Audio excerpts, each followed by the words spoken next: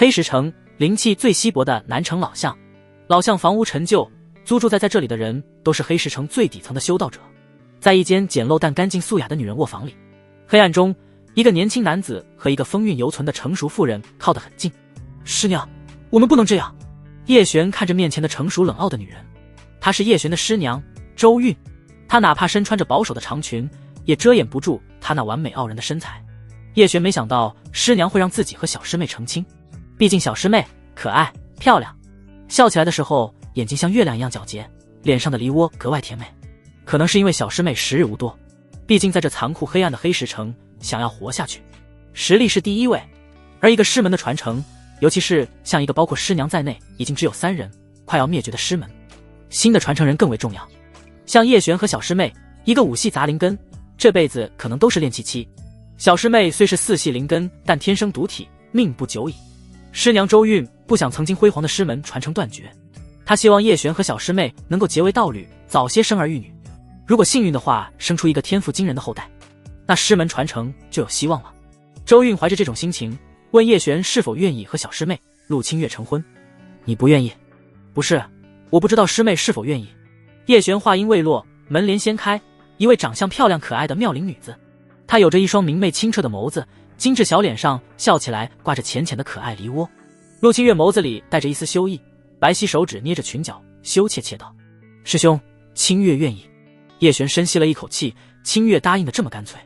他惊讶的同时瞳孔睁大，因为一道玄奥的声音在他脑海里响起：万古仙族系统激活，宿主建立万古仙门家族的第一步，迎娶小师妹陆清月，娶妻生子，壮大家族。等等，宿主，你好像更喜欢你的师娘周韵啊！叶璇震惊地瞪大了眼睛。前世熟读各类网文的他太知道系统这玩意。穿越18年，童子终于来了，但是这东西居然一眼看穿了自己内心的想法。我没有。别装了，你就是喜欢又成熟又大又冷傲的师娘周韵。你别瞎说。叶璇在内心极力的否认。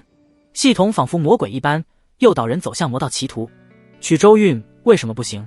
反正只要娶妻就能完成任务，而且她实力更强，完成任务的奖励更丰富。不行，她可是师娘。不行，那收她当奴仆吧，只要是成为家族的一员，奖励就足够丰厚。收师娘当奴仆？你想让我死吧？叶璇想到周韵那冰冷的眼神，不由打怵。我要敢说师娘你给我当女仆吧，她要是不把我腿打断，算我骨头硬。你确定你是仙族系统？不然呢？娶妻收奴仆克亲徒弟，这都是壮大家族的事情。叶璇脑海里被该死的童子说的不由自主浮现成熟冷傲的周韵变成女仆模样，这瞬间让人心跳加速，血脉喷张。丁，主线任务完成，家族壮大第一步，娶妻。奖励：纯阳之体，太初丹经，仙品炼丹术。叶璇看到这奖励，不由微微眯起了眼睛。纯阳之体，这是极品顶炉体质吧？仙品炼丹术，用自己身体做顶炉来炼丹。不得不说，这想法很新颖。宿主，你真是人才。璇儿，如何？周韵声音忽然清冷的响起。叶璇还在沉浸在自己以后怎么炼丹。师兄是嫌弃清月吗？一道柔弱可怜的声音打断了叶璇思绪。陆清月见叶璇一直没有答应，还以为他嫌弃自己，毕竟自己命不长久。叶璇娶了自己，说不定没多久就当官夫。不，我愿意。叶璇立即答应道。这不答应就是傻子，毕竟成婚之后的奖励丰厚惊人。就算是没奖励，叶璇也是喜欢这个可爱善解人意的小师妹。二世为人，他还是没牵过女人手的新兵蛋子。对于娶妻，内心不由有些期待。对于一口答应的叶璇，陆清月俏脸上的梨窝变得格外甜美可爱。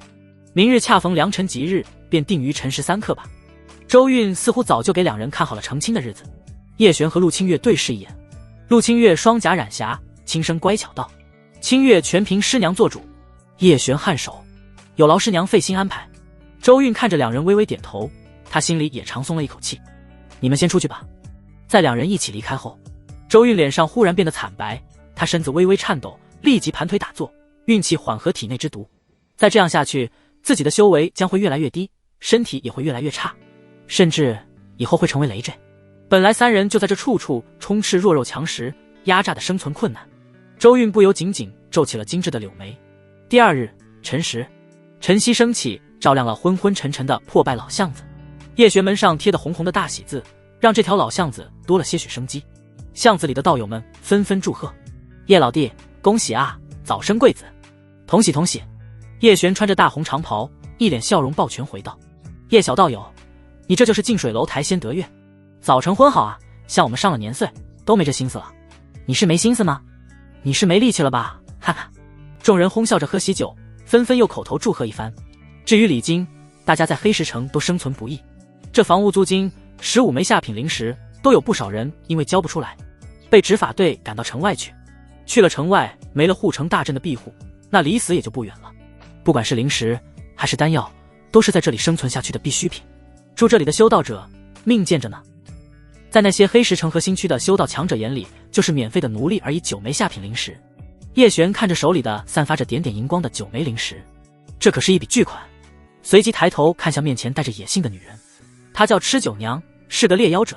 吃酒娘是真正在生死边缘徘徊的人，她眼神带着侵略性，身材成熟，紧身的黑裙勾勒出臀部饱满野性的曲线。可惜啊，这俊俏小郎君便宜了清月那丫头。吃酒娘眼神带着一丝野性的挑逗：“吃道友来了，进来跟我说话。”周韵的声音从屋内传来。吃酒娘轻笑一声：“你师娘房，我跟防贼一样，生怕我把你拐走了。”叶璇，前辈说笑了。吃酒娘眼眸微微眨了眨，随即迈着丰腴野性的长腿走进屋内。叶璇看着她的背影，微微瞑目。吃酒娘和周韵两人关系匪浅，周韵擅长炼器，吃酒娘最趁手的雷刀就是周韵帮她炼制，两人关系算是修到闺蜜。随着人逐渐变多，屋内响起一声高呼：“吉时已到！”叶璇进屋和陆清月拜堂，1拜天地，2拜高堂，夫妻对拜，送入洞房。陆清月送入新房，叶璇招呼一众修士。酒过3巡，送走众人。叶璇微醺地走进新房，看着床边坐着的陆清月，她身穿着一袭新娘红裙，她身材娇小但傲人有致。随着叶璇的靠近，她手指紧紧捏着裙角，随着红盖头掀开，陆清月小脸通红，明亮的眸子里带着羞意看向叶璇。叶璇缓缓靠近她，两人的脸离得越来越近。陆清月缓缓闭上眼眸，她长长的睫毛轻轻颤动，小声道：“夫君清闲，师娘可在隔壁？”人生最美好的时刻之一，洞房花烛夜。叶璇辛苦一夜未眠，这可苦了柔弱娇小的陆清月。而一帘之隔的周韵也是翻来覆去，听着新房里的响动，燥热难安。周韵只能起身，强迫自己打坐练功，但始终无法平静躁动的内心。都怪自己无能，没有足够的灵石，租不了大一些的房子，让叶璇和清月两人成亲的婚房，还和自己挤在这一个房子里。不过这也没有办法，黑石城拥有护城阵，还有聚灵阵，在城内不仅安全，还能加快修炼速度，这也让黑石城里的房子格外珍贵。像周韵、叶璇他们只租得起这里最差的房子，每个月要交付15块下品灵石的租金。周韵依靠着帮其他修士炼器，赚的灵石比普通修士要稍微多一些，但他体内寒毒逐渐变重，炼器越发力不从心。他原本炼器9层的修为已经跌至炼器7层，这事情他没敢让叶璇和陆清月知道。叮，恭喜宿主娶妻，成为一家之主，完成任务，获得奖励：纯阳之体，太初丹经，仙品炼丹术。在下一瞬间，叶璇全身滚烫无比，仿佛要把他整个人融化。痛苦的同时，叶璇感觉自己身体在发生剧烈的变化，强大的气息在改造他全身每一处。不知道过去了多久，叶璇感觉自己仿佛新生，他吸收灵气的速度比起以前快了数十倍，甚至100倍。这就是纯阳之体。叶璇惊讶地睁开眼眸，下一秒，只见身边的陆清月小脸红扑扑的，她捂着口鼻，又羞又惊地看着叶璇。叶璇这时候也闻到了一股异味，下意识地低头一看，看见自己身上有一层黑色的污垢。师兄，你这是怎么了？陆清月带着些许担忧，他脑海里冒出一个不妙的想法，不会是我体内的毒传给你了吧？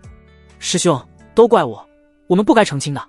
一时间，陆清月泪眼婆娑，自责地上前紧紧抱住叶璇，低声啜泣：“是我害了师兄，我早该死的。”叶璇急忙安慰着，捧起她哭花的漂亮小脸：“清月，你别瞎想，我没有中毒啊！你看你夫君我好着呢，你看呀，师兄你……”陆清月看着叶璇自证的模样，不由羞红了小脸，随后有些惊疑道：“师兄，你真的没事吗？”陆清月抹了一把眼泪，小手只戳了戳叶璇小腹上散发着怪味的黑垢。“那这是什么？臭臭的。”叶璇捏着他精致下巴，微笑道：“还叫师兄？夫君。”陆清月羞意难掩的凄凄爱爱喊了一句：“这才乖嘛，娘子你去打盆水来，我慢慢和你说。”好。陆清月答应着，立即就要起身，但下一秒不由痛呼一声，皱起了眉头。昨晚的被叶璇欺负的伤还没恢复，他可怜巴巴地看着罪魁祸首叶璇。叶璇心生怜惜，立即道：“你躺下休息，我自己去。”不用，我能行。陆清月忍着不适着又要起身，叶璇拉住他：“成婚第一天就敢不听话了？人家没有。”陆清月小声地说着：“下次家法伺候，好好休息，我冲洗干净就回来。”叶璇说完，快步跑向洗漱的后院。只是这去后院要经过和他们新房只有一连之隔周韵住的卧房。叶璇刚开始让陆清月去打水，也就是觉得自己去会有些不方便。他一进屋，发现周韵正在休息，她身上的红色长裙搭在一旁的椅子上，一条修长洁白的丰腴美腿露在外面。叶璇急忙回过头，非礼勿视，快步来到后院，用水把身上的污垢冲洗干净。这时候舒服多了，他停滞了5年的炼气3层修为隐隐有了突破的迹象。叶璇当即闭目凝神，一道道真气涌入体内，那一层壁垒逐渐有了一丝裂隙，到渐渐有了破碎之感。破！叶璇瞬间从脚底冒出一种如坠云端的舒爽，这种感觉和昨晚洞房时相差无几了。炼气4层。与此同时，叶璇脑海里浮现一层光幕，长生万古仙族，叶家族长叶璇，年龄18岁，寿元86岁，修为炼气4层，天赋纯阳体，五系杂灵根，功法太初丹经，养气诀，霹雳刀法，职业一品初阶炼丹师。妻妾陆清月，炼气4层，子嗣无，红颜知己无，奴仆无，客卿无，族人2，家族势力1，一品凡族。叶璇看完自己的信息，不由微微凝目，自己有86岁的寿元，倒也还行。最后叶璇注意力停留在妻妾那一栏，陆清月。下一秒，陆清月的详细信息出现在脑海里。妻子陆清月，年龄18岁，寿元20岁，修为炼气4层，天赋玄阴毒体，4系杂灵根，功法甲子回春功，养气诀，职业无，友好值95点，友好值80点以上可成为至交好友，85点以上红颜知己，90点以上可成为道侣，95点以上可性命相托，100点同生共死。清月只有20岁的寿元。叶璇心中猛跳，他只有2年的时间了。想到清月清纯可爱的笑容，叶璇心情沉重。玄阴毒体，都是这毒体的原因，可有解决之法。叶璇想着解决之法的瞬间，下一刻脑海里闪过太初丹经里的各种丹药秘辛。玄阳丹，一品中阶丹药。叶璇神识凝聚。玄阳丹，取赤阳草之焰，玄木之温，人参之精华，以真火凝炼7日而成，可破阴化毒，复脉固元，调和阴阳。这个丹药一般的一品中阶炼丹师可炼不成，甚至一品高阶炼丹师的成丹率都极低。丁，主线任务，家族强大必不可少的一环就是拥有宗师级的炼丹师，宿主炼成一品中阶丹药。奖励，阴阳无极道典，道品功法。还触发了任务，这奖励的功法似乎是双修之法，只是自己这半吊子的一品初阶炼丹师不知道何时能炼成。叶璇心里有了压力，同时也涌起无尽的动力。比起以前的束手无策，现在有了解决办法，就不怕帮不了清月。叶璇神清气爽。与此同时，破空的呼啸声在头顶不远处响起。叶璇仰头看到2道御剑飞行而来的身影，其中一位身穿白裙，面容精致的女子，她额头上印着青莲道纹，脚下踩着飞剑，她眼神冰冷而又淡漠地扫了叶璇一眼。这种看蝼蚁一般的眼神让人很不舒服，但能够御气飞行之人，修为至少是筑基期的强者，而且这女子极有可能就是黑石城最强大的修仙家族之一南宫家。南宫家最擅长剑修，曾经有位金丹老祖一剑斩杀了同为金丹境的强者，至此南宫家在黑石城的地位稳如泰山。自己一个刚刚突破到炼气4层的修士，在这种仙族子4眼里确实算是蝼蚁。女子御剑呼啸而过，叶璇握紧拳头，以前自己想要成为筑基强者就是做梦，但现在不一样了，自己有了童子，有了纯阳之体，还有太初丹经，自己的重新炼丹炼丹师是整个修仙界最受人尊重的职业，同时也是最赚灵石的职业。但炼丹之法繁琐复杂，要求天赋极高，能够成为炼丹师的修仙者万里挑一。除了天赋以外，还得有足够的资源来培养。叶璇倒是有炼丹资质，只是天赋平平，加上师傅在5年前去世之后，就没有资源来供叶璇炼丹了。叶璇也就逐渐放弃了炼丹。他闭上眼眸，太初丹经的炼丹之法一一自动浮现在脑海，从入门的一品初阶到一品中阶的各种丹药，炼丹的所有细节、火候的掌控、药材的比例、丹方都清晰无比地刻在叶璇脑海里，仿佛自己已经把这些丹药炼制过无数遍。叶璇感觉现在若是有药材，即刻就能炼制出一炉丹药。自己这算是参透了太初丹经，这可是仙品的丹经。叶璇有些不敢相信，还是先看自己能否成功炼丹再说。等等系统，为什么没有一品高阶和其他更高阶的丹药炼制之法？因为你的境界不够。系统故作玄奥的声音在叶璇脑海里响起。是，夫君。陆清月小声地喊了一句，他脑袋从门后探了出来，他的眼睛是手捂着的。你没事吧？叶璇看着他娇憨可爱的模样，不由露出笑容。你把眼睛睁开看一下不就行了？不好吧？陆清月嘴上说着不好吧，手却是悄悄地打开一丝缝隙。透过指缝，陆清月看到了赤着精壮上半身的叶璇，他下意识地立即闭上眼。你可是我娘子，有什么不好意思的？啊！陆清月轻呼一声，叶璇瞬间来到了他身前，抱住了他。陆清月俏脸滚烫，惊慌的小声说道：夫君不要，师娘会听见的。陆清月以为叶璇又要欺负他，生怕吵醒了在休息的周韵。叶璇一把抱起他，快步穿过周韵的卧房，跑回自己的房间。陆清月是又羞又慌的抱紧了叶璇，进了两人的新房，房门关上。陆清月小脸红扑扑的看着叶璇，小声道：夫君，你好香。叶璇不自觉的低头轻嗅了一下，有吗？下一秒倒是闻到了陆清月身上的体香。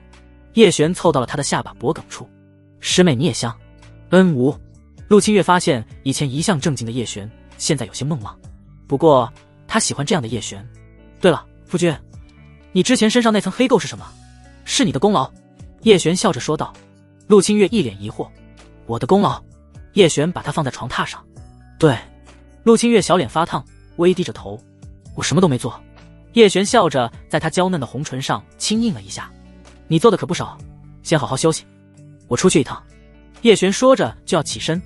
夫君，你要去哪？陆清月满是关心的看着他，别担心，就去买些东西。叶璇穿好衣袍，安抚道：夫君，那你等一下。陆清月说着起身，光着小脚在床头边的柜子里翻找东西。没一会，他手里拿着一个小布袋塞到叶璇手里。夫君，这是我所有的零食，你别嫌少。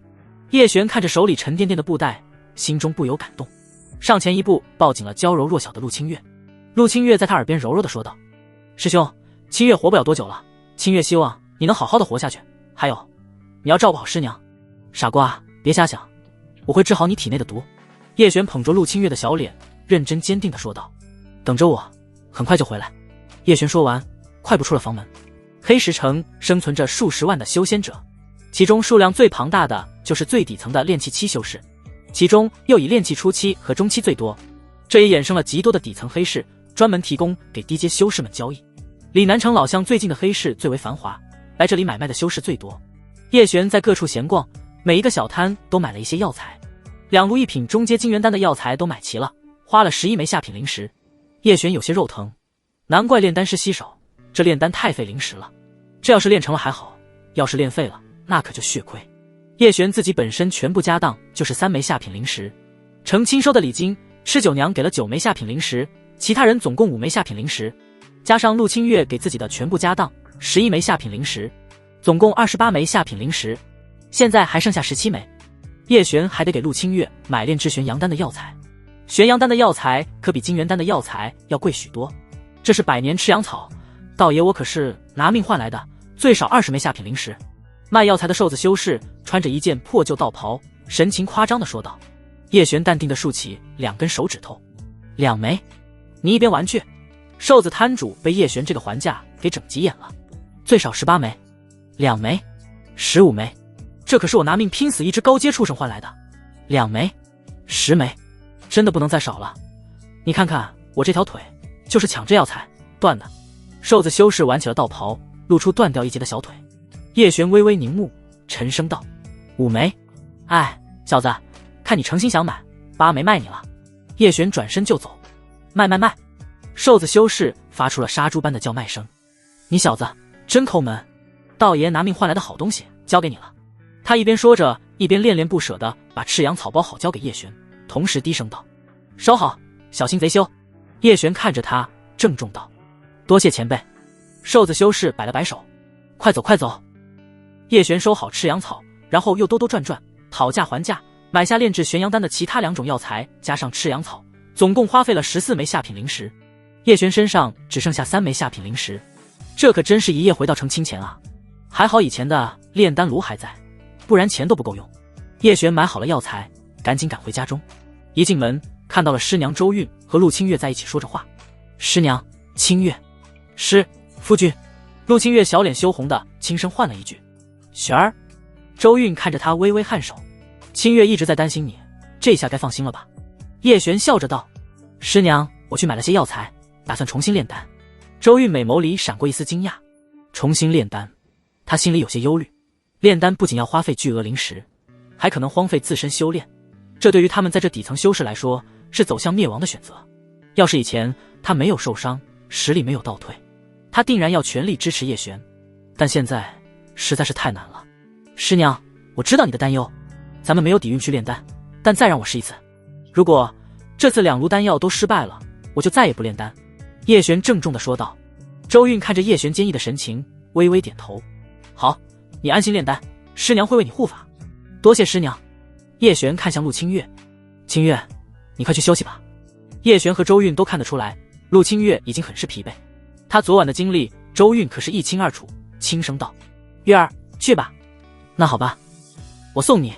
叶璇拉住陆清月回到房内，在床边坐下。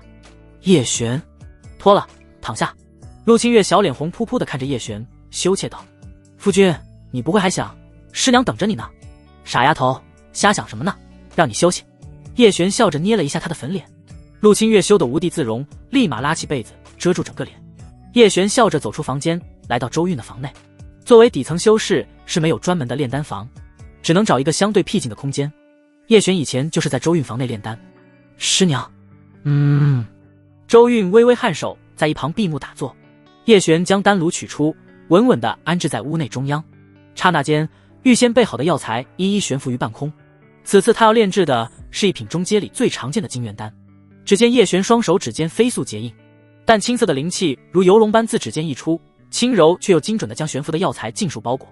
他的动作行云流水，每一次运力都透着极致的熟稔，仿佛这炼制之法早已融入骨髓，历经千万次的锤炼。太初丹经的玄妙在此刻尽显。随着灵气的翻涌，药材表面的杂质如被无形之手剥离，化作缕缕青烟消散，唯有最精纯的精华被完好保留，在灵气包裹中渐渐凝聚成莹润的颗粒。这等手法，莫说是寻常的一品炼丹师难以企及，便是高阶炼丹师见了，也必定会为叶璇对火候与灵力的掌控力惊叹不已。周韵这时候没有睁开眼，但他感觉到这次炼丹的叶璇似乎和以往都不一样。叶璇沉浸在自己丹道之中，时间缓缓流逝，从白天到黑夜，又从黑夜到天明，不知不觉3天过去。周韵有些紧张地看着叶璇，叶璇眸中血丝密布，赤红似火，掌心灵力如岩浆翻涌，死死按在丹炉之上。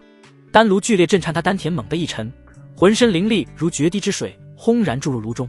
暴喝一声，丹成。话音一落，丹炉顶盖震开，丹香四溢，沁人心脾。周韵露出惊讶的神情，成了，而且这丹香浓郁，这一炉丹药似乎成色极佳。叶璇手从丹炉内一挥，一粒粒如羊脂白玉般的丹药，悉数如流光一般，分别落入2个丹瓶之中。这一炉丹药总共33枚，成丹率惊人，成色更是惊为天人。一般的一品中阶炼丹师，这一炉也就炼出10枚丹药左右，而且大半会是残次品，2-3枚良丹，运气爆棚才会出现1枚完美品质的丹药。像叶璇这一炉丹药，绝大部分都是完美品质的丹药，几乎是不可能的。哪怕是2品炼丹师来炼这一炉丹药，都无法做到。在市场上，1枚这种完美品质的金元丹，至少可以卖50枚下品灵石，属于有价无市的级别。这丹药在低阶修士之间战斗的时候，当灵气战至枯竭，这1枚纯净的金元丹甚至可以决定胜负。丁，恭喜宿主成功炼制1品中阶丹药，获得奖励：阴阳无极道典，道品功法。一瞬间，那奖励的阴阳无极道典瞬间融入自己的识海，果然是那双修之法，这个可以等闲下来再和清月仔细研究。丁，主线任务，宿主修为达到炼气6层，奖励5级浑元功道品5级浑元，这是专门针对自己武系杂灵根修炼的功法。叶璇这时候没空细想，炼成丹药，叶璇心中欢喜，把丹瓶递给周韵。师娘，您看看这丹如何？周韵玉指捏起一枚丹药，看着晶莹纯净如杨枝一般的丹药，眸子里散发着无比惊讶的神采。他很清楚，能够一炉炼出这么多完美品质丹药是多么的惊人。这要是被外人知道，尤其是那些别有用心的人知道，那将会是大麻烦。叶璇天赋变得如此惊人，难道是和成亲有关系，还是得到了其他的奇遇？周韵心中疑惑，但忍住心里的好奇，这本质上是好事。叶璇不说，他也不会去追根究底。每一个修仙者多少都会有自己不能说的秘密。雪儿，你快把丹药都收起来。师娘，这些丹药就当是我和清月，感谢您这些年对我们的照顾。雪儿，你有这心，师娘就心满意足。但是你这丹药切不可轻易示人。周韵把丹瓶放回叶璇手中，轻声提醒道：“是，师娘。”叶璇收好丹药。周韵轻声道：“去吧，清月这几日已经悄悄来看过你数次。”叶璇见他态度坚定，想到周韵早就是炼气9层的修为，这丹药对他确实没有多大的作用。辛苦师娘这几日的护法。叶璇谢过，转身快步走向自己和陆清月的新房。这时候已经入夜，叶璇走进房内，里面一片漆黑，床榻上是有一个娇小的身影，他缩成一团。叶璇下意识的感觉不对劲，快步走了过去。只见陆清月小脸煞白，痛苦地咬着自己手腕，鲜血浸染了他的唇角。他体内的阴毒发作了。叶璇急忙抱起他：“月儿，你快松开。”夫君，清月好痛。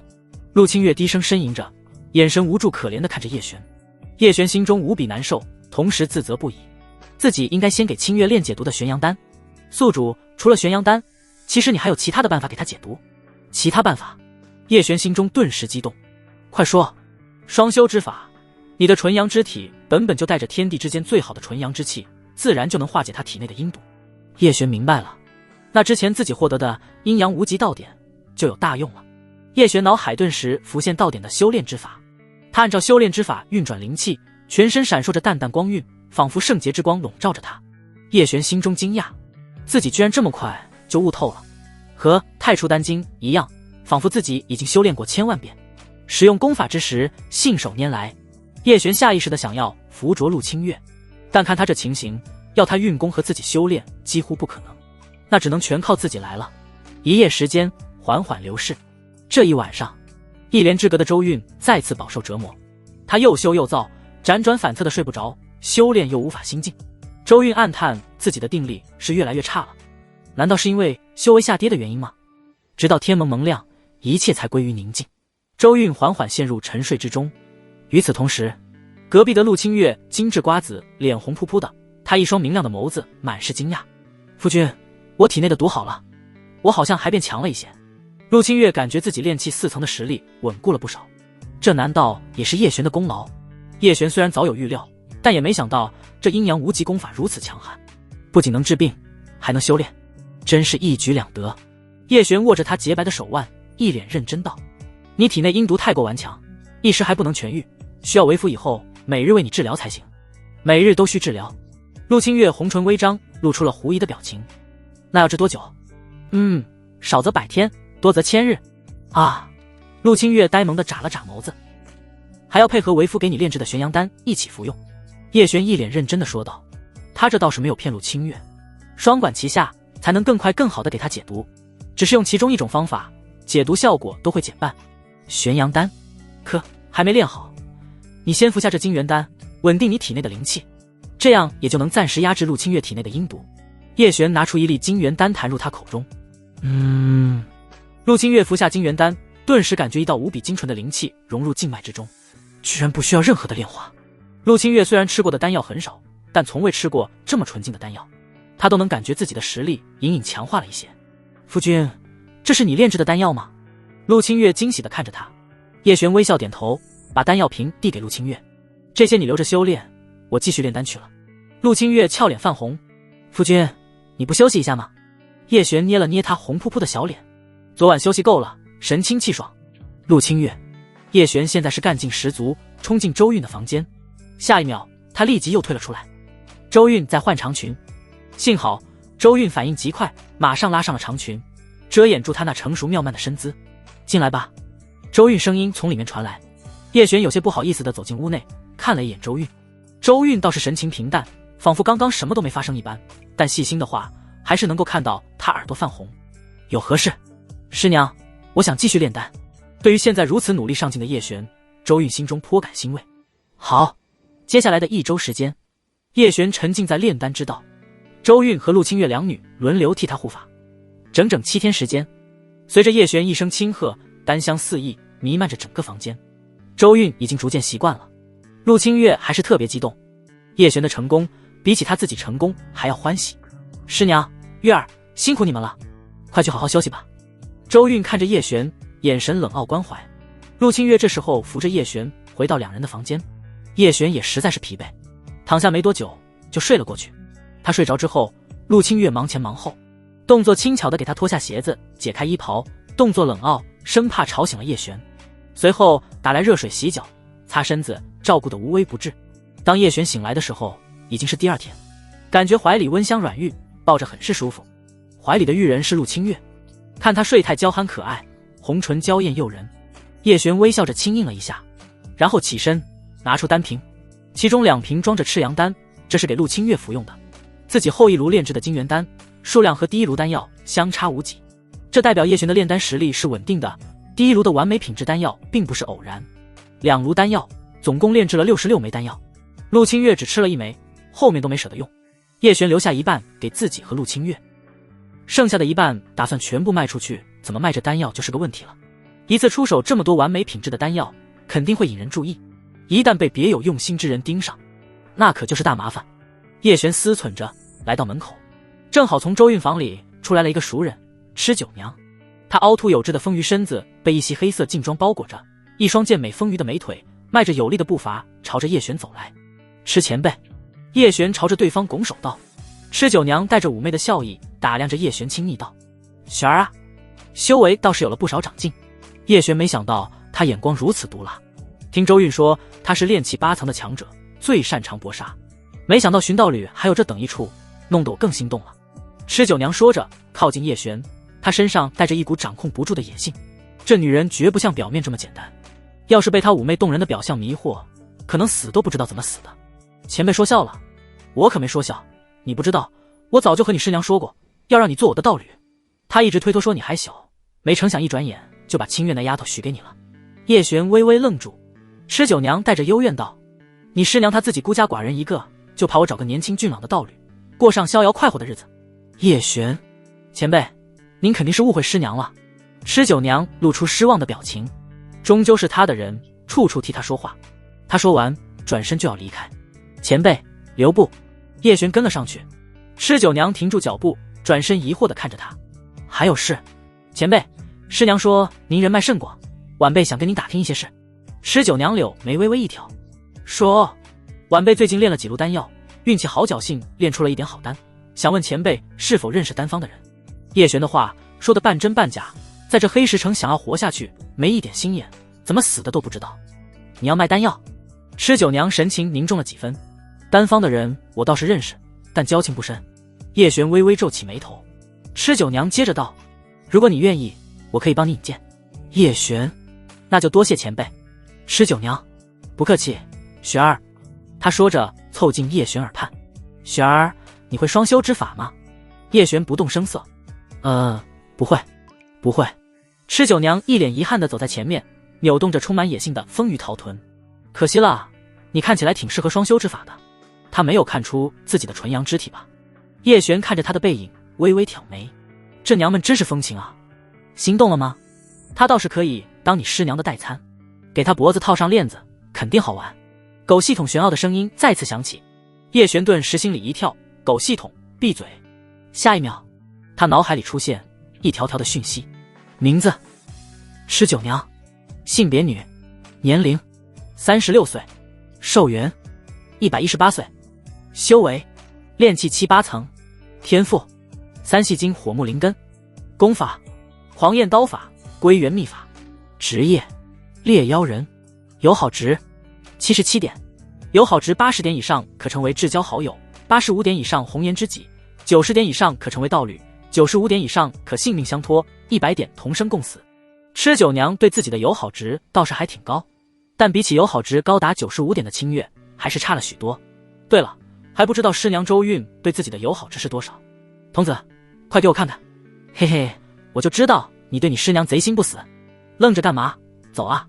吃酒娘回头喊了一句愣在原地的叶璇。叶璇回过神，立即快步跟上他。两人来到南城的中心区域，街道商铺繁华，来往修炼者众多，这里大部分都是一阶中期的修仙者。叶璇跟着吃酒娘来到了丹方。南宫丹方，南宫掌柜，您老最近可好？吃酒娘微笑着和一位佝偻着身子的老者打招呼。你好，吃姑娘。老者笑呵呵地打招呼，他须发皆白，慈眉善目，看起来倒像是个老好人。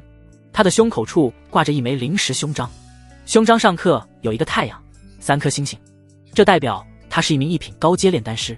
在整个黑石城，2品炼丹师都是各个家族的座上宾，3品炼丹师更是仅有一位千年丹药世家的陆家老祖。这是我家侄儿，他炼了些丹药，想请老掌柜您帮忙长长眼。吃酒娘热情地拉着叶璇来到老掌柜面前。南宫鼎听到这话，浑浊的眼睛多了一丝神采。哦，没问题。吃酒娘回头给了叶璇一个眼神，你跟着老掌柜去吧，我还有事先走了。叶璇朝他拱了拱手，表示感谢，随后便跟着南宫老掌柜来到丹方会客的里间。前辈，叶璇拿出装有5颗完美品质金元丹的丹瓶的给了南宫鼎。南宫鼎接过丹瓶，小心地打开丹瓶，倒出丹药。当第一粒丹药出现，南宫鼎眸子眼睛发亮，他佝偻的背都变直了一些，有些狂热道：真好，真好啊！生平仅见如此成色的丹药。他又把丹药放到鼻尖，宛如瘾君子一般，深吸了一口气，随后露出无比满足的神情。如此完美的金元丹。南宫鼎转头，眼神炽热地看向叶璇：小子，这丹药都是你出自你手？是的。难得，难得，年纪轻轻便有如此炼丹功力，天赋难得啊！师从哪位丹师？师尊已经不幸离世。老掌柜顿时露出遗憾的神情，随后微微点头。这种事情在修仙界太常见了，黑石城每天都有不少修仙者命丧黄泉，他们大多因为妖或者是邪魔，但更多的可能是因为修仙者们内部之间的互相残杀。他们为了灵药、丹药、法器、灵石，那这5颗完美品质的金元丹，想必你花费了不少药材吧？5炉。南宫鼎颇有经验的评价道。叶璇心中盘算着自己是不是该给自己加一些筹码，但1炉丹药炼出1枚完美品质的金元丹，已经算是不错的炼丹资质了。如果自己说这是自己2炉丹药炼出来的，恐怕会引起不必要的麻烦。但如果不多说一些，自己拿出太多完美品质的丹药，会不太好解释。自己现在需要更多的灵石，换更好的房子，这样也能够帮助自己和师娘清月更好的修炼。老掌柜慧眼，小子随师娘炼丹，勉强5炉药材炼出这5枚金元丹。这一瓶是我师娘最近2年半所积累的丹药。哦，你师娘？南宫鼎又来了精神，立即接过丹瓶。这丹瓶里装了20粒完美品质丹药。南宫鼎露出惊讶而又赞赏的神情。名师出高徒，令师娘也是位高人啊，难怪能教导出小友这么优秀的弟子。前辈过奖。叶璇微微拱手。总共25粒完美品质丹药，每一粒我给你最高的收购价格60枚下品灵石，总共1500枚下品灵石，需要换成中品灵石吗？不用了，多谢前辈。不用客气，希望我们以后还能继续合作。叶小友，我很看好你。前辈，我还需要购买一些药材。南宫鼎按照药材单给他准备了炼丹所需的药材。叶璇买了10炉金元丹的药材，总共花了100枚下品灵石，平均每1炉丹药花费的灵石倒是便宜了一点点。叶小友，这是药材，还有1400枚下品灵石，多谢前辈。叶璇接过药材和灵石。就在这时候，丹方门口走进来一男一女2人，两人装扮不俗，一看就出身不凡。果然，南宫掌柜立刻迎了上去。大小姐，李少。就在叶璇与2人擦肩而过的时候，是她，就是叶璇在自家后院看到御剑而去的那名白衣女子。女子微仰着脸，高傲淡漠的径直走进丹方。她是南宫家族的嫡系大小姐南宫玉，这南宫丹方就是他们家族的私产。等叶璇离开丹方，南宫玉看着叶璇的背影，鼎说：那人是来买丹药的。他对南宫掌柜问道。南宫鼎微笑着摇头：不是，他是炼丹师，不过品阶不高。南宫玉淡淡道：什么丹？南宫鼎将丹药瓶递给南宫玉，金元丹。旁边的陆家少爷一脸傲然地评价道：金元丹，一品中阶炼丹师而已，看他那穷酸样，恐怕也炼不出什么好成色的丹药。南宫玉倒出第一粒丹药，顿时柳眉微微上挑，这是完美品质。是的，这位叶小友一炉大概炼出一粒完美品质，资质勉强还行，有冲击2品炼丹师的潜质。南宫鼎给出了自己对于叶璇的评价，南宫玉微微颔首，可以留意，每一个家族要想持续变得强大，那么足够的炼丹师是必不可少的一环。就像陆家作为炼丹师家族，就因为一位3品炼丹师的老祖，陆家的就拥有远超其他家族的筑基克卿实力。这些克卿希望能够在未来冲击金丹境界的时候，得到陆家老祖炼制的结晶丹。其他家族做梦都想拥有一位3品炼丹师，这对于家族未来有着巨大帮助。任何一位有潜力的炼丹师都会成为各大家族拉拢的对象。与此同时，叶璇还没有回去，转而去了整个黑石城最繁华的地带。他抬头看着面前的万宝阁，迈步走了进去。这万宝阁不仅是买卖丹药、修仙者们所需的各种法器、宝物都应有尽有。叶璇迈入宝阁奢华的大门，立刻就有一名年轻漂亮的女侍者迎了上来。她们身穿着统一长裙，身段婀娜。这位公子，可需奴婢帮您？女侍者一脸笑容问道。卖些丹药。叶璇一脸平静，阁下是炼丹师，这边请。女侍者的态度变得更好了。叶璇跟着她穿过奢华的大堂，来到侧厅一个个小雅间。您请稍作品茶，奴婢这就去通知阁内丹师。万宝阁有专门的测评丹师，他们的品阶可能不是很高，但都有着丰富的测评丹药的经验。女侍者刚走出小雅间，遇到了一名身穿开叉红裙的美艳女子，她拥有着令人惊讶的圆润桃臀，尤其是在盈盈一握的蛮腰衬托下，尽显妩媚。她每走动一步，一双白玉美腿从红裙开叉处露出，显得风情万种。玉执事，有炼丹师？玉玲珑看着专属于炼丹师的小雅间问道。是的，奴婢去请测评丹师。不用了，我去看看。玉玲珑迈着修长美腿走向小雅间。平时一般的炼丹师他可不会亲自出马，今日他是心情好，由于在他的经营下，黑石城的万宝阁盈利名列前茅，他获得了总阁的褒奖，可能过不了多久就可以离开这物资匮乏、灵气稀薄的黑石城，返回家族所在的总阁。叶璇刚喝了一口茶，房门被一名身姿火辣、美眸满是笑意的女子推开。尊客幸会，奴家是万宝阁测评丹师。玉玲珑只说了自己最不起眼的身份。公子，丹药可否给奴家一罐？叶璇先拿出一个丹瓶，里面有10颗完美品质的丹药递给他，这是鄙人炼制的丹药。然后又拿出一瓶丹药，里面装着20颗金元丹，这是鄙人师尊所炼制的丹药。哦，玉玲珑接过丹瓶，心里重视了许多。像这种拥有炼丹师门道统的炼丹师，都是值得花费心思去结交的。他们的背后可是拥有着巨大的潜力，但这其中也不乏有些诈骗之徒。玉玲珑谨慎地打开丹瓶，他手指轻弹，丹药在灵气的包裹下流出丹瓶，这丹药弥漫出远超于寻常丹药的丹香。金元丹，这还是他第一次看到如此完美品色的金元丹。玉玲珑心生惊叹，看着这宛如艺术品般完美的金元丹，他可谓是阅丹无数，一眼就看出了这丹药不是一般人能炼制出来的。他不动声色地查看着每一粒丹药，每一粒丹药的成色都堪称完美。不管是叶璇说的他自己炼制，还是他师尊所炼制，不管是谁炼制的丹药，只要这小子能够持续的给自己提供这种成色的丹药，那他就值得自己拉拢。玉玲珑微笑着收好丹药，还未请教公子姓名。叶璇。叶公子，令师尊与你炼制的金元丹成色堪称完美，奴家十分喜欢。玉玲珑眼神里带着欣赏。每一粒丹药我给65枚下品灵石，这比南宫丹方的出价高出了5枚下品灵石，这比市场价应该是有诚意许多的，算是奴家和叶公子交个朋友。玉玲珑一脸浅浅的笑容看着叶璇，叶璇微微挑眉，不由对这个风情万种的女人高看一眼，还不知道有姓名。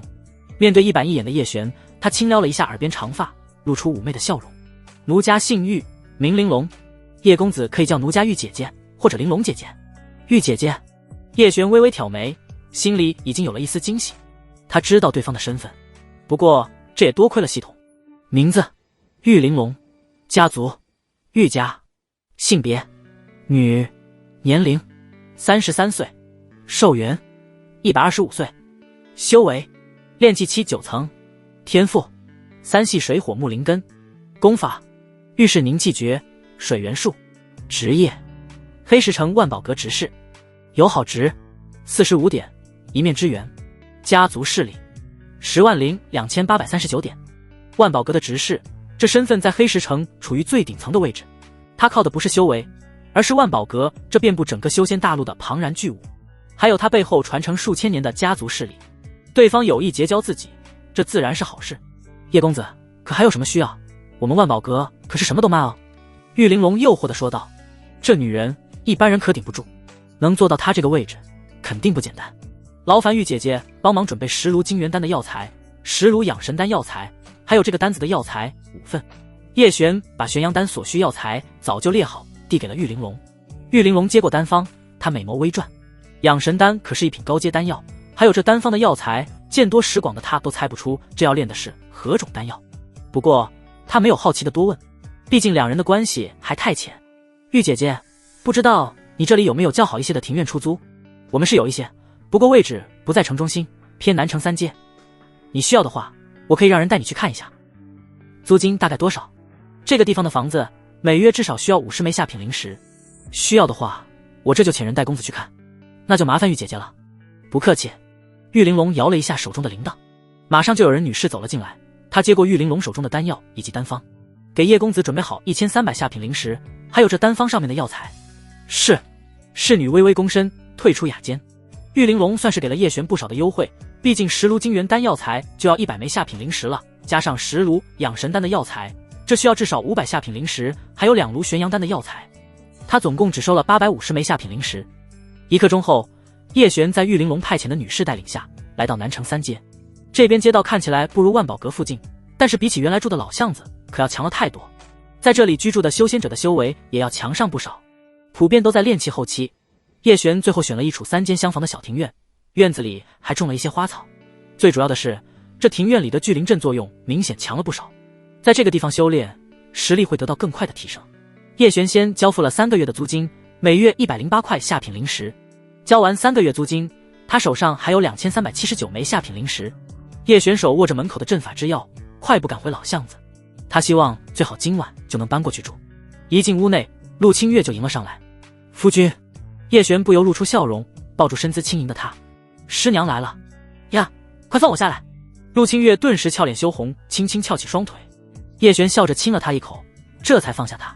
陆清月耳根子都变得通红，他立即看向门口，发现周韵并没有回来。周韵在1个时辰前离开了，他是要去把炼制的法器卖给散修联盟的修仙者。陆清月还以为周韵回来，他轻打了叶璇一下，但就在这时候，门口传来了男人粗犷的说话声。周师妹，如果你我2人成为道侣的话，我之前的承诺今日就可兑现。道侣？叶璇和陆清月2人听到这句话，顿时警铃大作。叶璇也知道，在散修联盟中有一个实力强大的炼气9层修士，一直觊觎着周韵。周韵不仅有着美色，更重要的是她有着不俗的炼气功力。炼气师是这片大陆除了炼丹师之外最有价值的职业，这样的女人值得实力强大的修士们为之争夺。周韵一直也在掩藏自己退步的实力，但现在她已经逐渐做不到和以前一样制作出精良强大的法器。她在替叶璇和陆清月2人办完婚礼就已经心力交瘁。周韵发现自己实力跌落的速度在加快，她已经帮不上叶璇和陆清月了，可能很快她无法再制作法器，甚至还会拖2人的后腿。周韵不得不认真思考，散修联盟副盟主，炼气9层巅峰境界的没道人，他现在是迫不得已，而且对方也给出了丰厚的承诺，这会对叶璇和陆清月的未来有巨大的帮助。周韵缓缓推开房门，看到了叶璇和陆清月小两口。周韵心虚地躲过眼神，快步走向屋内。叶璇靠近陆清月，轻声道：“去把我们的东西都收拾好。”陆清月一脸疑惑：“啊？”叶璇微笑道：“我们搬家，搬去南3街。”陆清月眼眸瞪大，随即快步跑进自己屋内。与此同时，叶璇穿过自己的房屋，来到周韵的卧房。周韵正坐在打坐榻上，神情凝重。他见叶璇进来，不由露出一丝笑容：“璇儿，有事吗？”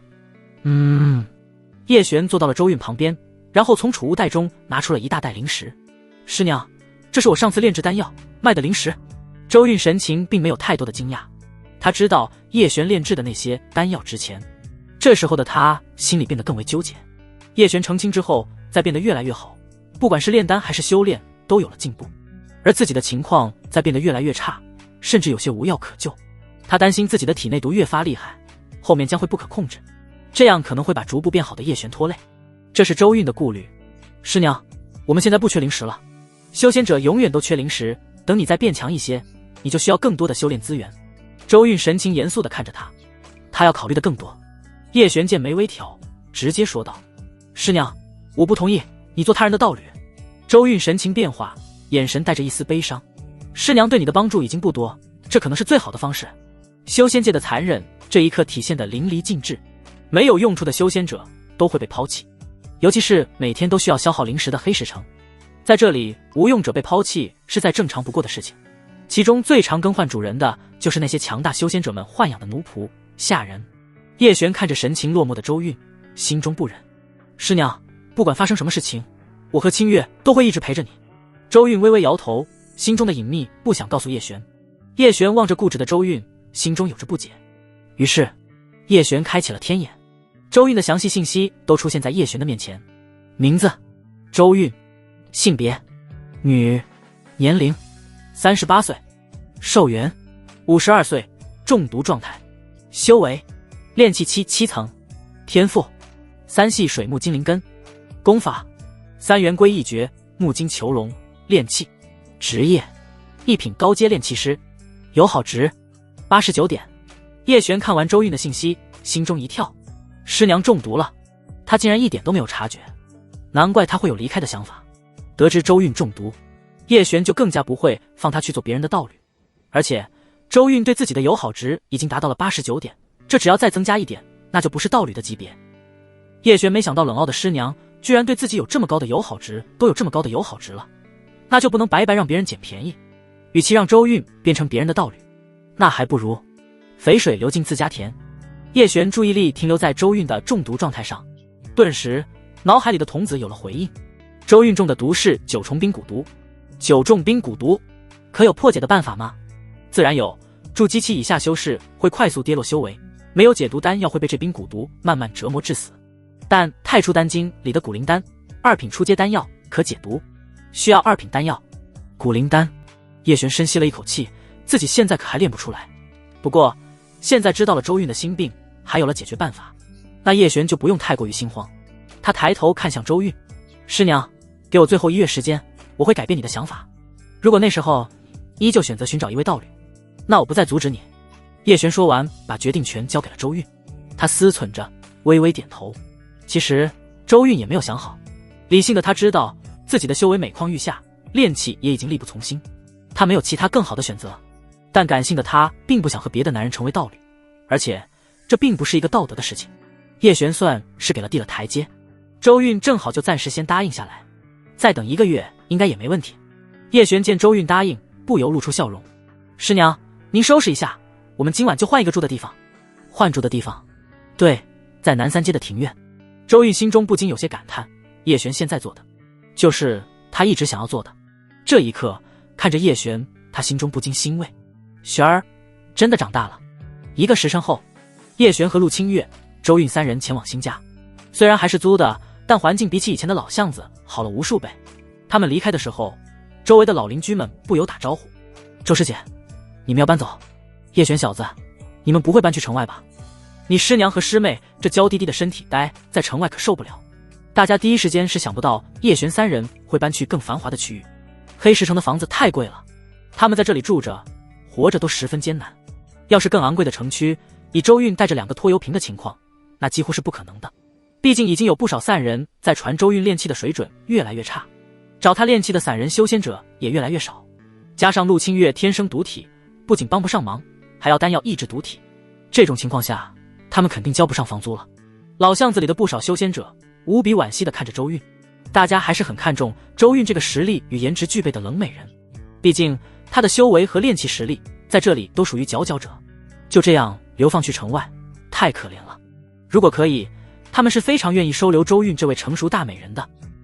周师姐，你若是去城外，不如来我这里吧，保证你丹药法器无忧。一个大胆的家伙色心发作，率先开口道。接下来就是此起彼伏的邀请，直到周韵玉手一挥，冰冷的剑迅猛地插入一个肮脏好色的家伙的头顶发髻，连人一起钉在墙上。周韵冰冷的眼神扫过众人，周围顿时鸦雀无声。夫君，这就是我们的新家吗？陆清月一脸惊喜地看着面前全新的庭院。是。叶璇微笑着点头。以前的老巷子里的房子和这比起来，就是贫民窟和私人小院的区别。周韵看着庭院，神情凝重。这每个月恐怕要花不少的零食。叶璇看着周韵的神色，就知道她肯定是在担忧租金。真是一个容易焦虑的女人。叶璇现在觉得自己安慰她也没用，最好的安慰就是把麻烦一个一个的解决。师娘，这是您的房间。师妹，这是我们的房间。周韵的房间在最北侧，叶璇和陆清月的房间在最南侧。现在大家都有自己的私密空间了，不用像以前一样拘谨小心。还有最中间的房间就可以专门用来炼丹，同时也可以给周韵炼气。叶璇把丹瓶里剩下的5颗金元丹给陆清月，玄阳丹加上叶璇的双修之法，双管齐下，可以帮助他化解体内之毒。陆清月体内毒被压制之后，修炼速度还在快速上升。师兄，你要去炼丹了吗？陆清月看着丹瓶，一双美眸不舍地看向叶璇。叶璇轻搂着他的腰身，一只手轻抚着他精致的小脸。今晚我帮你解毒。与此同时，相隔了一间房的周韵这时候正在打坐修炼。他确实感受到了这里的聚灵阵效果，远比老巷子那边要强许多。修炼所吸取的灵气也更为浓郁和纯净。周韵心中稍微安定了一些，这能稍微放慢他体内流逝和消耗的灵气。但很快，他面色变得痛苦，那种是心般的疼痛从丹田处爆发，随后充斥着周韵全身各处。周韵咬紧银牙，强行运功压制体内的毒素，但是这种方法越来越弱了，他体内的灵气消散的也越来越快，很快他可能就要跌落至炼气6层。周韵拿出了一壶灵酒，仰头喝了好几口，酒精从他嫣红的唇角沁了出来。灵酒能够暂时麻痹一下他的痛觉，好在他酒量也挺一般，喝了不到半瓶，周韵缓缓睡倒。第二天一早，叶璇神清气爽地醒来，可怜了可爱的清月，被折腾了一晚上，精致小脸上还挂着昨晚未消散的红晕。他现在睡得很香。叶璇轻手轻脚离开房间，他发现自己的修为似乎有了一些提升，这大概率是那阴阳无极功法的原因，不仅能够疗伤，还能吸收灵气为己用。发生有变化的还有家族势力，增加了9点，已经到了10点，这是更换了一个住所的原因。不过这暂时对叶璇没有什么帮助，只有晋升2品家族才有奖励，这还差90点，叶璇还是决定先炼丹，这是提升自己实力最快最好的办法。叶璇走进炼丹室，金元丹炼1炉就足够应付南宫丹方了。叶璇这次主要炼的是养神丹，1品高阶丹药，这样不仅能够快速提升自己的实力，也能获得更多的灵石。叶璇服下一粒金元丹，开始集中精力炼丹。炼制养神丹需要更多的灵气，叶璇这个炼气4品的灵气根本就不够，只能靠着吃丹药撑。他要先炼1炉金元丹，接着炼制养神丹。养神丹的难度比金元丹高了不止1筹，但太初丹经对1品丹方已经全部融入叶璇的脑海里。叶璇一边炼养神丹，一边往自己嘴里扔金元丹，足够的灵气他就能炼出养神丹。这操作也在强化叶璇的境界。不知不觉中，叶璇的炼气4层的境界已经无比稳固，离炼气5层越来越近。炼丹房内，丹炉嗡嗡作响，炉盖震动，丹香四溢。叶璇额头上沁出汗水，砰！丹炉盖震开，一粒粒泛着蓝光的丹药落入叶璇掌中。叶璇不由露出笑容。总共30颗养神丹，28颗完美品质，2颗上品丹药，这绝对是1品高阶炼丹师炼不出来的成果。哪怕是2品高阶炼丹师，也得经过长年累月，甚至上千次的炼制，积累经验和心得，才有可能炼出这么1炉高品质的养神丹。叶璇直接服下一颗完美品质的养神丹，顿时灵气狂涌。叶璇感觉全身经脉充斥着满满的灵气，他的修为也来到了炼气4层后期，离炼气5层只有1线之隔。毕竟炼丹这一个星期，叶璇可是吃了1整炉金元丹的丹药。叶璇干脆再次服下一粒养神丹，打坐修炼。当养神丹的灵气充盈叶璇全身经脉，他脸上微红，呼吸逐渐变得急促。与此同时，在房门外的陆清月有些焦急，他看向一旁的周韵：“师娘，师兄不会有事吧？”“放心吧，没事的。”周韵神情平静地安慰道：“毕竟只是炼气4层晋升炼气5层，并不会有什么危险的事情发生。”就在两人说话的时候，只见炼丹房内传来一声重喝，叶璇气势攀升，他成功到了炼气5层。陆清月露出惊喜的眼神：“夫君！”叶璇听到声音，笑着走到门口，一把抱住了可爱娇憨的陆清月，两人一番亲密。门口的周韵不由轻咳一声，陆清月顿时回过神，慌张地松开叶璇：“师娘在呢。”叶璇微微一笑，看向周韵：“师娘。”周韵微微颔首，露出赞赏的眼神：“好好休息。”他说完，转身走向自己的房间。陆清月看着周韵的背影，不由担心的小声道：“夫君，师娘她最近有点不一样。”叶璇：“怎么了？”陆清月靠着叶璇耳边轻声道：“师娘喝酒，她每次都喝醉，好像是有心事。”叶璇知道周韵的心事是什么。周韵要化解体内的9重冰蛊毒，需要2品丹药，他得去一趟万宝阁和南宫丹方，最好能找到太初丹经里能够解毒的古灵丹，不然就只能等他自己来炼这个丹了。清月，你的毒好些了吗？叶璇牵着他的手走向房内，他这动作下一步要做什么？陆清月都已经很熟悉了，俏脸绯红的轻声呢喃道：“好许多了，但有时候还会感觉冷。”叶璇看着他精致可爱的脸，还有那玉具还映的羞怯眼神，不由将他玲珑有致的身子搂入怀中。“那为夫现在就帮你解毒。”“啊，夫君。”一晚上的时间，叶璇在勤奋的耕种，不是在给陆清月解毒。他体内的阴毒已经有了明显的减少，而且发作的时候，只要服下玄阳丹，他体内的阴毒就能得到明显的压制。估计再经过1-2个月的治疗，他体内的阴毒就能差不多全部化解。但前提是叶璇要努力。早上的晨曦带着丝丝暖意，叶璇回头看着露出白皙相间的陆清月，他嘴角挂着一丝甜甜的笑意。他睡得很香。叶璇起身披上长袍，他得去一趟南宫丹方和万宝阁。如果能找到给周韵解毒的古灵丹，那就再好不过，周韵就不用担心自己的修为倒退，起了寻道侣来解决负担的想法。不过太初丹经里有些丹药是叶璇从未听过的，可能整个修仙界的炼丹师们都没见识过，更别提炼出丹经里的这些特殊丹药了。1刻钟后，叶璇先到的南宫丹方，丹方老掌柜在见到叶璇时，刚开始还想了一下，随后想起来他是谁了。每天来这里买丹药的人太多，他能够记住叶璇，除了他天赋尚可以外，还有别的原因，就是叶璇离开的时候，南宫家大小姐南宫玉让他留意来店中的炼丹师，稍有天赋都可招揽。毕竟1甲子1次的炼丹师大比即将开始。黑石城往年有3个参赛名额，这3个参加炼丹师大比的名额会通过预选出前3名。上一次代表黑石城参赛的3位炼丹师全部来自炼丹家族陆家。陆家炼丹底蕴深厚，拥有陆家老祖3品炼丹师亲传丹方，多年积累的丹典，这对于其他炼丹师是无比珍贵的东西。这也导致多年来黑石城中天赋出众的年轻丹师都相继投奔陆家。长此以往，其他家族和陆家相比，在炼丹师方面也就差得越来越多。南宫家现在采取的就是宁可招些庸才，也不漏一个给陆家。叶璇确实也没有去过陆家丹方。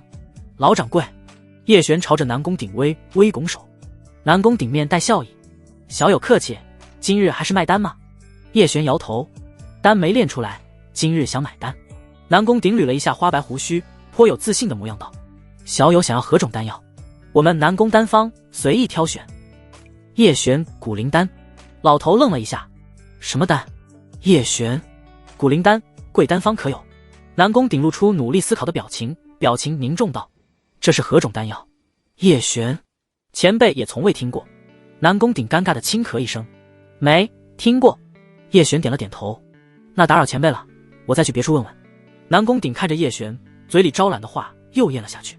自家都没有人家想要的丹药，这怎么留得下？不过这小子天赋也就勉强还行，不值得花大力气招揽，等过段时间再说也不迟。与此同时，叶璇离开南宫丹方，四处转了转，仿佛无意般来到了万宝阁。叶璇时间也是格外宝贵，他径直走进大厅，女士带着笑容立即迎了上来：“这位公子，不必客气，我找你们执事玉玲珑。”“玉执事，您这边请。”女士听到玉玲珑的名字，立即带着叶璇来到的侧厅雅间。“公子您先稍后，奴婢前去禀报玉执事。”“多谢。”叶璇的道谢倒是让女士微微一愣，心中有些惊讶，她还从未被人当面道谢过。女士盈盈一拂，面带笑容快步离开。叶璇喝着茶，等了好一会，大门这才被人推开。身穿着一袭黑色修身长裙的玉玲珑款款走了进来。她刚刚见了一位2品高阶炼丹师，花了不少时间，还许下了重诺，这才把对方招入万宝阁，以万宝阁的名义参加黑石城的炼丹师预选赛。毕竟只要进了预选，那就有丰厚的奖励。这黑石城大大小小家族，各方势力都想分一杯羹，万宝阁也不例外。玉玲珑对于叶璇的印象尚可，但比起这位2品高阶炼丹师，那两人还是相差甚远。这是摆在明面上的事实。以玉玲珑的身份，能够来见一个一品中阶炼丹师，算是严重超规格了。平时能让他亲自接见的，至少得是2品炼丹师。玉执事，叶道友不必客气。玉玲珑态度亲和，她轻拢修长白玉眉腿边的裙摆，在叶璇对面坐下。是有急事吗？上次你说万宝阁什么都卖，可是真的？玉玲珑露出自信的浅笑。那是自然，只要出得起价钱，我万宝阁必将完成公子所托。口气是真不小。叶璇，可有古灵丹？玉玲珑美眸微凝。古灵丹？他露出沉思的神情。这是解蛊毒之丹药吧？叶璇没想到玉玲珑居然能猜出这丹药作用，不愧是万宝阁最年轻的执事，见多识广。曾有人来卖过？哦，何时？何人？玉执事可还有印象？叶璇心跳不由加速，这可能可以查出周韵是因何受伤，何人给他下的蛊毒。玉玲珑思忖着摇了摇头，时日久远记不太清，当时对方要价过高，也未能深交。叶璇心中不由有些失望，这么重要的线索断了。不过还有些许印象，对方是个中年男人，身材瘦小，但戴着斗笠，未能看清面容。玉玲珑补充着说道。叶璇微微颔首，记下了这不算特征的特征。多谢玉姐姐。噗，帮了你才肯叫人家姐姐啊？玉玲珑露出妩媚笑容。她不知为何和叶璇说着话，心情奇妙地变得愉悦许多。小子是怕高攀了玉姐姐？呵。玉玲珑红唇微微上扬。这股灵丹阁内暂时没有，但你若是有丹方的话，我可帮你找炼丹师炼制。这算是定制炼丹，那要花的钱肯定不少，而且还要给丹方。这笔交易怎么算都是叶璇血亏。玉姐姐还有其他办法？玉玲珑摇头思忖片刻道，最好的办法那自然还是你自己炼制这股灵丹。只是你，他想说的是叶璇炼丹的实力应该是还不够。这丹药他虽然只见过一次，但他依稀记得古灵丹至少是2品丹。叶璇，在下自是不行，但我有一位至交好友，或许可以炼成此丹。哦，玉玲珑柳眉微挑，这自然也行得通。有一个至交好友能够炼成此丹。叶璇这句话在玉玲珑耳朵里的意思是，有一个2品炼丹师的至交，能够炼成这等稀有丹药的炼丹师，最起码是要达到2品中阶的水平，绝对是值得拉拢的对象。丹方有需要的药材，我们万宝阁可以以最低价提供。玉玲珑这是好的第一步。叶璇微笑着道，确实有几味药材，劳烦玉姐姐帮忙筹备。玉玲珑，你说？叶璇，朱砂、黄桂草、茯苓、石金髓、乌狼骨。他一口气说了10几种药材。玉玲珑倒是一脸从容，仿佛全部记住了，随即摇了摇手边的铃铛。玉姐姐，我这还有师尊最近教我时顺手炼制的15颗养神丹。叶璇拿出丹瓶放到玉玲珑面前，他还留了一半的养神丹，是怕一次卖太多引起不必要的麻烦。玉玲珑拿过丹瓶，看到第1颗养神丹的时候就露出惊讶的表情，还是完美的品质。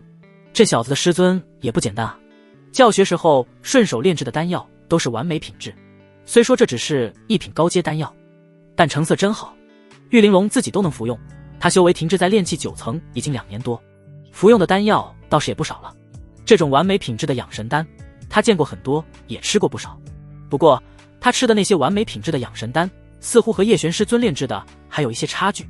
这养神丹纯净无瑕，散发的药香无比诱人。玉玲珑忍不住当即服下1颗，直接验货。叶璇看着服下丹药的玉玲珑，剑眉微挑。玉玲珑身上泛起淡淡绿光，绿光随着她的经脉运转。不到半刻钟，玉玲珑睁开双眸，露出一丝惊讶。她明显感觉自己停滞许久的修为有了实质的提升，这养神丹的效果明显要比自己以往服用的养神丹要好许多。灵气快速融于经脉，合为一体，基本上无需费功炼化，这才是真正的完美的养神丹。1颗500灵石，玉玲珑竖起一根玉指，开出了惊人的价格。但仔细算来，这又是在合理价格之内。毕竟1颗普通的下品养神丹，最低市场价为60灵石，中品80到100灵石不等，上品150到200灵石不等。哪怕是同品级的丹药，也存在不同纯净度，这也就导致哪怕同品级的丹药价格也会存在高低。市面上的完美品级养神丹最低价格是300灵石，但纯度最高也就400灵石左右。万宝阁之前收购最高的养神丹是陆家年轻一辈的炼丹天才所炼制，也就408灵石买下。这次玉玲珑直接开出500灵石，可算是打破这收购价记录了。不过这是他在亲身体验之后决定的价格。他觉得叶璇师尊炼制的养神丹绝对值这个价。叶璇倒是要感谢他亲自验货了，不然他最多也就出400灵石的收购价。不要觉得惊讶，这养神丹绝对值这个价。玉玲珑一脸认真且肯定地说道。叶璇微微一笑，师尊所炼丹药自然是值得。玉玲珑露出钦佩的神情，不知道何时有幸能见到令师尊。叶璇，家师近期想要闭关炼丹，最近可能很难见面。玉玲珑微微颔首，那替姐姐我给令师问好。叶璇爽快答应。好。与此同时，女士得到玉玲珑的吩咐，去准备灵石和药材。玉玲珑对瓶中的养神丹露出无比欣赏的神情。我打算把这丹药进行拍卖。拍卖？叶璇微微惊讶。养神丹虽说是一品高阶丹药，但也不是什么奇珍宝丹，一般是上了2品的丹药，万宝阁才会拿去拍卖，不然拉低了档次。现在决定拍卖一品高阶的丹药，还真是从未有过的先例。当然，令师尊以后炼制的丹药，只要愿意出售，我万宝阁都要了。玉玲珑说着，这时候还拿出了一枚令牌。这是我的克钦玉牌，只要你到万宝阁拿出此牌，就可获得最高规格的待遇。给我。叶璇看着玉玲珑手中的玉牌，当然，你既然叫了我姐姐，姐姐给弟弟一枚克钦玉牌，不可以吗？玉玲珑露出妩媚的笑容。叶璇心知玉玲珑这是打算拉拢自己背后的师尊，自己是沾了师尊老人家的面子，那就多谢姐姐了。叶璇也不是迂腐的人，打蛇随棍上就是。玉玲珑在黑石城是颇有名气之人，再加上他的身份，想要和他结交的人能从万宝阁门口排到法天城，这才对嘛。玉玲珑露出满意的神情。两人的关系不知不觉地拉近了许多。你需要的古灵丹是解毒之丹吧？对，那倒是要抓紧时间。若是有需要姐姐我帮忙的，你尽管说。对了，是何人中毒？我的师妹。此时在家中修炼的周韵不由打了个喷嚏，她不知道自己在叶璇口中已经从师娘变成了师妹。叶公子，这是您要的药材，15颗养神丹，总共是7500灵石，扣除10炉养神丹药材钱和之前的药材钱，还剩下6668灵石。女士把药材和灵石都一一点清送到叶璇面前。叶璇微微点头，全部收入储物袋中。他现在可是身怀巨款了。弟弟，要不等会一起参加我们的拍卖吧？正好看看令师尊的养神丹能拍个什么价格。玉玲珑邀请道。叶璇冒起一丝兴趣，倒也可以。他想给周韵和陆清月买些防身法器或者符箓用来自保。玉玲珑红唇娇艳，带着一丝妩媚笑意，靠近叶璇一些，轻声问道：弟弟可有丹奴？没有，以后肯定会有需要。这次正好有一批不错的丹奴，不管是帮助炼丹还是解闷都很不错，弟弟到时候可以挑一个试试。这话说得很是明显，其实作为炼丹师也都明白丹奴的用处。普通的丹奴一般都是知晓一些药理，他们可以用来种植药材，打理丹房，做些杂事。优质的丹奴可能本身就是炼丹师，只是最后因为各种原因无法生存和炼丹，只能为奴，这种丹奴就可以帮助炼丹。除了以上2种，还有一种，那就是有着不错的长相、身材，同时还懂炼丹之法的女丹奴。他们不仅可以帮着炼丹，还可以为主人提供其他的情绪价值。弱肉强食，任何一个世界都是如此。万宝阁2楼拍卖室，陆陆续续进来了不少修仙者。在这些人身上，叶璇能够感受到他们和自己之前住在老巷子里的人不一样，不管是修为还是财力，他们明显高一层级。叶璇被玉玲珑带到了一处小雅间，这是万宝阁的贵客才能拥有的待遇，一般是执事的客卿。叶璇现在也是玉玲珑的客卿，只不过他是靠着背后那位师尊获得玉玲珑的赏识。随着差不多人满之后，拍卖会也就正式开始。今天这不是大的拍卖会，规模相对小一些，上来的拍品也就没有太过珍贵的。但第一件拍品上来就引起众人一阵错愣。养神丹，什么时候养神丹都能拿来拍卖了？万宝阁是不是没有好东西了？什么都拿来拍卖？下去，换下一件。现场几乎是一边倒的叫着换拍品。叶璇微微皱起眉头，这毕竟是他炼的丹啊。一旁的玉玲珑似乎是早就料到了这种情况，神情平静，还带着一丝浅笑。弟弟不用担心，看我的。玉玲珑说着朝叶璇眨了眨美眸，妩媚中带着一丝俏皮。她转过身，扭着挺翘的桃臀，款款出了雅间。没一会，玉玲珑就出现在拍卖台上。她一上台，台下的众人就安静了一些，大家是看她要如何解决这事情。诸位稍安勿躁。玉玲珑微笑说着，随即拿起养神丹。我想问大家知道这是什么丹吗？台下一片哄笑。养神丹谁不认识？完美品质的养神丹，又不是什么稀奇物，本公子7天服用1颗。一位身上穿着品相极佳法衣的年轻男子走出雅间，不屑说道。他一露面，众人都露出了败家子的表情。他是黑石城丹药世家陆家嫡系2公子，最大的名声就是花灵石如流水，天赋平庸，从小靠着丹药，年近30岁的他现在也已经到了炼气8层。陆公子，玉玲珑看着他，露出满意的笑容。就是你了，您身上肯定有完美品质的养神丹吧？当然有，有的是。陆家2少一脸傲然的豪气。那能否借我一用？可以。陆家2少答应的倒是爽快，他从储物戒中取出一个瓶子，随手一挥，丹瓶飞向玉玲珑。多谢公子。玉玲珑接住丹瓶，随即倒出一粒丹药。这是陆公子的完美品质养神丹，这是我万宝阁的养神丹。2粒丹药放到一起，众人都是修仙之辈，目力过人。这放在一起对比，一眼就看出了2粒丹药的差别。这丹不一样，居然比陆家的丹成色还要好。何止好，成色感觉都不是一个品级。没想到养神丹居然能练到如此地步，众人纷纷称奇，不少炼丹师成为了鉴赏的中心。光成色好，又不能完全确定这丹就比我陆家的丹好。陆家2公子一脸倔强的不服气，他是懂丹药的，看成色心里就明白自家的丹输了，但作为丹药世家的人，不可能就这样认了，那自家的声名肯定会受损。陆公子向来公正坦率，玉玲珑直接一个马屁送上，然后把托盘中的养神丹拿出。不如您直接来品一下这丹到底如何，然后出一个价，不管多少，我万宝阁都认。玉玲珑这番话说完，倒是不由让众人有些惊讶，他这行为有些过于信任陆家2少了。不过大家都知道陆家2公子性子直率，虽然纨绔，但为人却极为正直。玉玲珑也是在赌。陆家2公子看着他，不由露出欣赏的眼神。玉执事倒是好胆色，希望你不要后悔。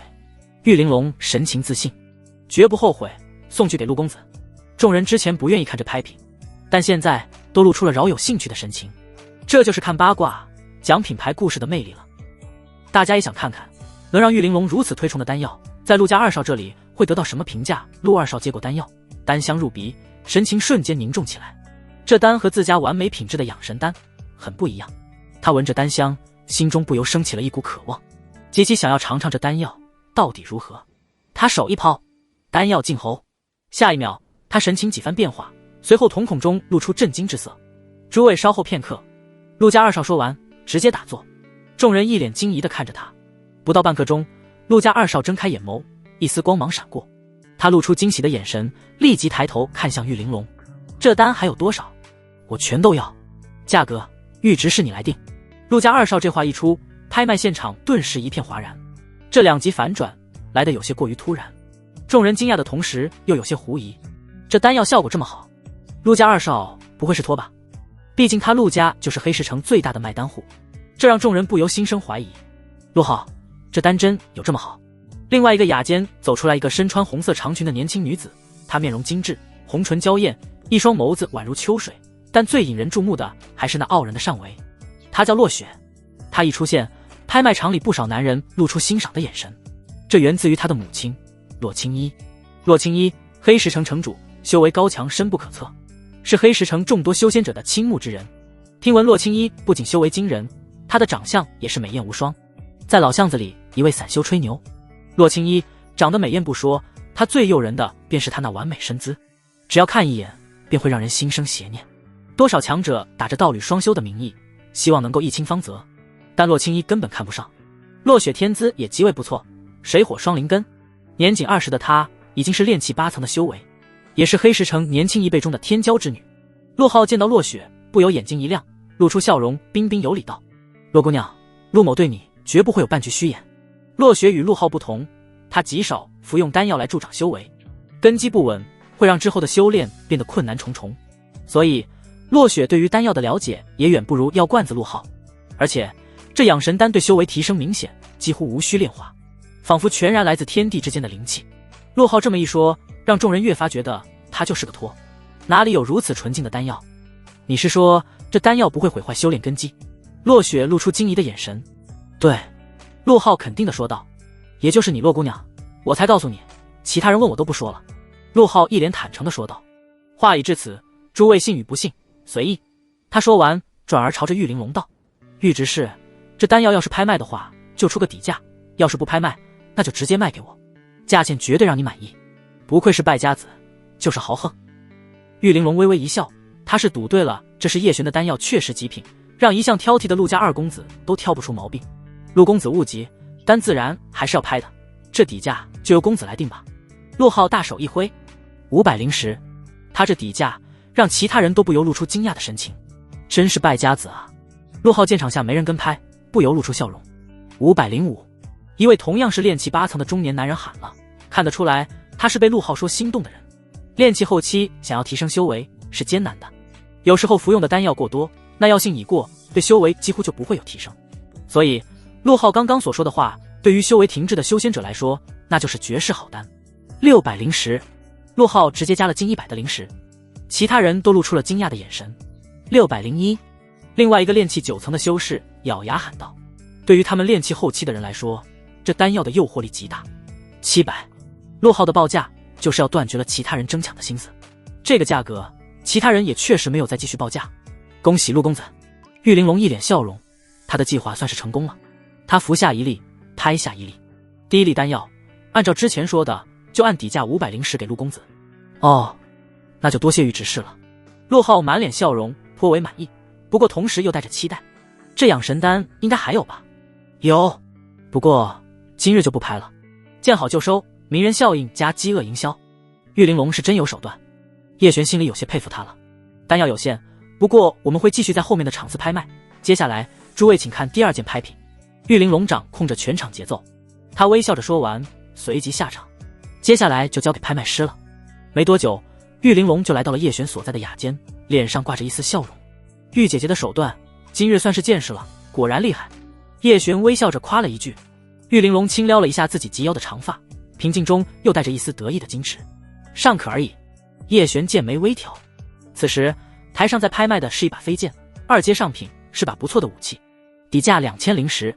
没到一会就被叫上3000灵石，最后3200灵石成交，是那位城主女儿落雪拍下的。接着又是几件拍品，叶璇也参与了一下，成功拍下一件防御法衣，1阶上品，花了900灵石。紧接着就是叶璇这次感兴趣的拍品，丹奴。诸位请看，黑布掀开，一个身材火辣、长相漂亮的女人，裹着白布，露出大长腿，展现在众人面前。这女人看起来很温顺的模样，这是今日拍卖的丹奴。她会炼制一品初阶丹药，会种植药材，懂药理，还有她可以在您炼丹劳累时帮您缓解疲劳。不过最重要的是，她还是完璧之身。拍卖师说完，现场的气氛变得不一样了。还是完璧之身，甚好，这丹奴真大啊，想必炼的丹也能又大又白。一群龌龊之人。坐在小雅间的落雪忍不住怒骂了一句。底价500灵石，600、650、680、800、1000。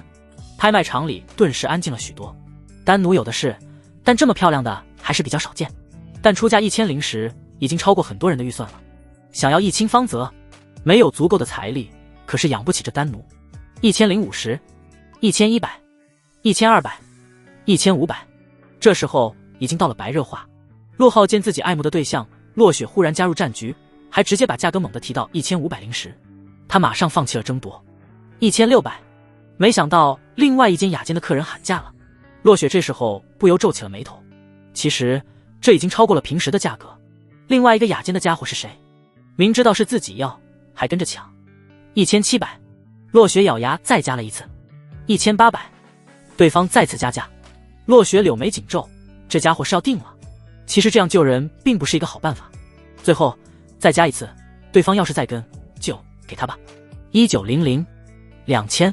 对方的喊价没有丝毫的迟疑，满是志在必得的坚定。落雪选择放弃了，既然愿意花这个高价买，那应该也不至于随便虐待这个丹奴吧。落雪不由在心里这样安慰着自己。恭喜3号雅间的贵客以2000灵石拍下丹奴。与此同时，3号雅间，玉玲珑有些惊讶地看着叶璇，这个在他眼里冷静而又聪明的叶璇，居然会花院重的价钱买了一个丹奴，这不像他的作风。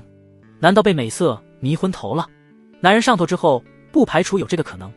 但叶璇这时候一脸淡然，根本就不是色令智昏的模样。他又怎么懂叶璇此时的心思？叶璇压着心中的暗喜，捡到宝了。叶璇之所以花这么大价钱拍下这名波涛汹涌的丹奴，并不是因为她那让人觊觎的美色。叶璇在决定拍之前，从系统得到了这丹奴的具体信息：姓名丹奴，种族胡人混血，性别女，年龄20岁，寿元225岁，修为炼气7亿层，天赋青丘灵狐血脉，未激活，功法凝气诀，职业5，友好值0点。这是一个胡人混血，但他没有任何的外在胡族特点，这是叶璇好奇的地方。是胡人天生如此，还是他有什么自己隐藏的方式？叶璇很想研究这只美艳狐女，把她研究透彻，说不定有什么意外之喜。拍卖还在继续，不过叶璇没有再拍，付了拍卖款，总共花了2900灵石，还剩下6147灵石。与此同时，玉玲珑看着叶璇，露出一脸懂你的表情，仿佛叶璇是迫不及待的想要去欺负美艳丹奴。叶璇，这种事不用解释了，解释只会让人觉得你在虚伪的掩饰，还不如直接坦荡一些。叶璇与他一起离开雅间。玉姐姐可知道这丹奴的来历？来历倒不是太清楚，只知道他是因为父亲身死又欠了债，只能卖身还债。玉玲珑迈着长腿走在前面，身姿婀娜有致，她的身材可不比那丹奴胡人差。她在一处隐蔽的房门前缓缓停下脚步，进去吧，那丹奴等着你宠幸呢。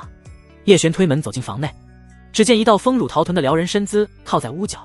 他一看到进来的叶璇，眼神里露出几分惬意。他白得发光的皮肤很难让人不注意到他。这是血契符。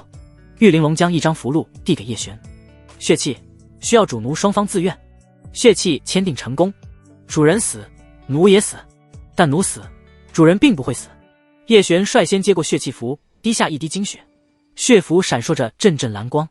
过来。玉玲珑看向丹奴，他缓缓地走了过来，低垂着眼眸，犹豫着伸出白皙的手指。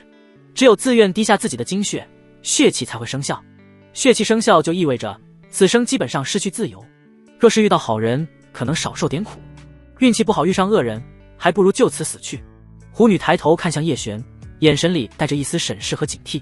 叶璇迎着她的眼神，正气坦荡，并不是那种让她感到不适，只有欲望的眼神。她心底冒出一种直觉，这个男人好不好她不知道，但肯定不坏。狐女深吸了一口气，她缓缓闭上眼，伸出指尖，一滴精血缓缓沁出，滴落在血符上。血符顿时闪起阵阵红光，血符飞起，化作红光，融入丹奴眉心。血气完成。此刻，一种奇妙的感觉在叶璇心底涌起，仿佛无形中有一根线连在狐女和自己的身上。狐女这时候也忍不住抬起头，看向叶璇。这次她的眼神不是审视和警惕，而是温顺和平静。好了，恭喜你啊！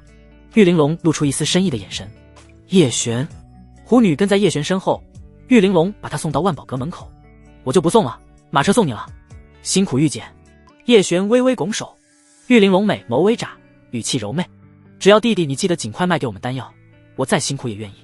叶璇，他这话里有话的意思，但要是当真，那可就天真了。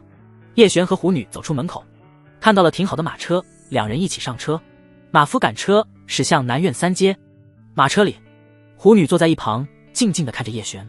叶璇也看着他，两人就这样互相打量着。你叫什么名字？叶璇忍不住率先打破平静。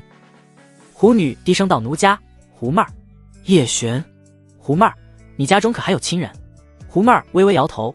我从小便没了母亲，父亲在3个月前出城，与他同去的人说，父亲是被妖族所杀，还逼我害父亲欠他的灵石。叶璇微微皱眉。世道险恶，妖邪横行，人心更是叵测。狐妹儿的父亲是不是被妖族所杀，可不好说。对你母亲，你可还有印象？没有。狐妹儿疑惑地摇了摇头。叶璇，一点印象都没有了。狐妹儿再次摇了摇头。她不知道叶璇一直问她母亲的情况是什么意思，难道她还认识自己母亲不成？你父亲修为如何？叶璇改变策略，母亲没有任何信息，那就问他爹。炼气9层。狐妹儿轻声道。会炼丹？会，他是一品高阶炼丹师，奴家丹药知识都是随父亲所学，但学艺不精，还只是一品初阶。狐妹儿说到这里，不由微微低头。作为一名丹奴，首先得展示自己的优点和用处。狐妹儿自然是不想成为一名只有色相的丹奴，只是她坐在那里，身上就带着撩人的魅意。那白皙的皮肤和那傲人的上围，一般男人要是做了她的主人，这时候可没有定力和她在这里聊家常。你还会什么？叶璇希望从他身上发现一些狐族的特点。狐妹儿顿了下，心虚的小声道：“我洗衣做饭算吗？”叶璇皱眉：“还有别的吗？”狐妹儿看叶璇的表情，就知道自己的回答让他不太满意。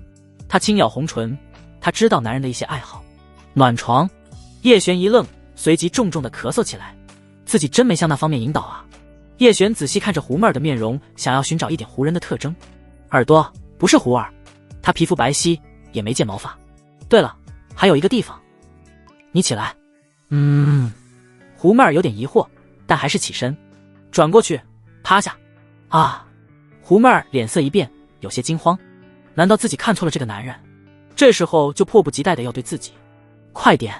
叶璇催促道。狐妹儿俏脸羞红，心慌意乱，不太情愿的缓缓转过身，然后压低身子趴在了坐垫上。她翘臀丰满，紧绷着的裙子撑起一道完美的弧线。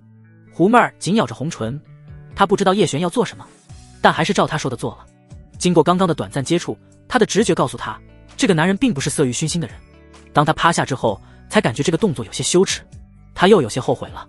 但是等了好一会都没见叶璇有动作，反而听见一句令他毛骨悚然的话：“你没有尾巴。”这话只有他能听见。狐妹儿急忙起身坐好，一脸惊恐地看着叶璇。在黑石城内可不允许妖族存活，这里妖族残暴，和黑石城水火不容，常年死于妖族手中的修仙者数不胜数。叶璇一脸淡然：“放心，你是我的人，我自然会护你周全。”狐妹儿听他这么一说，恐慌的心暂时安定了下来。想想也是，叶璇是他签了血契的主人，从某种程度上来说，两人是最亲密的人之一。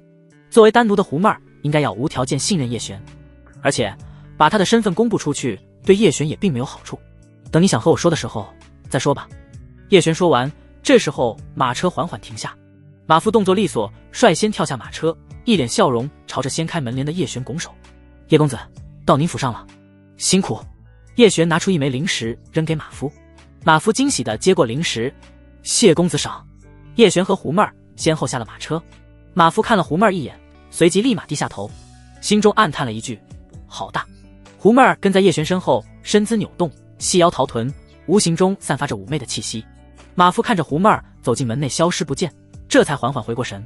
谁要是娶了这女人，恐怕得少活几十年，自己是没这命造了。与此同时，跟着叶璇进了院子的狐妹儿面露惊讶和好奇。这院子虽然不算极好，但是比起他以前住的地方已经好很多了。有小院子，有花有草，灵气充足，安全有保证。夫君，你回来了。陆清月宛如小鸟一般轻快地跑了出来。他听到了门口的声音，知道叶璇回来了，于是立即迎了出来。只是走到一半，他看到了在叶璇身后的狐妹儿。陆清月的脚步不由一顿。月儿。叶璇微笑上前牵住他的手，一旁的狐妹儿不由有些担忧地看着陆清月。他没想到叶璇已经有了妻子，在这种情况下，自己这个丹奴可能会受到各种刁难的。陆清月不由疑惑地看向叶璇：“夫君，这位姑娘是？”妹儿见过主母。狐妹儿立即主动行礼。陆清月本来就是个心思单纯的姑娘，见狐妹儿如此主动的示好，立即扶起她：“姑娘别叫我主母。”陆清月还不习惯被人这么称呼，而且她也不知道狐妹儿到底是什么身份。奴家是主人的丹奴，您是主母没错。狐妹儿很有狐狸精的聪慧，先把自己的位置摆低，并且也顺便解释了自己的身份，不需要叶璇过多的解释。不得不说，狐狸精是有讨好人的天赋在身上的。丹奴。陆清月眼眸里闪过一丝惊讶，随即微微点头。他对丹药并不了解，叶璇这段时间全身心的投入在炼丹里，肯定很辛苦，还给自己炼了解毒的丹药，需要丹奴帮忙，那也是很正常的事情。是叫妹儿是吗？陆清月上前牵住狐妹儿的手，柔声问道。狐妹儿轻声答应道。与此同时，叶璇脑海里响起一声熟悉的提示音：族长获得家族第一个丹奴，狐女狐妹儿。奖励9变妖典，道品功法。若练此典，需先取得妖族精血，以精血为灵，铸就妖之体魄，一变一重天，9变化妖帝。叶璇脑海中瞬间融入9变妖典的所有内容。一变一重天，修炼每一变都要获取不同的妖族精血。正好自己身边有狐妹儿，可以给自己修炼第一变的精血。这个丹奴自己算是赚大了。夫君，妹儿今晚住哪？陆清月清脆的声音唤醒沉浸在收获中的叶璇。住住单房。叶璇发现这院子又显得有些小，尤其是以后自己手下人变多了之后，多几个单奴，这里就住不下，还是得多赚点零食换大房子，最好能够买个大庭院，这样就算是真的把家族安定了下来。想到这里，叶璇不由打开了自己的家族信息，长生万古仙族，叶家，族长叶璇，年龄18岁，寿元98岁，修为炼气5层，天赋纯阳体5系杂灵根，功法太初丹经阴阳无极功法9变妖典氧气诀霹雳刀法，职业一品高阶炼丹师。妻妾陆清月，炼气4层，子嗣5，红颜知己5，奴仆胡妹儿，丹奴客卿5，族人3，家族势力18，一品凡族，寿元增加了，因为自己晋升炼气5层的原因，族人加了一个，这应该是胡妹儿。周韵还不是族人，恐怕要让他换一个身份才会变吧。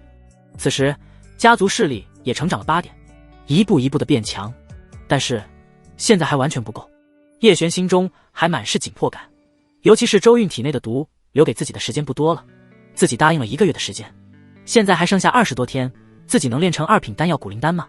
这要是放在以前，叶璇是觉得不可能的事情，但现在不一样，必须得把周韵自暴自弃的想法破灭掉。璇儿，月儿。周韵听到院子里叶璇他们的说话声，走了出来，她的脸色不太好看，大概率是体内的蛊毒又发作过。这位姑娘是？周韵带着疑惑看着身材火爆的胡妹儿。师娘，这是帮助师兄炼丹的妹儿。陆清月善解人意，主动说道。胡妹儿立即行礼，夫人，奴家是主人的丹奴胡妹儿。周韵看着她带着几分妖媚的面容，不由微微皱起眉头。丹奴？周韵没有多说，随后朝胡妹儿点点头，算是打过招呼。胡妹儿心里也算是松了一口气，这个家里看起来还好，只有主人的师娘看起来严肃一些，主母单纯心善，是好相处的。胡妹儿主要还是在意身为叶璇妻子的陆清月，师娘毕竟不会因为自己争风吃醋。去收拾一下丹房，今晚我就要炼丹。胡妹儿转头看向叶璇，发现他眼神带着满满的急切，仿佛要迫不及地和自己炼丹。是，主人。胡妹儿微微低头答应之后，立即快步走向丹房。她身姿摇曳，凹凸有致，因为穿的不多，露出的白腻蛮腰加上饱满的翘臀，左右摆动显得格外勾人。叶璇则是和周韵、陆清月去吃晚饭。陆清月现在越来越好，她体内的毒基本没有主动发作，一旦有迹象，只要服药加上叶璇的帮忙，就能马上镇压。周韵的情况则是和陆清月截然相反，她最近情况越来越糟，蛊毒噬心，她已经快要跌落炼气7层了。再这样下去，1个月的时间恐怕会要她的命。趁着陆清月去给胡妹儿送衣服的时候，叶璇拿出10颗养神丹。师娘，这是养神丹，可以暂时保证你压制体内之毒。这完美品质。周雅接过丹瓶，看着手中成色惊人的养神丹。璇儿，这难道也是你炼制的丹药？她心中满是惊讶，心跳也不由加速。如果这是叶璇炼制的丹药，那对自己控制蛊毒是有一定帮助的。他每天为了压制蛊毒，体内灵气已经被消耗一空。是的，师娘，我今天去了万宝阁，已经寻到了解你体内之毒的丹方。解毒？你怎么知道？周韵一脸震惊地看着叶璇。自从叶璇和陆清月成亲之后，他就有些看不透这从10岁开始收养的叶璇。徒儿也是最近才知道您身中蛊毒，我今日去万宝阁就是想要替您寻解毒的丹方，幸好找到了。周韵心情不由变得有些异样，再看自家这徒儿，心情变得微妙起来，手里的养神丹不由变得有些沉重。璇儿，这毒不好解。师娘，你放心，我一定能炼出解毒的丹药。叶璇说完，起身走向丹房。周韵看着他离开的背影，心情有些复杂。他已经不是一个男孩了，变成了能够帮自己，甚至让自己依靠的男人了。与此同时，叶璇来到丹房门口，听见陆清月在和胡妹儿说话。胡妹儿在说着自己的身世，已经把陆清月给感动到不行了，同情心大作，两女直接以姐妹相称。只不过年纪小的陆清月成了姐姐，胡妹儿自知身份，主动当了妹妹。叶璇这时候推门而入。夫君。陆清月脚步轻快地来到叶璇身边。月儿，辛苦了。叶璇拉着她的手。陆清月被叶璇当着胡妹儿牵手，不由微微脸红。不辛苦，夫君，你今晚就要开始炼丹了吗？叶璇牵着她离开丹房，走向卧房。月儿，你体内的毒可还好？今晚需要为夫帮忙压制吗？还好。陆清月小脸红扑扑的，慌张羞涩的轻声道。不过，要是夫君想要，月儿也可以。叶璇笑着捏了捏她精致的小脸。今晚月儿就先休息，夫君得加油炼丹了。你也别太累着。陆清月轻轻点头，在进房间之前，她凑近叶璇脸边，飞快地亲了一下，然后立即回房间，关上了房门。叶璇没有告诉陆清月周韵中毒的事情，这种事情他又帮不上忙，免得白担心了。叶璇走向丹房，接下来的时间他都要在丹房度过了。胡妹儿看到进来的叶璇，依旧有些拘谨，她身子微微一伏，怯怯地问候了一句：“主人。”叶璇点头，手中一挥，药材从储物袋里散落到地上。都认识吗？认识，这是炼制养神丹所需的药材。胡妹儿自幼随她父亲炼丹，学的炼丹知识不少，可惜她炼丹的天赋不高，加上家中并不富裕，没有多余的药材供她练习，所以炼丹水平一直停留在了一品初阶。整理好，我马上要用。好的，主人。胡妹儿动作迅速，马上行动。她现在最想证明自己的价值不只是自己的肉体。虽说现在她不讨厌叶璇，但也没到马上能够心甘情愿以身相许的程度。叶璇服下一粒养神丹，庞大的灵气充斥着全身所有经脉。他炼气5层的修为很难吸收完美品质的养神丹，一旦吸收不完，不小心可能经脉爆裂，根基受损。叶璇体内灵气澎湃，阵阵蓝光游曳在他全身。一旁的胡妹儿不由露出几分惊讶，看着叶璇。叶璇现在可是急迫的要提升自身修为，尽快晋升炼气高阶，这样才有可能炼制成功2品丹药。按照叶璇现在炼气5层的实力，炼制一炉养神丹就要灵气枯竭。当叶璇完全吸收完养神丹，他炼气5层的修为已经极为稳固。但据前辈们所说，一味的依靠丹药提升修为会导致根基不稳，后期境界提升困难，在对抗心魔方面更是不堪。不过服用的丹药品级越高，这种副作用就越小。完美品阶的丹药副作用很小，而叶璇炼制的完美品阶养神丹的副作用几乎没有。这也是为什么见多识广的玉玲珑和陆家二少在自己服用之后，亲身感受到了这丹药和他们以前服用的完美品阶丹药的巨大差别，才会那么疯狂的推崇。叶璇现在就要先炼养神丹，快速提升自己的修为，至少是要到炼气7层才有可能炼制2品丹。不过这是其他炼丹师几乎不敢想的事情，这一切要归功于太初丹经，能够让炼丹师用最少得灵气、最简单的手段做到最极致的事情。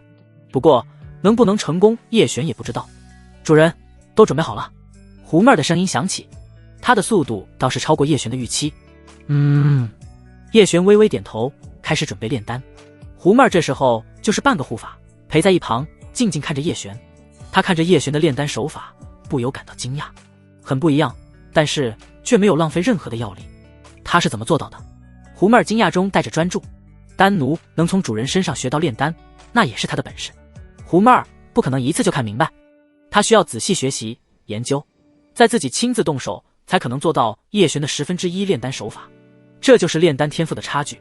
胡妹儿这时候心中不由对叶璇升起敬佩之情。她是不知道叶璇这不叫天赋。随着时间的流逝，黑夜白天轮转，日升日落，叶璇一边往嘴里扔丹，一边忙着炼丹。胡妹儿几乎帮不上忙，她心里有些挫败。可能自己对于叶璇来说并没有其他的价值，就只有肉体的价值。与此同时，药香逐渐变成了丹香。胡妹儿轻嗅了一口，顿时感觉神清气爽。怎么以前父亲炼丹的时候，自己就没有闻到过如此诱人的丹香？叶璇的炼丹实力比起父亲也强上一大截。丹成！叶璇轻喝一声，更为浓郁的丹香弥漫整个丹房。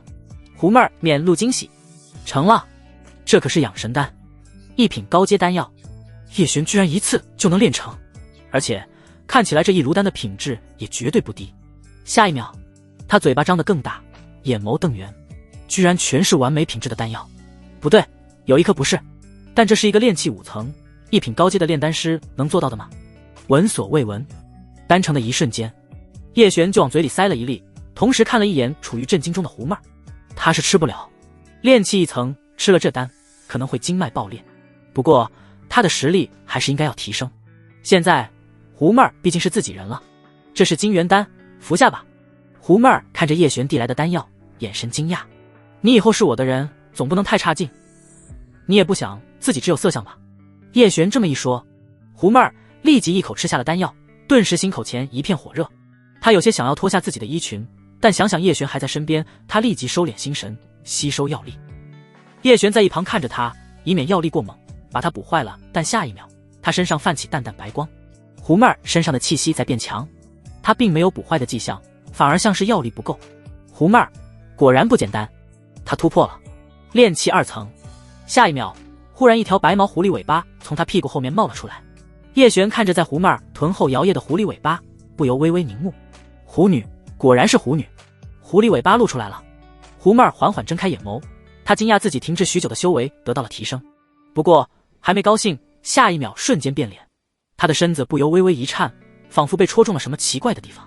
狐妹儿俏脸羞红的看着叶璇，叶璇正一只手抓着她的狐狸尾巴，轻轻抚摸着。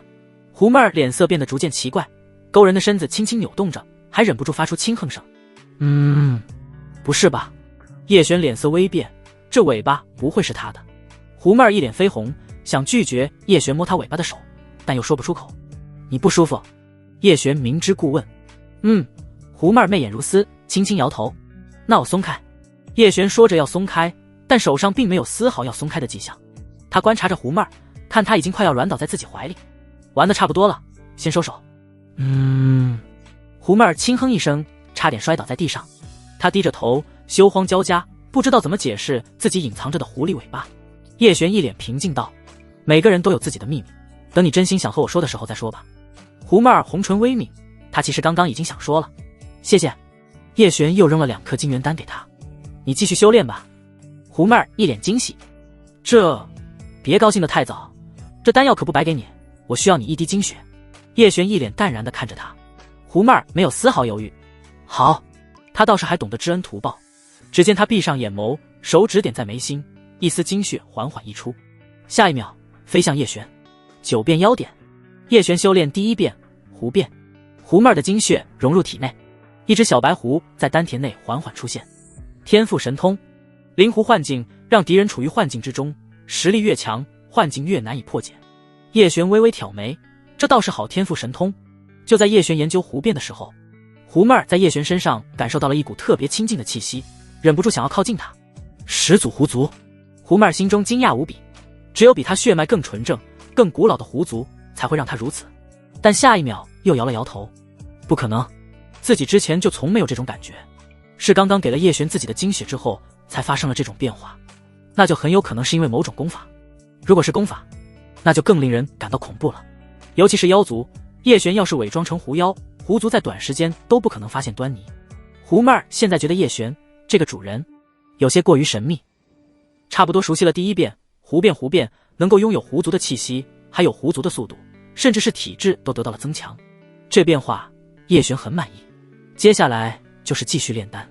叶璇一边往嘴里扔丹药，一边炼丹。这要是玉玲珑看到叶璇吃豆子一般的丹药是他打造成真品的完美养神丹，可能会骂叶璇暴殄天物。在叶璇闭关炼丹的第6天，他炼成了第3炉养神丹，同时他突破了炼气6层。丁，恭喜宿主完成任务，获得奖励5级浑元功道品。5级浑元功，五系灵根，金木水火土天赋可提升至极品天赋程度，需要海量的灵气累积，提升修炼天赋。好功法。灵气自己什么都缺，就是不缺补充灵气的丹药。主人，你要擦一下身子吗？狐妹儿柔媚的声音轻轻传来。叶璇炼丹修炼这几天可没工夫打理自己，他端着水来到叶璇的身边，拧着毛巾，动作温柔地给叶璇擦着身子。他擦得很认真，也很细致。他勾人的身子不自觉靠近叶璇，淡淡的厨子体香撩动人心。恭喜主人。狐妹儿知道叶璇修为提升了，他身上的气息变得更为强大。你也还不错。叶璇看着近在咫尺的狐女身子，他弓着身子，又白又大的上围挨着叶璇的手臂。多谢主人赏赐的丹药。狐妹儿还是炼气2层，但境界已经无比稳固。很明显，狐人血脉让他比普通人族晋升修为要难数倍，这也是他之前一直停滞在炼气1层的原因。主人，主母来了3次，看您一直在炼丹，就没打扰，这是饭菜。叶璇本想继续修炼，但是想到陆清月和周韵，还是有些不放心。周韵的丹药估计快吃完了，他这里还有45粒，还可以让周韵撑一段时间。狐妹儿给叶璇擦完身子，她俏脸羞红的走到一旁。你早些休息，今晚就不炼丹了。叶璇起身走出丹房，径直先走向周韵的卧房，有些担心师娘体内的蛊毒。叶璇快步来到她门前，轻轻敲了敲门，里面传来周韵压抑之下发出的奇怪声音，她似乎有些惊慌和心虚。谁？师娘，是我。叶璇微微皱起眉头回道。周韵的声音有些奇怪，璇儿啊，你先别进来。周韵似乎是生怕叶璇进她房门发现什么不好的事情。师娘，您没事吧？叶璇不知道周韵是不是蛊毒发作了，不免有些担心。没事。周韵回答的声音还是不对。叶璇立即推门走了进去。周韵此时倒在床上，她额头上满是汗水，一脸的痛苦，这是蛊毒发作了。但她这时候衣裙凌乱地散落在地上，白皙的肌肤在黑夜中闪闪发亮，饱满的上围撑起惊人的弧度，这就是成熟女人的身材吗？别有一番诱惑。叶璇微微凝目，收住心神，快步走向周韵。他来到周韵的身边，一只手握住她的手腕，一股冰凉感袭来，她脉搏羸弱，跳动无力。叶璇扶起她，运转功法，阴阳无极功法。叶璇觉得，既然这功法能够帮助陆清月化解体内的余毒，那也可以试一下，看能不能替周韵解毒。叶璇握着周韵的双手，两人掌心相对，一股股灵气从叶璇丹田处迸发，通过全身经脉，从两人掌心处涌入周韵体内。师娘，随我一起运功。周韵微闭着眼眸，似乎是听到了叶璇说话。灵气在两人身上经脉运转，形成一个阴阳两极的灵气图，浑若天成，完美无缺。时间缓缓流逝，周韵原本惨白的脸色逐渐恢复红润，她的气息慢慢变得平缓。没想到这功法还真有用，暂时压制了蛊毒，还让周韵体内接近枯竭的灵气重新焕发生机。要不是叶璇及时赶来，周韵不只要跌落至炼气6层，还可能有生命危险。周韵逐渐清醒，她感受到了叶璇度过自己的灵气，尤其是两人经过运转阴阳无极1个周天，那产生的灵气在她体内运转，温润地修复她体内受损的经脉。她感受着叶璇温暖的掌心，一种奇妙的感觉在心底涌起。呼，叶璇长吐了一口气。此时屋外已经一片光亮，不知不觉过去了一夜。叶璇感受到周韵气息逐渐稳定，也就慢慢结束了这次的双修治疗。当叶璇收工的瞬间，周韵心底涌起强烈的不舍，她心中不由一惊，自己竟然对叶璇产生了依赖感。叮，周韵对宿主的友好值达到90点。叶璇听到这个提示音，不由愣住，这是可以成为道侣的友好值，是不是自己要是主动提起让周韵给自己当道侣，他不会拒绝？不一定，对方可能因为心情不好或者复杂的情感障碍而拒绝。那你这友好值有什么屁用？友好值达到标准，只是表示正常情况下基本上都能成功，但你现在对象是周韵，毕竟她是你师娘对吗？她心里肯定会存在障碍，这适用常人的友好值大概率还不够。叶璇，那多少能够一定让对方答应？友好值100点，肯定能成功。好了，你可以闭嘴了。叶璇收回心神，看向对面的周韵。此时只见她精致的瓜子脸微微泛红。璇儿，你可以松开了。周韵轻声提醒道。平时冷傲的师娘这时候竟然露出了一丝羞涩的神情，还真是破天荒了。叶璇经过周韵的提醒，这才感受到周韵的手格外柔软，他缓缓松开周韵的手。师娘，你好些了吗？多亏了你，你也累了吧？还好。两人说着话的时候，周韵忽然发现自己的外裙已经消失不见，只有贴身衣物。她耳根子顿时也变得通红，肉眼可见的慌乱着下床去拿起衣裙，遮住那成熟动人的身子，转过去。周韵轻声提醒道：我赚了。叶璇背过身，脑海里浮现周韵堪称完美的成熟美妇身材。好了。周韵的声音再次响起。叶璇转过身，只见她已经衣裙整洁，显得优雅端庄，她又恢复了以往作为师娘的冷傲矜持。璇儿，你是用什么功法压制我体内之毒？周韵带着一丝疑惑问道。成亲之后，我在万宝阁淘到的一种功法。功法？什么功法？周韵看着语焉不详的叶璇，不由越发好奇。叶璇看着他道：双修功法。周韵微微愣住，他好不容易恢复冷傲的情绪，瞬间再次破功。周韵红着脸转过身，声音里带着一丝羞愤。出去。叶璇微微一愣，他知道周韵可能会生气，但没想到来得这么快，不由轻叹一声，下床走出房间。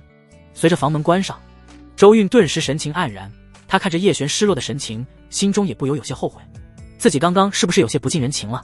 毕竟事态紧急，自己陷入险境，要不是叶璇及时与自己修炼功法，恐怕现在自己已经奄奄一息。希望叶璇不要怪罪自己。周韵心里叹气，但一想到和叶璇掌心相对修炼功法，那奇妙的感觉一直停留在他脑海里，久久无法消散。叶璇离开周韵房间，正好遇上了陆清月。陆清月微微愣住，夫君。他惊讶的同时有些无法理解，为什么叶璇会一大早从周韵的房间出来？他炼丹结束都没第一时间来找自己，难道跟师娘？陆清月有些不敢相信。叶璇知道陆清月想歪了，不由上前拉住他的手。傻丫头，瞎想什么啊？那你在师娘房间里面做了什么？陆清月可怜兮兮地看着他。叶璇失笑道，你是不是怀疑我和师娘有染？陆清月顿时睁大了眼睛。我没有2个字，他的声音压得很低。叶璇轻叹了一口气，师娘中毒受伤了。陆清月又是一惊，啊，什么时候？我怎么不知道？呆萌的陆清月有些慌张，下意识就想去周韵房间看看。叶璇一把拉住他，先别急，我昨夜运功帮师娘疗伤，已经好许多了，她现在需要休息，不要打扰她。陆清月微微点头，随即满是担心道，夫君，那你岂不是炼完丹又累了一晚上？我还好。叶璇笑着回道，什么还好，快去休息吧。陆清月心疼地挽住叶璇手臂，走向卧房。叶璇一脸笑容地看着他，月儿，你这么急，不会是想为夫于你造娃吧？陆清月先是一愣，疑惑着造娃是什么意思，但下一秒就意会了，他美眸里满是羞意。什么呀，人家才不和你造娃，但是造不造就由不得他了。叶璇可也憋了一肚子火，正好需要泄一泄。时光流转，日上三竿，阳光洒落在庭院里。陆清月悠悠醒来，她精致的小脸上还带着未消散的绯红。她看着熟睡的叶璇，心里满是甜蜜。轻轻起床，她双腿微微一颤，有些酸麻。她轻咬着红唇，穿好衣裙，随后小心翼翼地走出房间。陆清月准备给叶璇做点补汤，毕竟叶璇这段时间不管是炼丹还是和自己双修治病都很辛苦，现在师娘也中毒受伤，叶璇身上的担子更重了。不管他是怎么帮师娘解毒疗伤的，给她补身体都是第一位。陆清月刚出房门就闻到了香味，只见胡妹儿端着刚刚做好的吃食端了过来。主母，我做了些吃的，不知道合不合您的胃口。胡妹儿倒是聪慧，主动担起了做饭菜的事情。好香，谢谢你妹儿。陆清月尝了一口，连连点头。这些先给师娘送去，我去煲汤给夫君。好的。胡妹儿答应的爽快，快步走向周韵的房间。其实在这个家里，她现在最怕的就是周韵，毕竟她是这个家里唯一的长辈，不苟言笑，身上又带着一股冷傲的气质。来到门前，轻轻敲了敲门。夫人，奴婢做了些吃食给您送来，进来吧。胡妹儿轻轻推门走了进去，微低着头，就放那里吧。是。胡妹儿把吃的放到桌上，然后微微一扶，快步离开。她轻轻关上门，随后迈着轻巧的步伐来到厨房。只见陆清月正在准备熬汤，人参、鹿茸、八戟天、肉苁蓉。作为熟悉药材的胡妹儿，一眼便看出了这些药材的用处。胡妹儿带着笑容凑到陆清月身边，姐姐，你这可都是大补之物，太多了，会把主人补坏的。啊！陆清月没想到被胡妹儿一眼看穿，惊讶的同时又认真好学道，妹儿，这些太多了。胡妹儿妩媚一笑，多也不算太多，只要……她说着凑到了陆清月耳边，只要姐姐你及时给主人灭火就行。陆清月小脸被她闹得羞红。胡妹儿见陆清月清纯而又可爱，对她好感攀升。陆清月这时候想起一件重要的事情，看向胡妹儿道，妹儿，我想问你一件事。姐姐请问。胡妹儿收起笑容，一脸认真。陆清月一双大眼睛直勾勾地看着她，你应该不只是丹奴吧？还是夫君带回来做妾室的吧？胡妹儿微微一怔，她摇了摇头，我也不知道，但我已经与主人签了血契，我这辈子只能跟着主人，我的一切也都是主人的，不管是为奴为婢，都是我应该做的。陆清月看着神情可怜的胡妹儿，心中不由有些同情，她身世凄惨，现在又变成签下血契的丹奴。叶璇让她生就生，让她死就得死。陆清月思忖许久，缓缓道，若是夫君喜欢你，让你做妾，我不会反对的。胡妹儿愣住，妾？她随即摇了摇头，姐姐不要多想，妹儿永远是主人的丹奴。陆清月轻咬红唇，抓住她的手，她带着羞意小声道，妹儿，其实不瞒你，我现在还未怀孕。胡妹儿更加惊讶地看着她，怀孕？很久了。陆清月点头，夫君要早日有后，所以你要帮我。胡胡妹儿疑惑地眨了眨眼。我如何帮你？陆清月，要是夫君要你，妹儿你会拒绝吗？胡妹儿，叶璇要是真想要的话，他也不敢拒绝，毕竟小命在叶璇手里呢。只是怀孕这事是陆清月的问题，还是叶璇的问题？但他之前在丹房听到的动静不像是叶璇的问题。陆清月又说自己许久未有身孕，那自己这个丹奴还要担负起延续叶家香火的重任。胡妹儿没想到陆清月忽然给自己派了个这么重要任务，她不知道这是不是陆清月在试探她，但陆清月心思单纯，不至于如此厚黑。陆清月熬好汤，和胡妹儿一起吃了东西，随后端着汤回到卧房。叶璇正好起来了，精神抖擞，看到陆清月端着汤进来，立即迎了上去。不经意间看到了门口的胡妹儿，她换了一套包裹严实的长裙，原本白花花的胸口被遮得严严实实，但是那傲人的上围依旧撑起一个惊人的弧度。狐狸精的妩媚不在于衣服，而在于她的一举一动。夫君，喝汤，这是我和妹儿一起熬的。叶璇笑着道。辛苦了。接过碗，随即仰头一口干了。我得去炼丹了，清月，这是你的丹药，修炼可不能荒废。放心吧，人家已经炼气4层了，而且这几次和师兄你解毒之后，我功力也增长了不少。陆清月这时候一脸的自信。叶璇捏了捏她精致的小脸。可以啊，我家月儿真厉害，继续保持。陆清月脆脆的点头。叶璇笑着出了房间，看向门口的胡妹儿。先去丹房收拾一下，我马上过来。是，主人。胡妹儿脆声答应。丹房她其实早就收拾好了，现在她对炼丹充满了学习的动力，希望自己多少能够给叶璇帮一点忙。胡妹儿扭着蛮腰翘臀走向丹房，叶璇则是来到周韵的房间，轻轻敲了敲门。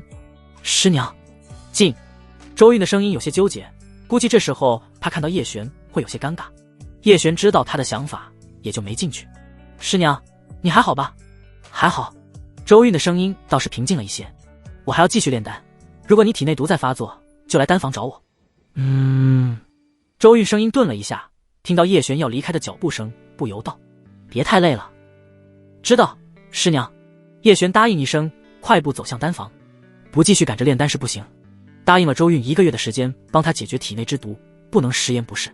叶璇走进丹房，胡妹儿早就收拾妥当，就等叶璇开炉炼丹。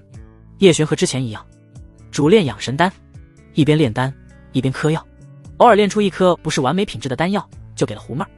胡妹儿吸收药力的能力有些超过叶璇的预想，不过对于养神丹，她还是没办法做到独自吸收，需要叶璇帮她一起化解。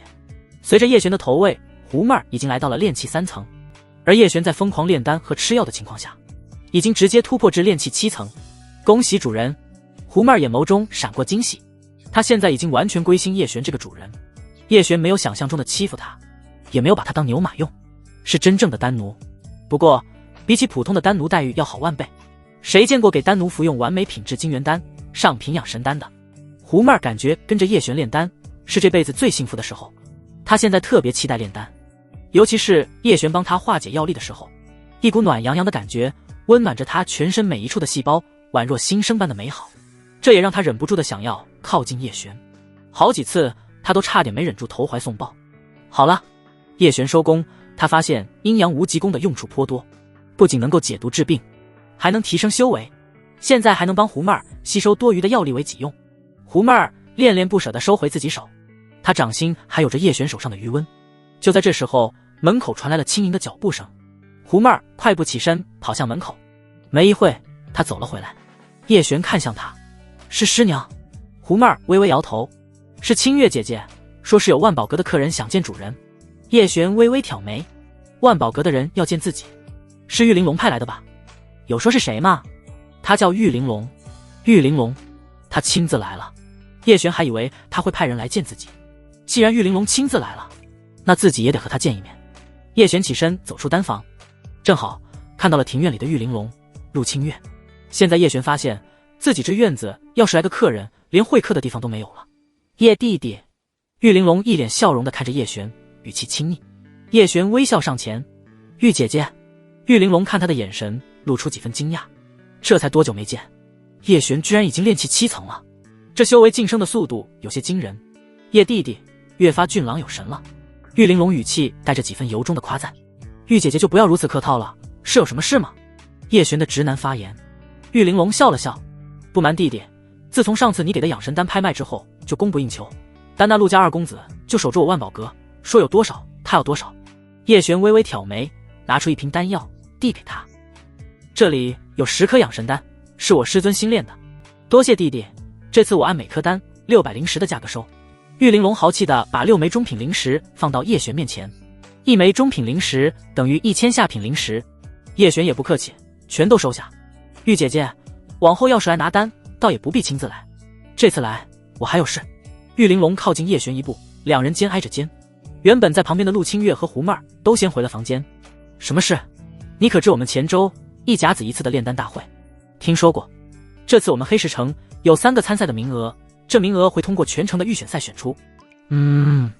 玉姐姐和我说这个事，冒昧问一句，令师尊多大？61，可惜超过年龄了。玉玲珑惋惜道。还有年龄限制？当然，1甲子炼丹大会年龄限制就是1甲子，60岁以下的炼丹师方可参赛。那确实可惜，师尊他老人家超过年龄了。不过还有一个人可以参加。玉姐姐，你是想让我参加？玉玲珑一脸锱铢在握的笑容。你参加炼丹师大会的所有药材都由我们万宝阁提供，另外还提供奖励。如果弟弟你能够拿下这3个名额当中的一个，更有中奖。这买卖不亏吧？叶璇微微挑眉，这是不亏。你们万宝阁付出这么多，那图什么呢？图您成了真正的强者之后，还能继续与我们有交情。同时你代表的也是万宝阁，如果你能有不错的表现，这对你和我万宝阁都是个扬名的好机会。一位能够在炼丹师大会闯出名堂的炼丹师，自然会被世人瞩目，也绝对值得各方势力结交。万宝阁这属于提前压住罢了。黑石城现在几大家族和势力都是如此，同时也能用人才招揽人才，这是一个长久的发展策略，都是几百上千年家族们要想的事情。叶璇现在的叶家自然是还没有到那一步，他还需要很长时间的积累。什么时候开始？叶璇确实被他说服了，还有1个月的时间。玉玲珑眼眸中带着笑意，他同时拿出手中的养神丹，不由点头。玉玲珑是打算与叶璇打下长久结交的基础，这次的丹会他自然不是觉得叶璇能够拿下那3个名额，毕竟他现在实力有限，勉强能炼出1品高阶丹药。要知道到时候参赛的可是会有不少的2品炼丹师，虽然只差了1点，但就是这一点，就是许多炼丹师一辈子无法跨越的鸿沟。玉玲珑心中可惜的还是叶璇口中的师尊不能参赛，不然说不定有机会，那样自己在阁内的底气就会更足。那就这样说定了，姐姐我也不打扰你炼丹。玉玲珑满脸笑容的离开，身姿丰腴的她背影带着几分媚态，随着她的离开，陆清月率先走了出来。夫君，你要参加炼丹大会？叶璇露出笑容，就玩一玩嘛，见一下大世面。陆清月眼眸发亮，我相信夫君。在丹房门口的胡妹儿此时露出若有所思的表情，她比陆清月更了解叶璇的炼丹水平，但她见过的炼丹师也就2个，一个是他爹，另外一个就是叶璇。他也不知道是他爹太菜，还是叶璇太厉害。胡妹儿的内心直觉肯定还是偏向后者。如果叶璇能够在1个月后的炼丹大会大放异彩，那自己是不是更有好好伺候他了？夫君，先去休息吧。叶璇伸了个懒腰，我得洗个澡了，我去打水。陆清月急忙转身跑向浴房，胡妹儿跟着走了过去。本来他想着这种事情他来做更合适，于是两人一起给他准备好水。叶璇冲洗一番，随后便回了房间休息。陆清月自然是还要解毒的，他在心里默默地数着次数，当初叶璇说了要100次，现在已经好像是15次，今晚再一次16次。深夜，陆清月已经陷入沉睡，他劳累过度。叶璇看着他红红的可爱小脸，不由露出笑容。其实如果就是这样的人生也不错，不是？有着这么娇俏可爱的妻子，放在前世那可是不可能的事情。叶璇有了些尿意，起身出门去茅厕。当解决完3级之后，叶璇听到了一丝不对劲的声音，师娘房间传来的，难道蛊毒又发作了？叶璇快步来到周韵的房门口，听到她一句轻吟，叔父，师娘这是什么情况？叶璇心跳都不由加速，不小心撞了一下房门，顿时房间里面安静了。是璇儿吗？下一秒房门直接被打开了，周韵一袭紫裙，体态丰腴，显得风韵犹存，她的眼神里妩媚万千，这和平时冷傲的周韵完全不一样。她喝酒了，难怪带着醉意的媚态。周韵喝了酒，身上有着和平时完全不一样的韵味，冷傲师娘变成了妩媚动人的师娘。叶璇很少见周韵喝酒，师娘，你还好吧？周韵露出浅浅笑容，眼神里带着一丝迷离。师娘好着呢，乖徒儿来陪师娘喝一杯。他说着，直接拉着叶璇进了卧房。这是叶璇没有想到的。周韵把叶璇拉到了桌边，桌上已经空了一个酒瓶，看样子他已经喝了不少，已经处于半醉的状态。他倒了2杯酒，一杯递给叶璇。璇儿，你现在让师娘很欣慰，都是师娘教的好。叶璇接过酒杯，周韵微微摇头，没有过多解释。干，两人杯子一碰，发出清脆的声音。叶璇和周韵同时仰头一口喝完。周韵露出浅浅的笑容，她的笑容别有一番风韵。今天她的一头青丝放了下来，垂落在蛮腰处，成熟的桃臀勾勒出动人的弧线。璇儿，你为什么不想师娘寻一个道侣？周韵侧着脸看向叶璇，她眼神里带着一丝玩味。此时的周韵和往常不像是同一个人，平时的是冷傲人格，喝了酒的是妩媚人格。说起来各有各的韵味。叶璇现在更喜欢喝了酒的周韵，不像是师娘，更像是一个知心大姐姐。是觉得师娘与别人成了道侣，就会忘了你们。周韵轻撩了一下耳边的青丝，带着笑意问道。叶璇一脸认真的点头。我希望师娘永远和我还有月儿在一起。知道了。周韵再次倒了一杯酒。雪儿，知道师娘怎么中的蛊毒？原来周韵也一直不知道自己中的是什么毒，还是听叶璇说才知道。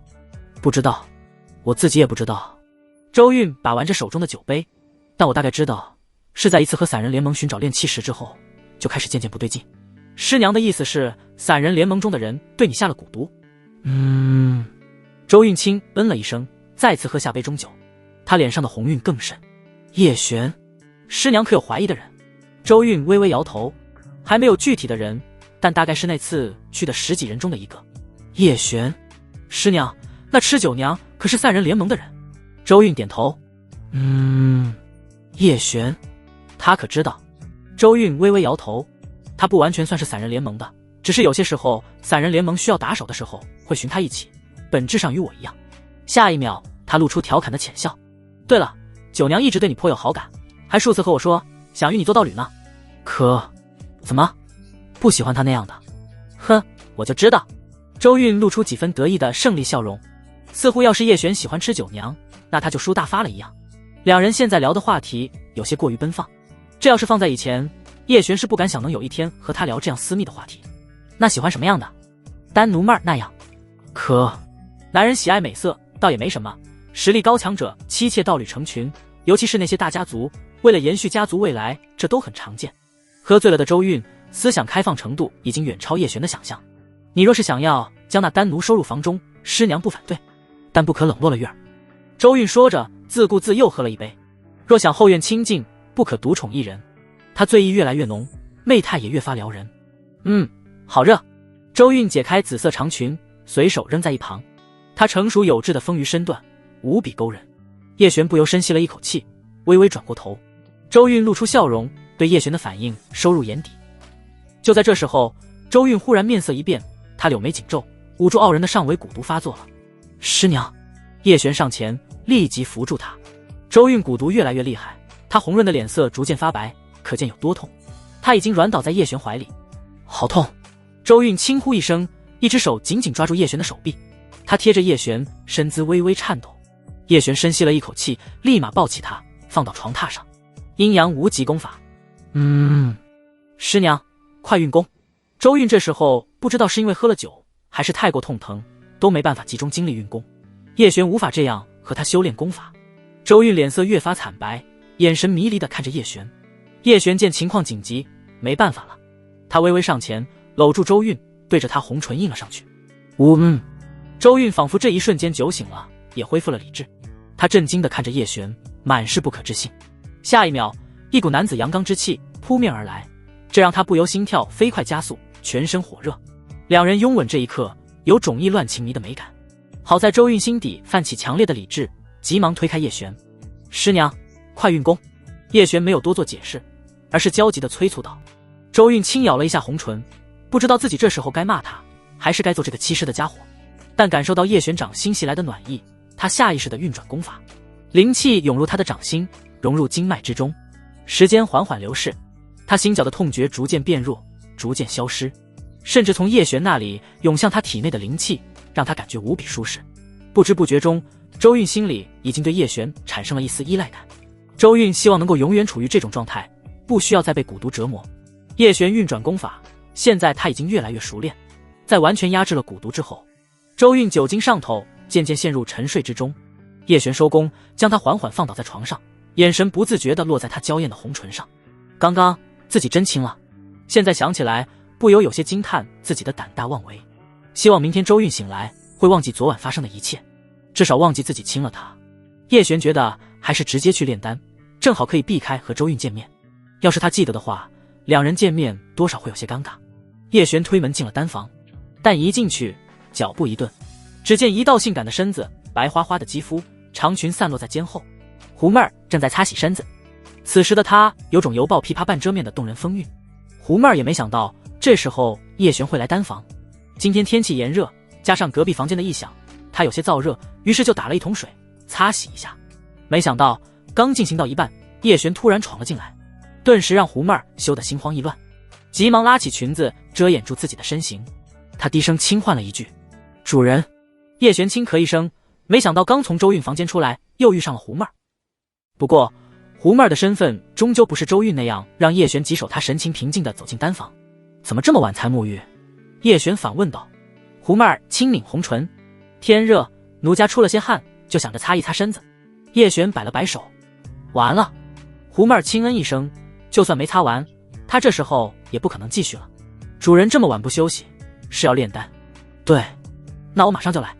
胡妹儿端着水盆快步走出丹房，没一会她便回到了丹房。现在她已经是能够稍微帮上一点忙。药材炼化并不是要压榨到极致，任何事情过犹不及，恰到好处才能够提取到最精华的药力。叶璇时不时会传授一些炼丹知识给胡妹儿。太初丹经里各种关于炼丹的精华、技巧、经验都已经深深刻在叶璇的脑海里。胡妹儿现在已经打开了炼丹世界里的新大门，她也不甘心只当一个花瓶丹奴，希望自己有一天能够自己也炼出一炉完美品质的丹药。胡妹儿就这段时间跟着叶璇炼丹，已经超出她以往对于炼丹的认知。她的心里对叶璇现在更多的是崇敬。叶璇往嘴里扔下一粒养神丹，开始炼丹。药材化作一道道流光进入丹炉。炼药是一个漫长的过程，从黑夜到白天，再到黑夜，丹房中的药香不由让人沉浸其中。这一炉丹药炼完，叶璇继续一边嗑药一边炼丹。当第二炉丹药炼完，他炼气7层的境界已经彻底稳固，估计过不了多久就要步入炼气8层。叶璇想要尝试炼制2品丹药，古灵丹，这起码需要2品中阶的炼丹实力才有可能炼制成功。但叶璇当初是买了2炉古灵丹的药材，古灵丹的药材不算太难，万宝阁是有的。叶璇想要尝试一下，若是还不行，就继续炼制养神丹，提升实力。妹儿，我要炼制新丹药，帮我护法。胡妹儿微微一惊，立即答应道：“是。”胡妹儿有些好奇地看着神情严肃的叶璇，不知道他要炼制什么丹药，但感觉肯定是很重要的丹药。只见叶璇连着嗑了好几颗丹药，他身上的气势大振，随着药材的炼化，丹炉嗡嗡作响，抖得厉害。胡妹儿不由皱起了眉头，这不是好的征兆，很有可能炼出一炉废丹。叶璇肯定越阶了，而且还是越了一个大阶。胡妹儿心生担忧，时刻关注着叶璇的情况。时间缓缓流逝，叶璇额头上冒出细密的汗水，他掌控灵气的右手微微颤抖。胡妹儿担忧地看着他。这时候已经是炼丹的关键时刻，当叶璇轻喝一声，丹炉重重摔在地上，炉盖弹开。这次丹炉里没有丹香了，失败了。叶璇第一次炼丹失败。胡妹儿急忙走向叶璇，下一秒她直接倒在了胡妹儿温软饱满的怀中。叶璇力竭晕倒前1秒，只闻到了一阵好闻的体香。胡妹儿见叶璇晕倒，心中不由一慌，紧紧抱住叶璇。叶璇感觉一阵气闷，快被闷死了。好在这时候在门外的周韵立即走了进来，她把住叶璇的经脉，在察觉他只是力竭导致的晕倒，皱起的眉头不由舒缓了一些。周韵这几日也没有出门，她醒来的时候就想起了自己喝醉了之后发生的事情，而且每一个细节都记得很清楚，包括叶璇陪她喝酒，自己说的一些过火的话，然后喝着酒他体内的蛊毒爆发，叶璇帮他压制蛊毒时自己无法运功，然后这小子就胆大妄为的亲。周韵每想到那个画面都不由全身发烫，有些情难自抑。他不知道自己为何连这种细节都记得如此清楚，是自己太久没可。周韵急忙收敛心神，他扶住叶璇运功渡气，随着时间缓缓流逝，周韵脸色逐渐变白，她有些支撑不住了。本来她就被蛊毒折磨的灵气空虚，她强行渡气给叶璇，对她来说就是雪上加霜。周韵的脸上冒出细密的汗水，她用力咬着红唇，鲜血缓缓沁出。一旁的胡妹儿看着干着急，她得修为还没办法帮上忙，只能祈祷两人都没事。好在叶璇缓缓醒来，睁开眼就看到了脸色惨白的周韵。周韵见叶璇醒来，也是长松了一口气。师娘，你没事吧？没事。周韵微微摆手，说着就要起身，但没等她起来，就直接跌倒在叶璇怀里。叶璇急忙扶住她，两人这属于是角色互换。周韵体内的毒在趁她虚弱的时候又发作了，这蛊毒还真是会找时机。叶璇急忙抱起她，前往卧房，放在床榻上。两人继续前几晚一样的解毒。叶璇给她喂了一颗养神丹。师娘。周韵缓缓恢复了意识，她皱着眉头，一脸痛苦。运功。周韵屏气凝神，灵气运转周天，一阵阵暖意通过叶璇的掌心流入周韵的经脉。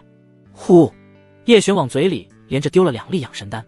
阴阳无极功法贯通融合两人的经脉，周韵的气息变得稳定了一些。但这次周韵体内的蛊毒闹得格外的凶，一时无法压制。叶璇皱着眉头，背上已经被汗水浸湿。要是之前，估计配合阴阳无极功也很难压制蛊毒。还好他的修为提升了不少，在养神丹的强大灵气的爆发下，总算是镇压住。随着时间的推移，周韵再次感受到了之前与叶璇双修时舒畅的暖意，这让他不可自控的有些心神荡漾。毕竟是双修功法，会让男女之间产生情愫，是再正常不过的事情。叶璇缓缓收功，长吐了一口气。周韵微闭着眼眸，也不由睁开。师娘，蛊毒压制住了吧？以后千万不要这样，救你比救我可难多了。叶璇感叹道。周韵柳眉微挑，关心道：你这次怎么会晕倒？之前炼丹都从未有这种情况。叶璇想自己试着炼一下古灵丹，有些高估自己了。周韵微微低头，越阶炼制古灵丹，叶璇都是为了自己。周韵不由心生愧疚，轻咬着红唇，叮嘱道：太危险，以后不要轻易尝试。师娘您放心，我有分寸。叶璇郑重的点头，随即道：对了师娘，蛊毒似乎是越来越厉害了，上次我帮您解毒还没这么强横。提起上次，周韵脑海里就自动浮现自己被亲的那个画面，她心跳加速，这事就像是两人之间独有的秘密。咚咚，门外响起敲门声。夫君，师娘还好吗？门外传来陆清雪清脆的声音。周韵顿时回过神，神情里闪过一丝慌张，仿佛丝会被正宫抓住的模样。他立即拉开和叶璇之间的距离，正襟危坐，保持着长辈的优雅端庄。进来吧，月儿。陆清月听到周韵的声音，推门走进屋内。他率先看了叶璇一眼，见他没事，心中也是松了一口气，随即看向周韵，发现师娘有些奇怪，神情中似乎有些慌张一样。不过陆清月没有多想。师娘，师前辈来了。九娘。是，正在庭院，他说找您有急事。快请进来。周韵话音未落。不用请了。话音未落，一道成熟丰腴的身形穿着修身黑裙，把她的身子勾勒得饱满有致，宛如一只雌豹。吃九娘以往英气锐利的眼神，这一刻多了一丝疲惫。她第一眼便是看到了叶璇，笑容也没有了以往的灿烂。叶璇也在啊。前辈。叶璇微微拱手。你和师娘聊，我和清月先去准备吃的。周韵微微颔首。随着叶璇和陆清月的离开，吃九娘笑容消失，眉头紧皱。怎么了？周韵感觉不妙，一向骁勇乐观的吃九娘居然露出这副愁容。吃九娘眼神落寞。我也中了。周韵惊讶道。怎么会？吃九娘，怪我轻敌了。周韵，那能确定是哪几个人吗？吃九娘眼眸露出杀光，最有可能的便是萧愁、萧峰他们那一伙人。周韵美眸微眯，可有依据？吃九娘，还记得前不久加入联盟的那个女炼丹师吗？她已经成了萧峰的道侣，除此之外，还有李正道的妻子也成了他们的附庸，还有联盟中其他有些姿色的女修，全都被胁迫为奴为婢。萧愁想要你做他的道侣，这毒大概率就是出自他手。同样的手段，其他人扛不住。周韵气的俏脸通红，握紧了拳头。一群卑鄙小人，龌龊无耻。那盟主可知道这事？吃九娘摇了摇头。盟主还在闭关，恐怕一无所知。周韵，照此下去，盟主可能也会有危险。吃九娘微微点头。毕竟散人联盟的盟主白青黄长得颇有姿色，风韵动人，而且实力强大。起初大家加入散人联盟，有不少人就是冲着盟主白青黄去的。按照萧愁和萧峰兄弟等人现在的情况，对盟主云白青黄下手也是迟早的事情。你现在可还好？吃酒娘关心地看着周韵。还好，不过多亏了叶璇。周韵神情复杂地说道。叶璇？吃酒娘露出惊讶的神情。他能够暂时帮我压制蛊毒，这是好消息。对了，他知道你中蛊毒了。你这徒弟倒是不简单。吃酒娘眼神带着一丝思忖，随即道：那他能也帮我吧？这一刻，周韵心里冒出不太想把叶璇分享出去的想法。可以，只不过你能接受吗？你都能接受，我有什么不能接受的？等等，是双修。吃酒娘眼神冒起了一丝兴奋。周韵，自己好像不该告诉他这个秘密的。但吃酒娘若是真的也中了蛊毒，那不告诉他也不行，总不能见死不救吧。不管怎么说，吃酒娘也是为了帮他查出背后下毒的真凶，这才自己中了招。这要是不救他，那就太不厚道，竟然还有这等双修功法。消愁那些混蛋肯定想不到我们会寻到压制蛊毒的办法，他恐怕现在在等你上门去求他做道侣。吃酒娘说着，不由露出调侃笑容。周韵，哼，那萧峰也在等着你去求他呢。吃酒娘红唇微微勾起。我才不去求他，我要去求你的好徒儿，与他双修解毒。周韵，他这时候心情复杂，有种自己宝贝要被人抢走的感觉。但下一秒，吃酒娘脸色一变，直勾勾地看着周韵。这么看我做什么？周韵被他看得浑身不自在。你说叶璇帮你压制了蛊毒，那就是说你已经和你的乖徒儿双修过了。吃酒娘发现了盲点。这一刻，周韵恨不得没见过他，自己就不该告诉他这个秘密。双修了又如何？周韵一脸正色地说道。吃酒娘轻啧一声，好呀周韵，兔子专吃窝边草，吃的还是自家徒儿。周韵有些破功了，没好气道，就是正经的双修而已，又没做其他的。他说完这话，就想起了那一晚被叶璇亲的画面。真没做其他的？吃酒娘一脸意味深长的笑容。爱信不信。周韵说着，干脆打作闭眼，不看他。吃酒娘见他如此，也就不再继续打趣，转而道：我去找你徒弟，借他用用，咱们得收拾萧愁、萧峰那些混蛋。周韵睁开眼眸，神情凝重道：现在还不能轻举妄动，璇儿的实力并不是他们的对手。萧愁炼气9层巅峰，萧峰炼气9层，还有其他不少炼气后期的帮手。自己这边，周韵已经不及以前一半的实力。吃酒娘现在中毒不深，还有不错的战斗力，但长此以往，实力肯定也会大幅下降。除了叶璇，还要一个人，盟主白青黄。周韵认真思索着说道：我还是不希望把璇儿牵扯进来。叶璇现在正常发展下去，会有一个不错的未来，如果参与进来，一个不慎，可能生死道消。周韵，你还是太小瞧你这徒儿了。再说，叶璇要是知道你这师娘被人算计，他会袖手旁观吗？萧愁那伙人会轻易放过你我吗？到最后，叶璇还不是要被牵扯进来？与其到时候他一无所知，不如我们提前谋划。吃酒娘看起来是个胸大无脑的女打手，但其实心思细腻，有勇有谋。周韵也就是关心则乱，生怕叶璇牵扯进来发生意外。他一心想着叶璇与陆清月早日生子，能够传承师门道统。虽然师门那几个功法也没有什么太值得传承的，但他心里始终有这么一个执念。陆清月还隐晦地和他说过怀孕生子的事情，他有些担忧，怕自己不行。周韵也是哭笑不得，这才多久？正常来说也得2-3个月才能瞧见端倪。但周韵心里也被埋下了担心的种子。陆清月身子窈窕，不是能生的体态，倒是胡妹儿，那惊人的上围，还有那饱满的桃臀，一看就是好生养的。叶璇和陆清月出了房间，陆清月去准备吃的，叶璇坐在院子里看着花草药材。胡妹儿在这里种了一些药材，她打理得很好，长势都挺不错。妹儿，来给我按按头。胡妹儿脸上带着一丝局促走了过来。我不太会。没事，你试着按一下。叶璇说着，微微闭上了眼睛。胡妹儿玉指白皙修长，她手轻轻按在叶璇的头上。主人，这样可以吗？不错。胡妹儿手上的力度掌握得很不错，她身上似乎有着天生照顾人的天赋。她身子柔软饱满，轻轻靠着叶璇的后背。因为座椅靠背不高，胡妹儿就拖着她的后脑勺靠着她身上，这高度刚好在她饱满的上围。胡妹儿动作微微一僵，她刚开始也没想那么多，但是这时候想要推开叶璇就有些不好意思了。这就是请神容易送神难啊。叶璇这时候就好像睡着了一样，任由他轻轻按着。胡妹儿俏脸羞红的继续按着。好在这时候，吃酒娘从周韵的房间走了出来。叶璇，过来一下。胡妹儿急忙俯下身，轻声道：“主人，那位前辈叫您。”叶璇微微睁开眼，心里暗叹了一口气，自己这才刚开始享受呢，无奈起身走向吃酒娘。吃酒娘看着叶璇调侃道：“臭小子，挺会享受，那姑娘倒是有一副好生养的身子。”叶璇轻咳一声：“前辈你也不差。”吃酒娘柳眉轻挑：“那自然，本夫人臀比肩宽，生子无忧。”看得出来她对自己身材很有自信。叶璇笑了笑，有些佩服吃酒娘的大胆直爽。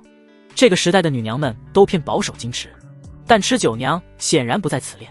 不准偷看哦！吃酒娘带着笑意，扭着比肩宽的桃臀走在前面。叶璇没想到刚刚才看了一眼就被她识破了心思，她是懂男人的。两人前后走进屋内，周韵示意叶璇坐下。叶璇看着神情凝重的周韵，加上一旁的吃酒娘收起笑容，他知道两人肯定是有重要的事情和他说。璇儿，酒娘她也中了蛊毒。周韵说完，叶璇不由惊疑地看向吃酒娘，前辈怎么也会中？可知道下蛊之人是散人联盟里的几个无耻下作之辈？吃酒娘气哼哼地说道，她那饱满的上围不由上下起伏。叶璇皱起眉头，散人联盟。吃酒娘咬着银牙，散人联盟的两名副盟主萧愁、萧峰兄弟两人。叶璇目露杀气，两个副盟主，他们实力如何？吃酒娘有些无力道，萧愁已经是炼气9层巅峰境界，离筑基境界可能只有一步之遥。萧峰也是炼气9层，两人手下还有近10位炼气后期的心腹。叶璇听到这里不由皱起了眉头，他看向周韵还有吃酒娘，两人都已经中了蛊毒。陆清月实力薄弱，胡妹儿更弱，严格说起来也就只有自己一人，加上中毒上轻的吃酒娘，现在若是和对方硬碰硬肯定行不通。他们对师娘和前辈下蛊毒是为了什么？叶璇记得吃酒娘和周韵在散人联盟里也算是排得上号的女修，为权为色，吃酒娘直言不讳。叶璇思忖着道，那盟主呢？是不知道这事，还是他们的同伙默许他们这么做？吃酒娘盟主在闭关修炼，估计还被蒙在鼓里，等到他出关之时，恐怕整个散人联盟都被掌握在那几个人渣手中。已经有好几个女修被他们下蛊毒之后，在他们威逼利诱之下彻底沦为玩物。如果没有自己帮周韵压制蛊毒，那师娘也将凶多吉少。想到周韵要是成为其他男人的玩物，叶璇有些无法接受。他深吸了一口气，一定得弄死这一群败类。以周韵和吃酒娘的姿色，那群家伙肯定不会放过他们的。那双方如果不妥协，那就必有一方得生死道消。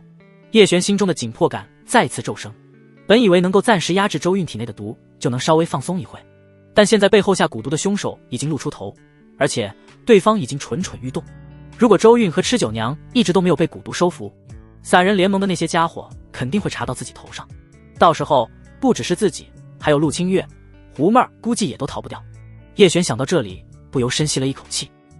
早些炼制出蛊灵丹，就少一分危险，能够让周韵和吃酒娘恢复实力，那就更好了。但最重要的还是要提升自己的实力。叶璇心中筹划一番，师娘、吃前辈，这是养神丹，你们先收下，我还得继续去炼丹。若是你们蛊毒发作，难以压制，就来炼丹房找我。散人联盟那边暂时就不必去了。周韵和吃酒娘两人都微微点头。若一定要出门，遇到危急情况，可去万宝阁找玉玲珑执事。吃酒娘看着运筹帷幄的叶璇，不由露出欣赏的眼神。那晚辈先去炼丹了。叶璇离开房间，吃酒娘看着叶璇的背影，不由和周韵轻声道：“你家璇儿已长成了呀。”周韵，吃酒娘接着道：“韵儿，我要是真成了你家叶璇的道侣，你不会生气吧？”周韵直接给了他一个白眼，没好气道：“只要璇儿愿意要你，我不反对。”吃酒娘顿时美眸发亮，这可是你说的，不能反悔。周韵已经想反悔了。吃酒娘的性格就是敢爱敢恨，她真决定了要做的事情，别人拦不住。她本来还有点担心周韵不同意，现在这个绊脚石也没了，她还怕什么？加上还有双修压制蛊毒的机会，说不定她真会成了自己的突袭。周韵想到被吃酒娘叫师娘，她人已经有些妈了。与此同时，叶璇和陆清月说了几句夫妻间的悄悄话。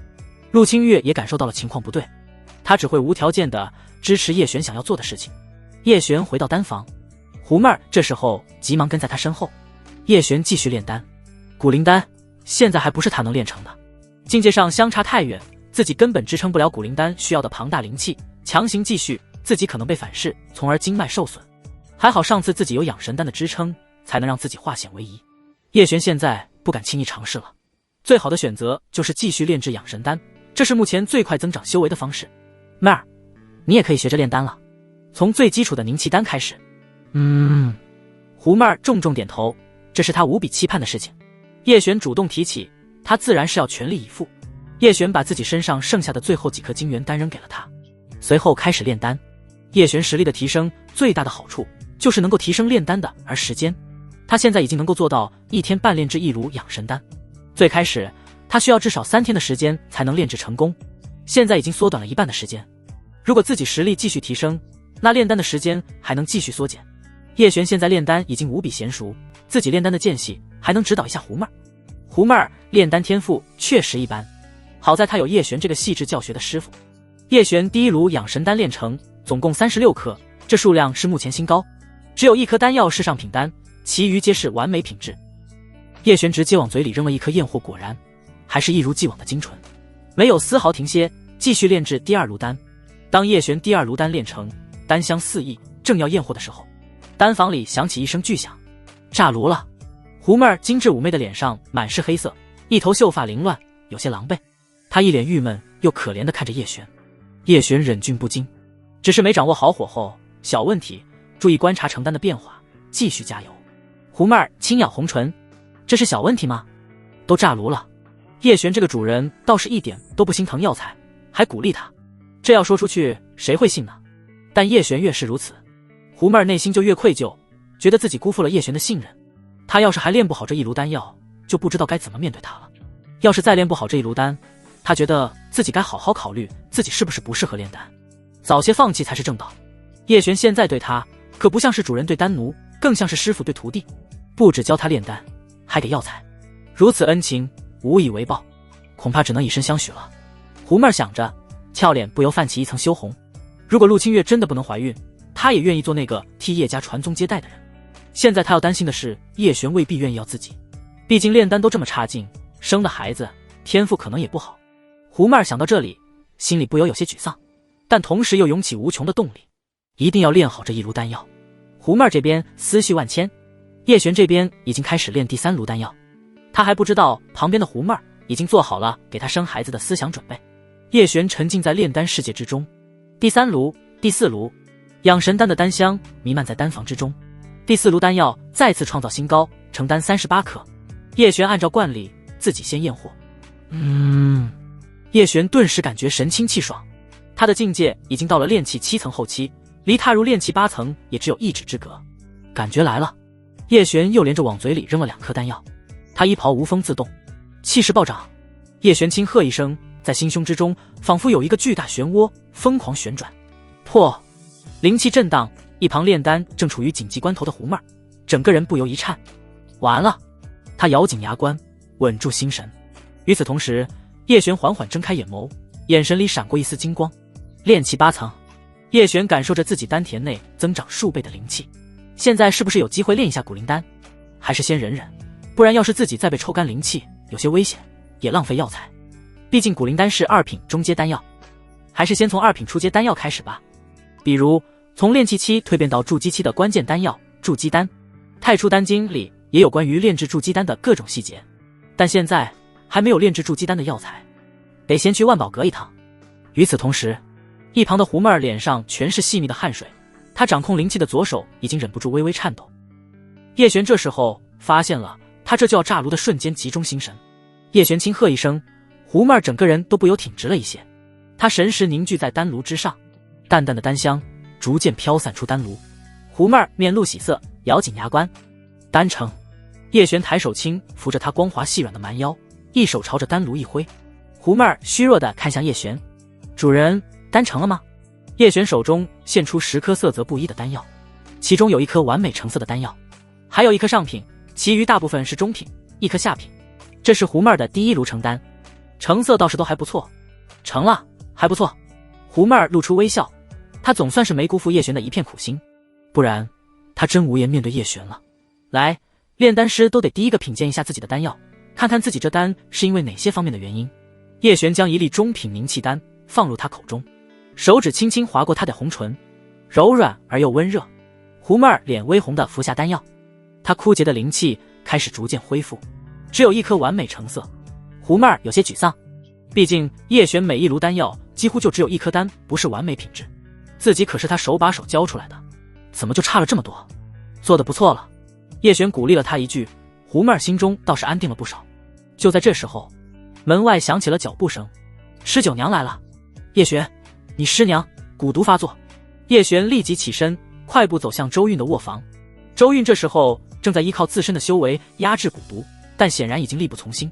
叶璇熟忍地上了周韵的床，握住她的双手，两人掌心相对，阴阳无极功瞬间运转，一蓝一红两道灵气相互交融，在经脉中周天运转。随着时间的推移，周韵的神情顿时轻松了不少。不得不说，这阴阳无极功的强大。一旁的蚩九娘不由露出惊讶的神情，她其实这几天体内的蛊毒也有发作的迹象，只是她现在实力还能够压制蛊毒，但周韵靠自己已经很难压制蛊毒，只有叶璇才能帮她。周韵每一次在和叶璇双修完之后，境界不仅稳固了，甚至还隐隐有些提升。一夜时间过去，周韵蛊毒被彻底压制。她这时候看到叶璇脸上的汗水，心中不由有些愧疚，自己做师娘的居然靠着徒弟搭救。璇儿，你累了吧？周韵语气温柔地问了一句。叶璇露出笑容，摇了摇头，不累，您别担心。蚩九娘这时候也从打坐中回过神，她眼神停留在叶璇身上，不由露出惊讶之色。叶璇，你的修为到炼气8层了，这修为上升的速度有些超出他的认知，但叶璇越强，对他们来说是好事情。周韵听闻，眼眸里也露出一丝惊讶。他现在是炼气7层，哪里看得出叶璇的修为如何？是炼丹加上和师娘修炼，所以修为提升的比较快。阴阳无极功不仅可以帮周韵压制蛊毒，同时也会让叶璇修为提升，这是一举两得的事情。这功法倒是玄奥。蚩九娘这时候很是心动，她也很想和叶璇修炼，只是自己的蛊毒还能够压制住。师娘，蚩前辈，我去一趟万宝阁，你们可有什么需要的东西？没有。周韵摇了摇头。蚩九娘思忖片刻，我就在这陪你师娘吧。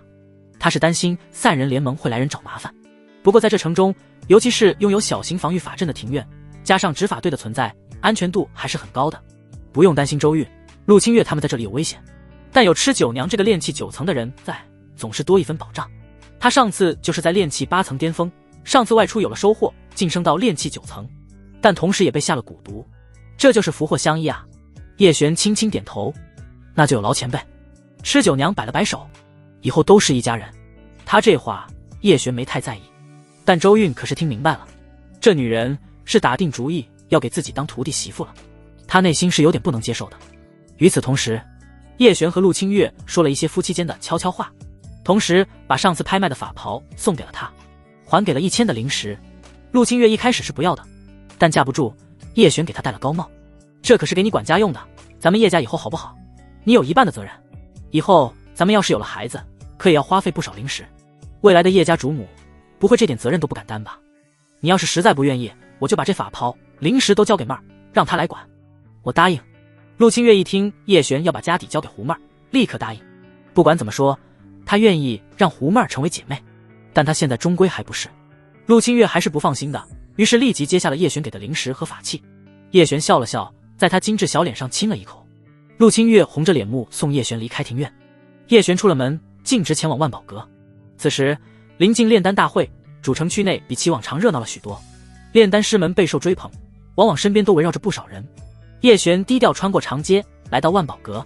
万宝阁比起往常也多了许多人，不少炼丹师来这里采购炼丹药材，为了炼丹大会的比试做练习。同时，万宝阁最近推出特制的完美品质养神丹，在陆家2少还有以高价购买了的城主女儿宣传之下，名扬黑石城。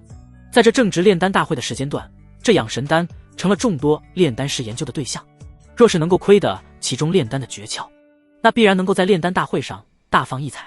不过也有不少人担心，这炼丹之人会参加这次的炼丹大会，这肯定是个强劲的对手，能够炼出这等品质的养神丹，那至少得是2品炼丹师。不过据万宝阁内部之人传出的消息，炼丹的前辈已经过了参赛的年龄，一众炼丹师也就长松了一口气，这下就彻底不耽误他们吹捧这款完美养神丹。叶璇这时候还不知道自己已经被众多炼丹师们吹捧为完美炼丹师，这背后自然是少不了万宝阁的玉玲珑推波助澜，帮着宣传。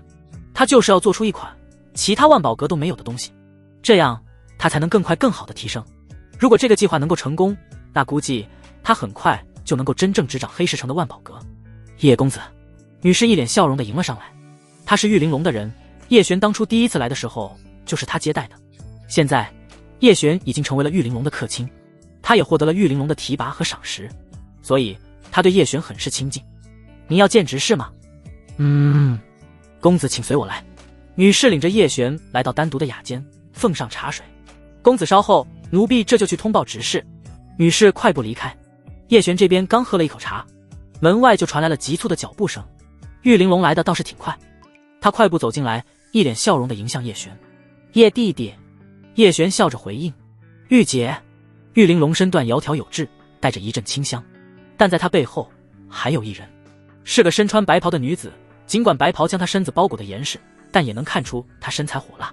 她体态修长，一双长腿分外惹人注目，眉目之间带着几分英气，一双眸子带着几分好奇地看着叶璇。她有些惊疑地看向玉玲珑。玉执事，你不是说那位炼丹师年纪已过60，居然这么年轻？难道是用了驻颜丹？倒也不是没有可能，毕竟炼丹师们什么稀奇古怪的丹都能捣鼓出来。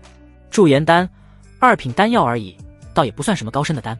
能炼丹的是我家弟弟的师尊，不过我叶璇弟弟也能炼出此丹，只是不如他师尊那么高效熟稔罢了。玉玲珑微笑着说道。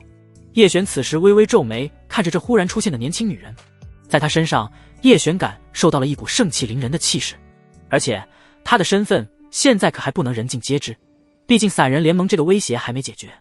叶璇的事事小心，防备地看着女子。这位是……玉玲珑见叶璇神情，就知道他已经心生不悦，立即解释道：弟弟勿急，这位是咱们城主的女儿落雪，她对你师徒炼制的养神丹颇有兴趣，想要见你一面，我就斗胆做主，引荐2位认识一下。玉玲珑也是好心，让叶璇扩充人脉，能够结识落雪，那也相当于有了强大的庇护，这也避免叶璇发生意外。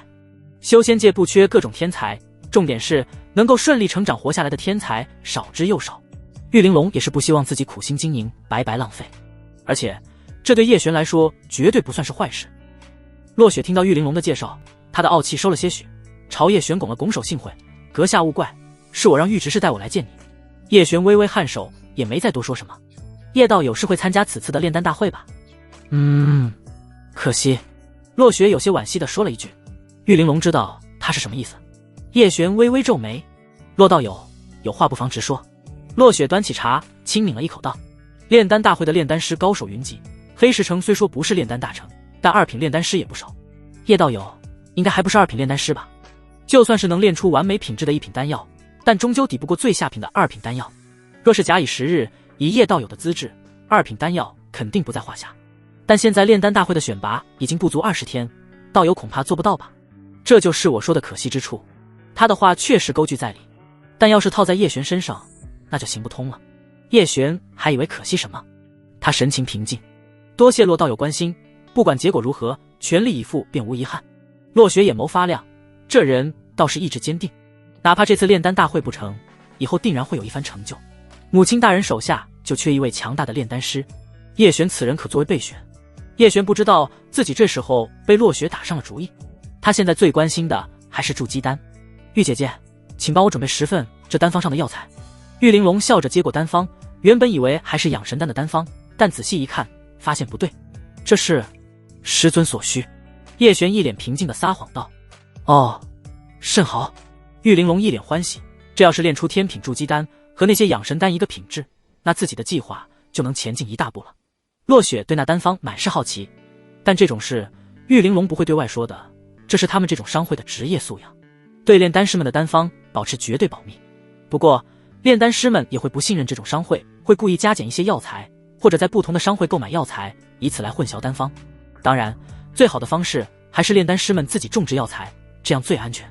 在等药材的时候，落雪有事先离开了。叶璇见没了外人，不由问道：玉姐姐可知道散人联盟？知道，弟弟有何事？散人联盟的盟主现在是谁？白青黄，弟弟找他。可听闻这位盟主长得颇有姿色，你可真是色胆包天。玉执事不由笑着给了个白眼。那丹奴还不够你消遣的，快收了那心思。白青黄实力强大，可不是普通人可以染指的。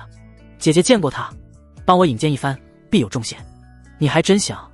叶璇本来就是随口一问，没想到玉玲珑还真认识。不过叶璇自然不是为了美色要见那女盟主，但那位女盟主估计还在闭关，现在是见不上。叶璇现在主要任务尝试炼制2品丹，以及为了日后晋升的筑基丹。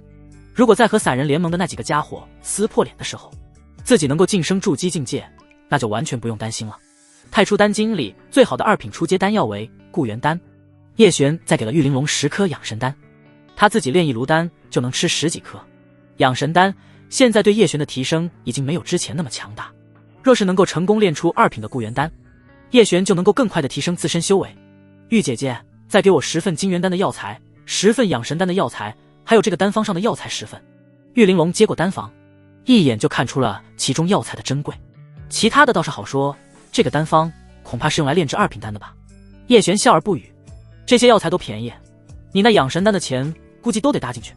有劳玉姐姐。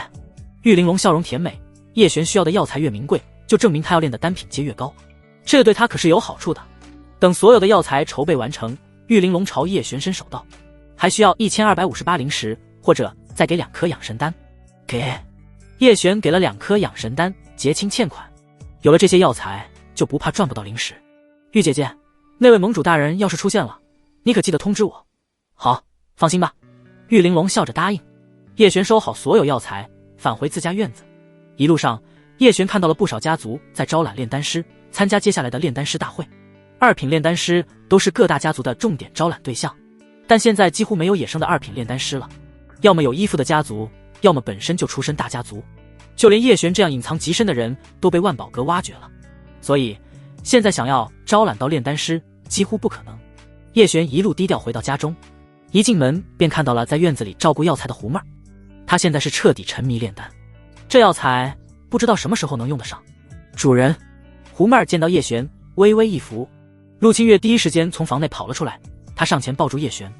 夫君。叶璇笑着道，娘子修炼的如何了？陆清月兴奋道，人家马上就快炼气5层了。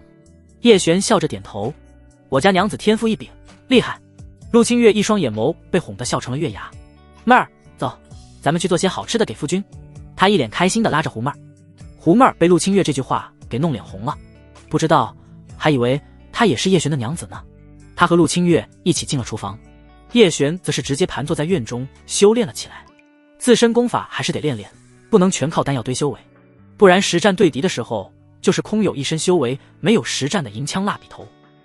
主要是系统也没给自己奖励杀敌功法，除了9变妖点，算是半个对敌功法。自己激活的第1变狐变也只是强化了自身肉体，还有制造幻境的能力。叶璇现在自身最强的杀敌功法就是师门传承的霹雳刀法，此刀法带着几分霸道，动如迅雷，狂暴无比，力求在最短的时间击溃对手。叶璇现在施展起来倒是威势惊人。等他练完刀法，发现吃酒娘坐在屋顶带着笑容看着他，评价了一句，刀法不错。吃酒娘一双丰腴美腿搭在一起，带着几分性感，那随风飘舞的青丝长发则显得有几分自由野性。他身为猎妖人，身经百战，战斗经验丰富。吃前辈，我鲜少与人对敌，想与你试试。好啊。吃酒娘是个好战分子，对于叶璇这小郎君的妖战，他自然想要展示一番自己的特长。他手腕一翻，一把长刀握在手中，下一秒叶璇主动出击，刀如迅雷。吃酒娘柳眉微挑，他不退反进，长刀横扫，刀刚撕裂空气，发出刺耳尖啸，与叶璇的雷刃轰然相撞。两人你来我往，缠斗在一起，一时间不分伯仲。缠斗间，吃酒娘突然旋身，裙摆扫过他膝盖，叶璇微微气喘，重心不稳向前倾倒，却被他用刀背抵住胸口。两人近得能看清彼此睫毛，他垂眸望着他因剧烈喘息起伏的胸膛，嘴角勾起一抹坏笑。原来璇儿的实战就是往我怀里扑。话音未落，刀尖已挑断了叶璇衣袍腰间的系带。这是赤果果的调戏啊！叶璇知道自己现在不是他的对手，两人实战经验差的有些多，不过这样正好，叶璇能够快速提升自己的实战。再来，叶璇这次没有那么鲁莽的进攻，而是保持着谨慎。改变思路的叶璇依旧没有对吃酒娘造成什么影响，不过吃酒娘感受到了叶璇在他一次次调戏下变强了。呼，他微微气喘，饱满的上围不由快速起伏。他毕竟体内还有着蛊毒，不能全力和叶璇对战。叶璇知道他的情况，立即收手。前辈，没事吧？没事。吃酒娘摆了摆手。夫君，吃前辈，吃晚饭吧。陆清月满脸笑容的招呼道。我去叫师娘。不用了。周韵这时候已经从自己房中走了出来。刚刚叶璇和吃酒娘切磋的时候，他就已经收工，而且一直注意着叶璇的对敌刀法。他发现叶璇改变了许多，可以说是脱胎换骨，但刀法却没有太大的长进。不过在与吃酒娘的对战中，他的刀法又肉眼可见的变强了。他心中很是欣慰。师娘，今晚咱们在院里吃吧。陆清月一脸欢喜的拉着苏韵说道。周韵微微颔首。胡妹儿端来饭菜，摆好桌椅，五人坐在院中。周韵此时不由有些感慨，从叶璇和陆清月成亲之后，一切都变了。他们搬离了那灵气稀薄的老巷子，来到了这灵气相对充足的小院。最重要的是，陆清月体内的毒得以解决，自己的蛊毒也有了头绪。这一切都因为叶璇。不知不觉中，叶璇在他心中已经占了极重的分量。吃吧。等等，今日气氛不错，要不要饮酒？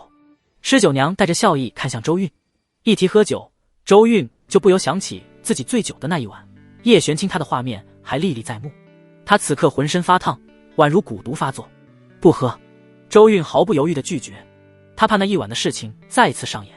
吃酒娘一脸狐疑地看着周韵，居然不喝酒了，不对劲。周韵表面淡然，心里有些慌张。快吃饭，哪那么多废话？吃酒娘不由对她有些怀疑，是不是喝酒做了什么见不得人的事情？罢了罢了，吃完饭修炼才是正事。吃酒娘带着笑意说道。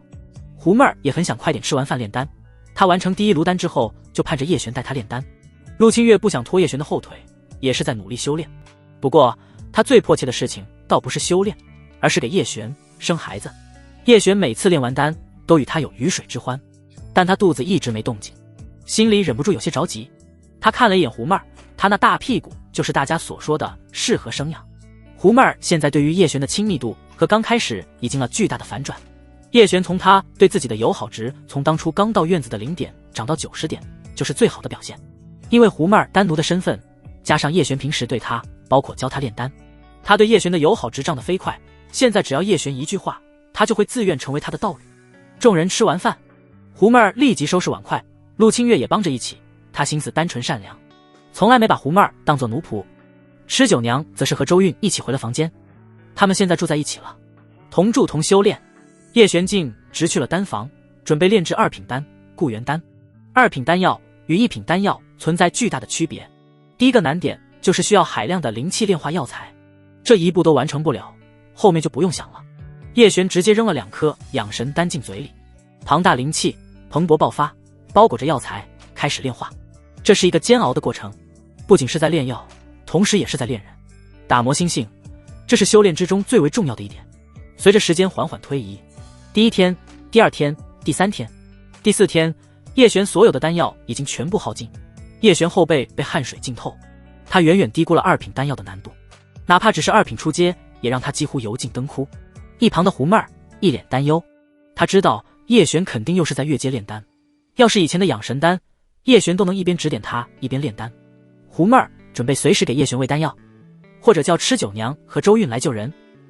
叶璇掌控灵气的左手已经开始颤抖，丹炉也在震动，丹炉表面的饕餮纹镜渗出丝丝血线，轰隆声震的檀木药架上的玉瓶叮当作响。就在丹炉震颤达到顶点的刹那，一声巨响刺破满是焦灼，紫金色的丹光如旭日东升，轰然冲开炉盖，9颗流转着灵光的幻骨丹腾空而起，在空中画出绚丽的轨迹，丹香四溢，让丹房里的胡妹儿神清气爽。然而这璀璨的一幕却成了叶璇眼前最后的景象。耗尽最后一丝灵力的他再也支撑不住身体，眼前骤然一黑，如同断线的风筝般直直栽倒在地。重重的闷响惊得胡妹儿手中的丹瓶啪嗒坠地，他慌忙冲上前，只见叶璇面色苍白如纸，冷汗顺着下颌不断滴落，染湿了青石板，昏迷前紧攥的掌心还留着几道被丹火灼伤的焦痕。主人！胡妹儿无比焦急地呼唤着，他急忙把叶璇平时赏给他的丹药全部喂给叶璇，但叶璇已经眼眸紧闭，脉搏变得虚弱。他这时候看到丹炉中漂浮的红色丹药，透露着妖冶的红芒，但这些丹成色绝佳，必然是好丹。胡妹儿顾不得许多，急忙取下1颗丹药放入叶璇口中。丹药入口即化，一股无比强大的灵气在叶璇丹田内猛然爆发，他全身经脉仿佛要炸开一般，心跳急速跳动。叶璇蓦然睁开眼眸，他眼中闪过一道妖艳的红光。主人。狐妹儿见叶璇醒来，惊喜地喊了一句。叶璇眼神带着一丝凶光，看着面前妩媚身材勾人的狐妹儿，他的眼神和平时完全不一样，仿佛入魔了一般。这让狐妹儿想起以前他父亲说过炼丹师炼丹入魔的情况。叶璇现在就很像入魔。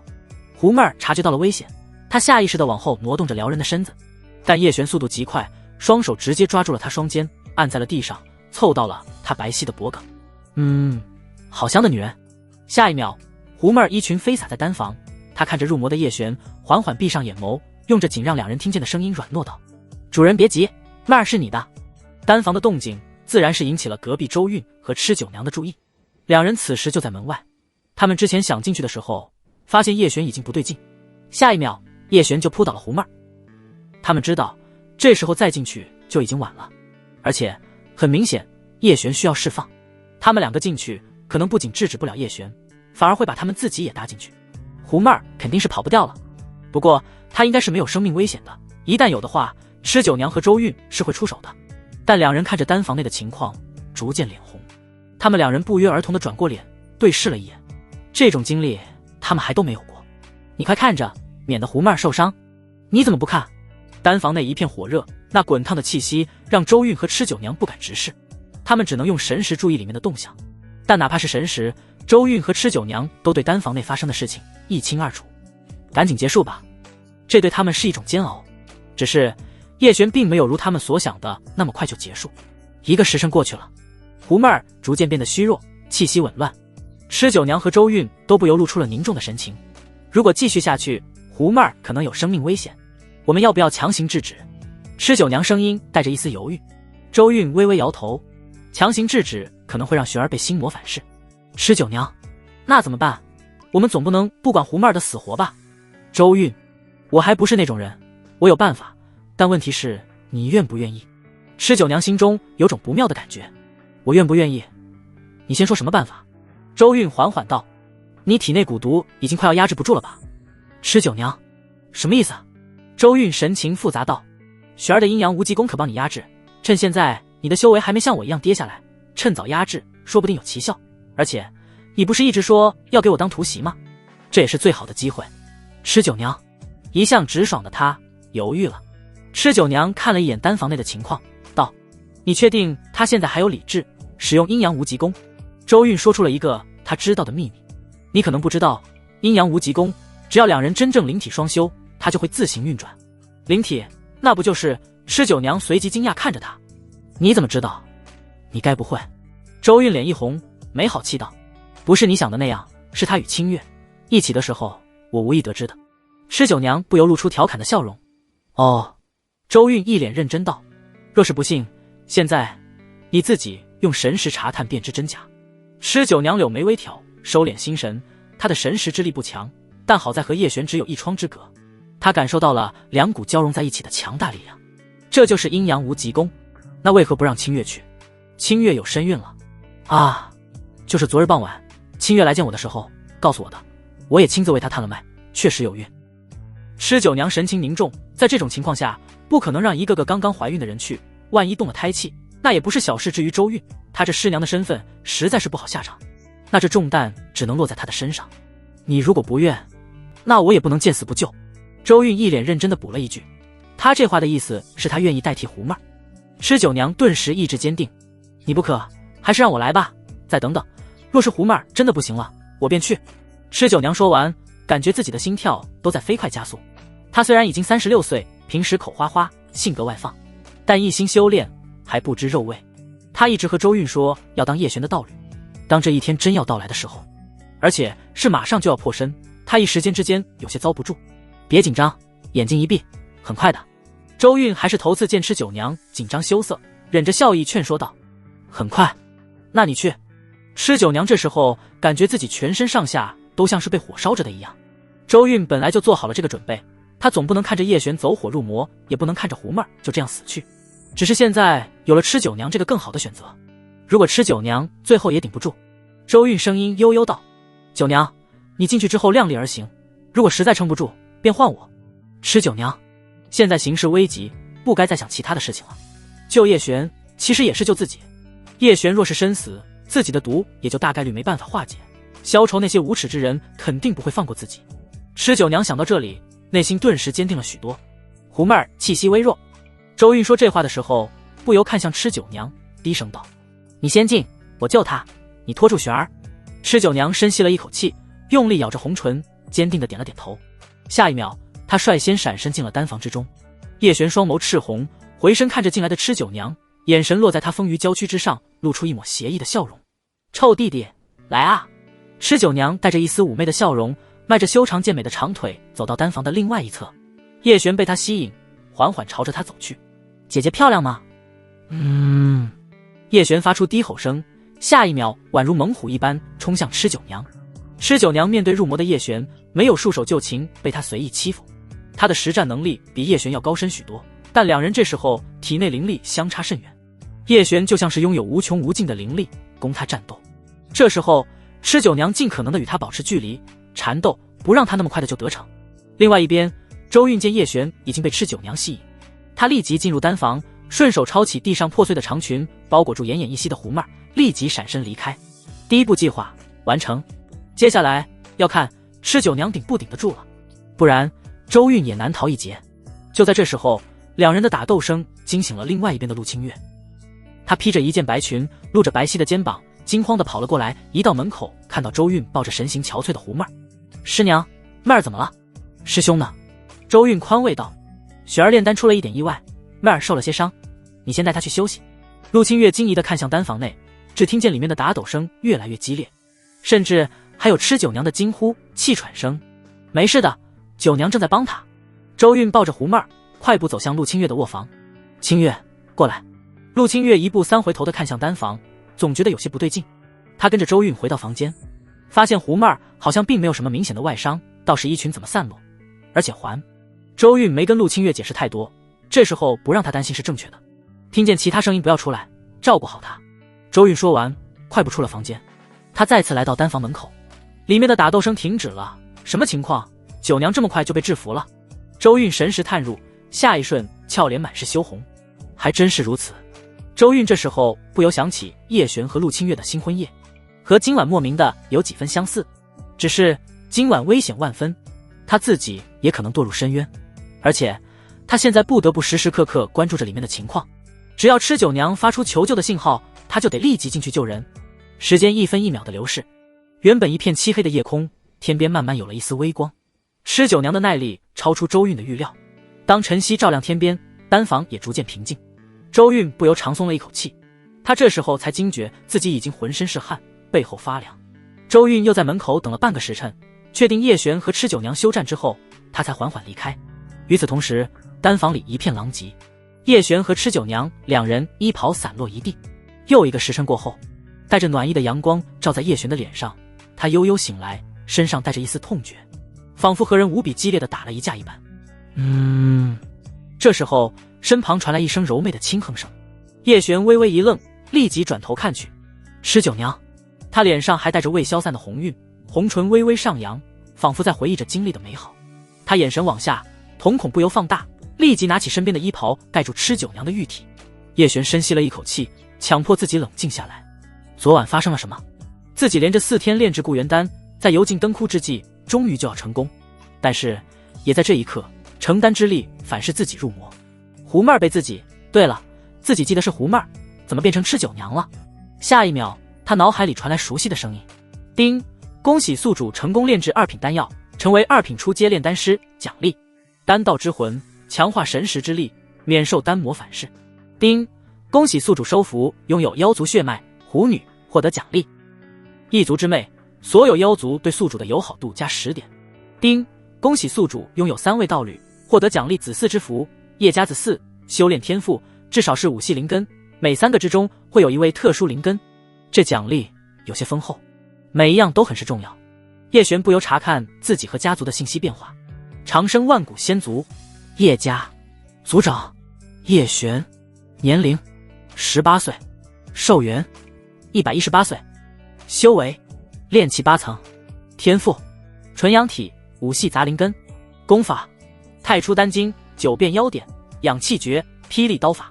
职业2品初阶炼丹师。妻妾道侣：陆清月，炼气4层；吃九娘，炼气9层；狐妹儿，炼气3层。子嗣5，红颜知己5，奴仆狐妹儿，丹奴。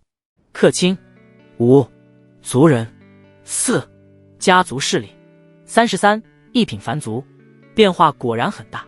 不过叶璇心中还有些疑惑，吃九娘和狐妹儿就成了自己妻妾道侣中的一员。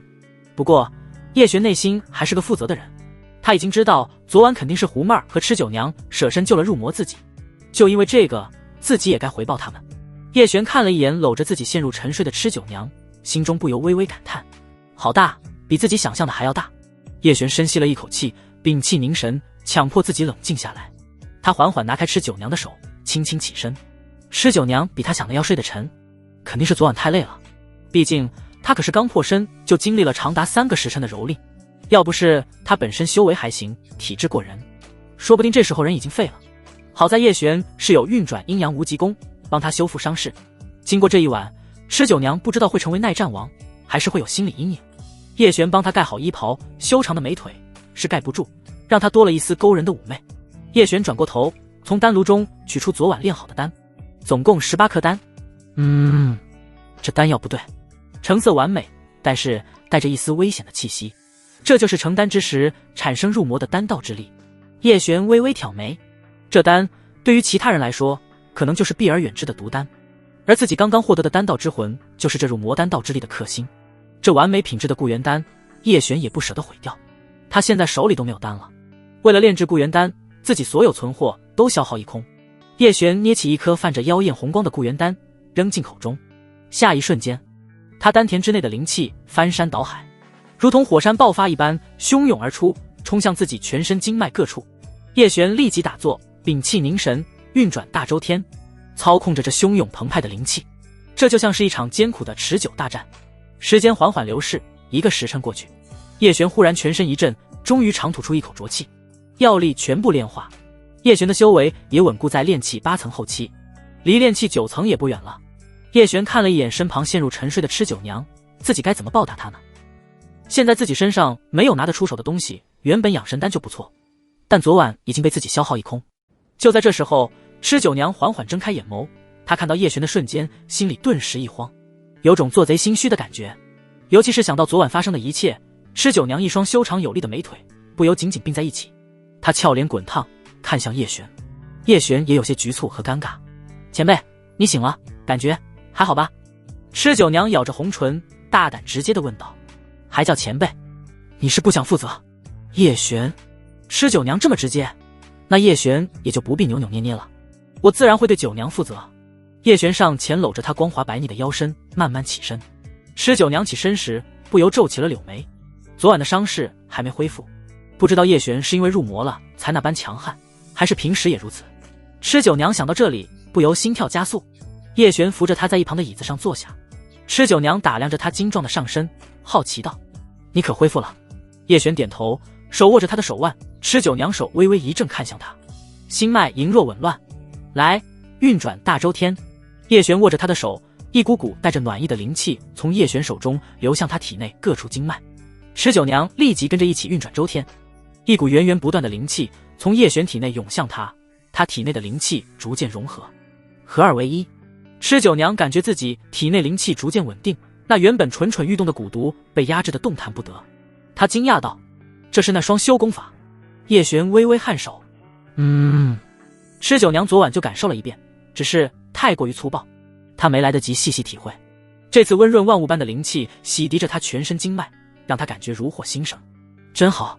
吃九娘有些后悔自己现在才体会到双修功法的好处，要是早些和叶璇开始就好了，害自己浪费了这么多的时间。吃九娘感觉到自身的灵气在缓缓的增长，这速度比起自己平时修炼要强上数倍。叶璇是个大宝贝啊。吃九娘看叶璇的眼神变得越发温柔和喜爱。你累吗？吃九娘想到昨晚叶璇入魔一夜没休息，现在又与自己修炼，帮助调理经脉，不由担心。叶璇不累，双修乃是道侣之间增进感情、修为一举两得的美事，怎么会累？吃九娘听他说道侣，整个人身体开始发热。两人虽说已经有过最亲密的接触，但毕竟昨晚情况特殊，两人都没有太多情感上的投入。不过两人在这么的短时间内，关系倒是拉近了不少。时间缓缓流逝，吃酒娘在双休中不仅身体全部恢复，实力还得到了一丝提升。叶璇缓缓收工，眼神不经意落在她半遮半掩的成熟性感的身子上，丰腴健美的娇躯显得别有一番野性的魅力。吃酒娘感受到了叶璇的目光，不由轻咳一声：“你觉得如何？”叶璇微微一愣：“什么如何？”吃酒娘：“我身子如何？”叶璇被他如此直接的问题问得一愣，随即一脸认真而又坦诚道：“很好，每一处都恰到好处，肉也都长在该长的地方。就是什么？”吃酒娘不由好奇问道：“就是踢人有些痛。”叶璇还记得自己昨晚被他踢了一脚。吃酒娘一双美腿修长有力，她与叶璇近身缠斗时，双腿缠住腰身，力量惊人，仿佛磁暴一般，几次把叶璇掀翻在地。要不是叶璇入魔，拥有着源源不断的灵气和免疫痛觉，他近身肉搏都不是吃酒娘的对手。吃酒娘红唇微微上扬：“昨晚可是你先欺负我的。对了，妹儿如何了？”吃酒娘想起和自己经历一样的胡妹儿，她离开单房之后可没有叶璇帮她双修疗伤，还不知道。叶璇微微摇头：“那快去看她，等一下，我换一下衣服。”吃酒娘说完，从自己食指那戒上取出一套紫色修身长裙，她没避讳叶璇，也没让他转过去，这算是真把叶璇当自己夫君了。吃酒娘身姿曲线撩人，叶璇还是自觉的微微转过头。吃酒娘看着他，不由微微一笑。她穿上紫色长裙，身段成熟有致，颇有女人味。这还是叶璇第一次看到她穿不是黑色的裙子，别有一番韵味。好了，吃酒娘说着走向叶璇，两人一起离开单房。在你和清月的房间里，吃酒娘轻声提醒道。她神识查探到了房间里两道气息。叶璇快步来到房门前，刚推门进去就看到了坐在床边的陆清月，胡妹儿躺在床上，脸色苍白。夫君。陆清月惊喜地看着进来的叶璇，她上前抱住叶璇：“夫君，你没事吧？”“没事。”“妹儿如何了？”她气息羸弱，还一直在说梦话。叶璇来到胡妹儿的身边，手指搭在她的脉搏上，随即松了一口气：“没什么大事，只是体内的灵气被消耗一空，加上被入魔的叶璇欺负了一番，但没受什么伤。使用阴阳无极功法帮他护住心脉，稳定丹田，便没什么大碍。”陆清月和吃酒娘见叶璇上了床榻，运功帮胡妹儿疗伤，两女下意识地对视一眼，随后颇有默契地一起悄悄离开房间。门外院子里，吃酒娘和陆清月一时间安静了下来。陆清月还不知道具体发生了什么，周韵之前来了一趟，说了大概情况。叶璇炼丹入魔，是胡妹儿和吃酒娘帮了他。谢谢吃前辈。陆清月柔声说道。不客气。吃酒娘这时候莫名的有些心虚，就是小妾见到正宫时忍不住的心虚。前辈，你能告诉我到底发生了什么吗？陆清月还是想知道叶璇昨晚经历了什么。吃酒娘想起昨晚，脸上忍不住泛起红晕。昨晚叶璇炼丹入魔，先是胡妹儿，你师娘和我担心胡妹儿气息微弱，可能有危险，你师娘说你已经有孕在身，没办法，只能我去帮她。吃酒娘把昨晚发生的事情说了一遍。陆清月神情逐渐变得惊讶。那吃前辈你也……吃酒娘俏脸发烫的点了点头。陆清月上前握住吃酒娘的手：“多谢前辈救了夫君。”吃酒娘微微摇头：“他也帮我压制了体内的蛊毒。”陆清月轻声道：“前辈若是不嫌弃，以后我就叫你姐姐吧。”吃酒娘微微一愣，陆清月这是承认自己身份的意思？这姐姐是不想与夫君结为道侣吗？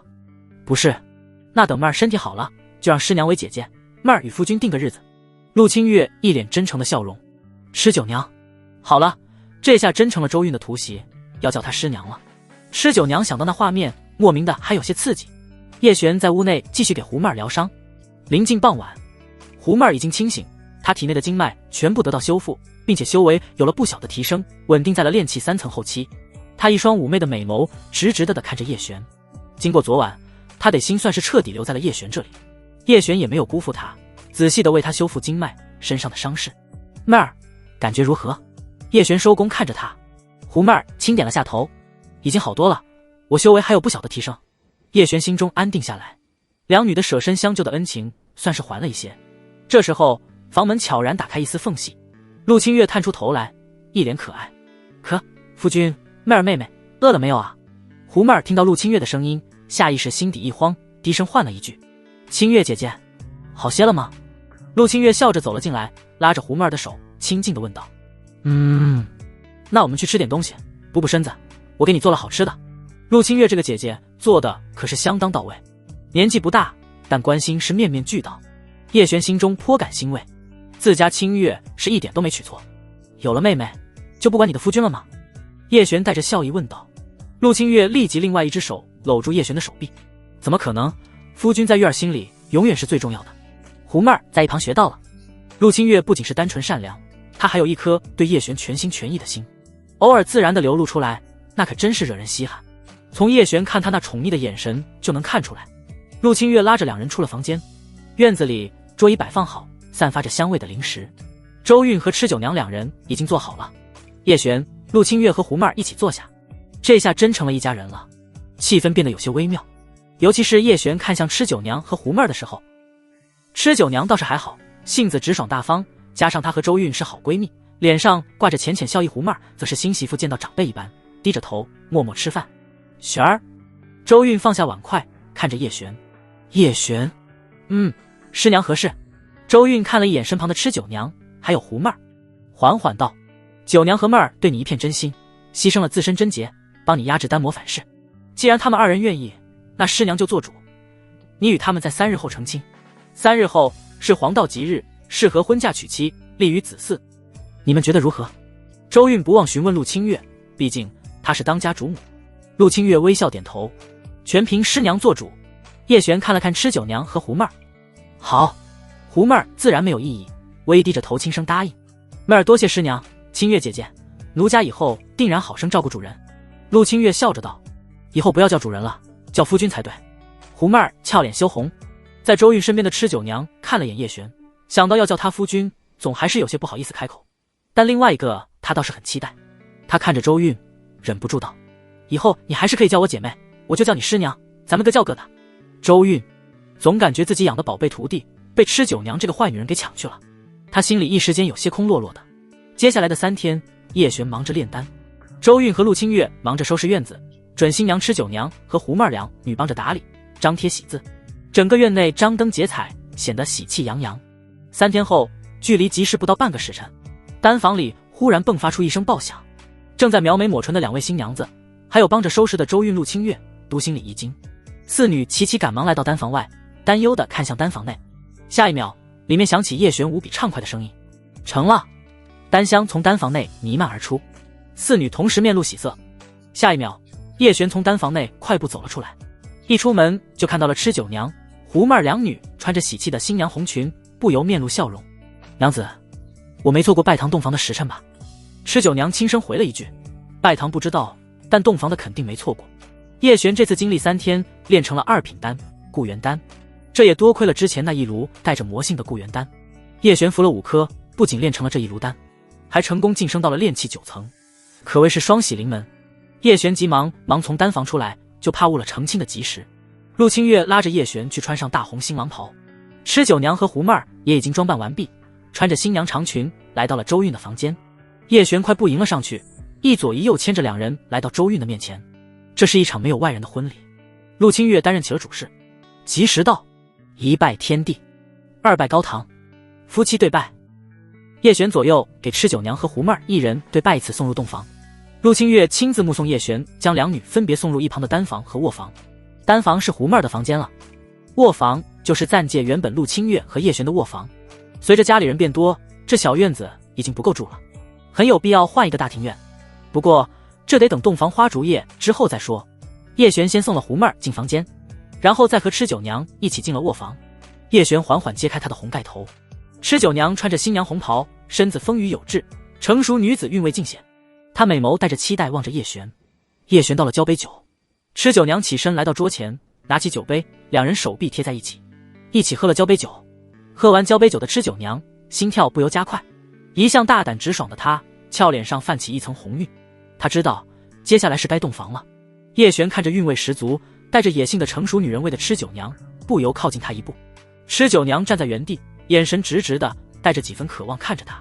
叶璇看着她那饱满的上围，泛着诱人光泽的红唇，忍不住一手将她揽入怀中。无。吃酒娘缓缓闭上了眼，她脑海里不由想起那一晚叶璇欺负她的场景。今晚该换一下了。吃酒娘一个转身，将叶璇扑倒在了婚床上。叶璇看着充满野性的吃酒娘，一双丰腴有力的美腿，很带劲。夜深人未静，一直到下半夜，单房内，胡妹儿静坐在简单的床榻上，悄悄地等待着。她此刻的心情是无比愉悦的，这也算是有一个家了，是她当初被迈入万宝阁时不敢想象的。叶璇不管是为人还是待她都是极好的，就连主母陆清月都把她当成姐妹相待。现在自己也成了叶璇的道侣，她不由幻想着以后会给叶璇生儿育女，想着想着不由睡了过去。叶璇见吃酒娘陷入熟睡，不由微微一笑，出了房间。他今天可还没完，缓缓来到单房门外。叶璇缓缓推门走了进去。来了这么多次单房，只有这一次心情完全不一样。叶璇一进门就看到了坐在床边靠着墙睡着的胡妹儿，她的红盖头都还没取下来。叶璇缓缓来到她身边，轻轻揭开她的红盖头。胡妹儿睡着了，嘴角带着一丝甜甜的笑意，不知道是做梦梦到了什么美事。叶璇想要扶着她躺下的时候，胡妹儿醒了过来，她睡眼惺忪地看着叶璇，随即清醒，欢喜道：“夫君，你来了。”胡妹儿下意识地起身，先朝着叶璇行了礼，然后莲步轻移来到桌旁，倒上2杯交杯酒。她拿着一杯送到叶璇手中，眼神明亮地看着叶璇。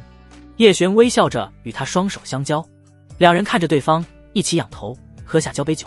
胡妹儿接过叶璇手中的酒杯，在一旁放下，她眼神里带着羞涩看着叶璇，声音柔媚道：“夫君，今夜在这休息吧。”他是习惯性的把自己身份地位摆得很低，怕叶璇还要去吃酒娘房中，或者去陆清月那里。叶璇微微抬起他精致的下巴，这勾人的眼眸，撩人的身段，狐狸精的气质。入魔那一晚，叶璇基本上没有体会到，今晚洞房要细细品味，她这狐女和正常女人有何不同。夫君，胡妹儿仰着俏脸，一脸任君采撷的模样。叶璇一把将她抱起，扔到床榻之上。啊！胡妹儿轻呼一声，随即紧紧抱住叶璇。一夜过去，第二天太阳渐渐升起，胡妹儿从睡梦中醒来，她全身散架般的酸痛。昨晚叶璇就像只猛虎一般，要不是有阴阳无极功法温润身子，她肯定是起来不得，估计走路都费劲。她俏脸上带着还未消散的红晕，轻声道：“夫君，我们还得去给师娘敬茶。”叶璇搂着她柔顺白雪般的腰身，微笑道：“你倒是济事。夫君，奴家帮你穿衣。”胡妹儿贤惠自然地服侍叶璇穿上衣袍。她裹着露肩白裙，饱满有致，身段惹火。说她有一副好生养的身子，就是这腰细，圆臀挺翘。胡妹儿服侍叶璇穿好衣袍，自己也穿戴整齐。两人来到门口，胡妹儿道：“夫君，九娘姐姐不知道醒来没有？我去叫她。”不用了。门外传来吃酒娘的声音，她已经到了。胡妹儿推开门，看到了满面春风、娇媚动人的吃酒娘。经过昨晚，两女看着对方都感觉有了些变化，那是为人妻的温柔风韵。叶璇领着两女前往周韵的房间敬茶。照理来说，吃酒娘和胡妹儿这两个后进门的，得给陆清月这个姐姐也敬茶的，只是碍于吃酒娘是前辈，这个环节就免了。周韵这时候已经坐在主位上，她穿着一袭紫色长裙，身段丰腴有致，美妇人优雅端庄的气质展现得分外撩人。师娘，请喝茶。胡妹儿毕恭毕敬地先给周韵敬茶。周韵接过茶喝完，随即给了一袋零食交给胡妹儿。谢谢师娘。胡妹儿柔声道谢。下一个，吃酒娘端着茶，一脸笑意地看着周韵。师娘，请喝茶。这一刻，两女之间的关系可算是彻底改变了，从好姐妹变成了师娘徒媳。周韵心里也感觉有些奇妙，好姐妹成了徒儿的枕边人。周韵轻嗯了一声，也给了吃酒娘一袋零食，这就是改口费了。谢谢师娘。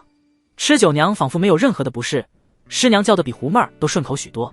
周韵，好了，以后大家都是一家人，要互相照应，和睦相处。吃酒娘和胡妹儿，陆清月微笑拉着两人。酒娘姐姐，妹儿妹妹以后我们一起照顾夫君，让她好好修炼，再无后顾之忧。吃酒娘和胡妹儿两女同时颔首。叶璇这时候拿出2品固元丹，递给周韵和吃酒娘两女。师娘，酒娘，这是固元丹，对于我辈修士底蕴有极大注意。周韵和吃酒娘都面露惊讶，对视一眼。这是2品丹。周韵看着色泽诱人的固元丹，有些不可置信。叶璇居然真的练成了2品丹，这也是他成为2品炼丹师的标志。1品炼丹师如过江之鲫，但是2品丹药就是真正的炼丹师，不管在哪个家族势力都会得到重视和培养。这属于阶层的跨越。在昨天成亲之前，叶璇就说着成了，丹房里也是涌出前所未有的特别丹香。没想到叶璇是炼成了2品丹药，这对于这个家所有人来说是个巨大的好消息。叶璇之所以没给胡妹儿和陆清月两女，是他们现在修为太低，要是服了这2品丹，说不定会爆体而亡。周韵和吃酒娘可能都需要在自己协助下炼化，这还是2品丹中最为温和的固元丹，而且还是完美品质，经过叶璇炼制，药力最为柔和无害。一般的2品丹，炼气期的修士，哪怕是炼气大圆满，也是不敢轻易服用的。夫君，我们能服用吗？吃酒娘还有些担忧，这2品丹，哪怕他这炼气9层，也不敢轻易服用，一个不好就会损坏经脉。叶璇微笑道：“等我回来，我助你和师娘炼化。”周韵，璇儿，你要去哪？叶璇看了一圈屋内道：“去一趟万宝阁，咱们得换个大一些的庭院了。”他这么一说，周韵、吃酒娘他们也觉得确实应该换一个大一点的庭院，毕竟现在只有3间房，胡妹儿住的还是单房。吃酒娘现在成了叶璇的人，要是继续和周韵挤在一起，多少有些不方便。万一想修炼，那让谁出去合适？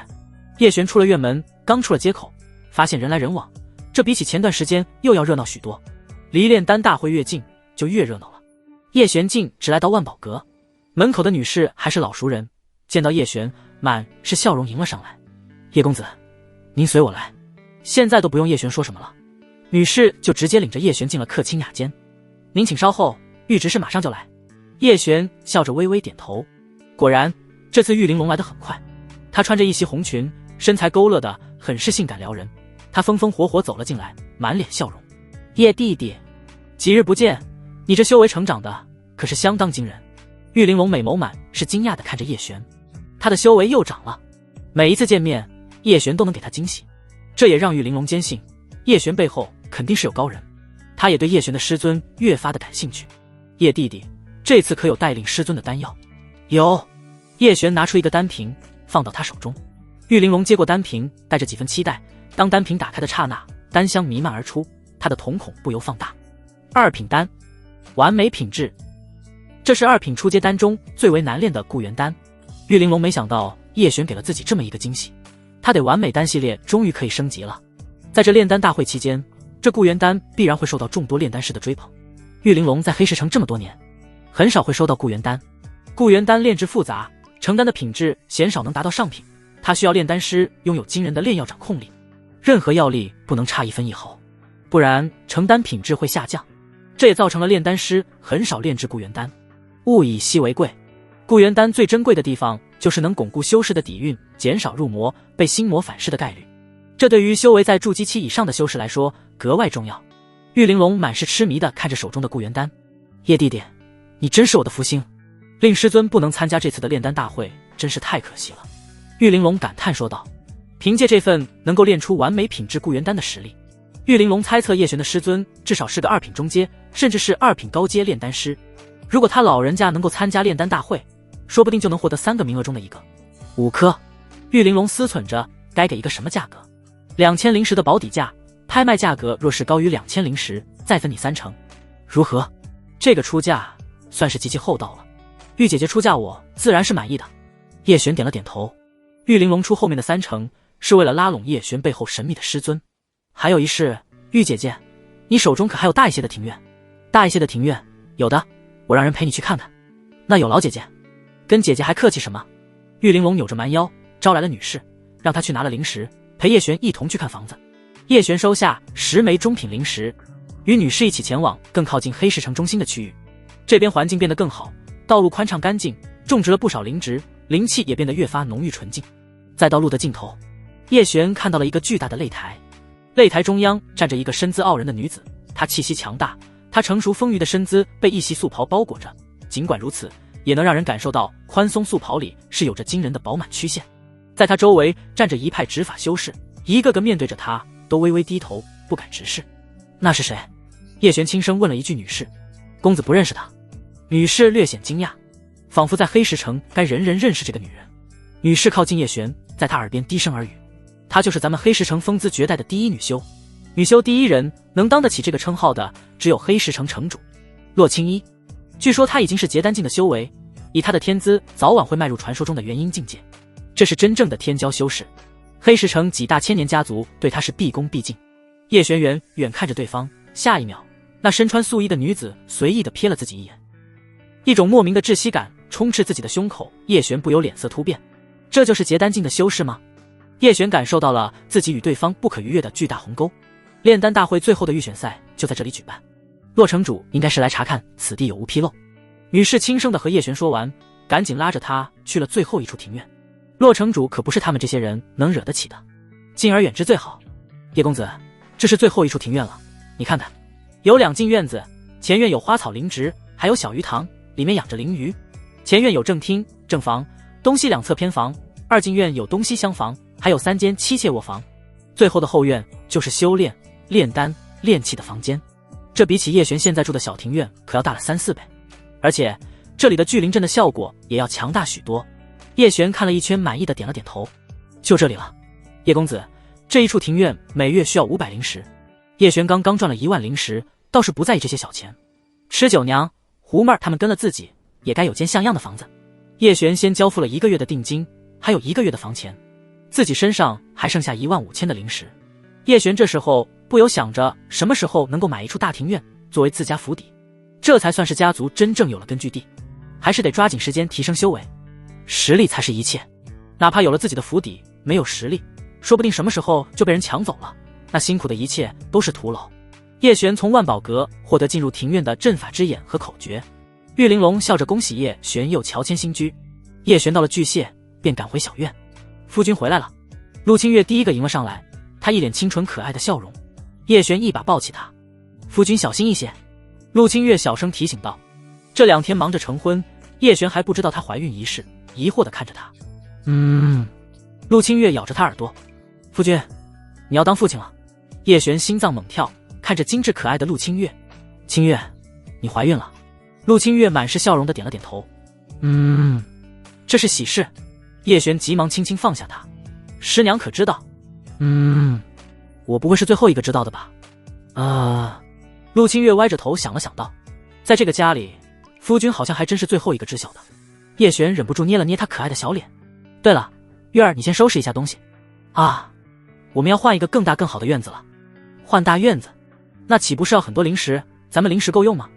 陆清月这当家主母做的倒是还挺称职，第一时间关心家当。够，放心吧，租金已经交过了。对了，师娘、九娘他们呢？应该是在屋内修炼，妹儿在炼丹。我去看看。叶璇先把陆清月送回房中收拾东西，自己来到周韵的卧房门口敲了敲门。师娘，璇儿，进来吧。周韵看了一眼身边带着笑意的吃酒娘，心里莫名不爽。叶璇进屋，朝周韵行了个礼。吃酒娘则是起身来到叶璇身边。夫君，我和韵师娘有事与你商量。何事？叶璇看向周韵。吃酒娘，今日我出门发现了咱们院子附近有消愁的人。叶璇不由微微皱眉，这3人联盟的几个人渣看来是不会轻易放手了。他们盯上周韵、吃酒娘，叶璇现在必然也不可能轻易放过他们。咱们现在需要示敌以弱，等待时机再一举歼灭他们。具体细节我已经与师娘商议的差不多了，但最后需要夫君你来定夺。吃酒娘身上带着一股女中豪杰的气质，她把计划详细的说了一遍。叶璇听着不由微微点头。吃酒娘智慧颇深，有勇有谋，叶璇对她不由多了几分欣赏。这媳妇没白娶。吃酒娘还留了关键的一环给叶璇，锁灵丹可暂时压制服丹者修为，也可随时解除压制恢复修为。叶璇在太初丹经中很快就找到了锁灵丹的炼制方法。压制修为，制造周韵、吃酒娘没有找到解蛊毒的假象，不过现在的情况差不多。叶璇找到了解毒的丹药，但现在还无法炼制成功，只能暂时压制蛊毒，继续侵蚀周韵的灵气，最终还是需要古灵丹。吃酒娘现在还好，修为稳定，在叶璇阴阳无极功的帮助下，不用担心蛊毒进一步损害经脉，吸取修为。锁灵丹为2品丹，对于现在的叶璇来说倒是不难炼制。叶璇原本计划今日搬家，但现在这情况是行不通了，他要先炼丹。叶璇来到丹房，胡妹儿正专心致志地炼丹，她的炼丹实力已经有了不少的提升。叶璇没有打扰她，开始自行炼丹。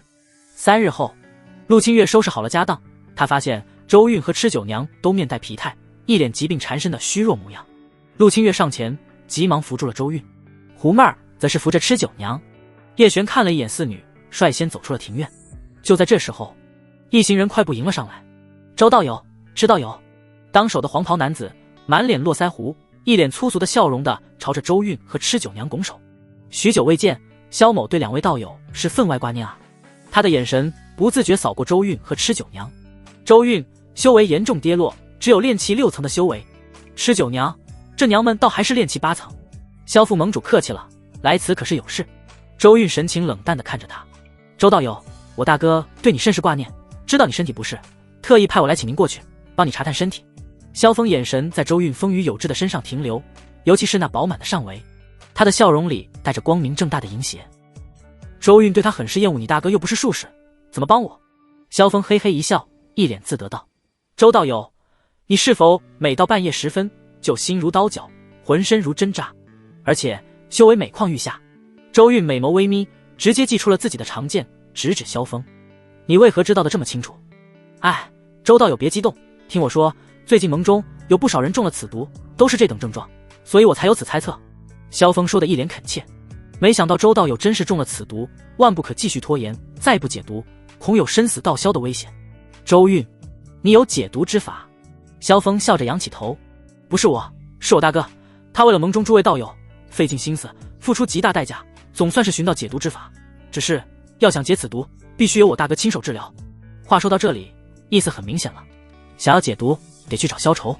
至于要付出什么代价才能解毒，那就不言而喻了。周道友，你是我大哥意中人，若是你去，定然无需付出大代价，只要与大哥成为道侣即可。萧峰一脸很简单就能解决的笑容看着周韵。周韵思忖着，一脸硬撑的神情。这毒并没有什么了不起的，我能压制得住。萧峰笑着摇头。周道友还真是一身傲气，要是就这样香消玉殒，实在可惜。周韵，是死是活，与你无关。萧峰也是被周韵气笑了。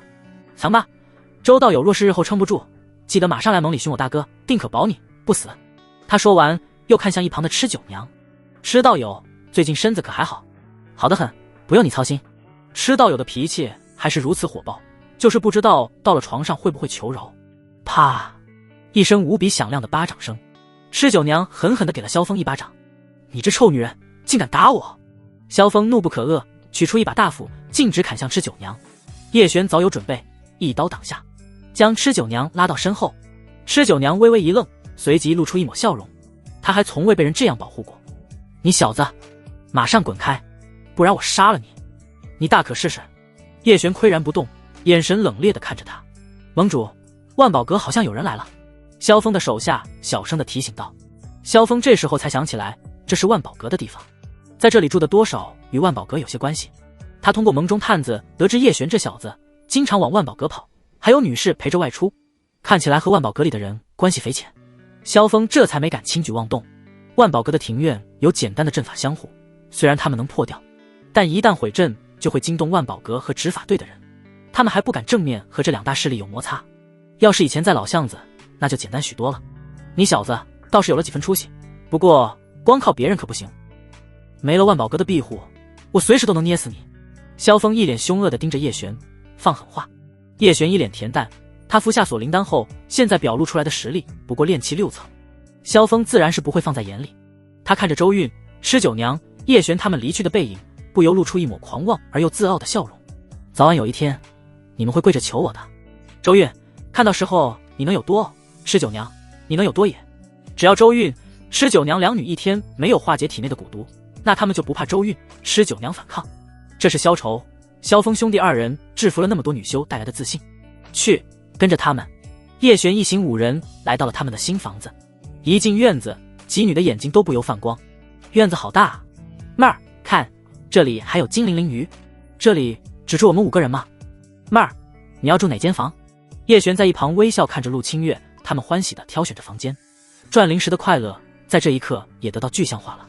周韵和吃酒娘选了一进院挨在一起房间，胡妹儿和陆清月两女就选了2进院的邻间。至于叶璇想去哪住就去哪住吧，毕竟她有好几个选择。胡妹儿自己的房间没管，先去了打扫了单房。在她心里，单房比自己卧房更重要，毕竟叶璇在单房的时间远比卧房更长。胡妹儿在单房中还收拾好了一张床榻，炼丹疲惫之余可以直接在单房休息。来新家的第一天，叶璇没去炼丹，而是陪着陆清月、吃九娘、胡妹儿他们一起做了些吃的。周韵也亲自下厨，做了她的拿手好菜。今日可以喝酒吗？吃九娘带着笑容看向周韵，周韵微微颔首，看了一眼叶璇，小酌一点。吃九娘立即从自己那戒中取出2坛酒，这可是我珍藏许久的美酒，夫君这是你的。吃九娘直接给叶璇倒了一大碗，不过其他人也是一样。来，这是我们今日到新家的第一天，干杯！在吃九娘的热情邀请下，其他几女都纷纷笑着举起酒碗，干杯！吃九娘一仰头，率先一口干了。陆清月这个天真小傻妞跟着一口干，胡妹儿见姐姐都干了，于是也学着一口干了。三女不约而同地看着叶璇和周韵。周韵是怕自己喝醉又做出什么惊人的行为，叶璇是酒量一般，不过自家美娇娘们都喝了，自己不能怂了不是，不然以后还怎么让他们乖乖听话。叶璇一口喝完，周韵这下也没办法了，大家都喝完，她不能扫兴。红唇微起，碗中的酒瞬间喝完。她的酒量其实还不错，就是那一碗喝的太多，加上蛊毒爆发，才会稍微有些梦忘。但是喝酒的人一旦开始就很难停下来，尤其是气氛恰到好处的时候。吃九娘敬了一碗又一碗。陆清月和胡妹儿2个小菜鸡率先趴下叶璇，倒是还好，吃九娘没有针对他，毕竟是自家夫君不是。他下一个目标是周韵。夫君，等会我们过2人世界，人家想与你双修。吃九娘面带妩媚的媚态，别有一番韵味。叶璇笑着答应一声，一手搂着一个，将胡妹儿和陆清月送回他们的房间。只是叶璇回到前院，不由微微一愣，只见刚刚还说要过2人世界的吃九娘，这时候趴在桌子上了。倒是周韵，此时坐在桌上，长裙散落在香肩后，一双白雪美腿搭在一起。她媚骨天成一般，轻撩着脸边的青丝，一手拍开酒坛封口，提起酒坛，仰着俏脸，酒流入她红唇之中，溢出的酒顺着她唇角划过白皙的脖颈，流入饱满的上围。她听到脚步声，回头看向叶璇，轻抿了一下红唇，眼神妩媚动人。璇儿，九娘的酒量太差，你来陪师娘饮酒。叶璇看着妩媚动人的周韵，就知道她应该是喝醉了，只是没想到刚刚还口出狂言要喝到周韵的吃酒娘，自己被喝趴下。叶璇来到桌边，周韵把酒坛直接塞到他怀里。喝，师娘，你喝醉了。叶璇忍不住劝了一句。周韵柳眉一挑，修长的手指捏着叶璇的脸，她精致的脸凑近，吐气如兰。师娘才没喝醉，我家璇儿现在还管起师娘来了。没有，只是担心师娘你喝醉了对身子不好。叶璇此时是一脸真诚的表情。上次叶璇记得周韵喝醉了之后蛊毒爆发，这次得预防一下。周韵听他说完，红唇微微上扬，手指从他的脸滑到了额头，玉指的指尖轻点着。师娘才不会喝醉呢。周韵说完，就又从叶璇手里拿过酒坛，俏脸一扬，红唇微张继续喝。叶璇有些无奈，怕他蛊毒爆发，抬手抢了他的酒坛。师娘别喝了。周韵见叶璇抢他的酒坛，顿时柳眉一皱，不悦道：逆徒，你自己不喝就算了，还不让我喝。他说完，抬手要抢酒坛。叶璇身子往旁边一躲，躲过了他得手。周韵顿时眼眸一亮，好呀，璇儿，你居然敢和师娘对着来了。一向听话的叶璇居然和他对着来，可能是喝了酒的缘故，他美眸里泛着兴奋的光芒。你不让我喝，我偏要喝。周韵轻撩了一下长裙，小腿一蹬，整个人朝着叶璇扑了过去。叶璇看着他这架势，怕他摔倒，就没躲开，伸出手接住他。这一抱顿时就给了周韵抢酒的机会。果然，周韵顺势就一手抢到了酒坛，他顺便又捏了叶璇的脸一下，教训道：不听话的臭璇儿。周韵说完就离开了叶璇的怀抱，再次坐到了一旁的桌上。他那浑圆桃臀坐着桌沿与蛮腰之间勾勒出动人的弧度，一仰脸喝了一大口酒。他轻撩了一下耳边的青丝，嘴角噙着胜利的微笑，这时候的他倒是有几分女酒仙的风采。叶璇看着是又气又想笑，同时也有些欣赏。他身上有着一股特别气质，加上他那成熟丰腴的身材，很美，很吸引人。好酒，璇儿你也喝一口吧。周韵喝了酒，越发来了兴致。他身子轻轻一抖，顿时轻盈地来到叶璇面前。他直接一手搂住了叶璇的脖子，乖徒儿，就尝一口。周韵这时候就是自己尝到了美味，想要自己疼爱的徒儿也尝尝。他是一片好心，这要是换成别人，这酒他才不会给呢。叶璇微微扭头表示拒绝，并且还要抢他的酒坛，这顿时让周韵有些生气。璇儿不乖哦，那师娘就只能用强了。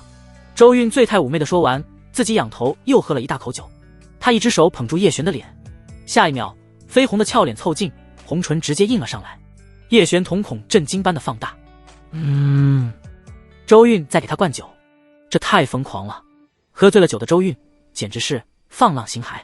叶璇以为上一次已经是周韵喝醉酒的最终形态，没想到那只是最低级的形态。美酒顺着红唇融入，叶璇一时间脑子有些晕，如梦如幻一般沉醉其中。这一刻好像也很美好，酒确实很好喝，多了一丝特别的甘醇和柔软。叶璇看着周韵有些沉醉，可惜这一刻的美好如梦境般转瞬即逝。周韵缓缓松开叶璇，带着满意且胜利的微笑看着他。璇儿，这酒是不是很好喝？叶璇下意识地点了点头。周韵顿时双眸发亮，道：那再来一口。叶璇摇头，不。周韵不给他拒绝的机会，再喝了一大口，然后玉手固定住他的下巴，红唇凑近，他身上的香气特别的撩人。低头的瞬间，他得青丝落在叶璇的脖颈处，有些痒。叶璇静静地感受着周韵霸道的喂酒，好像自己有些绿茶了，嘴上说着不要，身体却很诚实。主要还是周韵此时的一举一动太过于诱人，是不是越来越好喝了？周韵美眸带着笑意，还有媚意看着叶璇，柔声问道。叶璇再次下意识地想要点头，但担心蛊毒的强大意志力阻止了他，并且说了违心的话：不好喝。周韵狐疑的自己又喝了一口，挺好喝呀。璇儿不乖啊，是不是在骗师娘？周韵轻咬着红唇，露出不满的神情，略显可爱。叶璇深吸了一口气，摇了摇头，没有。哼，你是不是以为师娘喝醉了就想骗人？周韵玉指轻点了点叶璇的额头，你要是不听话，师娘以后就不喜欢你了。他说完这句话，顿时脸色一变。周韵手中的酒坛直接掉落在地上，他整个身子都不由微微颤抖。蛊毒发作了。叶璇急忙一手搂住他，看起来这次蛊毒发作比之前要更严重。叶璇抱起他，顺手也抱起喝醉了的吃酒娘，顺路先将吃酒娘送进他得卧房，随后便抱着周韵来到他的房间。周韵发出轻轻的痛苦声音，叶璇将她放到床榻上，握住她的双手。师娘，运功。周韵一脸痛苦，但她似乎是听到了叶璇说的话，丹田内涌出灵气，运转周天。在叶璇的阴阳无极功法的引导下，一股柔和的灵气连接着两人的身体经脉，形成一个红蓝融合的大周天。在大周天运转下，产生巨大的灵气，压制着周韵体内的蛊毒。但这次他体内的蛊毒特别猛烈，似乎是在发起总攻一般，反抗着阴阳无极功的压制。周韵眉头紧锁，额头上冒出细密的汗水。叶璇调动全身灵气，帮助周韵一起压制蛊毒。两股力量在互相激烈的对抗。周韵的身体和经脉作为战场，此时正遭受着最为难熬的痛苦，他身子微微颤抖。叶璇直接服下一颗固元丹，屏气凝神，准备一举击溃蛊毒的反抗。庞大的灵气汹涌而出，融入周韵经脉之中。一时间，相持不下的两股力量瞬间被打破平衡。蛊毒反抗在最激烈的时刻被一举压制。呼，叶璇长松了一口气。周韵体内的蛊毒一次比一次爆发的厉害，要尽早练出蛊灵丹了，不然自己配合阴阳无极功都未必能够压制蛊毒。叶璇为了彻底压制周韵体内的蛊毒，继续与他修炼阴阳无极功，同时也能帮周韵提升一些修为，稳固他的境界修为。时间缓缓流逝，屋外渐渐有了亮光，一道道晨曦透过窗户，刚好照在叶璇半边身子。周韵缓缓睁开眼眸，看到了一脸认真凝重的叶璇，他微微一愣，叶璇怎么在这里？下一秒他就想了昨晚自己喝了酒，然后把吃酒娘也喝趴下，最后是叶璇。等等，自己是逼他喝了酒，而且是用强行喂的，用嘴。周韵精致漂亮的鹅蛋脸腾的一下变得通红，耳根子都跟着变红了。自己居然做出这种事，不可能，绝对不是我做的。周韵极力的想否认，但是无比深刻的记忆告诉他，他不仅那样给叶璇喂了酒，而且还是喂的2次。他想否认都没办法否认了，1次还能狡辩，2次那就是无法辩驳的事实。周韵想到昨晚自己的所作所为，不由身子滚烫，他盘着的一双丰腴美腿不禁微微扭动，连带着圆润的桃臀也微微轻颤。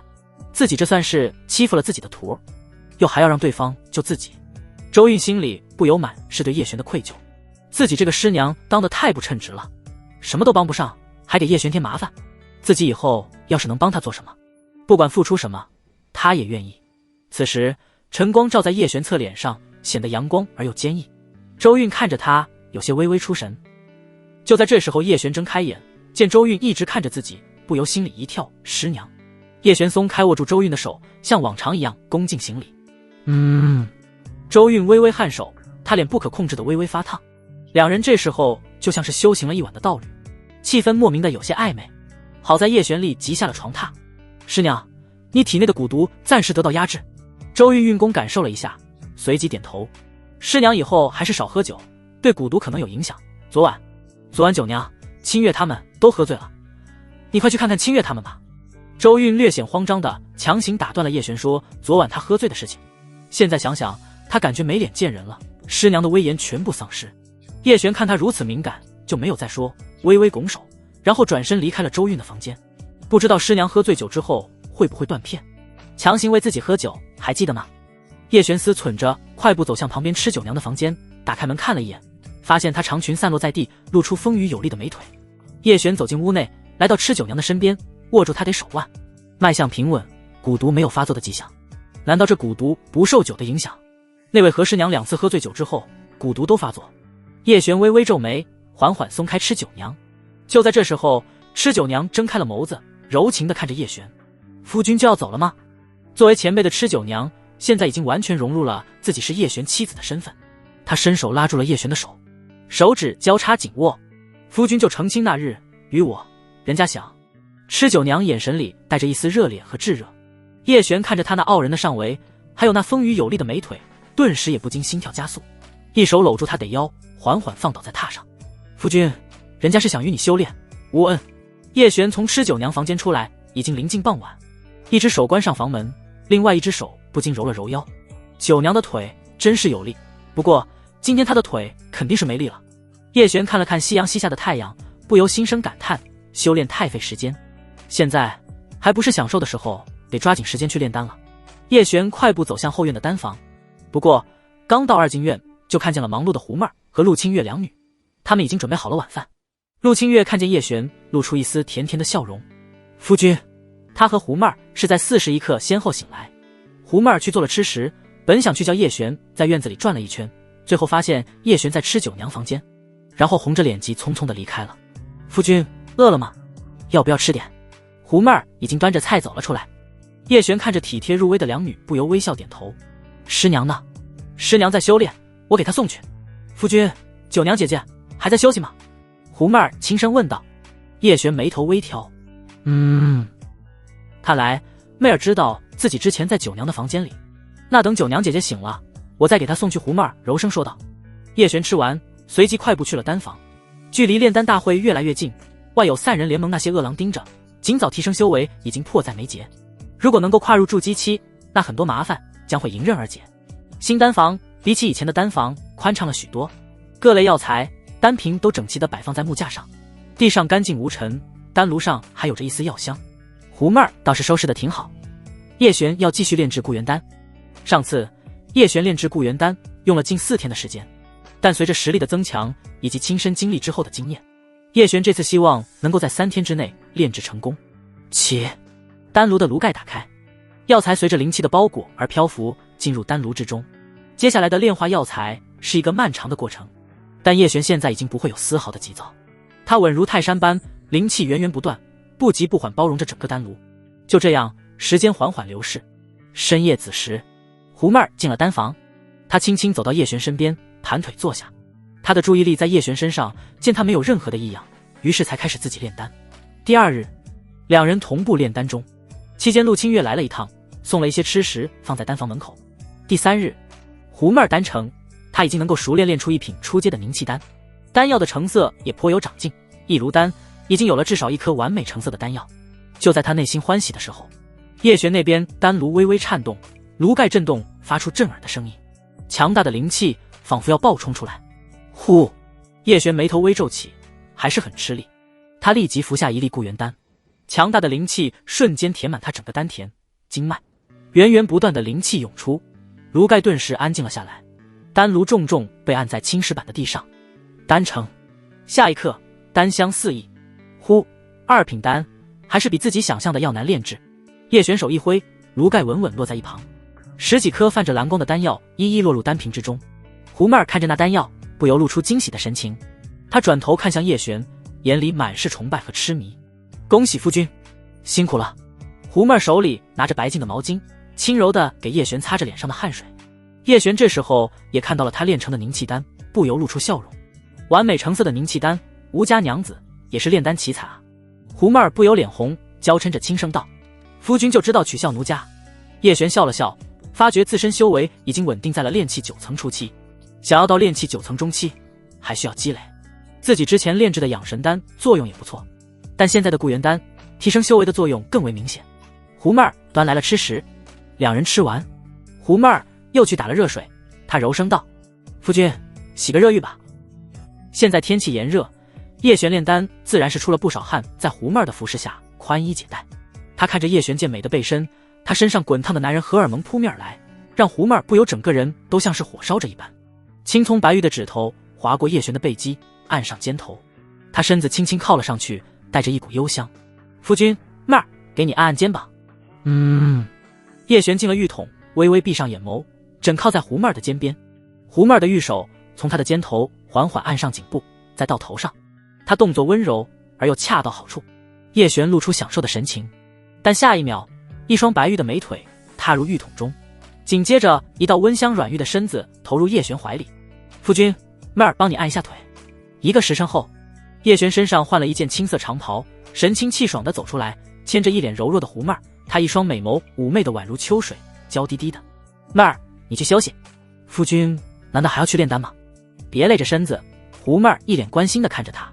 放心，为夫精神好着呢。叶璇微笑着捏了捏她粉红的脸。胡妹儿。就在这时候，陆清月迈着急促的步子小跑了过来。夫君，不好了。叶璇急忙上前迎向陆清月。清月，别急，慢慢说。夫君，散人联盟又来人了。陆清月神情凝重。叶璇剑眉皱起。走了2步，又回头看向陆清月和胡妹儿两女。清月，妹儿，你们就在后院，不要出来。两女神情满是担忧地望着头，她们心里不愿叶璇独自离开，但又不得不听叶璇的话留在后院。尤其是陆清月已经有了身孕，万一有意外才是最大的麻烦。夫君，你去吧，我会照看好姐姐的。胡妹儿眼神坚定地看着叶璇。叶璇露出笑容，无需担忧，此处还轮不到他们撒野。这地方可算得上是万宝阁的核心区域，不少客卿住在这边，散人联盟可没这个胆子惹万宝阁。叶璇径直来到前院，只见吃酒娘与周韵站在院门前，在院门口有10来人，其中就有萧愁。此人一身白袍，看起来儒雅随和，颇有气度。若不是提前知道这家伙一肚子坏水，叶璇就要被他的表象迷惑了。师娘，九娘。叶璇径直来到两女的身边。吃酒娘和周韵两女见叶璇出现，心中莫名安定了许多。周韵道友，这就是你那年少有为的徒儿吧？倒是一表人才。萧愁打量着叶璇，一脸笑容的夸赞道。周韵不动声色，淡淡的点了点头。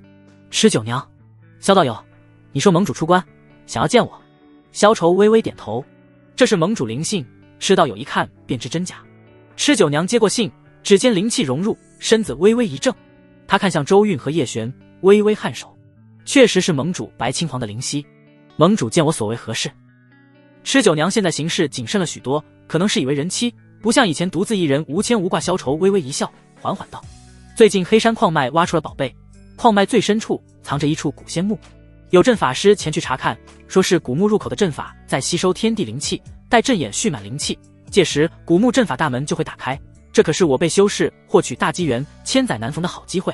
盟主正在邀请实力强大的修士，吃道有你作为猎妖人，修为高深，也算是半个盟中之人，道友若是愿意同去，说不定能获得大机缘。萧愁说的分外诱人，但天上没有白掉的馅饼，是获得大机缘，还是有命去没命回，这其中的危险傻子都知道。哦，有这等大机缘，我辈修士自然不可错过。叶玄微笑着看了一眼吃酒娘，两人已有夫妻之实，此时心有灵犀一般，瞬间就明白了对方的想法。那便去瞧瞧吧。甚好，知道有请。萧愁露出笑容，他的眼神不自觉又落到一旁冷傲优雅的周韵身上。周韵成熟有致的身子散发着撩人的韵味。吃酒娘，不过我得带一个人同去。萧愁不由露出喜色。谁？他下意识地以为是要带周韵去，那这次就是极好拿下周韵的机会。我。叶璇往前走了一步，将萧愁看周韵的视线挡住。这家伙看周韵的眼神，儒雅中带着满满的欲望和占有。萧愁看叶璇的眼神中闪过一丝不悦。你……吃酒娘带着笑意站在叶璇身边，点头道：“有他在，我安心。”萧愁不由上下打量了叶璇一眼。炼气6层的修为，在年轻一辈中倒还算是不错，但对于他来说，收拾叶璇跟捏死一只蚂蚁差不多，只要吃到有不嫌累赘便好。萧愁冷嘲暗讽了一句。吃酒娘一脸浅笑：“累赘？这可是自己的大宝贝。”他下意识地靠近叶璇一些。萧愁，那便走吧。临走前，他还不忘向周韵拱了拱手，一脸和煦道：“周道友，若是身子不适，请及时寻萧某，在下定然全力相助。”他是一直在等着周韵主动送上门，这就是他钓鱼的手段。主动送上门的鱼儿，那就任由自己拿捏了。萧愁在对付女人这方面已经颇有心得，到时候他要周韵跪倒在他的脚下，求着自己凌辱他。一想到那画面，萧愁不由血脉喷张。只是现实中，周韵只是回了个淡漠的点了点头，随后满脸关心的看着和吃酒娘一起离开的叶璇。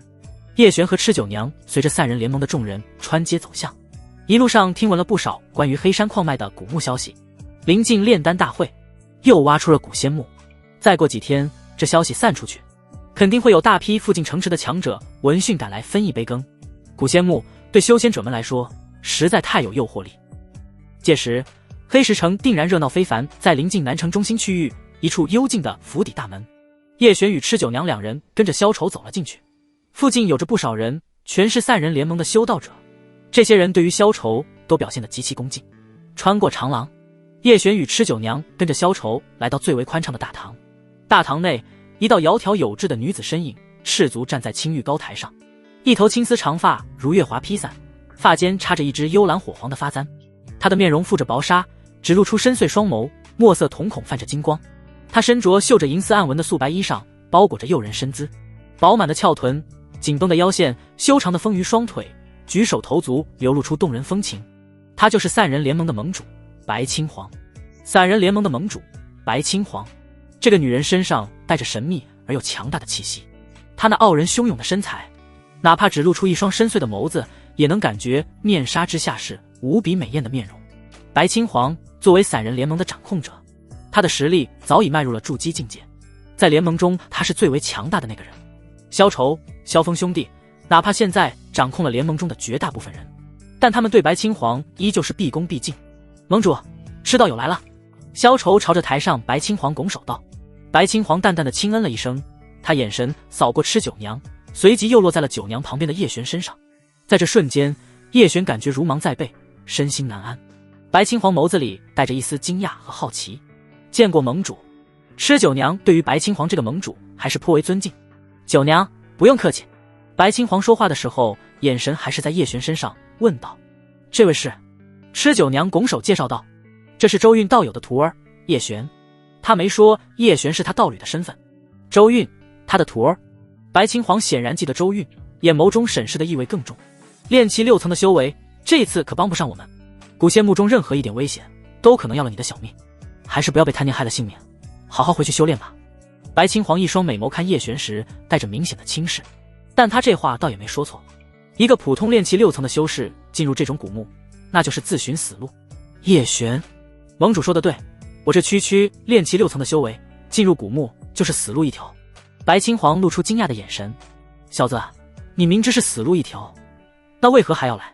叶璇神情坚定无比地看着他说道：“叶某的师娘身中奇毒，已经危在旦夕，我想去古墓中闯一闯，若是能得到宝贝，或许可以求高人救师娘一命。”白青黄细长的柳眉微微一挑，倒是没想到还是有情谊的小辈，但本座劝你还是不要去的好。可知道你师娘中的是什么毒？周韵怎么说以前也一直帮联盟做事，炼制的法器也颇为不错。他对周韵还是挺欣赏的，这次本来想让底下人找他炼制一些防御的法器，但听萧愁说周韵现在已经不炼气了，原来是身中奇毒，目前还无法确定，但发作时经脉仿佛被万虫啃食一般痛苦，灵气被逐渐吞噬。我师娘修为已经从原本的炼气9层修为到现在的炼气6层。叶璇一脸黯然地说完，此时就在旁边的萧愁眼眸里闪过一丝了然的得意。周韵啊周韵，还在苦撑，不过越是这样啊，征服他才会更有成就感。吃酒娘淡淡地扫了萧愁一眼，道：“盟主，有一事不知，我当说不当说。白青黄微微挑眉，但说无妨。萧愁脸色微微变化，他心生不妙的预感。吃酒娘，听说最近盟内有不少女子也有类似中毒的症状。白青黄美眸微凝，看向萧愁。萧副盟主，可知道此事？萧愁摇头道：属下不知。吃酒娘露出一丝冷笑。前几日萧副盟主不是还派人通知周韵，让他来盟内找萧副盟主亲自替他疗伤吗？萧愁一脸从容道：吃道友可能是听错了，盟内之人受伤中些小毒，在下却实会相助。我也是听闻周韵道友身中怪毒，想要看能否有解毒之法，他不愿来，在下也没办法。他这道貌岸然的模样，加上这番说辞，不知真相的人定然会被他说服。白青黄此时就露出半信半疑的神情，微微思忖道：萧副盟主倒也没做错，为了盟中道友费心帮着治疗，算是尽心尽力。周韵道友不相信，可能也有他得顾虑。至于是不是同一种毒，吃道友可知道盟中何人中了此毒？吃酒娘顿时一愣，他还是想少了一步，此时盟内哪会有人证？能找出来的人，那必然也是萧愁的人。不知道，我也只是听闻。吃道友应该是被外人挑拨离间了。萧愁一脸悠然自得地说道。白青黄微微颔首，此事可能确实有外人从中作梗，现在我们盟内应当上下一心，为了古墓一事做准备。白青黄接着看向叶璇，你确定要跟着我们同去？叶璇，是。白青黄声音冷漠道，既如此，生死自负，盟内也不会给你任何的报酬。叶璇微微点头。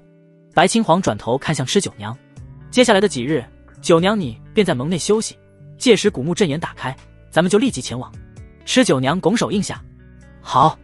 与此同时，大厅门口又走进来145人，为首的是萧峰，还有其他几人，修为都是炼气7层以上。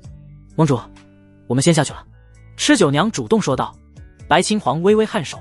吃酒娘和叶璇一起离开了大堂，两人被带到了一处偏角落的小房间。3人联盟资金并不宽裕，这里的房间有限，叶璇这个炼气6层本来就没有被分配房间，只能搭吃酒娘的福和他挤在一起，不然就只能和其他人一起睡在院子里。但盟里认识吃酒娘的人不少，见叶璇和他在一间房，免不了就会传起了风言风语。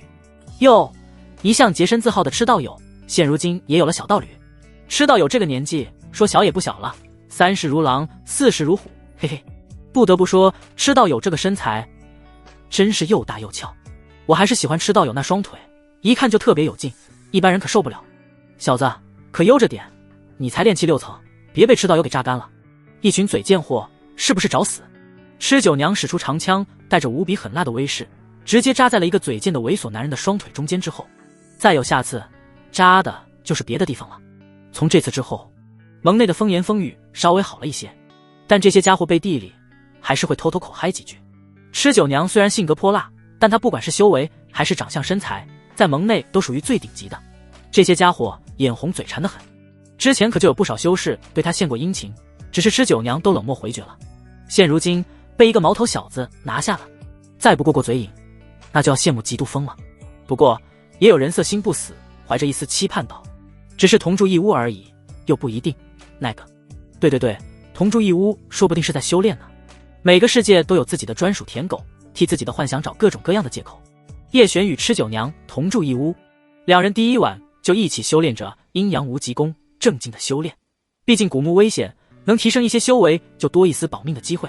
第二晚，吃酒娘白天收拾了一顿传风言风语的家伙，看见叶璇一脸笑容，他就忍不住来了个饿虎扑食。如外面传的一样，他一双美腿特别有劲，叶璇也是费了9牛2虎之力才驯服了他。第三晚，叶璇开始炼丹，吃酒娘陪伴左右，一边护法一边修炼。第4晚，听闻已经有不少强者闻风来到了黑石城。第5晚，叶璇炼制固元丹，到了最后的成丹时刻，临近子时丹成。而且叶璇在这个环境下成功学会了控制下丹香外溢，这证明了他炼丹实力已经到了炉火纯青的地步。叶璇当晚为了吃酒娘一颗固元丹，吃酒娘灵气上冲，又像是欲火烧身的再次扑向叶璇。叶璇先帮他一起炼化了固元丹的药力，再帮他去了欲火。吃酒娘的修为在这短短5天得到了不小的提升，这其中都是叶璇的功劳。吃酒娘不由感叹自己发现宝贝的时间有些太晚了。叶璇只是笑了笑，他不知道叶璇身怀纯阳之体，加上阴阳无极功，对于两人的修炼是有巨大增益，换成其他任何一个人都不可能有此效果。第6晚传来好消息，那古墓镇眼大门已经有了打开的迹象，已经有不少势力赶往了古墓。就夜宿在古墓旁边，散人联盟自然是不甘落后。白青黄召集了所有人出发前往古墓，哪怕这时候已经是深夜，黑石城四处人满为患，尤其是城门口的修士进进出出，城外危险，尤其是到了晚上，不仅有妖，还有基本在晚上出现的邪祟，哪怕是一群人也会尽量选择不外出。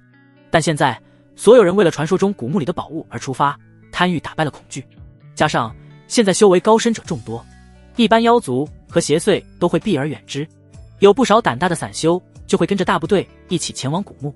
临近黑山矿脉，人越发多了，势力偏弱的就黑山矿脉旁边找地方驻扎，但黑石城里的几大家族便可直接进入黑山矿脉里面，他们有着自己的地盘，这时候能够占尽地利。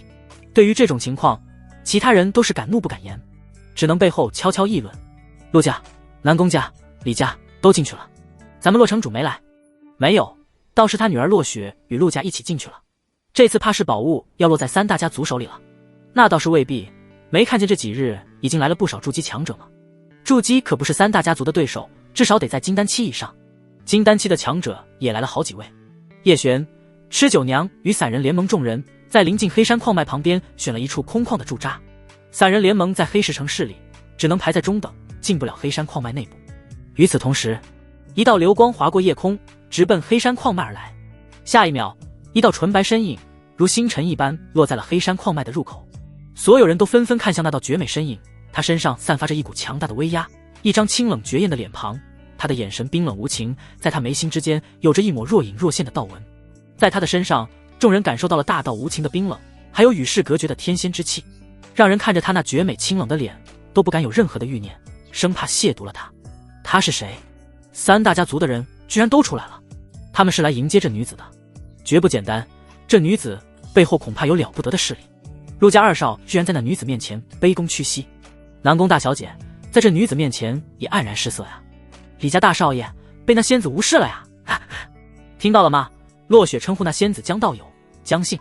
江姓不会是冰皇城的江家族人吧？死！冰皇城是远超黑石城存在的万年古城，历史悠久，强者如云，而江家就是冰皇城最强大的家族，甚至可以说江家就是缔造冰皇城的远古家族，在整个黔州都是能排进前10的仙族。这也是众人听到这女子的来头不由暗自心惊的原因。若是能够与这女子联姻，那可就真是一步登天。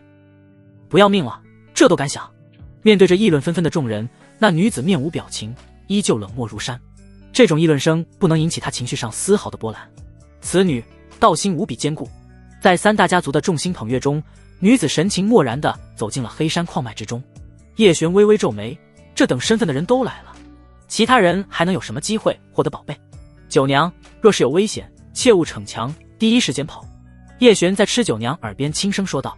吃九娘笑着轻嗯了一声，夫君放心，人家还想着以后给你生孩子呢，肯定保护好自己。叶璇，不知道师娘如何了？周韵体内的蛊毒随时有发作的危险，本想借机接近白青黄，与他说蛊毒的事情，但因为古仙木一直都没有机会，而且白青黄显然更信任他得副盟主萧愁等人。吃九娘又拿不出实质的证据，哪怕有证据，估计在这夺宝的节骨眼，白青黄也会顾全大局，稳定军心。叶璇现在也只能走一步看一步，若是能在古仙木中有机会杀了萧愁等人，那自然最好。夫君，快看！吃九娘手指着黑山矿脉深处，忽然一道蓝光直冲云霄，阵眼开了！快！所有人情绪激动，纷纷朝着蓝光直奔而去。所有人速速与我进墓！白青黄声音不大，但散人联盟众人都听得一清二楚。众人纷纷跟着白青黄直奔黑山矿脉中心，一道道身影争先恐后鱼贯而入矿脉，在狭小漫长的矿脉甬道尽头，视野豁然开朗。这里灵气几乎枯竭，让人心底涌起一种窒息感。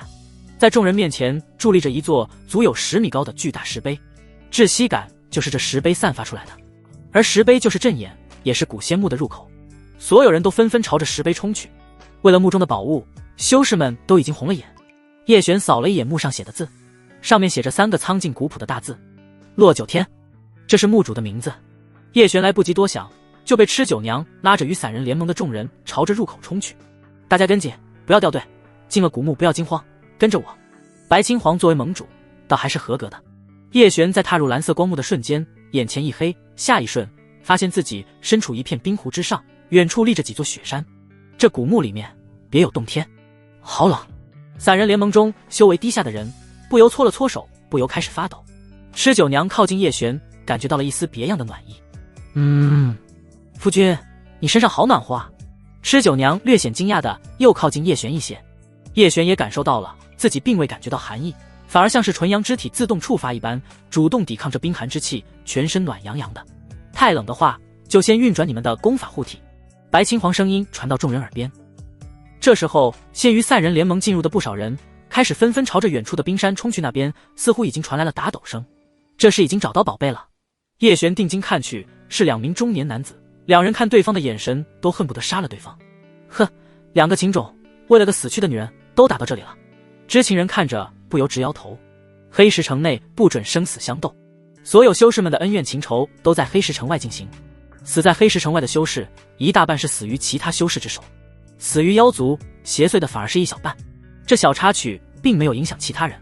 进来这里的绝大部分人冒着生命危险，可是为了这古墓中的宝贝，众人直奔冰山。小心！前方忽然响起一声暴喝，但一道道身影来不及停下，径直冲入了冰湖之中。前方冰面消失，只有散发着刺骨寒意的湖水，一道道身影直接落入了湖中。啊，好冷！救我救我！危险！不要靠近！湖水中仿佛有着巨大的吸力，落入湖中便迅速被淹没。叶璇和吃酒娘夫妻2人一直贴贴挨在一起，处于散人联盟众人的中间位置。散人联盟的人倒是还好，可能进来的晚就免于此难。与此同时，已经一道道身影御剑飞向对岸，其中大部分都是3大家族的修士，还有那一道备受瞩目的姜姓女子。她那冰冷无情的气质与这里的雪山冰湖倒是颇为融洽。姜姓女子没有御剑，脚尖轻点，腾空而起，速度比起御剑修士还要快上数倍。她修为惊人，众人看着她的背影不由心生仰慕。叶璇看了一眼冰面，距离雪山不算太远，大概100米距离。但就算只有100米距离，对于不会御剑飞行或者修为没到筑基境界的修士，就如同天堑一般。大部分人要止步于此了。众人纷纷摇头叹气。散人联盟10几人聚在一起，白青黄扫了一眼众人，整个联盟之中只有他一人到了筑基境界，就连萧愁、萧峰这2副盟主也只是炼气大圆满。可惜了，萧愁、萧峰，你2人随我一起，其余人等便在此处等待，若是抵抗不了寒气，便提前出幕。是。众人纷纷拱手答应。叶璇和吃酒娘2人对视一眼，终究是外人，而且修为不够，帮不上白青黄。他得选择客观来看，确实没有问题。叶璇只能微微叹气，他不会御气飞行，只能望湖兴叹了。白青黄祭出一柄飞剑，身子轻轻一跃，踏上飞剑，随后左右双手犹如抓小鸡一般，一手一个拎起萧愁、萧峰兄弟2人衣领，飞向对岸。盟中其他人看着白青黄远去的身影，心中不由升起些许的不满。盟主为什么不来再接我们一趟？你傻啊，现在时间是最宝贵的，晚进冰山一瞬，说不定宝贝就成了别人的囊中之物。叶璇这时候拉着吃酒娘，打算掉头离开，发现吃酒娘手上用力，将他拉近了些。夫君莫急。夫君不想去雪山寻宝了。吃酒娘在叶璇耳边轻声道。叶璇略显惊讶地看着他，你有办法过去？吃酒娘红唇微微上扬，夫君知道人家能这么多年独来独往还安然无恙，靠的是什么？叶璇剑眉微挑。什么？吃酒娘带着一丝自傲。人家家传秘诀，御风诀，修行到第2层便可御风而行，所以不遇到筑基修士，一般人奈何不了我。叶璇笑着点头。我家九娘果然也是身怀绝技。吃酒娘被叶璇夸得美眸含笑，颇为受用。她轻声道：夫君抱紧我。叶璇双手搂住她的蛮腰。吃酒娘轻念了一句口诀，叶璇感觉身子一轻，便跟着吃酒娘飞到了半空中。两人的身形引起了冰面上一众修士的瞩目。这小子是谁？居然靠着女人过湖？那女人是谁？散人联盟的吃酒娘。哼，那细腰圆润的屁股准没错，她就会飞行功法。那小子真是狗运，吃到了吃酒娘的软饭。不是说这女人向来独来独往，怎么又找上道侣了？3世如狼，4世如虎的女人有那方面需求不奇怪。这小子真是好艳福。叶璇才不管下面一群眼红心热的家伙，抱紧了身姿丰腴有致的吃酒娘。夫君，你抱得有些太紧了，是不是紧张？吃酒娘对于别人的议论声现在已经默了不是，反而带着一丝满足感。他对叶璇这夫君可是颇为满意。叶璇笑了笑，不是，就感觉娘子你身上抱着舒服。吃酒娘被叶璇甜言蜜语哄得无比甜蜜，两人身形掠过湖面，随后有些晃悠的落在了雪山下的岸边。这边更冷了，叶璇握住吃酒娘的手，他手有些冷，他炼气9层的修为也有些扛不住。雪山上定然更冷，酒娘，要不你先回对岸等我。叶璇身怀纯阳之体，身上热气腾腾，都无需运转灵气护体。吃酒娘身子冷得微微一颤，可是我不放心你。酒娘放心，你夫君我自从遇见你之后可是顺风顺水，你只要好好的，我就能平安归来。叶璇安慰着说道。吃酒娘毕竟才进入炼气9层，底蕴不够深厚，她知道自己继续跟着叶璇上山恐怕会成为累赘，还不如回去等候。那我等你，不见到你回来我绝不离开。吃酒娘坚决地说道。放心。叶璇说完，在她红唇上轻印了一下，等为夫回去定让你多生几个孩子。吃酒娘俏脸泛红，看着叶璇快步上山的背影不由出神。雪山越往上，积雪越深，叶璇一路往上，看到了前面几道身影，正是白青黄和萧愁萧峰。萧愁萧峰两人已经肉眼可见的在颤抖。如叶璇所料，越往上越冷，幸好吃酒娘听劝没有跟来，但没一会，萧愁和萧峰两人就停下了脚步。很明显，两人害怕了，不敢继续往上爬了。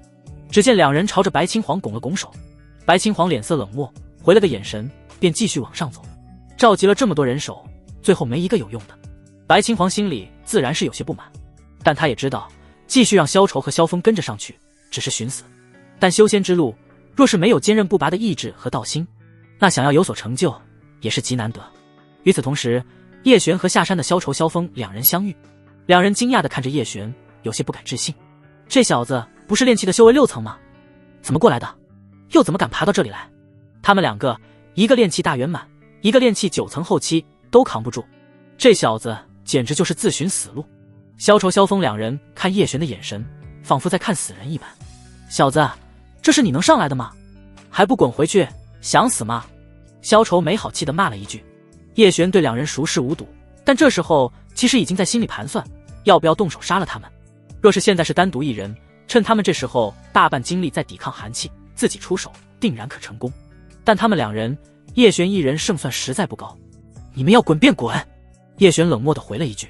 萧峰冷笑一声，小子，真是要宝贝不要命，想死就去吧，我们会和你师娘报丧的。叶璇懒得理会两人，加快步伐跟上前面的白青黄。白青黄这时候也听到了身后的说话声，他看到是叶璇跟上来的时候，美眸不由放大，满是惊讶和不解。这小子是怎么做到的？他只有炼气6层的修为，居然走到这里，而且看起来他并没有受寒气太多的影响。白青黄不由停了下来，看着越来越近的叶璇。白盟主。叶璇临近对方，平静地打了一个招呼，然后继续往上走。白青黄微微愣住，这小子什么态度？就这样走了，他就不用依靠自己。叶璇并不在意白青黄此时内心丰富的想法，他的眼神落在前面3大家族的大部队身上，他们似乎有法宝可抵御寒气入侵。而那位姜姓女子一袭白裙，宛如仙子，她的身影融入雪山之中。她独身一人走在最前面，身上没有灵气防护，也没有法宝保护，竟然全凭肉体硬扛。叶璇微微凝目，这个女人果然是深不可测。叶璇。白青黄在叶璇身后出声叫了一句，他记得叶璇的名字。叶璇没有停住，仿佛没听见一般，继续往前走。他想至少追上3大家族的大部队。白青黄在他身后微微一愣，这小子耳朵动聋了。他不由加快脚步跟上叶璇。叶璇，你听不见我叫你吗？听得见。那你为什么不回我？如果有事请直说，我想保存一些体力留着上山。白青黄还是头一次被一个男人这么无视，而且他还只有炼气6层，这很不正常，除非他有什么特别的法宝，但又没有感受到任何的灵气波动，奇怪。白青黄忍不住好奇问道，你为什么能够爬到这里来？白盟主不知道每个修士都会有些自己不能对外人言的秘密吗？叶璇的回答干脆冷淡。白青黄这时候不由收起了自己对于叶璇的轻视之心，哪怕他只有炼气6层的修为，但他能走到这里，那就代表着他比那些炼气9层甚至炼气大圆满的修士更强。若有危险，我会尽力护你周全。白青黄轻声说了一句。叶璇稍显惊讶地看了他一眼，这女人转变的还真快。不过对方既然主动释放善意，叶璇也没必要对他有敌视之心，于是淡淡的回了一句：白盟主若有危险，我也会尽力护你周全。白青黄看着他，不由柳眉轻跳，这小子倒是有些意思。叶璇和白青黄两人逐渐跟上前面的三大家族，在三大家族的前后有着10几位至少筑基期修为的修士，其中有几位气息内敛，在风雪寒气中行走如常，他们甚至可能是结丹境的强者。叶璇看了一眼身旁的白青黄，他神情严峻，看来这寒气对他的影响也不小。现在越往上走，寒气越发刺骨。此时大家走了不到雪山的1/3，而众人对于墓主在哪还一无所知，是在这雪山之巅还是其他地方。就在这时候，前方有人惊喜地大喊了一声：到了！他这声音瞬间让所有人精神大振，纷纷催动体内灵气冲向前方。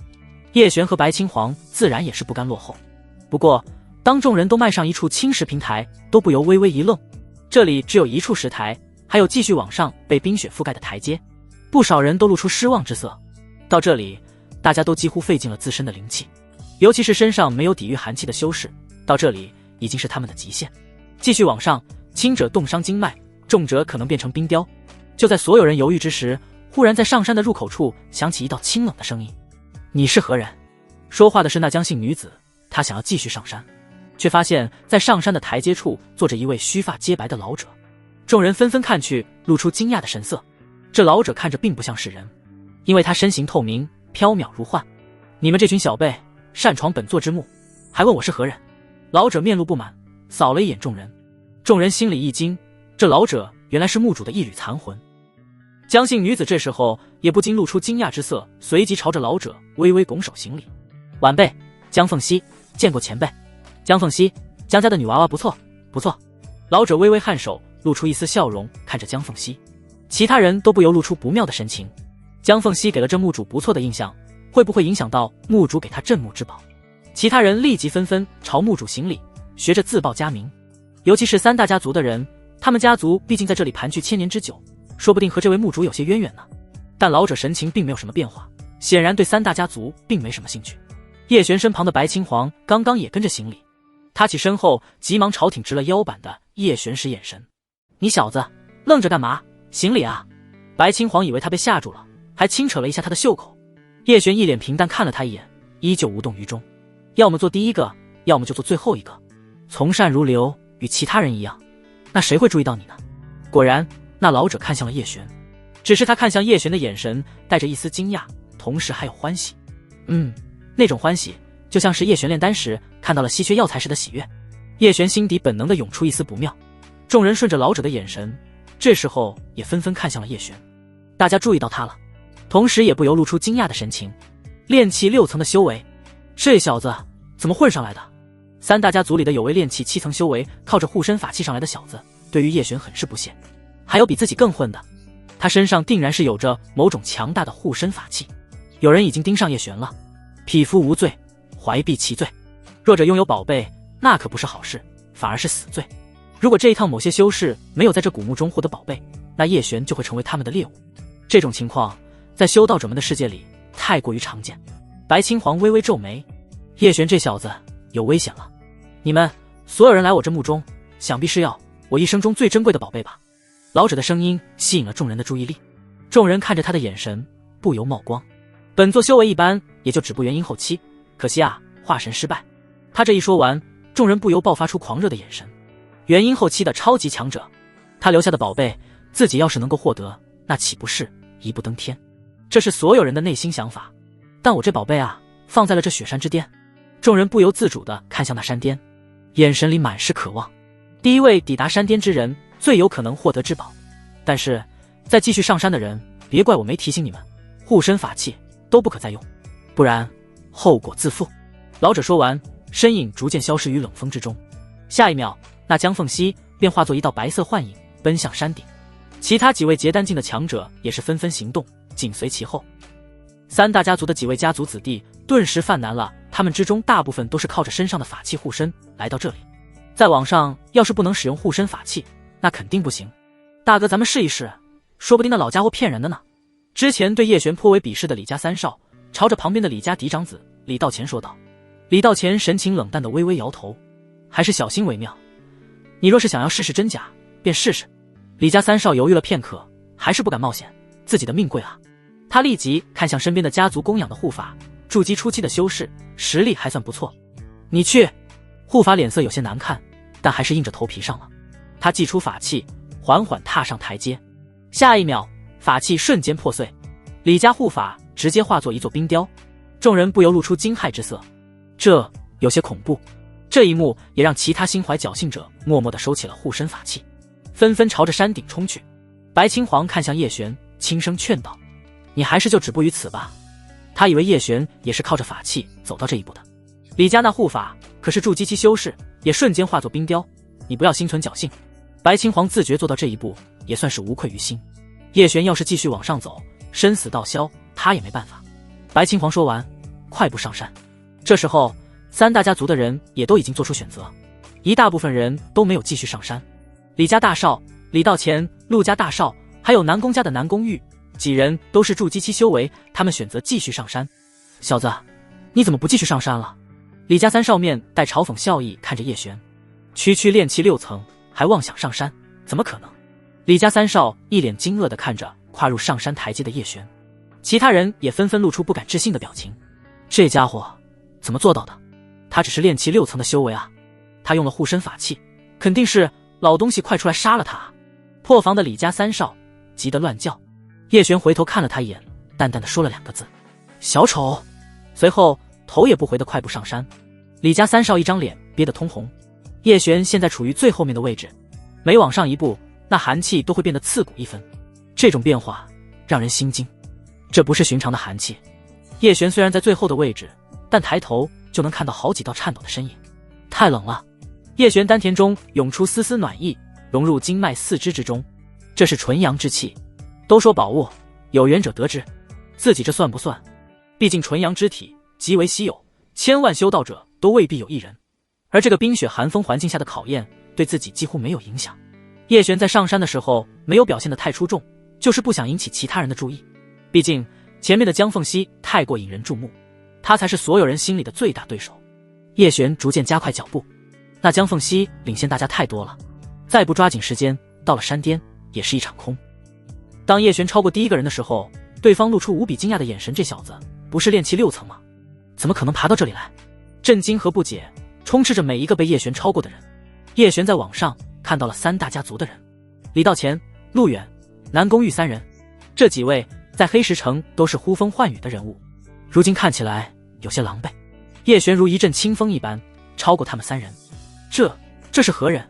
陆家大少陆远一脸惊愕的神情看着叶璇的背影。南宫玉柳眉微皱，这家伙是那日在丹方见过的一品炼丹师，他有一些印象，但是并不多。炼气6层，上次见到时好像是炼气4层。李道乾见眉微挑，这位道友若是有幸再回黑石城见面，可以来我李家，必以客卿相待。叶璇回头看了他一眼，咧嘴一笑，记下了。陆远不由感叹道，李兄真是到哪儿都不忘招揽人才。李道乾淡笑道，毕竟我们李家没有你们陆家那般丹道底蕴，这次的炼丹大会的名额又要落入你们陆家之手了。南宫玉在2人说话的时候，眼神一直在叶璇的背影上。叶璇没有理会身后3位家族嫡系子弟，大步向上。前面不远处就是老熟人白青黄。白盟主可还好？叶璇的声音如一道惊雷，让白青黄愣在原地。他一双美眸满是不可置信地看着叶璇。你叶璇怎么可能？白青黄更相信这时候的叶璇是一缕残魂，毕竟炼气6层能够到这里绝对是天方夜谭。他一个筑基中期修士到这里已经灵气即将消耗一空，叶璇怎么可能做到？叶璇这时候往嘴里扔了一颗丹药，云淡风轻地问道，白盟主你还能继续上山吗？白青黄这家伙是在嘲笑自己吗？你吃的什么丹药？我区区一个炼气6层的修士，吃的自然是金元丹。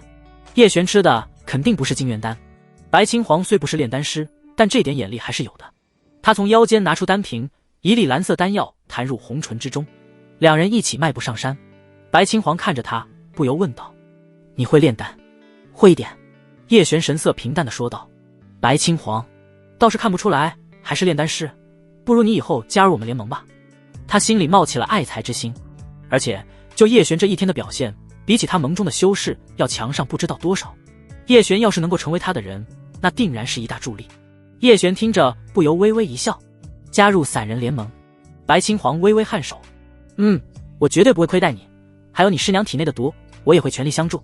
叶璇笑了笑，不必了。白青黄越发看不透叶璇，那不如你提个要求，我若能做到，你便加入如何？叶璇听到这句话，不由停下脚步，看向戴着面纱只露出一双美眸的白青黄。白盟主面纱之下的脸，不知道有几人看过。白青黄柳眉微微上扬，就只是想看我的脸？叶璇晒然，白盟主有些高估自己了，我想的，白盟主恐怕不会答应。白青黄，你不说怎么知道我不会答应？叶璇走近他一步，几乎挨着他成熟有致的身子。白青黄身子微微一紧，叶璇轻声在他耳边说道：白盟主，若是做我的道侣，我就考虑加入。白青黄脸红没红不知道，毕竟有面纱挡着，但他那成熟饱满的上围忍不住起伏，可见他情绪有些激动。看吧，我说你不会答应，再见了，白盟主。叶璇说完，准备加快速上山，又回头看向白青黄道：对了，白盟主，友情提醒你一句，小心你身边那2位副盟主。白青黄看着叶璇的背影，不由微微凝目。他这次闭关结束，其实也有丝丝不祥的预感，盟中人有些不对劲。叶璇现在提醒，加上他身边的吃酒娘之前说过的话，白青黄心中隐隐有了些不安。叶璇没有精力顾及身后的白青黄，他要追赶的是最前方的那个女人江凤熙。在江凤熙的身后是几位金丹境界的修士，其中有人可能寿元将近，而这次的机遇可能会让他们更进一步。这样的机会足以让他们以命相搏。如果最后是要与那江凤熙争夺宝物，那他们也会不惜一切。至于叶璇这个炼气6层的小虾米，他们不会放在眼里。叶璇一直就掉在他们的身后，保持着安全距离。随着时间推移，在江凤熙身后5名结丹境修士已经把要磕的所剩不多，而距离雪山之巅也只有不到100米。江凤熙扫了一眼身后的人，他在看到一直保持着安全距离的叶璇，冰冷的眸子微微一缩，这家伙有问题。江凤熙心生警惕，但现在他最大的对手不是炼气6层的叶璇，而是就在他身后几位底蕴深厚的结丹境修士，他们极有可能联手对付自己，他得做2手准备。叶璇抬头看了看不远处的雪山之巅，心中不由有些着急，前面那几个老帮子怎么还不动手？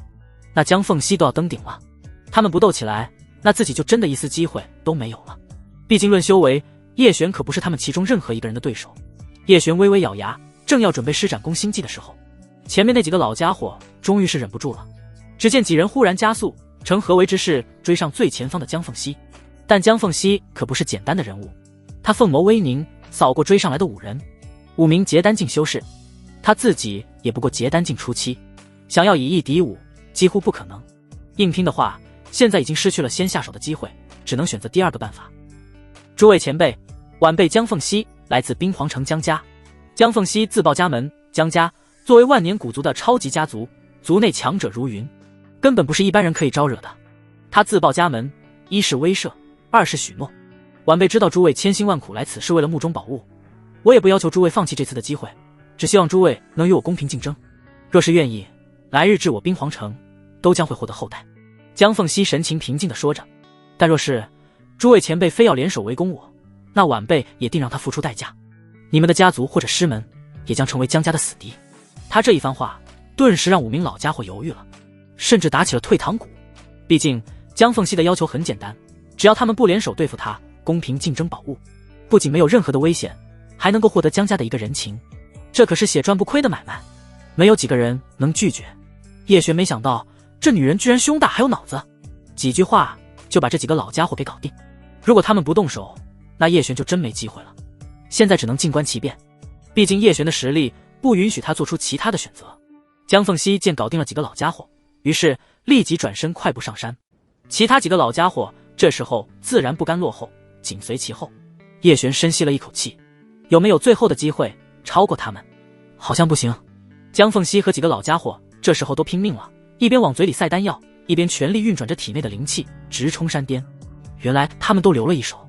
老银币啊，不愧是能在这残酷的修仙世界里活下来的老家伙。叶璇这时候见已经追不上，干脆保留灵气，保持距离，不快不慢地跟在后面。老家伙们爆发力惊人，眼见着就要追上最前面的江凤熙。忽然江凤熙仿佛身后有了一双凤凰羽翼，下一秒他速度暴增，直接拉开了与身后5人的距离。没有悬念了，江凤熙一步登上山巅，他脸色惨白，微微气喘。显然他已经使出了自己的底牌，其他人只能紧随其后登上山巅。叶璇这时候也全力冲向山顶，刚到雪山之顶，第一眼便看到了一尊巨大的冰棺，一股强大的气息从冰棺里溢出，冰棺里面就藏着墓主的至宝。登上山的6人这时候不约而同地冲向冰棺，最快的还是江凤熙，但是当他冲过去的时候，忽然冰棺里传来一声震耳欲聋的凤鸣声，叶璇感觉自己的耳膜都要穿孔了，急忙使用灵气护住双耳。下一秒，冰棺缓缓打开，在冰棺里面躺着一具尸体，尸体之上悬浮着一滴精血，散发着恐怖而又强大的气息。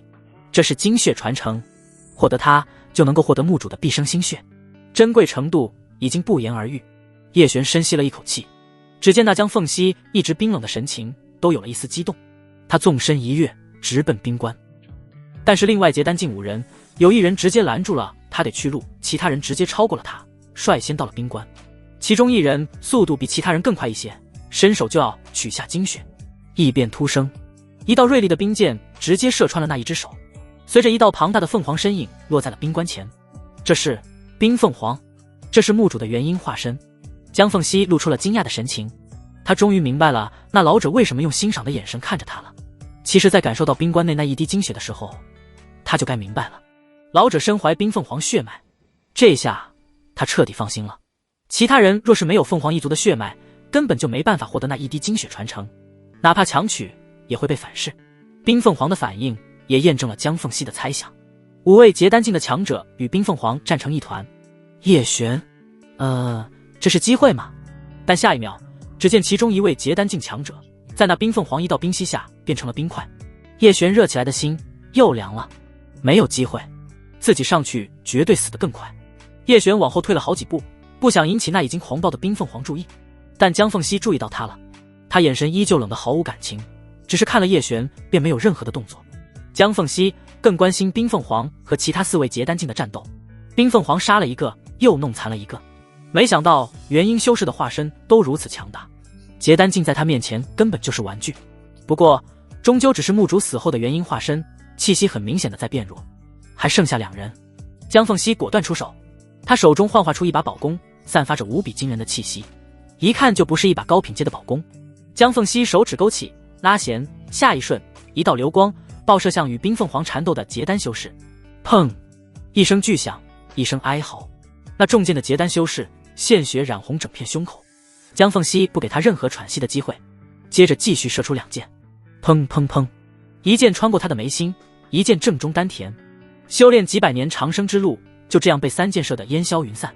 江凤熙实力惊人，这也归功于这雪山的寒气对他并没有什么影响，他从出生时就觉醒了冰凤血脉，所以寒气并没有消耗他多少灵气。他一直在隐藏，在做假象迷惑其他人，就是让其他人放松警惕。叶璇要是知道这一点，可能会夸一句：胸有多大，脑子就有多聪明。叶璇这时候再次往后退了几步，这样下去，那一滴精血必然是江凤熙的，捡不了漏就要准备跑路了。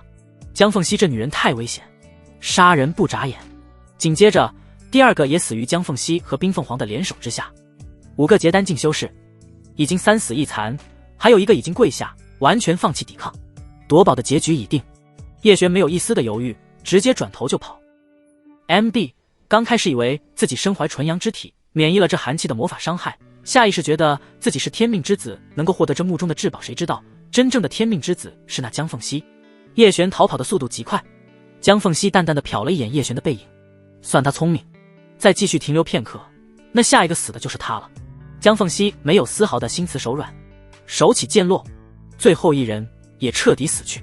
雪山之巅，此刻只有江凤熙与那快要消散的冰凤凰。很显然，墓主就是内定了身怀凤凰血脉之人。江凤熙看着那精血，一双凤眸爆发出金光。下一秒，那一滴精血微微颤动，仿佛收到了某种指引一般，径直冲向江凤熙，瞬间融入他的眉心。江凤熙整个人微微一颤，他脸色不由猛变。精血蕴含着无比惊人的东西，这是冰凤凰的传承，能够让他更进一步。但这位前辈的精血传承太过于庞大，不是他短时间内就能够炼化的。江凤熙原地打坐，强大的精血之力让他头晕目眩，经脉暴涨，而且那一滴精血还在继续释放出庞大的灵气，源源不断。这样继续下去，他会爆体而亡。江凤熙生平第一次有了惊慌，他背后双翼猛然展开，现出了冰凤的特征，这是吸收了精血之后的进化。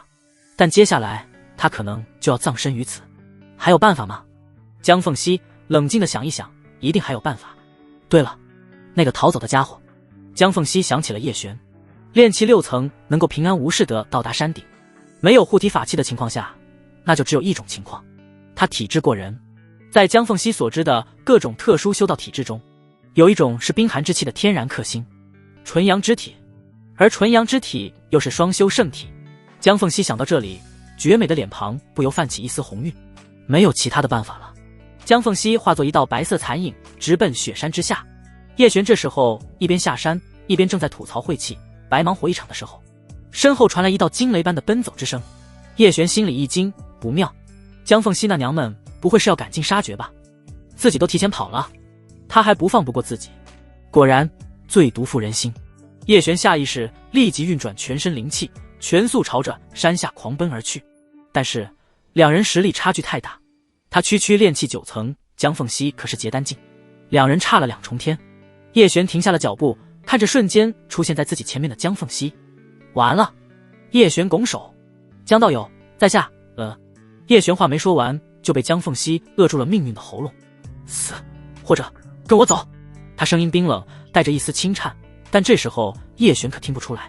叶璇毫不犹豫道：“跟你走。识时务者为俊杰，命都在他手里，根本反抗不了。”江凤熙直接拧起他，直奔山巅。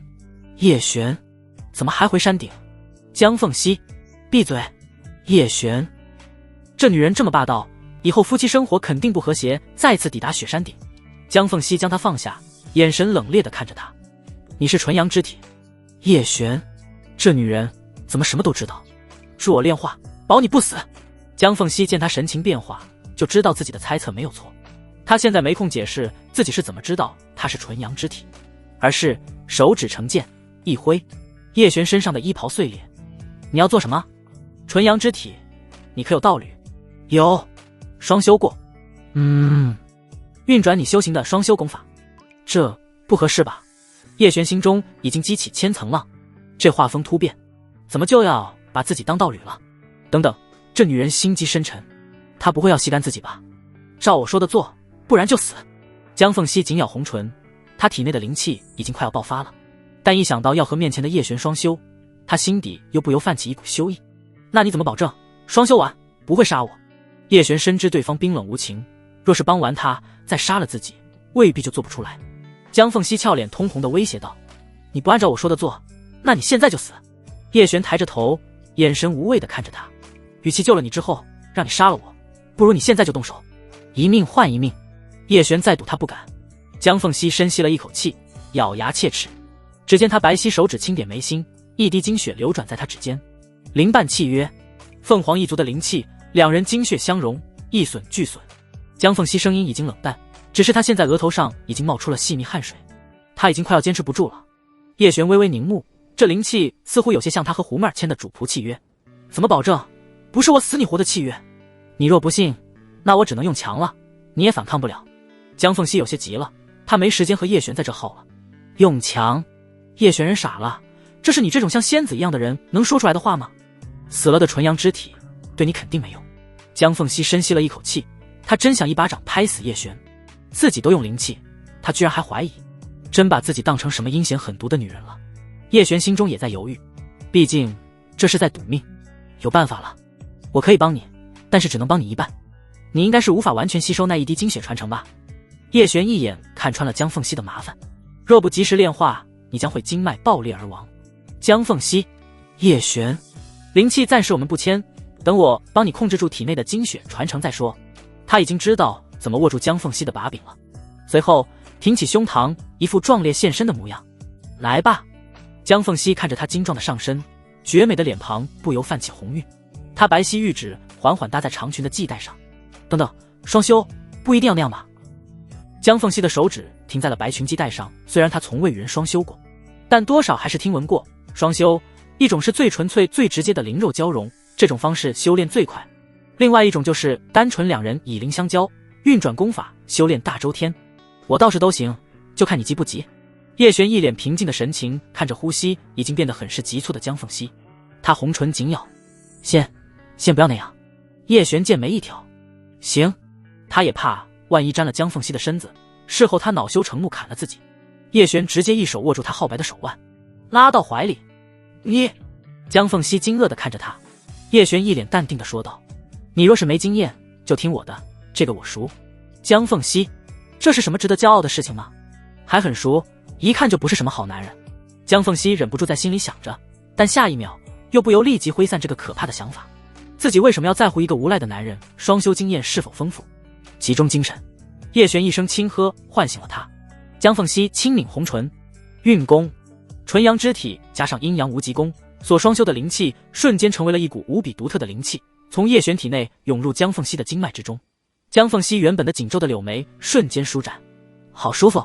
原本几乎刺骨的精血之气在他经脉中暴走，让他无比痛苦。但随着叶璇体内蕴含着纯阳之力的双修灵气涌入他的经脉中，那丝丝特别的暖意瞬间融合了那冰冷刺骨的精血灵气。江凤熙下意识地往叶璇身边靠了靠，他想要更多的纯阳之力。刚刚只是化解了那一滴精血传承里的一丝精气而已。江凤熙体内经脉的精气汹涌而来，这让他不禁又露出了痛苦的神情。这样太慢了，不是他承受不了这份痛苦，而是他的经脉可能承受不住了。他需要叶璇分担更多的精血传承精气。江凤熙银牙咬着红唇，沁出一丝血迹。比起贞洁，这时候性命更重要了。江凤熙一双凤眸看着闭着眼睛努力运转功法的叶璇，他下定了决心。一袭白裙缓缓滑落在雪地之上，这一幕美得惊心动魄。叶璇忽然感觉到了不对劲，一道冰冷的身子投入他的怀里。江凤熙，他要换一种方式，用第二种方式吧。他声音柔弱无骨，少了那原本冰冷无情的气息。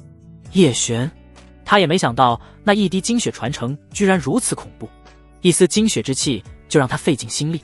要是按照之前的方式，江凤熙肯定撑不下去，就连叶璇自己也可能会身受重伤。还好江凤熙这女人聪慧，及时改变了主意。莫名的两人配合得天衣无缝，一阴一阳，仿佛天地大道自然运转。江凤熙一张绝美的脸庞满是红晕，她此时神情无比复杂。时间缓缓流逝，但这时候雪山开始微微晃动着。不好，此处要崩塌了。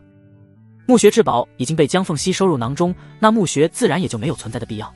江凤熙这时候如梦初醒，她体内依旧有着庞大的精血之力，但现在已经没有时间给她炼化。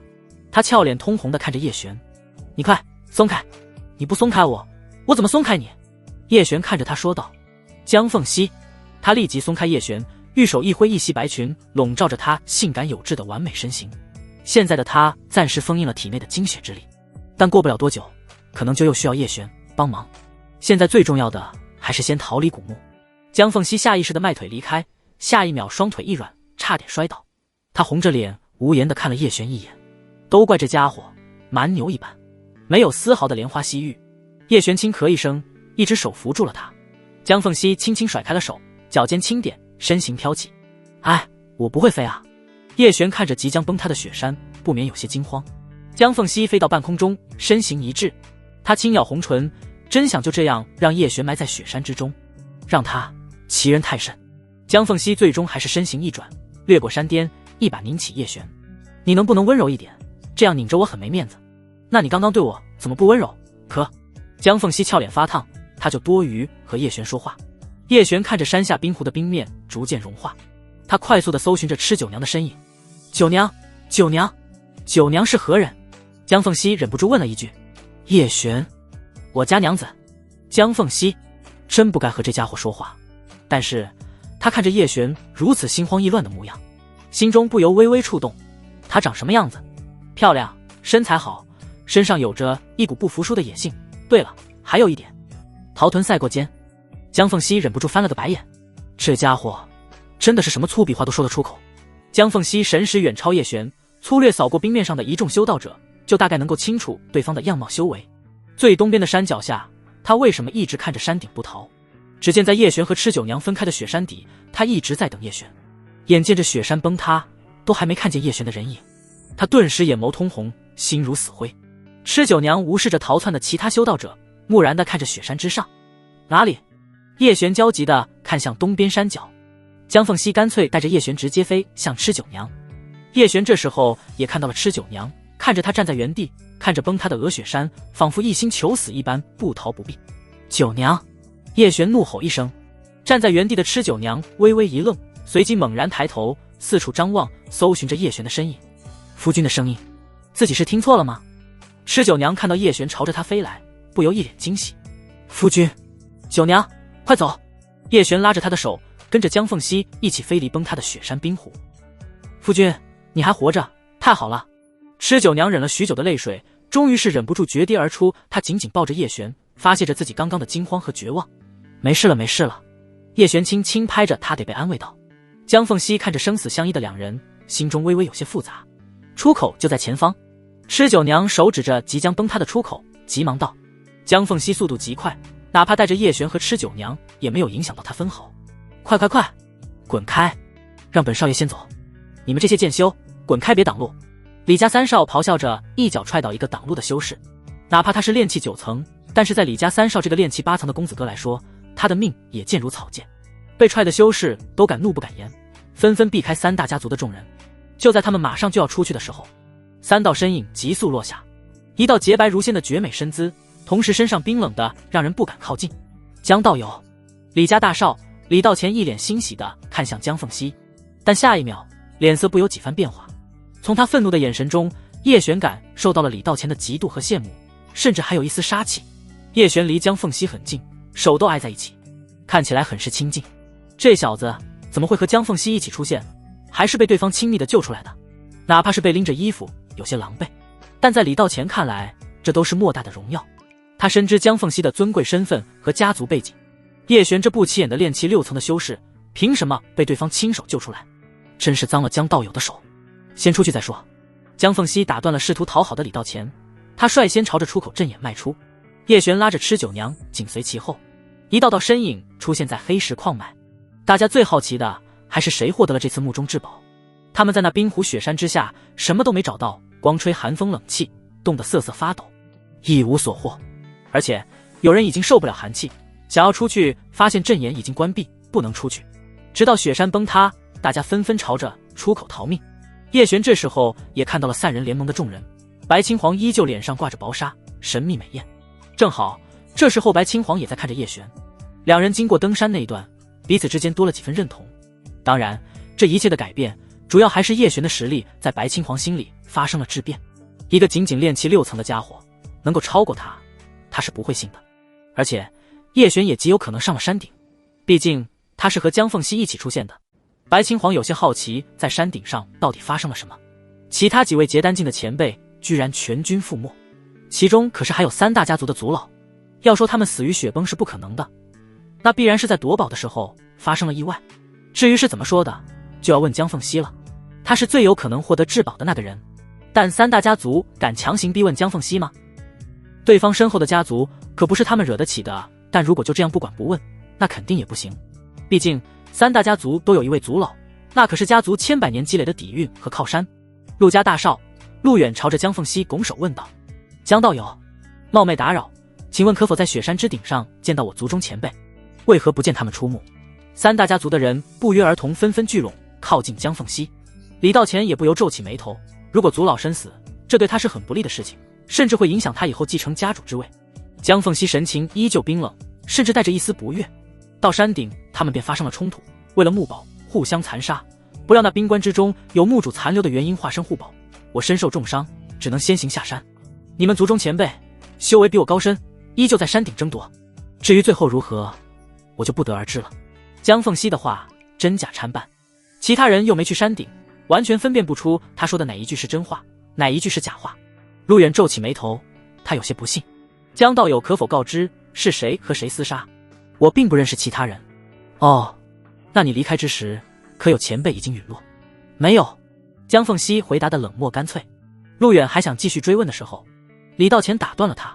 好了，陆兄，江道友自己也身负重伤，不要再盘问了，先让江道友将伤养好，再说不迟。现在先派人把守此处，一有族老们的消息，立即通知族里。陆远，他知道李道乾这家伙在刻意讨好江凤熙，癞蛤蟆妄想吃天鹅肉，人家都没拿正眼看过他。两人不管是修炼天赋还是家族，都相差甚远。李道乾想要与对方结成道侣，那是做梦。陆远的想法，李道乾自然不会理会。他一脸温文有礼地朝着江凤熙拱手道：“江道友，你已负伤，不如先去我族内休养，我们李家必然以贵客之礼相待。”李道乾心里满是期待，他甚至已经想好了，江凤熙在他李家休养的这段时间，他怎么让对方一步一步对他产生好感。不说让江凤熙马上成为他的道侣，至少两人关系会变得很是亲近，那样以后成为道侣也是水到渠成的事情。就在李道乾准备领他回族里，让族中长辈惊讶的时候，江凤熙一句话就打破了他的所有幻想。不必了，我自有安排，告辞。江凤熙说完，转身就走，没有一丝一毫的犹豫。他脚踏飞剑，远遁而去。至于叶璇，就在刚刚江凤熙被李道乾邀请的时候，他就拉着吃酒娘悄悄退至众人身后。毕竟他在三大家族眼里就是毫不起眼的小卡拉米，离开也不会引起他们的注意。李道乾看着江凤熙的背影，脸色不由铁青。他这次夺宝可是血亏收场，不只是他，其他两大家族也是如此。陆远气愤地拂袖而去。南宫玉神情复杂，他心思沉重，这次回去有些难以交代。倒是作为城主的女儿落雪，他这次也没有什么收获，但好在也没什么损失。同时他对叶璇越发好奇了。叶璇原本只是炼丹师，但现在仅仅靠着炼气6层的修为，在雪山比他爬得还远。这家伙身上肯定有秘密。落雪现在是看不出来，但若是母亲作为黑石城城主的洛青衣，定然能够看透叶璇这家伙。若是他能够在这次炼丹大会脱颖而出，那自己就要好好把他介绍给母亲大人了。落雪本质上是希望洛青衣治下能够挖掘出可用之才，但黑石城此处偏僻，不仅灵气匮乏，就连城内修炼之人的资质也是颇为不堪。这往后的灵城之战，黑石城又没有拿得出手的修士，往后能够获得的资源也就越来越少，这是一个恶性循环。叶璇不知道自己被多少人盯上，他有些后悔来参加这次禁古墓夺宝，要不是对付散人联盟姓萧的两兄弟，他就不会白来一趟，还失了身。不过也不能说完全血亏，至少与江凤熙双修完，叶璇发觉自己的修为有了不少的长进，隐隐有突破至炼气9层中期的迹象。果然，江凤熙体内那一滴精血传承拥有着恐怖而又庞大的精气，叶璇只和他修炼不到1刻钟，修为就增长了这么多。若是一天一夜，那岂不是能够突破至筑基期？叶璇思忖着得早先给自己炼制筑基丹了。夫君，你是不是在想那姓江的女子？吃酒娘见叶璇牵着她的手，神情却恍恍惚惚的。她对叶璇和江凤熙的关系很是好奇，尤其是叶璇是被他救着下雪山的，那江凤熙是何等身份，何等的修为，看起来是无比冰冷的无情仙子，为什么会就修为远不如他的叶璇呢？在雪山上肯定发生了什么特别的事情，才会有这样的改变。是，叶璇倒也没否认，这没什么好隐瞒的。吃酒娘也是自己的娘子，就应该坦荡一些，这样对彼此的感情是正向的帮助。夫君，你倒是一点假话都不讲。吃酒娘有些惊讶地看着叶璇，不过内心有些吃味，但也是开心的。她本来就是直爽的性子，可不希望叶璇有什么事还瞒着她，这样坦诚是她喜欢的相处方式。吃酒娘一方面有些吃味，另外一方面又担心叶璇要是真喜欢上那位江姓女子，对方的身份和修为，她身边随便一位爱慕者都可能是叶璇惹不起的人物，这很危险。叶璇与吃酒娘先回了自家庭院，一路上倒是没发现有跟踪的人，估计其他人这时候还没功法管他。叶璇一进院门就看到了在前院坐着的陆清月和胡妹儿，两女正在吃晚饭。夫君！陆清月和胡妹儿两女惊喜地看着叶璇，异口同声地喊道，随即两人奔向叶璇。胡妹儿下意识地慢了一步，让陆清月抱住叶璇。叶璇微笑着轻轻拍了拍陆清月的后背，随即将一旁的胡妹儿也拉入怀中。两女眼眶微微泛红，她们也是担心叶璇。哎，你们就好好看看夫君有没有受伤，我饿了先吃点。吃酒娘笑着坐下，拿起筷子准备吃。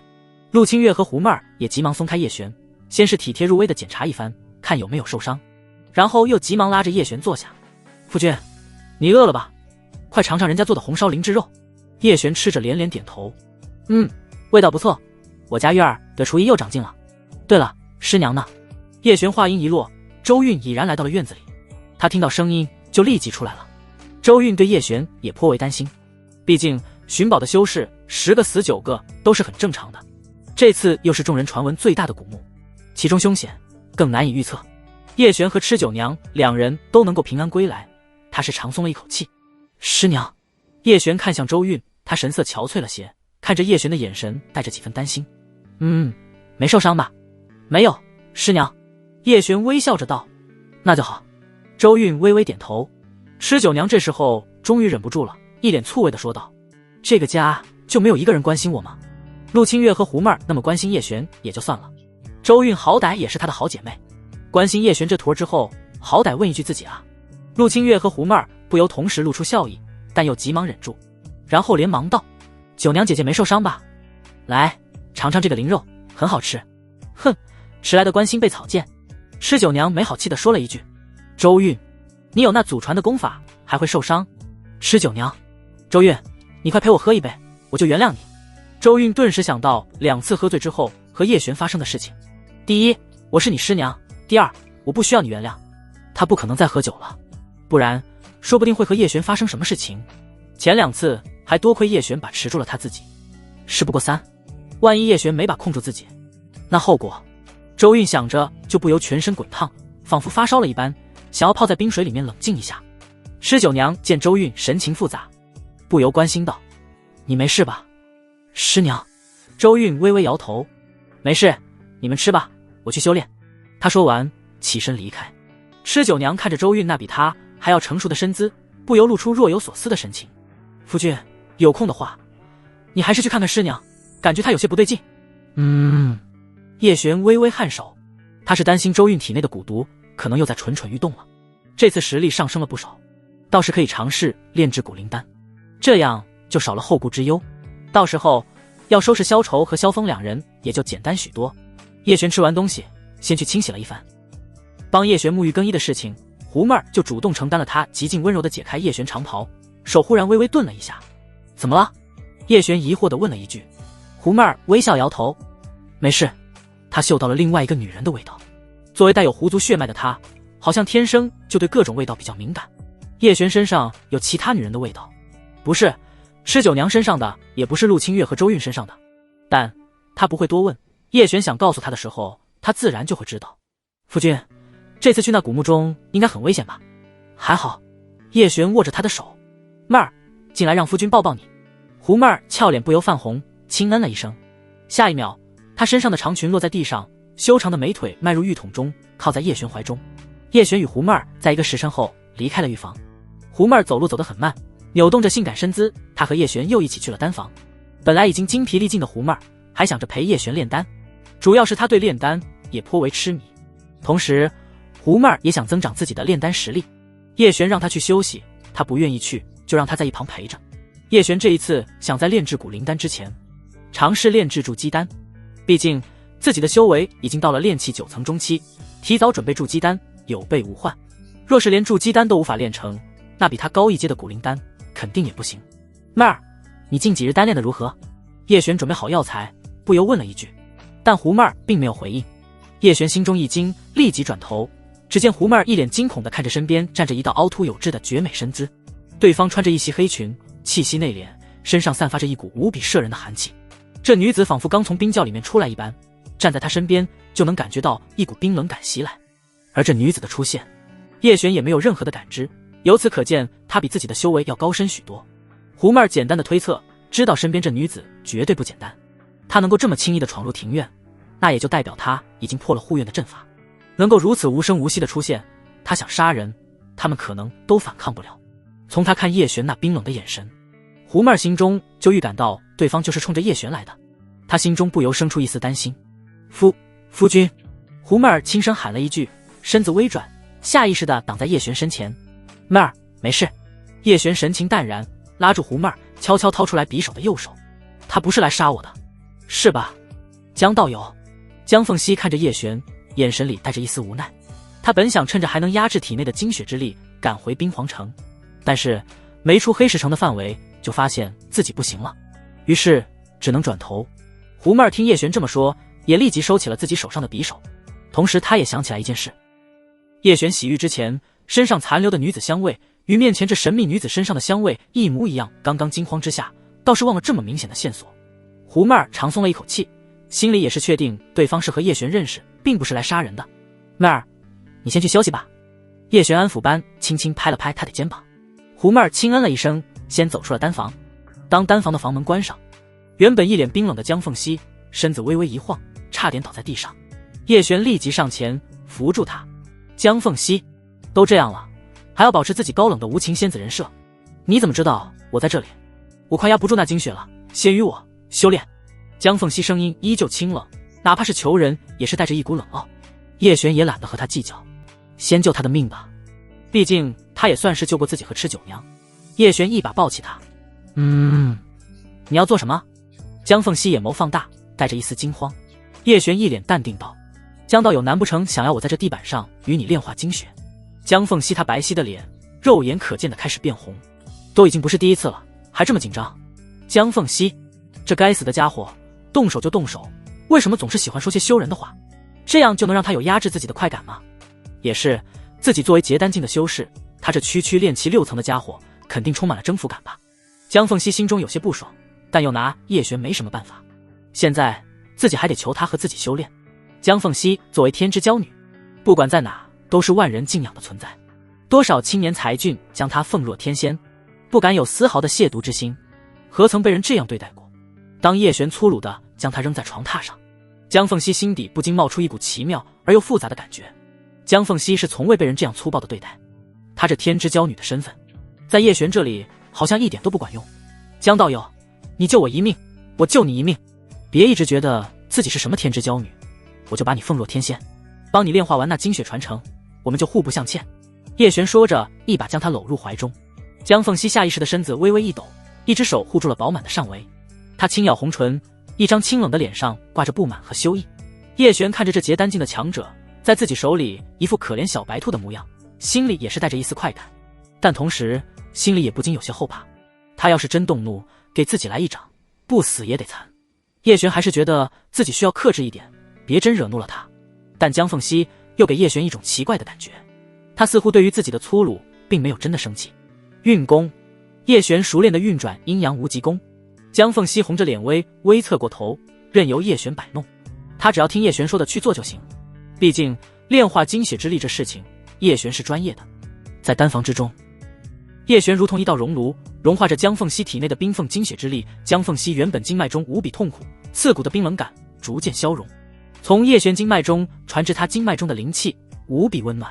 江凤熙能够感觉到自己体内那冰冷的精血之力在逐渐变少，化成他自身的灵气，他的修为在快速的上升。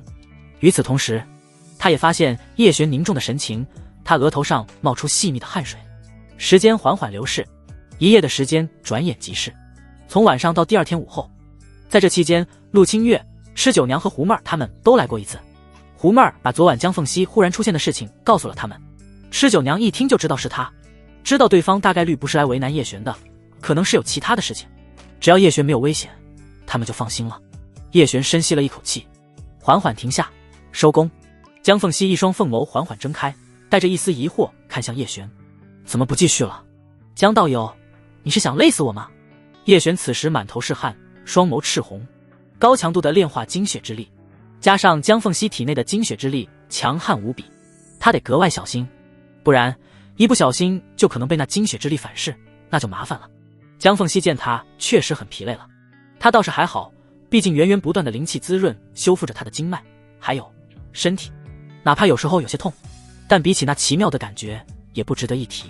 而且他的修为随着炼化精血之力提升的极快，他已经到了结丹境中期，如果将体内的精血之力全部炼化，江凤熙步入结丹境后期也是完全没问题。想到这，他心里不由有了些许的激动。这次的古墓之行也算是福祸相依了，就是失身于这家伙。江凤熙对于一脸疲态的叶璇感官越发复杂。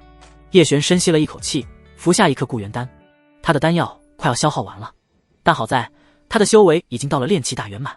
叶璇帮着江凤熙炼化精血之力，虽说肉是江凤熙的，但他也是喝到了一点汤，选择现在停下来帮他炼化。叶璇也是为了自己的安全。江凤熙身份特殊，修为强大，他要是没有了制约，叶璇会没有安全感，毕竟自己占了他的小便宜。以他的修为要收拾自己，叶璇是反抗不了的，所以不能完全帮他炼化精血之力，这是保护自己，也是保护周韵、陆清月、吃酒娘、胡妹儿他们。现在停下是最好的，绝对不是自己不行了。与此同时，叶璇脑海里响起一声脆响，叮！恭喜宿主成功结交了江家天骄女江凤熙，友好值达到80，成为好友，获得奖励不死体炼体功法。叶璇剑眉微挑，这女人对自己的友好值居然到80了，那自己是不是不用担心江凤熙随时要干掉自己了？叶璇不由看向江凤熙，她绝美的面容上还带着未消散的红晕，一头及腰青丝有些凌乱，她手中拿着长裙，遮掩着玲珑有致的完美身姿。你现在感觉如何？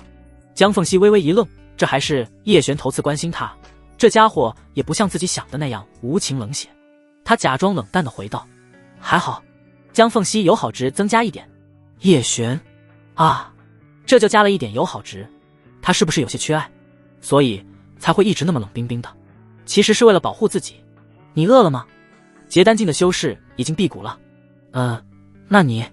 叶璇又试探着关心了几句，友好值并没有增加，看来是自己想简单了。他也不是那么缺爱，毕竟是结丹境的修士，怎么可能那么容易被打动？也就是自己占了天时地利人和。叶璇打算先去见一下周韵、陆清月他们，免得他们担心。你先待在这里。江凤熙轻嗯一声，他似乎在等叶璇赶紧走。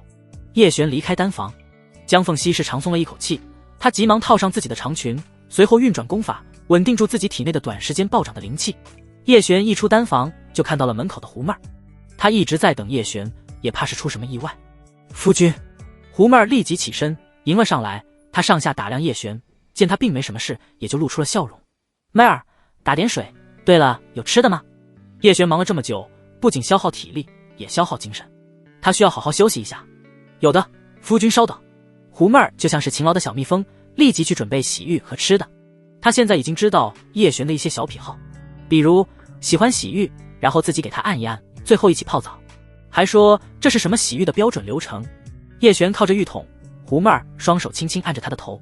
与此同时，叶璇脑海里出现不死体的修炼境界。不死体总共分成3重境界，第1重境界肉身不死，第2重境界神魂不灭，第3重境界轮回不朽。一般的修道者到第2重境界就已经是极限，第3重境界是要参透轮回法则，将不死之力与天地法则融入己身。想一想也很是艰难，就算是某些万年老不死都未必能够参透。叶璇现在急需的是肉身不死。第1个境界需要药浴以及淬体修炼，还需要丹药辅助，这看起来倒是不难，尤其是丹药，叶璇最擅长了。也练习一遍不死体的功法，叶璇感觉全身逐渐发热，似乎皮肉骨血都在接受打熬一般。在他怀里的胡妹儿感觉有些不对劲，她妩媚的脸庞微微泛红，还以为叶璇又想和她修炼阴阳无极功。夫君，你刚修炼完，别一直这样，对身子不好。胡妹儿在丹房门口其实都听到了江凤熙的声音，她知道两人在里面做什么，只是她没想到就连江凤熙这等天仙般的女子都被叶璇给拿下了。对于叶璇和江凤熙之间的事，她不敢和吃酒娘陆清月说，毕竟江凤熙实力超强，要是对方不想其他人知道，自己传了出去，对方肯定会恼怒。胡妹儿生来性子小心细致，这可能跟她从小生长的环境有关，她的小心隐藏着自己的狐女身份，所以对任何细节都比较敏感。叶璇本来没那心思，都看着她欲拒还迎的妩媚眼神，就忍不住将她搂入怀中。胡妹儿性感的身子微微扭动，声音媚骨。夫君。1个时辰后，太阳西下，前院里吃酒娘忙活了一桌香喷喷的菜肴，周韵都不由有些惊讶，吃酒娘居然会有这么贤妻的一面，平时只看到她的野性了。妹儿，你又缠着给夫君洗浴了。吃酒娘笑着看向满脸通红的胡妹儿，走路的姿势都有些别扭，她轻咬红唇，羞得不敢抬头看周韵他们。快坐吧，脚软可别摔倒了。吃酒娘的进攻性太强了，陆清月在一旁听着都不由脸红，想着自己以后要是和叶璇在一起修炼，千万不能让吃酒娘知道，不然得被她骚死。胡妹儿这时候就低着头坐到陆清月身边，叶璇倒是大大方方，一脸坦荡地坐在吃酒娘和胡妹儿中间。今日是酒娘做的饭菜。吃酒娘颇为骄傲，顺便夹起一块肉放到叶璇碗中。叶璇尝了一口，不由点头称赞：我家酒娘厨艺也很不错。吃酒娘被叶璇夸一句，顿时嘴角忍不住的上扬。吃完饭，胡妹儿和吃酒娘一起收拾，陆清月本来也想帮忙，但是被两女制止了，说她已经有了身孕，前3个月可要小心照料，这毕竟是叶家第一个孩子。叶璇则是来到了周韵的卧房。师娘，进来。周韵的声音成熟而又悦耳，就是依旧带着一丝冰冷的禁欲感，这可能是天生的音色。叶璇迈步走进卧房内，周韵在打坐修炼，她现在在努力地维持着炼气7层的修为。璇儿，有事？师娘，你体内的蛊毒差不多该压制了。叶璇说着来到了周韵的身旁，她淑美的脸庞微微发烫，但她神情依旧保持着师娘的矜持从容。炼制蛊灵丹可能暂时还炼制不出来，辛苦师娘再忍受一段时间。你不用着急炼制，一步一步来。周韵知道上次叶璇差点入魔就是为了及早炼制蛊灵丹，她内心是很担忧叶璇继续冒险。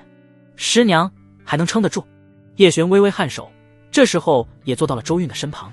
周韵身子忍不住的微微僵直，虽说两人已经不是第一次修炼，但周韵还是忍不住内心泛起波澜。当叶璇握住她的双手，周韵更是心跳加速。叶璇火热的手掌让她心情莫名的有些躁动，她感觉自己的定力变得越来越差，这是道心不稳的表现，是因为自己修为降了2个境界导致的，还是因为叶璇？周韵自己也不知道，她这时候只能顺着叶璇，任由她的摆布。毕竟双修功法是叶璇掌控，她只需要好好运功配合就可以了。随着时间的推移，夜深人静，叶璇缓缓收工，睁开双眸，看到周韵眉目如画的面容，成熟丰腴的身段，端庄冷傲的美妇气质，她身上有着一股莫名的吸引力，让叶璇忍不住心动。是禁忌的感觉吗？还是她本身就有着过人的魅力？叶璇看着她耳边有些凌乱的青丝，不由靠近一些，手缓缓伸到周韵的脸边。她忽然睁开了双眸，眼神里带着惊疑看着叶璇。我看您头发有些乱了。叶璇说着，继续用手将她耳边的青丝绕到耳后。周韵美眸不由放大，这小子胆子越来越大了，他居然还当着自己的面继续给自己弄头发，这是表示自己没有说谎的意思，给周韵整不会了。叶璇这时候下了床榻，朝周韵行礼：师娘，已是丑时，好好休息。周韵轻嗯一声，看着叶璇离开的背影，不由陷入沉思。叶璇离开周韵卧房，径直走向丹房。丹房里可还待着一个江凤熙，现在他对自己的友好直到了81点。叶璇必须得抓住机会，从他这里得到更多的好处。不死体，这功法就相当不错。不知道要是他变成自己的道侣，会有什么奖励？可这想法是不是有些大胆？但曾经有一位前辈说过，只要胆子大，师娘放产假。可还是等等吧，自己现在可拿捏不住结丹境江凤熙，要是发生家庭纠纷，他万一对自己使用家庭暴力，一拳他都受不起。这世界可没有法律保护他。叶璇推门进了丹房，只见江凤熙正在修炼，他身上的气息内敛，同时也稳定了许多。他似乎在丹房里设了一个阵法，能够更好地隐藏他的气息。果然，到了一定境界的家伙，行事都特别小心。这一点，叶璇还得继续学。叶璇，江凤熙缓缓睁开眼，一双凤眸带着刺骨的冰冷感看着叶璇。干嘛？叶璇被他看得后背发毛。江凤熙冷着脸，红唇微起：上床，陪我修炼。叶璇，不是，把哥们当什么了？一回来就要我偏不，今天不行。叶璇面对结丹境的江凤熙，一脸正气地拒绝了对方陪修的要求。江凤熙美眸微凝，带着一丝危险的气息。叶璇轻咳一声：今天我要炼丹，为了筑基，得提前做些准备。江凤熙凤眸中露出思索之色，他倒是忘了这事。自己虽然需要叶璇帮忙炼化精血之力，但现在他自己本身也确实需要为了筑基而做准备。江凤熙想到自己当初筑基丹是家族提供自己只要一心修炼便可，其他方面的东西早就有人帮着准备妥当。像叶璇这样自己炼制筑基丹的人，那是少之又少，毕竟炼丹师也只是少数人。你是2品炼丹师？江凤熙带着一丝的好奇，淡淡的问了一句。叶璇祭出丹炉，应该算是了吧，毕竟他已经能够炼制出2品固元丹。江凤熙一脸平淡，这不算什么了不得的成就，毕竟在他们冰皇城，3品炼丹师大有人在，他家族之中就供奉着一位4品炼丹师。叶璇把自己之前在万宝阁买的10份筑基丹药材都整理好，做完准备工作，开始炼制丹药。一般来说，这种时候得把闲杂人等请出炼丹房，主要是为了防止偷师打扰炼丹师炼丹。但江凤熙亦不会炼丹，而他不至于扰乱叶璇炼丹。叶璇深吸了一口气，灵气运转，他的长袍无风自动，一瞬间他身上透着一股炼丹宗师的气场。江凤熙凤眸微亮，看着他，这家伙看起来倒是有些不同。叶璇炼丹时的行云流水，让人看着不由赏心悦目。江凤熙在叶璇的身上仿佛看到了当初在家族里那位4品炼丹师身上才看到的气场，甚至叶璇身上仿佛还多了一些东西，仿佛有一种丹道智理在其中一般。江凤熙看着他，不由越发专注，同时也想起曾经看过一部古籍，上面就有记载，有一位炼丹祖师以丹道而成仙，道并非只有一种，道法千千万万，最后都将殊途同归。江凤熙此时在看炼丹时无比专注的叶璇，心中多了一丝丝的欣赏。可他才区2品炼丹师，想要以丹道成仙，还差了10万8千里，有什么值得欣赏的？江凤熙想着，不由闭上双眸，他也要自己炼化精血之力，不能光靠叶璇这家伙，免得被他看低了去。叶璇这时候专注在自己炼制的筑基丹上。时间流逝，从黑夜到白天，从白天又到黑夜。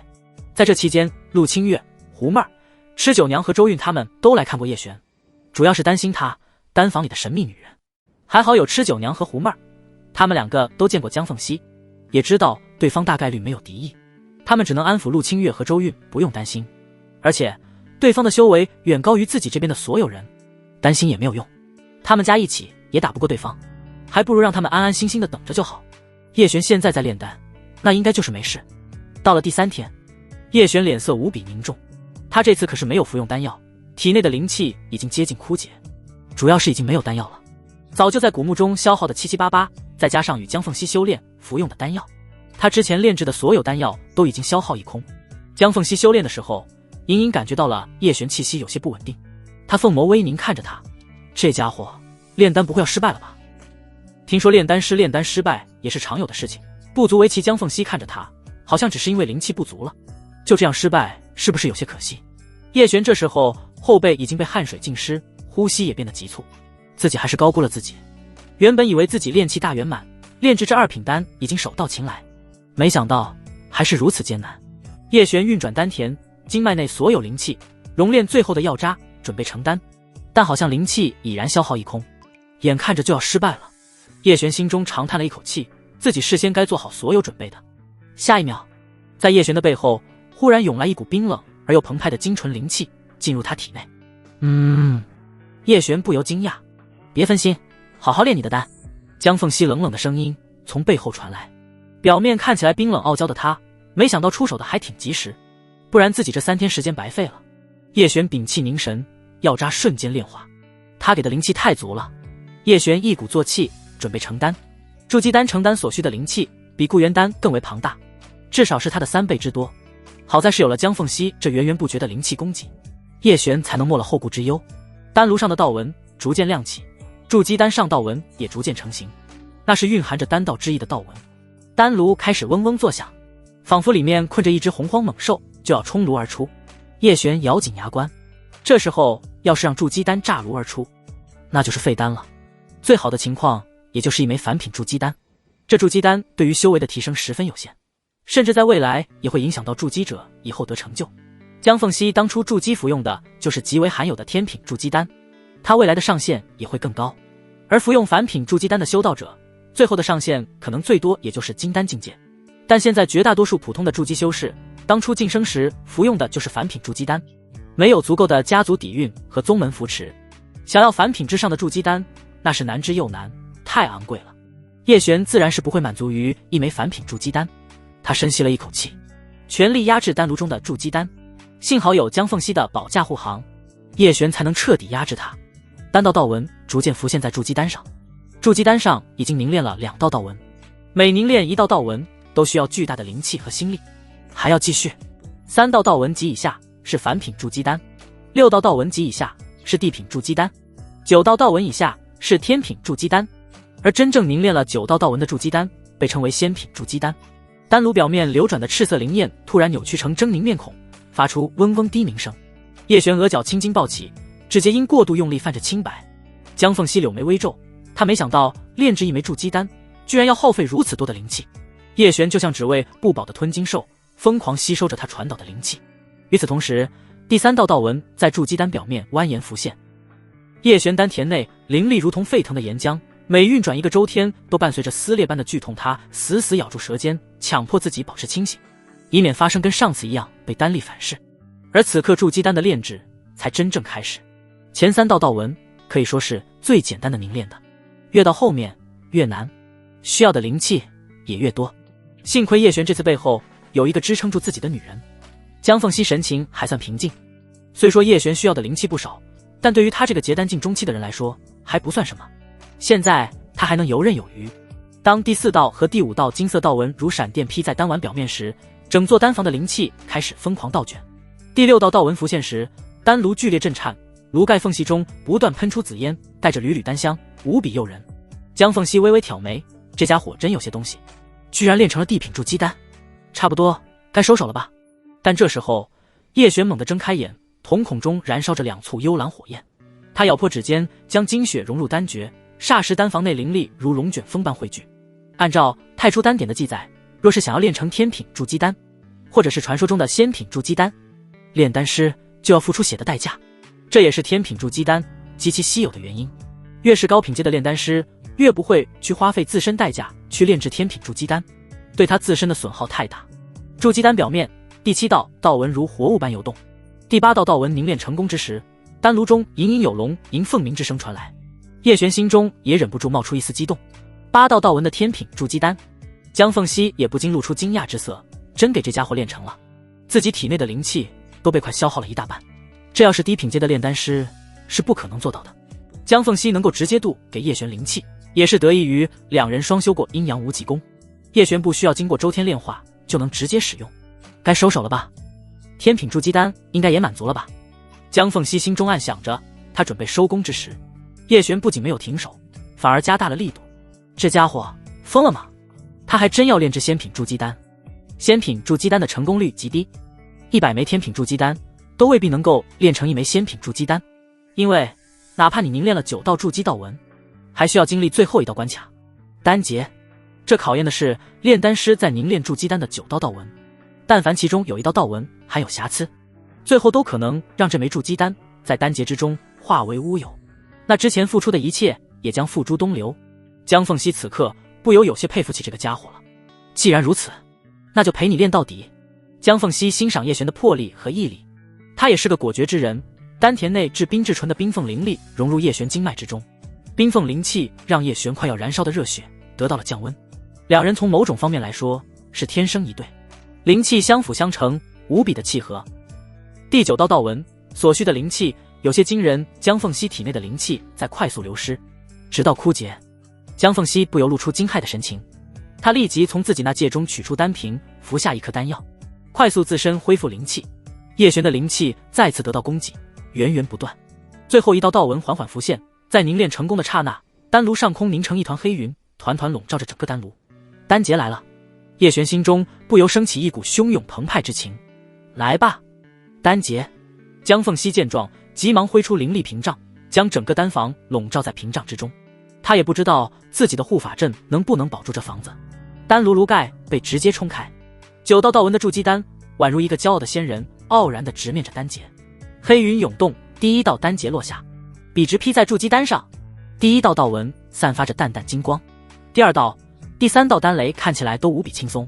3道金色道纹已成，紧接着是第4道、第5道丹雷有了些许强度，筑基丹冒出了一缕缕青烟。第6道丹雷落下，筑基丹被劈落回丹炉之中，然后他又倔强地腾空而起。还有3道丹雷，第7道丹雷明显变粗了许多，威力也更强，筑基丹疯狂震动，仿佛要裂开了一般。紧接着第8道丹雷落下，筑基丹上的道纹变得黯然失色，隐隐有破碎之感，但他还是撑住了，还差最后一道丹雷。这时候不只是叶璇紧张了，一旁的江凤熙也提起了心，他看着那筑基丹，仿佛看自己孩子在渡劫一般的心情，看着都不知不觉握紧了拳头。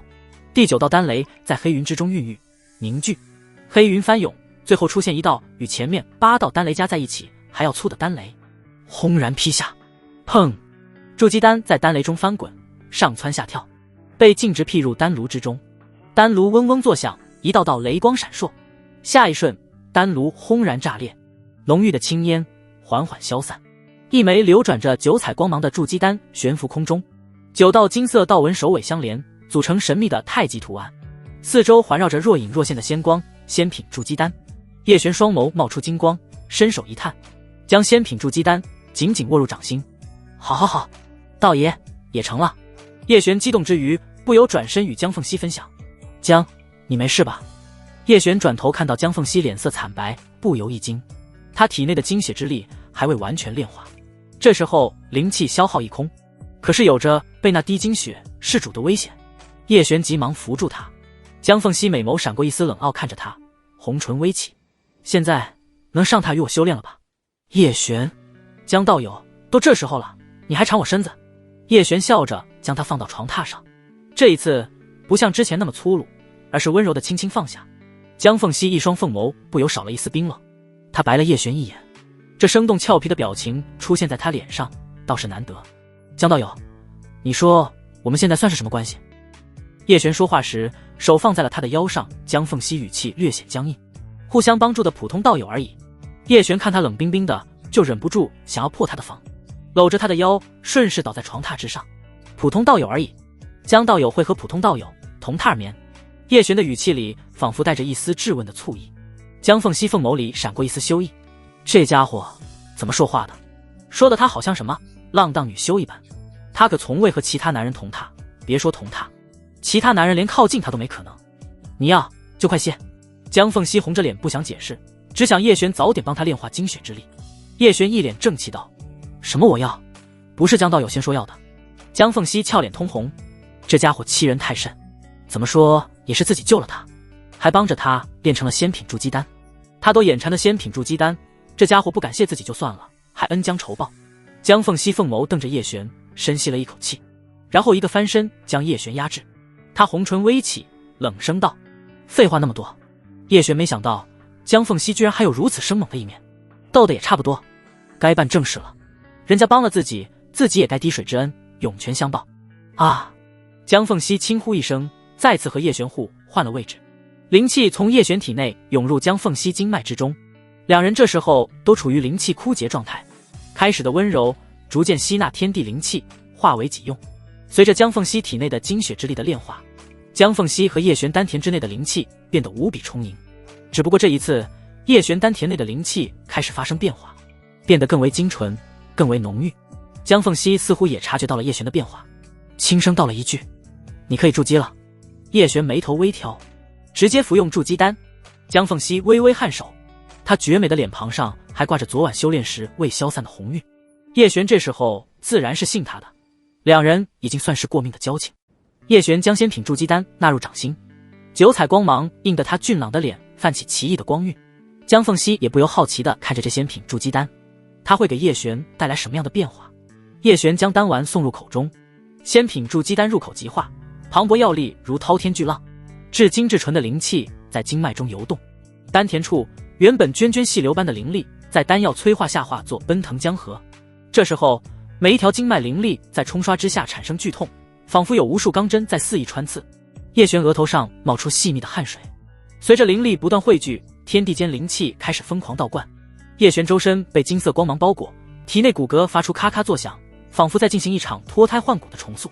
他能清晰感受到五脏六腑在灵力滋养下变得更加坚韧，皮肤表面也泛起一层莹莹光泽，经脉也从羊肠小道变成了通天大道。轰！一声巨响，境界壁障轰然破碎，叶璇周身气息暴涨，筑基境界特有的灵力威压如潮水般扩散开来。丹房外乌云密布，紫色雷劫在空中酝酿。江凤熙不由露出惊骇的神情，区区筑基也要经历雷劫，这是逆天到什么程度了？庭院内，周韵、吃酒娘率先察觉不对劲，出了卧房，快速赶来丹房外。但那雷劫的威压有些慑人，他们也无法靠近丹房。胡妹儿和陆清月后续赶到，来到周韵和吃酒娘身后，都是一脸担忧地看着丹房。他们知道这雷劫大概率是叶璇引起的。叶璇此时心中也惊讶不已，自己这什么准备都没有，竟然就要开始渡劫了。不是自己就筑个基而已，就要渡劫，这对吗？就因为我不是土著。当乌云越来越浓，紫色雷劫蠢蠢欲动，叶璇起身跃出丹房，别把丹房劈坏了，到时候修缮又得花费一大笔灵石。江凤熙看着离开他身旁奔向丹房外的叶璇，不由一愣，随即心生感动。他是怕雷劫伤了我，这时候了，还想着自己这家伙。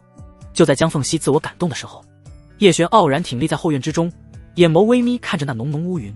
来吧，之前是助姬丹渡劫，现在是自己渡劫。叶璇心中升起万般豪情。就在这时候，一道蓝光飞向叶璇，直接护住了他。只见江凤熙一双凤眸满是复杂的看着他，那是他的护身宝甲，价值不菲，是一件足以让黑石城3大家族都眼红的传家至宝。叶璇微微一愣，没想到江凤熙如此讲情义，他也不推诿了，直接收下。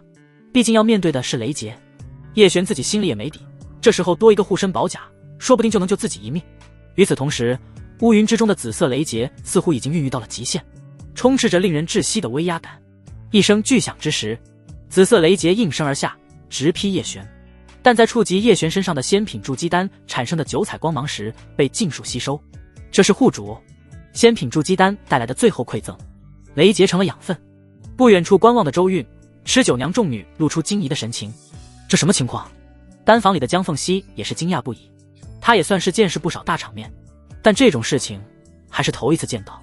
仙品筑基丹还有如此神奇的功效。黑云翻涌，似乎也被气到了。雷劫接连落下，但全被吸收炼化。叶璇感觉自己体内的修为在暴涨，3道雷劫吸收完，筑基初期境界就已经彻底稳固，底蕴无比深厚，这都是未来爆发的底蕴。紧接着又是3道雷劫，尽数吸收炼化，直到第9道雷劫融入叶璇体内。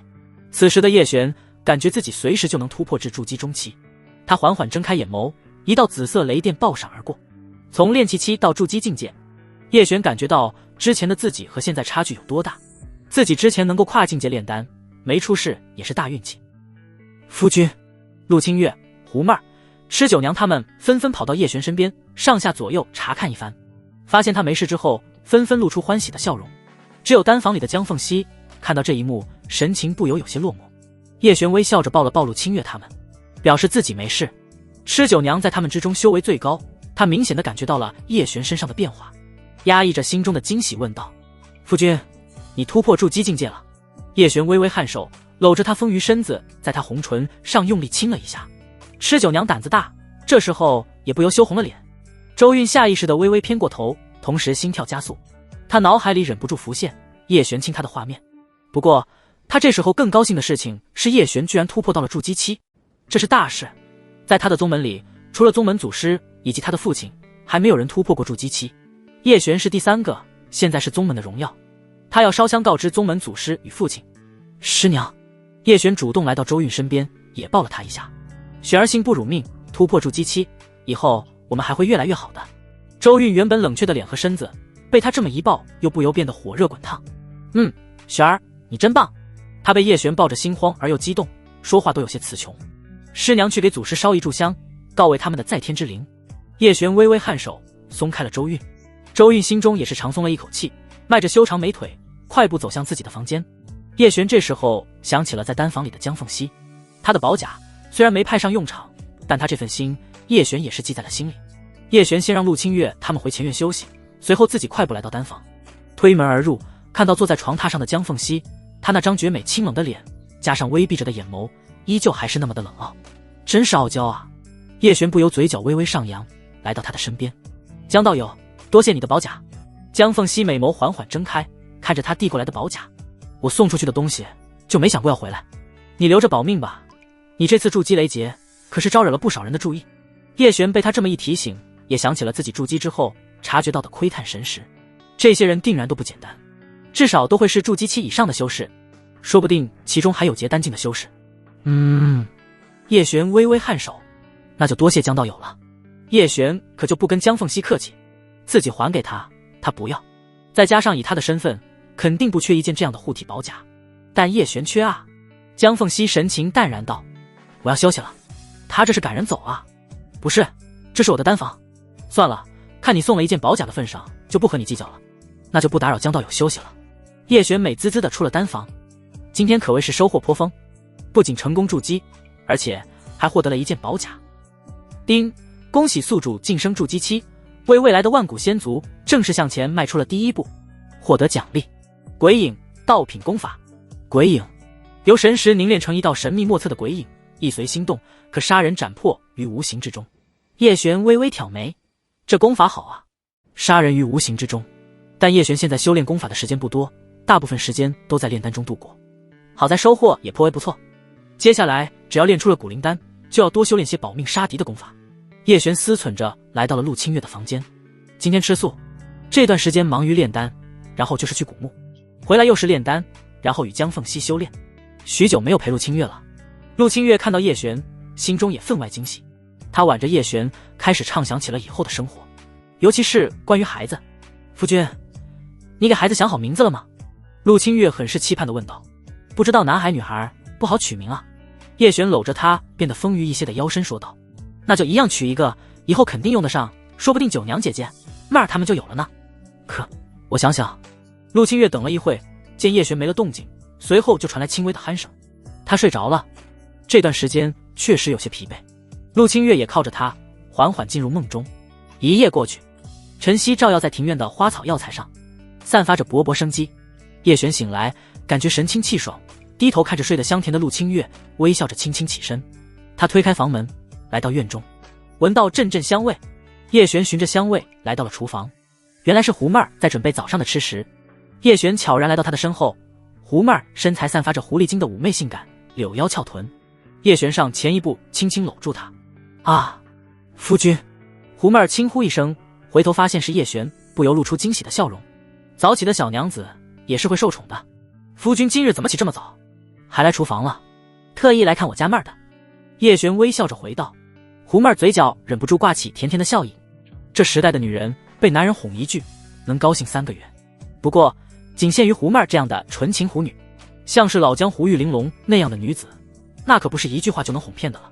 胡妹儿美美的端着一碗汤送到叶璇手中。夫君，尝尝，这都是陆清月给他定制的大补汤。叶璇笑着尝了一口，他堂堂纯阳之体，还需要补这些吗？被其他人知道，还不笑掉大牙。没多久，吃九娘、周韵和陆清月陆续起来，他们依旧围绕着叶璇。他们最好奇的还是昨晚那雷劫是怎么回事。叶璇把昨晚发生的事情大概解释了一番，他们都露出惊讶的神情。幸好有那位江道友在，不然夫君的筑基丹都不一定能练好。陆清月感叹着说了一句。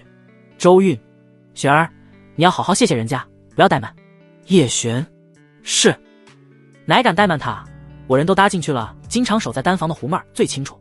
夫君真是不容易啊。叶璇筑基成功之后，最想解决的事情还是炼制古灵丹。周韵现在每次蛊毒发作都变得越来越严重，也无比的痛苦和折磨。吃九娘的现在也只是刚开始，要是不趁早解决，那以后也会和周韵一样。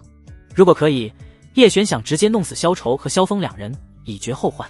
只是可惜了之前在墓中的雪山自己实力不够，若是那时就筑基成功，那杀他们不过是手起刀落的事情。错过了，只能再等待时机。现在炼丹要紧。叶璇再次回到丹房，江凤熙已经在勤奋的修炼了。天才都在努力，自己还有什么资格不努力？叶璇想着，就从那戒中取出丹炉。丹炉昨天已经炸了，看来得去一趟万宝阁。叶璇看向江凤熙，是不是可以借他的脸用一用，迷惑震慑一些心存恶念的家伙？一直看我作甚？江凤熙凤眸睁开，冷冰冰的质问道。叶璇露出一个人畜无害的笑容，顺势挨着他坐到了身边。这么亲密的距离，江凤熙以前身边是不可能有这样的男人，但叶璇这家伙现在已经彻底打破了这条规则。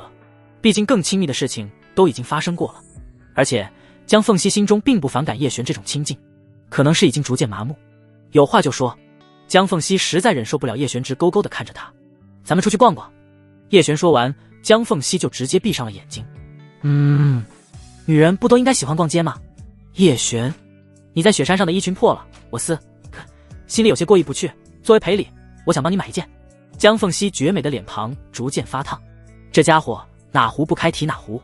不需要。江凤熙冷冰冰的一口回绝。不行，我师娘从小就教育我，一定要有恩必报。你还给了我一件宝甲，这样我会心中有愧的。心中有愧？那把宝甲还我便是。江凤熙直接朝他伸出手。不是，姐姐，你不是说了送出去的东西就不会再收回去的吗？作为万年豪门大族的天才，不能说话不算数吧？叶璇笑了笑。我忘记放哪里了，当我欠你一件，等我找到再还你。现在先带你去买你喜欢的。江凤熙精致的柳眉微微上扬，淡淡道。我喜欢的你就买。叶璇一拍胸脯，豪气道：“当然，不管怎么说，自己这段时间也有了不少的存款，给他买点礼物还是没问题的。再怎么说，江凤熙还有一件宝甲在自己这里呢。”叶璇自然是一口答应。江凤熙下巴微扬：“那走吧。”叶璇露出笑容：“走。”两人正要一起走出单房，门外先有人来了。胡妹儿从门外走了进来：“夫君，万宝阁来人了。”哦，叶璇倒是没想到万宝阁的人先来了，那应该就是玉玲珑派来的人是来买丹药的吧？这么多天，上一次给玉玲珑的5颗固元丹应该早就拍卖完了。胡妹儿点头：“叶璇微微一笑，这次是没丹药给他，他自己丹瓶里都没1颗丹。先出去吧。”叶璇和江凤熙、胡妹儿一起朝着前院走去。前院里的陆清月看到江凤熙，不由微微惊讶，她有些惊叹于对方的美貌和气质。陆清月向对方微微一扶，算是见礼。毕竟对方修为高深，他也听吃酒娘说过，这位江道友救过他和叶璇，叶璇炼丹时也是他出手相助，自然是要以礼相待。江凤熙微微颔首，算是打过招呼。万宝阁来人，正是之前接待过叶璇的女士，她朝着叶璇行礼：“叶公子，奴家此次来是受玉执事派遣来向公子求丹，丹药暂时没有。”叶璇说完，女士不由一愣，显然有些没想到，毕竟之前每次来都有丹药的，这次要是没有，玉玲珑多少会觉得他办事不力。最近事务繁多，带我去万宝阁，我正好有事要见一下玉执事。叶璇这么一说，女士顿时长松了一口气。叶璇自己去万宝阁，那拿不到丹药，玉玲珑也不会怪罪于他，他就不用担责。公子请。女侍立及前面领路，带着叶璇出了院门。叶璇和江凤熙两人上了万宝阁的马车。江凤熙的气质清冷绝艳，充满着压迫感，女士不敢与之对视，微微低头。马车内，叶璇和江凤熙相对而坐。江凤熙这一会功夫都闭上双眸，开始修炼。叶璇，他感受到了前世那些又聪明又卷的学霸，出来逛个街都还要修炼。好在万宝阁离得不远，马车很快到了万宝阁。叶璇和江凤熙先后下了马车。随着江凤熙的出现，周围修道者先是一愣，随即露出震惊无比的神情。其中有去过古墓的修道者一眼就认出了江凤熙。江凤熙从古墓出来离开之后，大家都以为他已经离开黑石城，没想到又出现了，而且还是一个籍籍无名的小子一起出现的，这肯定会引起黑石城各大势力的注意。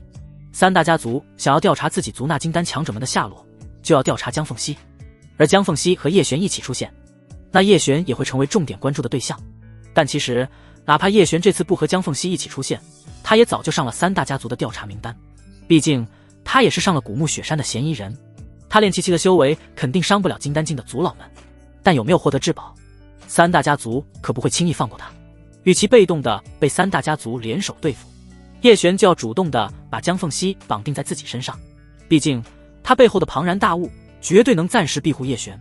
万宝阁，叶璇暂时还不一定能指望上，毕竟自己和玉玲珑的交情还不至于让他硬抗3大家族。叶弟弟，玉玲珑人未到，那妩媚撩人的声音倒是先到了叶璇身旁的江凤熙微微皱眉。她一向不喜以色示人的女子。玉玲珑一脸笑容，她今日穿着一袭黑裙，扭动蛮腰，款款而来，她全身上下都散发着撩人的气息。叶弟弟，这位是……玉玲珑作为老江湖的敏锐，一眼就能看出江凤熙的不凡。叶璇，玉姐姐，先进去再说吧。玉玲珑急忙点头，领着叶璇、江凤熙进了雅间。雅间坐下，这位是江道友。叶璇简单的介绍了江凤熙。玉玲珑消息灵通，瞬间意会，点了点头。见过江道友，小女子是万宝阁的执事，以后若是用得上奴家的地方，尽管开口。他已经知道对方的身份，就没必要再点破。像江凤熙这等人物，若是能够结交，那对玉玲珑来说绝对是一件大好事。不能结交，这样的示好不给对方留下坏印象就好。江凤熙淡淡的点了点头，他这算是给叶璇面子，不然他都不会理会。叶璇轻咳一声，与玉玲珑谈起正事。玉姐姐，你们万宝阁可有好的丹炉？当然有，在2楼我们收藏了近1000顶丹炉，弟弟可随意挑选。玉玲珑颇为自傲地说道。叶璇微微颔首，随即看了一眼江凤熙道：今日可有拍卖？他还得给江凤熙买些礼物。玉玲珑柳眉一挑，带着了然的笑意：有，弟弟不会又想买美艳丹奴了吧？原本闭着眼的江凤熙瞬间睁开了凤眸，带着一丝淡淡冷意看向叶璇。叶璇，江凤熙的眼神让叶璇背后一凉，这结丹境修士的压迫感实在是太足了。叶璇不由给了玉玲珑一个冷冷的眼神，反而惹得玉玲珑笑得花枝乱颤。叶璇，果然，弱者的愤怒只会让人发笑。毕竟在玉玲珑眼中，叶璇还是练气7层的小菜鸡。早晚有一天，叶璇呢让他知道自己的厉害。这次可有丹药？没有，一颗都没有。叶璇没好气地回了一句。玉玲珑露出怀疑的眼神。叶璇，我丹炉都炸了，这不是来买丹炉的，哪里还有丹药？玉玲珑一想，也对啊，丹炉都炸了，哪里还能炼丹？不对啊，炼固元丹的不是他师尊吗？令师尊的丹炉也炸了。对，一起炸的。玉玲珑一脸我信你的鬼话。叶璇才不管他信不信，起身和江凤熙一起去离开雅间。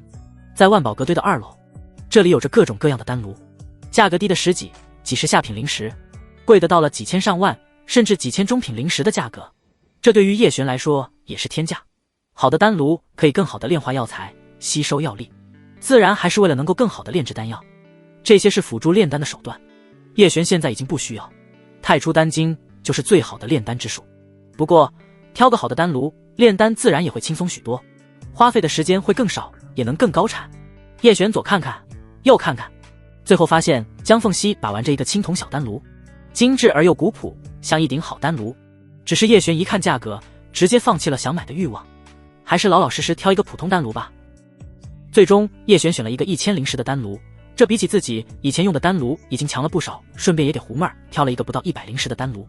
表面上这个是给自己的，1000的是给师尊他老人家用的，毕竟师尊的丹炉也炸了。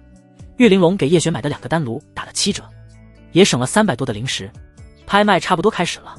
玉玲珑说完，又不由满是渴望地看着叶璇道：令师尊什么时候还会炼丹？你可知道令师尊炼制的固元丹多么受欢迎？筑基期的修士们都抢疯了。你猜猜最高拍出多少灵石？叶璇1800。玉玲珑啧摇头，伸出3根手指头。3000。筑基期的修士赚灵石的手段比炼气期的要多得多，大家对于好东西更舍得出价。叶璇也不由微微咂舌，原来以前的他们在城南老巷子那边过的真是最底层最底层的生活，每天为了几块灵石拼死拼活，哪怕在同一座城，修道者与修道者之间的差距也是无比巨大的，不管在哪个世界都是如此。叶璇与江凤熙来到了拍卖场的丹独雅间，很快有女士走了过来，跟玉玲珑耳语了几句。玉玲珑脸色微变，她微微点头，看向叶璇和江凤熙。江道友，3大家族的人来了，李道乾想要见您。江凤熙神情淡然，他知道李道乾抱着什么心思来的，一是为打探他们3大家族的族老们生死之事，二是看能否和他还有江家搭上关系。既然到了这里，也没必要躲了。江凤熙也没有要躲的意思，他实力也已经恢复大半。黑石城的3大家族在没有证据的情况下，可还没胆子对他动手，让他们来。江凤熙一脸云淡风轻的冷淡。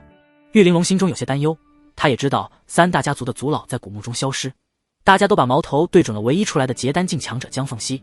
说起来，这种夺宝杀人的事情在修道者的世界里最为常见，3大家族平时干的最多，只是这次刀子落在了他们头上，才会这么大张旗鼓的搜查凶手。若是死在墓中的是叶璇，谁又会在意呢？大家都知道他们的目的，报仇只是其一，更重要的是要抢回那墓中至宝。只是他们连墓中的宝物是什么都不知道。诸位请吧。3大家族的人都来了。李道乾、陆远、南宫玉3人见到江凤熙，还是毕恭毕敬的先行礼问候。毕竟他们与江凤熙之间差距巨大，不管是修为还是家族背景。江道友，没想到你还未离开黑石城，真是幸会。李道乾笑着拱手在一旁坐下，他下意识地看了一眼坐在江凤熙身边的叶璇，两人离得很近，他眼眸中狠厉之色一闪而过。这位是叶道友吧？改日定要去府上拜访。叶璇微微一笑，好啊，欢迎李少爷。李道乾转而继续与江凤熙说话，江道友，今日可否去我李家做客，让李某尽地主之谊？江凤熙冷淡拒绝，不必了。李道乾脸上的笑容逐渐变淡。陆远毫不客气道，江道友，咱们明人不说暗话，我们3大家族今日来此，只是为了求证当日上了雪山之顶的族老们是死是活。江凤熙细长的柳眉微微一挑，那你们要如何求证呢？陆远，我族中有位客卿善用搜魂之法，只要江道友配合，我们就能知道当日在雪山之顶发生的所有事情，这样也能洗清江道友的嫌疑。您说呢？此话一出，就相当于把江凤熙逼到了死角。答应，那结果不言而喻；不答应，那就是默认三大家族的族老消失，与他有重大干系。江凤熙冷冷地瞥了陆远一眼，搜魂之法，我看你是想搜我江家秘法吧？你们陆家是想灭族？此话一出，包厢内一片寂静。陆远顿时脸色猛变，急忙否认：我们陆家绝没有这等想法。想要江家秘法，这要是坐实了，陆家那可真会分分钟被江家灭掉。我能让你们现在进来这里，已经是给你们面子，你们不会真以为自己有资格与我对话吧？江凤熙顿时气势暴涨，那股威压让三大家族的3位嫡系接班人瞬间跪倒在地。李道乾的自尊心，连带着妄想成为道侣的梦，也在一刻支离破碎。陆远一脸屈辱，咬着牙槽，四肢死死撑在地上。南宫玉的修为最差，此时唇角已经沁出鲜血。三大家族嫡系子弟，家族的未来接班人，就这样跪倒在江凤熙的面前。这一幕让一旁的玉玲珑和叶玄不由瞪大了眼睛。这就是结丹境的强者，在硬实力面前，三大家族也得跪下。当然，江凤熙背后传承万年的超级家族也是支撑他能够这么做的原因。但这样扇三大家族的脸，在黑石城，江凤熙还是头一个。与此同时，雅间里空气震动，3道强大的气息凭空而降。跪在地上的3人感觉身上那致命的压力一松，起来！3人纷纷挣扎着起身，退到自家族老身后。打了小的，引来了老的。三大家族的老一辈出面了，当手的是一个须发皆白的老者，他望着依旧神情冷淡的江凤熙。江道友是不是有些欺人太甚？欺人太甚！江凤熙凤眸里闪过一丝淡淡笑意。我是在欺负他们吗？同辈切磋而已。若是3位前辈想要与我切磋，我也不介意。老头身后，李道乾的父亲脸色阴冷道：那就由李某来与江道友切磋一番吧。李道乾父亲，李家家主，金丹中7境界。江凤熙丝毫不惧，他也正想看看自己融合了冰凤精血之力的实力如何。叶璇心生担忧，这老家伙一看就不是什么好人，万一使什么阴人的手段，小心。叶璇低声道了一句。江凤熙美眸闪过一丝淡淡的笑意，傲娇的下巴轻轻一点。对于叶璇的关心，他很满意。他愿意迎战，其实也有一部分原因是因为叶璇。自己在黑石城待不了多久，他得给叶璇一个保障。因为叶璇也算是招惹了三大家族，自己若是能够打服了三大家族，加上自己的家族威吓，至少能够保他短期内性命无虞。江凤熙缓缓起身，正要应战，一道不急不缓的傲人身姿飘然而来。且慢！来人声音透着一股不怒自威，他面容漂亮，眉宇间带着几分英气，一股淡淡的霸道气息萦绕在他成熟的身上。这是黑石城的城主洛青衣。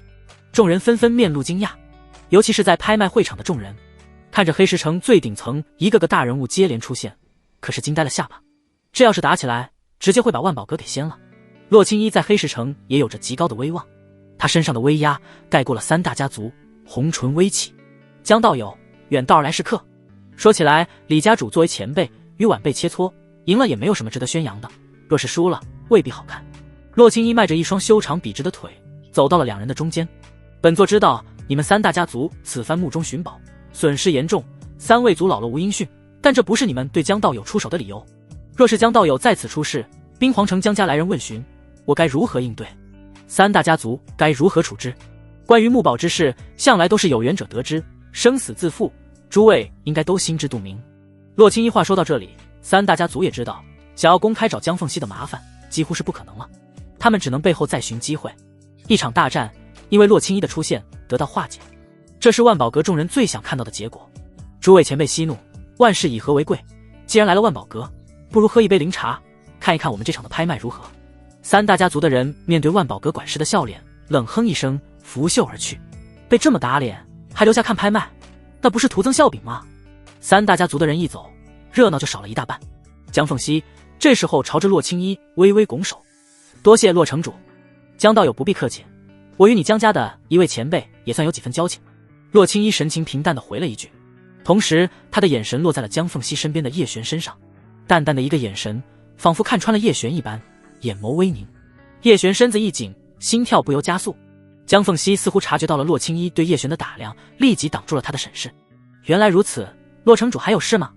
他这明显的护肤行为让洛青衣不由更加对叶璇来了兴趣。一个区区练气期的小子，居然得到了天之娇女江凤熙的照顾。洛青衣红唇微微一勾，我许久未来万宝阁，正好看看今日的拍卖。江凤熙一旁的玉玲珑一听洛青衣要留下来参与拍卖，心中欢喜，立即道：“洛城主，那请一步雅间。”“不用了，我就在这里，可以吗？”洛青衣语气平淡，但又带着一股毋庸置疑的强大气场。玉玲珑根本没法拒绝，他为难地看了一眼叶璇和江凤熙，毕竟这起初是给他们准备的雅间，洛青衣这强行加入，就像是插足人家两个美好婚姻的第三者。这个，玉玲珑带着恳求的眼神看向叶璇，希望他能帮帮忙。叶璇看了江凤熙一眼，见他没有反对的意思，也就微微点头。玉玲珑心中长松了一口气，笑着立即给洛青衣倒茶。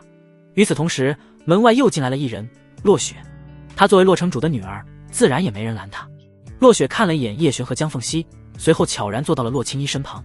洛青衣坐下后，便没继续看叶璇，她一副饶有兴致的神情看着拍卖台。洛雪时不时和他低语几句。这场拍卖，可能因为洛青衣的存在，特意加了一些珍宝。玉玲珑全程陪在左右，给洛青衣和江凤熙、叶璇讲解，这是从火灵岛运来的活水晶，其中蕴含着强大的火属性，一个个拍物被竞价拍卖。洛青衣全程没有喊价，叶璇和江凤熙也没有拍，主要是江凤熙没有喜欢的。听洛雪说，万宝阁最近有一个备受大家追捧的炼丹师，他炼制的丹药拍卖价格是陆家丹药的数倍。洛青衣带着一丝好奇看向玉玲珑，陆家丹药在黑石城，他们说第二，可没人敢说第一。现在出了一个比陆家还要受人赞誉的炼丹师，加上炼丹大会临近，洛青衣关注也是正常。玉玲珑露出笑容，是。洛青衣，今日没有他的丹药拍卖。玉玲珑微微摇头，忍着一丝笑意道：“他最近丹炉炸了。”叶璇，丹炉被炸掉，对于炼丹师来说不是很正常的事情吗？门外汉就是不懂。叶璇最近这段时间可能没空练固元丹了。哦，那这位炼丹师可参加了咱们得炼丹大会。洛青衣目前对炼丹大会最为关注，毕竟炼丹师是一座城的底蕴代表，只有不断的提升黑石城各方面的名望，才能从上面获得更多的资源，不然继续这样下去，黑石城只会越来越黑。这位炼丹师已经过了年纪。玉玲珑带着几分遗憾说道，他是从心里觉得可惜叶璇师尊没办法参加炼丹大会，不过他老人家的亲传弟子就是我们叶道友，他这次以我们万宝阁的客卿身份报名了炼丹大会。洛青衣不由看向了叶璇，眼神里带着淡淡的失望。炼气期的炼丹师难有作为，这次还是得靠陆家的人。洛青衣心中感叹，又有些无奈。罢了，我有事先走了。洛青衣说完，朝江凤熙微微颔首，随即便转身离开。真是来得快，走得也快。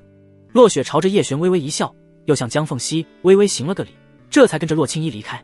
不过洛青衣这一走，雅间里的气氛便轻松了许多。叶璇靠近江凤熙，轻声问了一句：“还好吧？”刚刚叶璇不知道他有没有和那李家家主暗中使用神识交手。江凤熙神情傲然：“那李家家主不是我的对手。”叶璇这一身天骄傲骨啊，不过江凤熙确实有傲的资本，要不是洛青衣调和，他还真想教训一下李家的老小子。同样是结丹境中期，但两人之间也存在着巨大的差距，不管是功法，还是自身的天赋修为，又或者是血脉之力，都不是对方可以比拟的。叶弟弟又来了丹奴，看看可否中意。玉玲珑带着笑意提醒道。叶璇轻咳一声，一脸正气道：“叶某不好女色。”说完不由朝着台上的丹奴看了一眼，比起胡妹儿还是差了许多，只是中上之姿。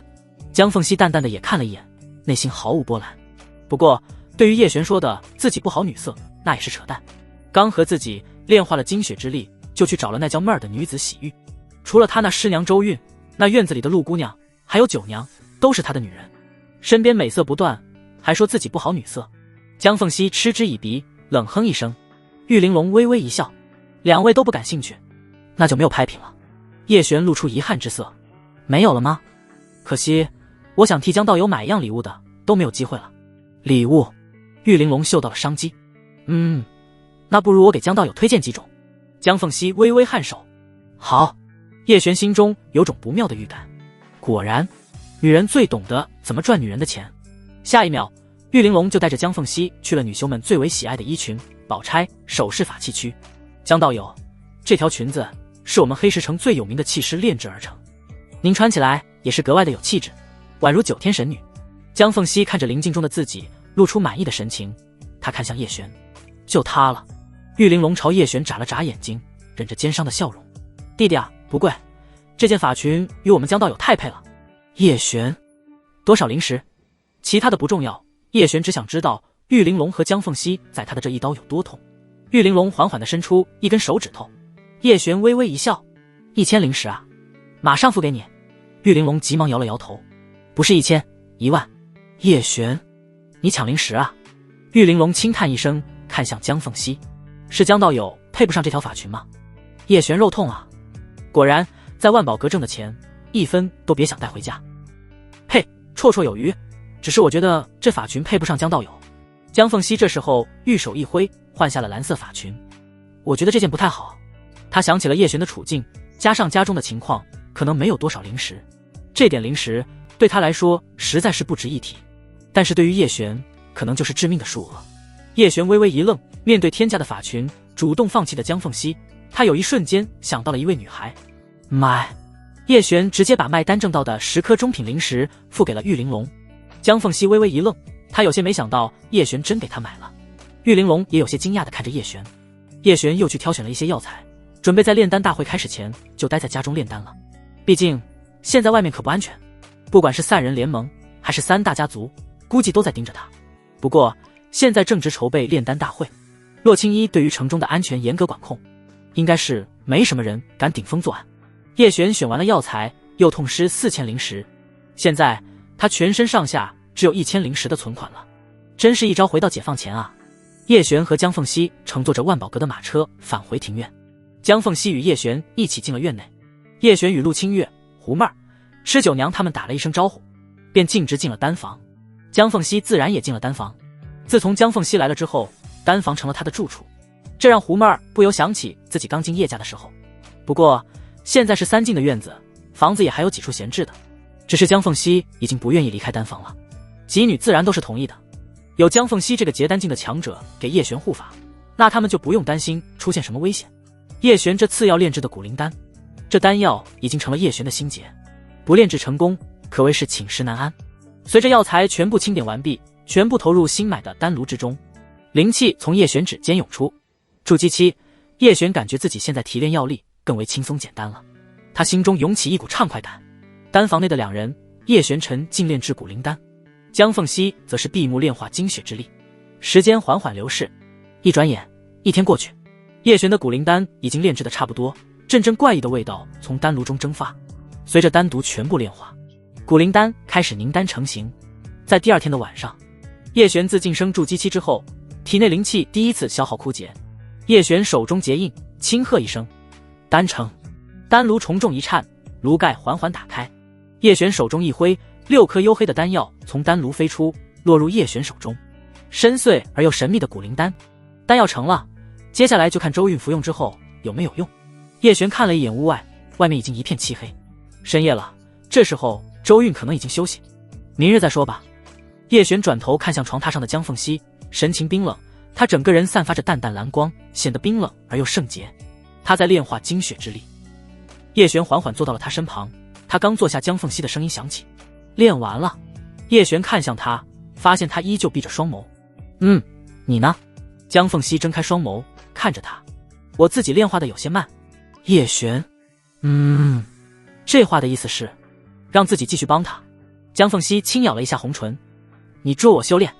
叶璇，能让江凤熙主动说出这个话也是不容易。叶璇看着圣洁冷傲的江凤熙，心中也不禁想要好好的训话一下他。结丹境的强者可不是谁都有这等机会的。叶璇看着他绝美的面容，不禁一把将这天骄凤女搂入怀中。江凤熙轻哼一声，缓缓闭上了双眸。江凤熙，友好值+1。江凤熙，友好值+1。一夜时间转眼即逝，晨曦带着暖意的阳光照在叶璇的身上，他缓缓睁开眼眸，下意识地往旁边摸了一下。熟悉的完美柔软身子消失不见了。江凤熙人呢？叶璇一下坐了起来，他的神识一瞬间扫过整间丹房，没有任何的气息。江凤熙不在丹房。叶璇神识延伸至整个庭院内，在厨房的胡妹儿、陆清月，在自己房间修炼的周韵，在前院池子边喂灵鱼的吃酒娘，唯独没有江凤熙。叶璇起身走了2步，发现在丹炉上留着一张纸条，纸条上面压着6枚灵石。叶璇立即拿起纸条，上面写着：我该回冰皇城了，有缘再见。那灵石就当这段时间你帮我炼化精血之力的报酬。江凤熙。他回冰皇城了。也是，那一滴传承精血也炼化的差不多了。江凤熙也有自己的事情要做。虽说如此，但叶璇一时间心中还是有些空落落的。拿起旁边一枚的灵石，叶璇露出惊讶的神情。这纯净的灵气是上品灵石，6枚上品灵石，这可是一笔巨款啊！不是，这怎么感觉自己是被屁了？不过这巨款给任何一个筑基期，甚至是结丹境的修士都会毫不犹豫的答应。他给的实在太多了，而且对象还是江凤熙这等天骄凤女，叶璇自然是赚了。但这是不是也代表两人划清界限，互不相欠呢？毕竟叶璇和江凤熙的身份地位，甚至是修为都相差甚远，就像是穷小子和首富大小姐的差距。叶璇轻叹了一口气，不管在哪个世界，都有着这种身份地位的差距。叶璇忽然发现，江凤熙想比前几天对自己的友好值提升了不少。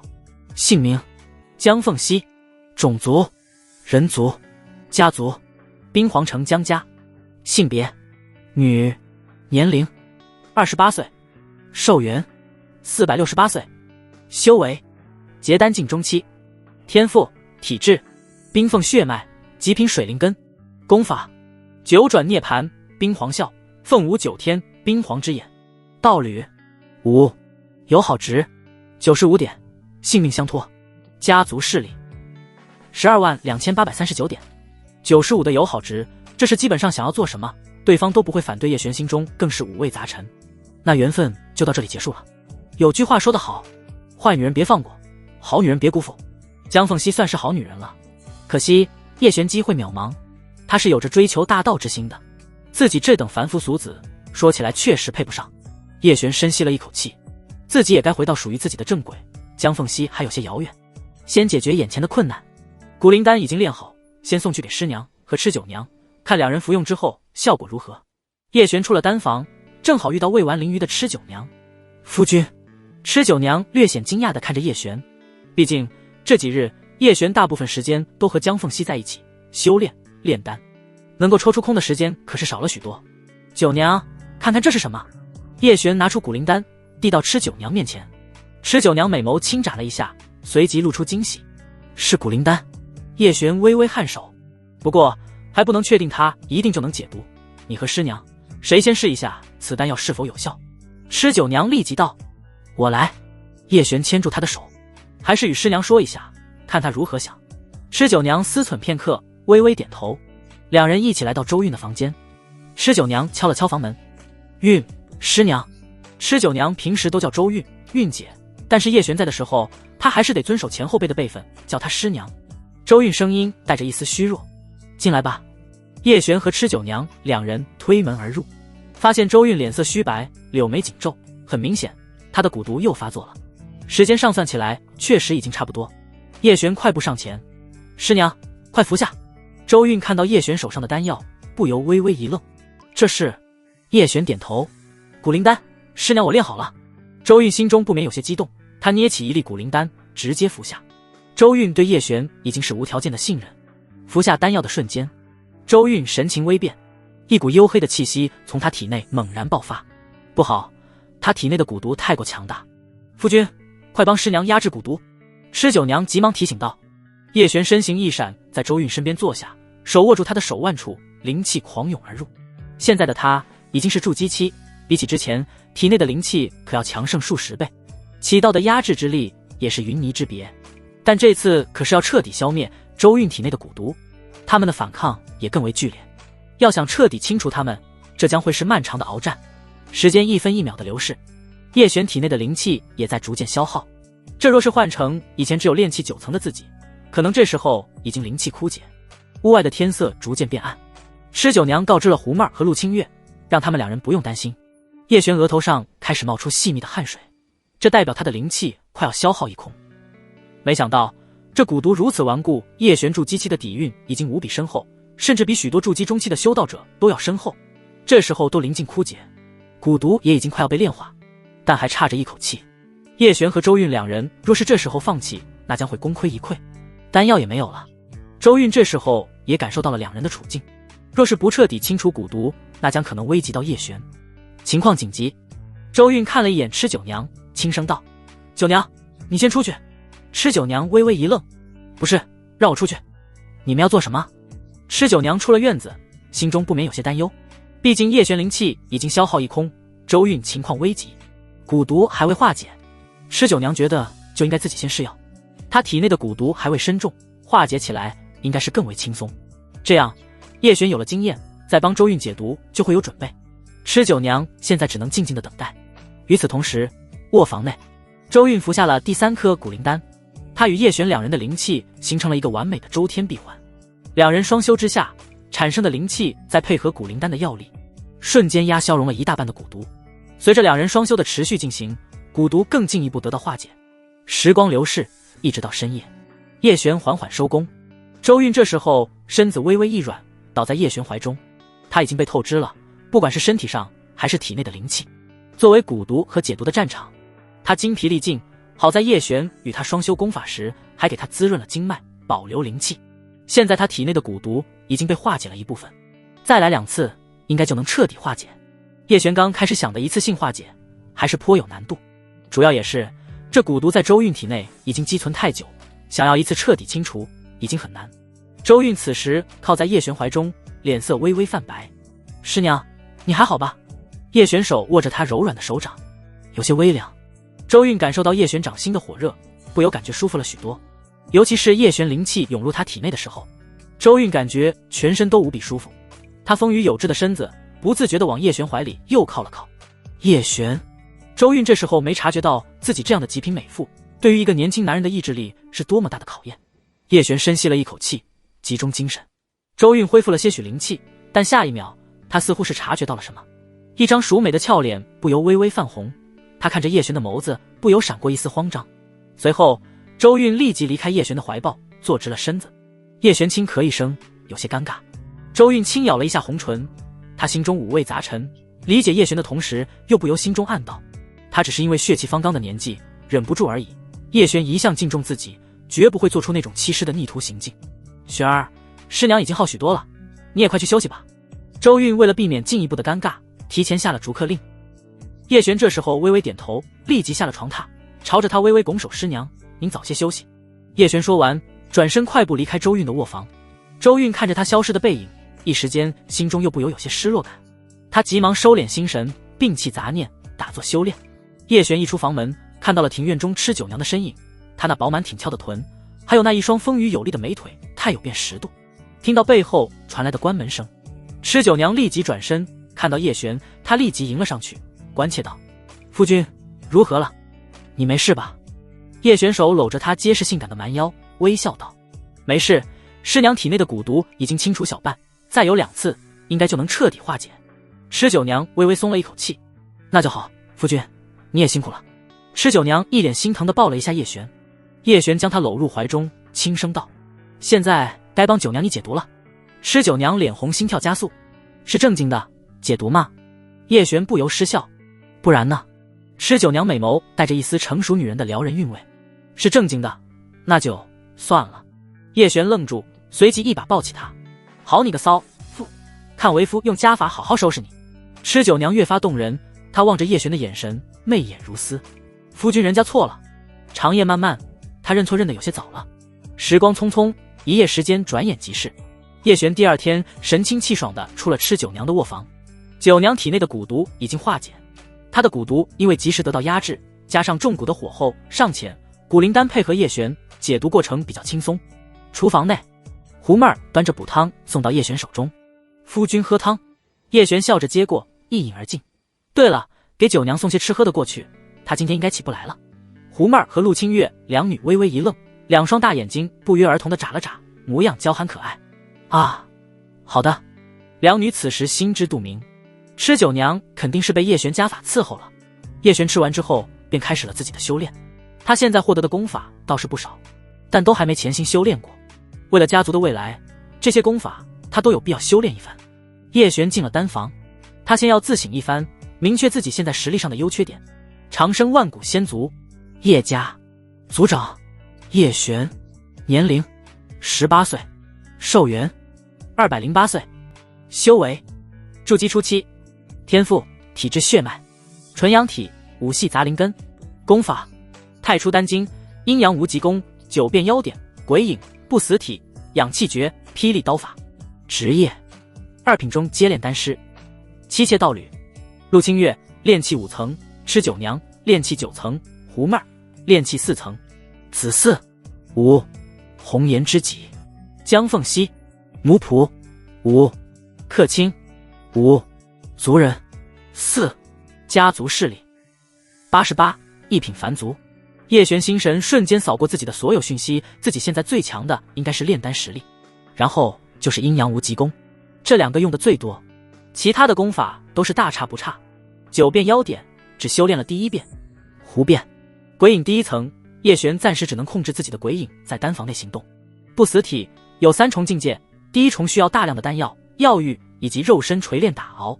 能用来搏杀的功法，叶璇现在使用的最为犀利的应该是霹雳刀法，这还是周韵传授的刀法，他已刻苦练过多年，找个时间再与周韵探讨一下这霹雳刀法的精髓所在。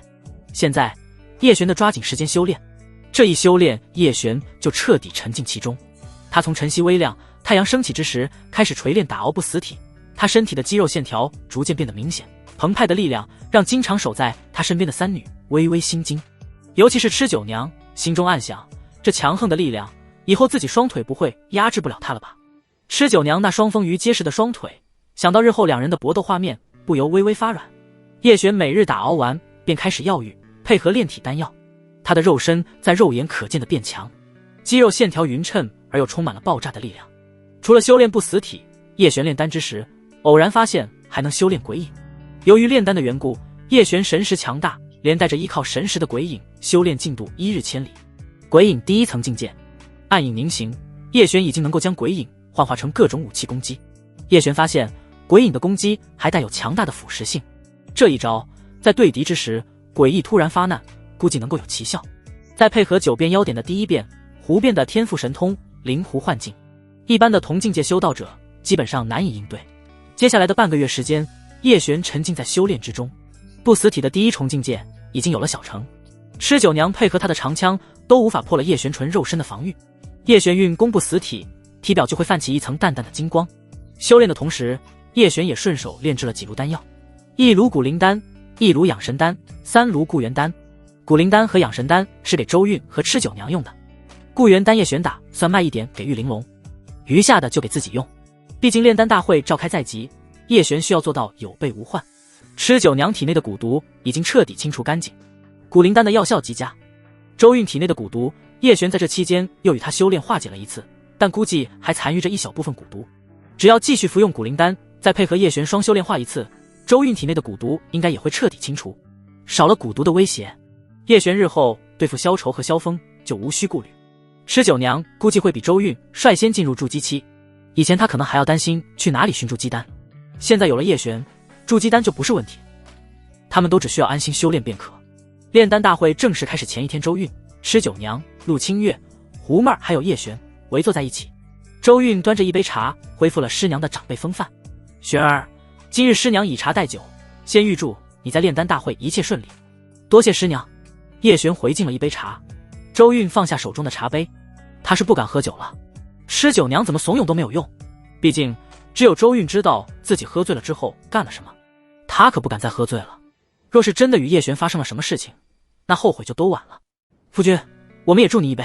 陆清月、狐妹儿2女一起敬了叶璇一杯茶，只有吃九娘拿着酒，不然她觉得这预祝晚宴没有一点气氛。她满眼都是期待的看着叶璇道：夫君，我相信你一定会在炼丹大会大放异彩。对了，我与咱们师娘打了个赌，若是你能进了炼丹大会的前3名，师娘就陪我们不醉不归。叶璇微微惊讶地看向周韵，周韵淑美的脸上闪过一丝红晕。第2天，黑石城的炼丹大会正式召开，几百万修道者的黑石城，总共参赛的炼丹师100余人。在这100人之中，各大家族势力占据了绝大部分名额，散修之中的炼丹师不到1/3。叶璇是以万宝阁客卿的身份参加这场炼丹大会，能参加这次的大会的炼丹师，大部分修为到了筑基期，极少一部分是炼气期，但至少也是炼气8层或者炼气9层修为。叶璇表面这个炼气7层，可能是所有人当中修为最低的那一个。虽说炼丹师看的是炼丹本领，但若是没有自身修为的支撑，想要成为高品阶炼丹师也是不可能的。所以叶璇并没有引起他人的注意。在所有炼丹师中，最受人瞩目的是炼丹世家，陆家8人，其中实力最为强大的有2人，一位58岁，已经是筑基后期的老天才，也被誉为陆家老祖以及现任族长之后最有望成为3品炼丹师的陆白鹤，还有一位就是年轻一辈天赋最为出众的陆家嫡子陆远。30出头的他修为筑基初期，而且早早成为2品炼丹师，他是未来陆家家主有力候选人。除了陆家，还有南宫家的6位炼丹师，李家的7位炼丹师，3大家族就占据了20余位名额，再加上城主推荐的10人，万宝阁的5人，余下的参赛名额就是其他大小势力的炼丹师。真正的散修炼丹师少之又少，毕竟炼丹师都是稀缺人才，不管炼丹实力强弱，去哪都有拉拢的势力。近100名炼丹师齐聚炼丹大会，在巨大的炼丹台上，每人一个自己单独的炼丹小隔间，隐蔽性并不怎么强，但有好过无。很多炼丹师并不适应在这样的环境下炼丹，而且到时候肯定嘈杂混乱，这很考验炼丹师们的炼丹实力。所有炼丹师都不允许携带任何东西进入炼丹大会，以免作弊。黑石城的炼丹大会分为2轮，第一轮所有人用城主准备的同样药材炼制同一种丹药，以数量、丹药品质的优劣决定进入第2轮的20人名额。这次丹会的评委总共4人，城主洛青衣加上3大家族的3位家主，李家家主李凤仙，也就是李道乾的父亲，那日试图与江凤熙切磋的家伙；陆家家主陆乾坤，参加过上一届炼丹大会并且大放异彩的3品炼丹师；南宫家主南宫剑，南宫玉的父亲剑修，是3族长中实力最为强悍之人。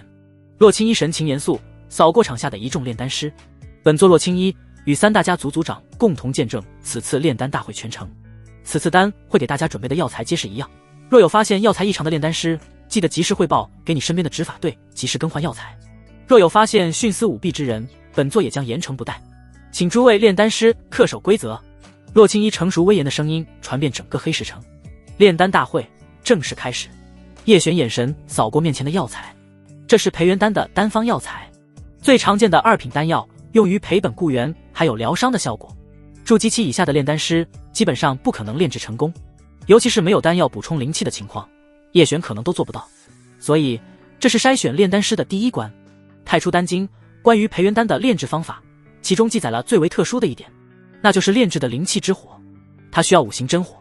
首先以金火起之，木火温之，水火合之，土火固之，心火引之，5种火焰依次作用于药材，方能使药材药性完美融合。若火焰顺序或火候稍有差错，丹药的品质都会天差地别。叶璇已然胸有成竹，这个培元丹的炼制方法并不难，远不如他之前所炼制的固元丹和古灵丹。尤其是古灵丹，它在2品中阶丹药中也是极难炼制的丹药之一。与此同时，周围的炼丹师们已经纷纷开始动手炼制。叶璇不急不缓，先分配好所有药材的比例，检查无误之后，再祭出丹炉，开始炼制。这时候，在高台之上坐着的洛青衣等人眼神如炬，扫过场上所有的炼丹师。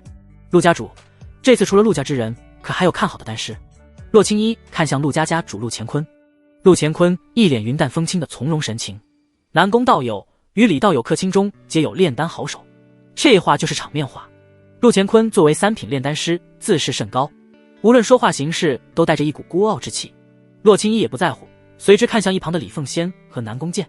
李凤仙板着脸，声音威严道：往届都是陆家独占名额，希望这一次有我们李家一席之位。南宫剑面容正派，3大家族各有所长，炼丹是陆家传家所在，拿下名额自然不在话下。但洛城主这次也有不少炼丹好手，这样算下来，我们南宫家怕是抢不到名额了。洛青衣英气的眉宇间闪过一丝淡淡的笑意。不管是哪家的炼丹师夺得前3甲，最终都是代表黑石城参加这一届的炼丹大会。只要最后在炼丹大会上发挥出色，不管是谁我都会予以重奖。洛青衣的话是一式平等的鼓励，也是在打压。他是最希望在公平公正的情况下挑选最出色的炼丹师，但3大家族各怀鬼胎，都希望自己家族的人能够参加最终的青州百城炼丹大会，这都是不可多得的露脸好机会。若是能够被青州2大超级宗门看中，那将会是整个家族飞黄腾达的机会。各个势力有各个势力的打算，就连炼丹高台下看热闹的修士们也各有心思。往往这时候，各个赌方都会迎来生意爆炸的时候，就连许多私下设立的小赌摊都有众多修道者们下注。每一位参加炼丹大会的炼丹师们都会有一份个人资料，最多人关注的就是陆家2位家族嫡系以及城主手下的一位2品高阶炼丹师，以及其他2大家族手下的炼丹师。在所有赌方中，他们进入第2轮的赔率最低，其他有名的炼丹师的赔率也是极低。这时候有一个炼丹师的创造了历史最高赔率99:1，他就是叶璇。压住1块灵石，叶璇若是进了第2轮，那将会获得99块灵石。就是这么恐怖的赔率，都没人敢下手赌。主要是叶璇放出来的资料太过惊人，炼气7层，武系杂灵根，这谁敢啊？谁要是压住给叶璇，那就是送钱给赌方。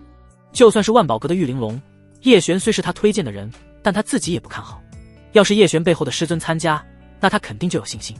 叶璇现在还只是他投资的潜力股，距离上市的一鸣惊人还差得远，他都不下注，可想其他人更加不会让压住的大冤种。不过也有人悄悄下注了，那就是吃酒娘和胡妹儿。2女一个对他是无条件信任，另外一个纯是为了给夫君涨声势。除了他们以外，还有3人联盟的盟主白青黄。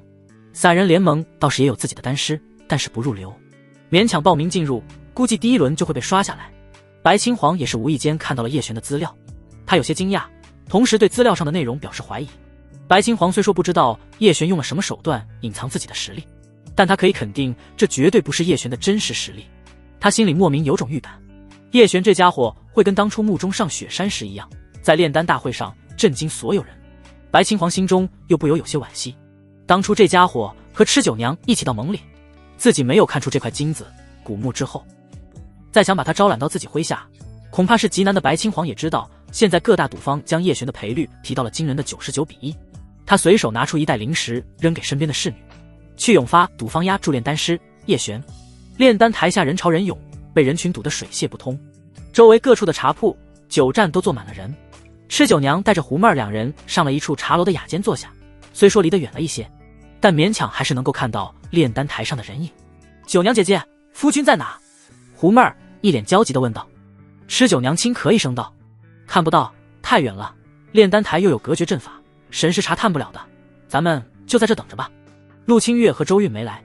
陆清月本来是想来的，只是她怀有身孕，这里人又多，万一出了意外可不好，她只能强忍着关切和好奇心在家等待。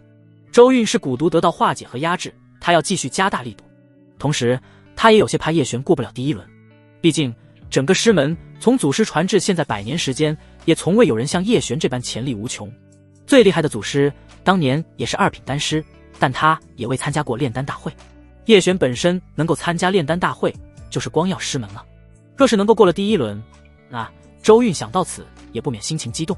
她是个传统且对师门传承发扬光大有着执念的女子，这可能其中有一个原因。师门祖师其实是周韵的祖父，上一任继承人是他的父亲，再到他的师兄，只是还未发扬光大，就在一次猎妖之后再也没有回来。他本来已经把希望寄托到了叶璇的下一代，只是没想到叶璇忽然脱胎换骨一般的各种表现，让他不禁心惊摇曳。周韵一边修炼，一边等待炼丹大会的消息。炼丹大会高台上，随着时间的流逝，从艳阳高照到黑夜降临，1天时间过去，台上的炼丹师们继续炼丹，台下的观众们倒是有些看累了。这也让众多修道者们知道了炼丹师表面风光，背后要付出多少汗水，要有多么的枯燥。晚上不少人纷纷离开，返回自己的住处。离得远，住在城区偏远地方的修道者，这时候挤到了专供众人打坐修炼的区域。毕竟这中心的主城区难得晚上对所有人开放，不少人可以在这里修炼，蹭一蹭这边更为强大的聚灵阵。吃酒娘和胡妹儿2女没有过多逗留，先回了自家庭院，明日再来。第2天，炼丹师们一夜未眠，甚至是一刻都不敢松懈。随着太阳升起，炼丹台周围的人群也跟着变多，各大赌方也准备在今日午时观盘，可能今天就会有人率先承担。每一位炼丹师修为境界的差距，以及对炼丹的手法，甚至是秘法，加上平日的积累，熟稔程度，都会导致同一种丹药，有的炼丹师1天就能完成，但有的炼丹师可能需要2天、3天，甚至更久。正午时分，天气炎热，各大赌方正式封盘，周边的小赌摊也纷纷挂起了停止下注的牌子。现在大家就只需要静静等待结果。当太阳西下，天色变得昏黄，一道惊呼声响起：陆丹师成丹了！陆家哪位丹师？就是陆白鹤啊！听说他早就练好，只是为了等自己的侄儿陆远，这才稍晚了一点。成丹如何？已经送到洛城主和3大家族族长那里去了。毕竟第2轮无疑。炼丹大会的高台上，洛青一与三大家族族长看着面前品色俱佳的10枚培元丹，微微颔首。公式：陆家陆白鹤成丹10颗，5颗完美品质，4颗上品品质，1颗中品品质。得分：1颗完美品质成丹10分，1颗上品成丹5分，1颗中品成丹2分。陆白鹤此次炼丹总得分72分。执法队员端着丹药盘，将丹药展示给一众围观修道者观看。5颗完美品质的成丹，不愧是陆白鹤，陆家的人就是厉害啊！黑石城第一炼丹世家，名不虚传。这次的丹魁应该就是陆白鹤了。72分，应该也无人能够超越了吧？所有人都对陆白鹤给予了很高的评价，对他也是心服口服。接下来第2位还是陆家人陆远。公式：陆家陆远成丹8颗，3颗完美成丹，3颗上品成丹，1颗中品成丹，1颗下品成丹。得分：1颗完美品质成丹10分，1颗上品成丹5分，1颗中品成丹2分，1颗下品成丹1分。陆远此次炼丹总得分48分。陆远比起陆白鹤，不仅成丹少了1颗，而且成色也差了1筹。不过他这成绩也已经非常不错，其他人和他一比，估计也差了不少。炼丹还在继续，这时候有人成丹，丹香四溢；有人炸炉，丹毒冲天，众人纷纷闪躲。南宫景此次炼丹总得分42分。李道全此次炼丹总得分39分。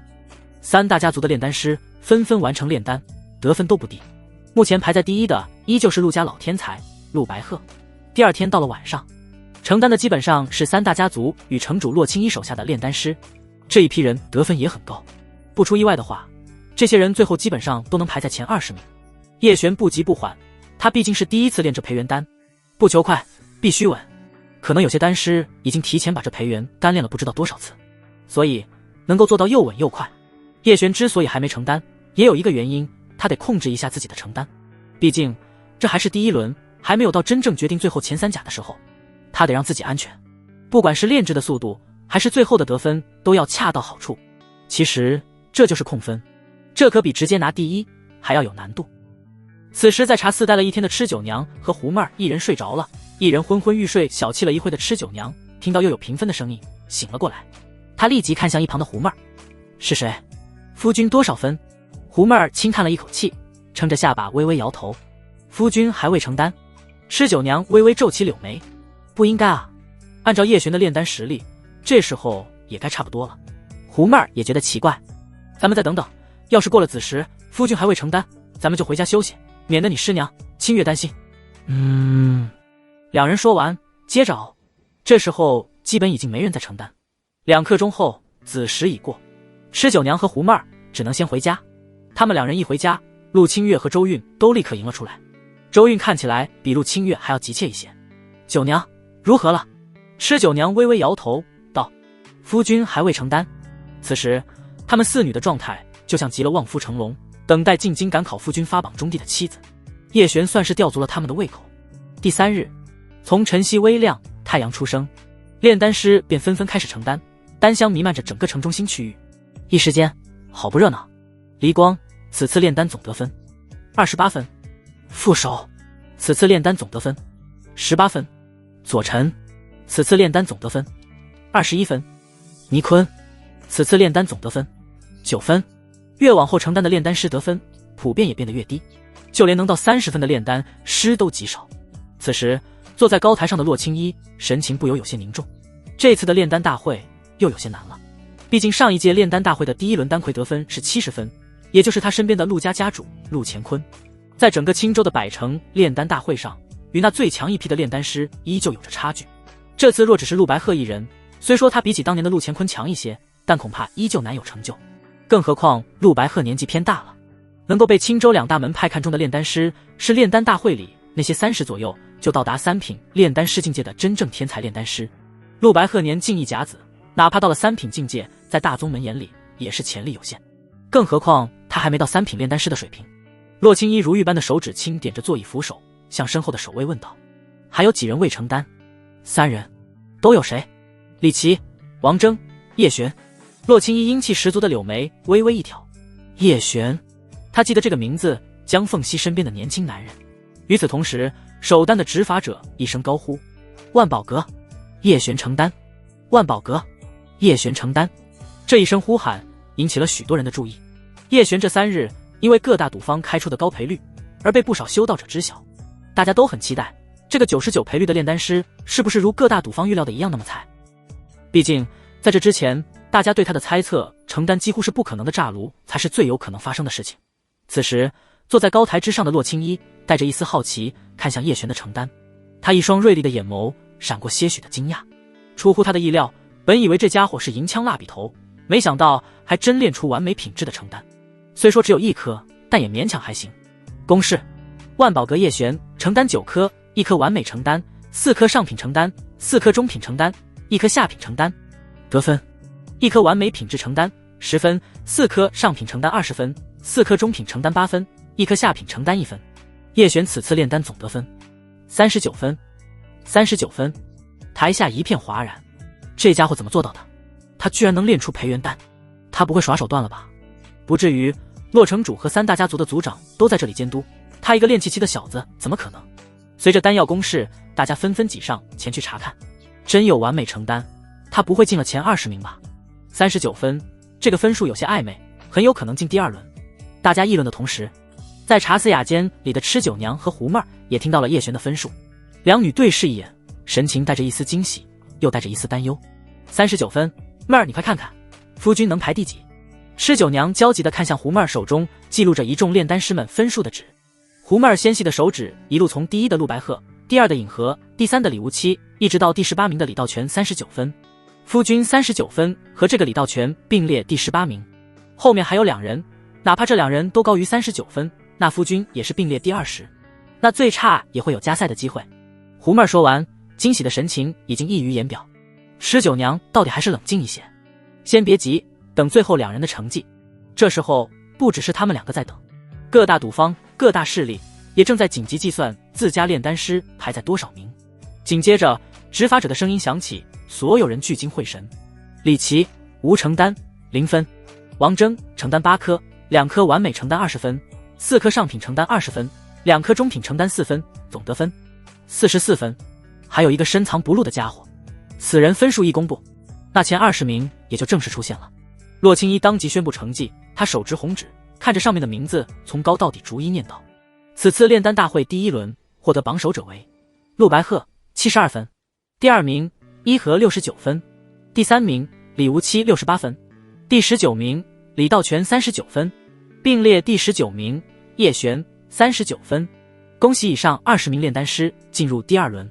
3天后，20名炼丹师将会进行最后3个参加百城炼丹大会的名额，晋级名单出来。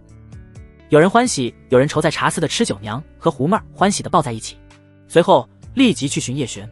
对于叶璇晋级下一轮，在万宝阁喝着茶的玉玲珑看着女士快步走来，柳眉微微一挑。只是名单出来了，女士脸上挂着压抑的笑容。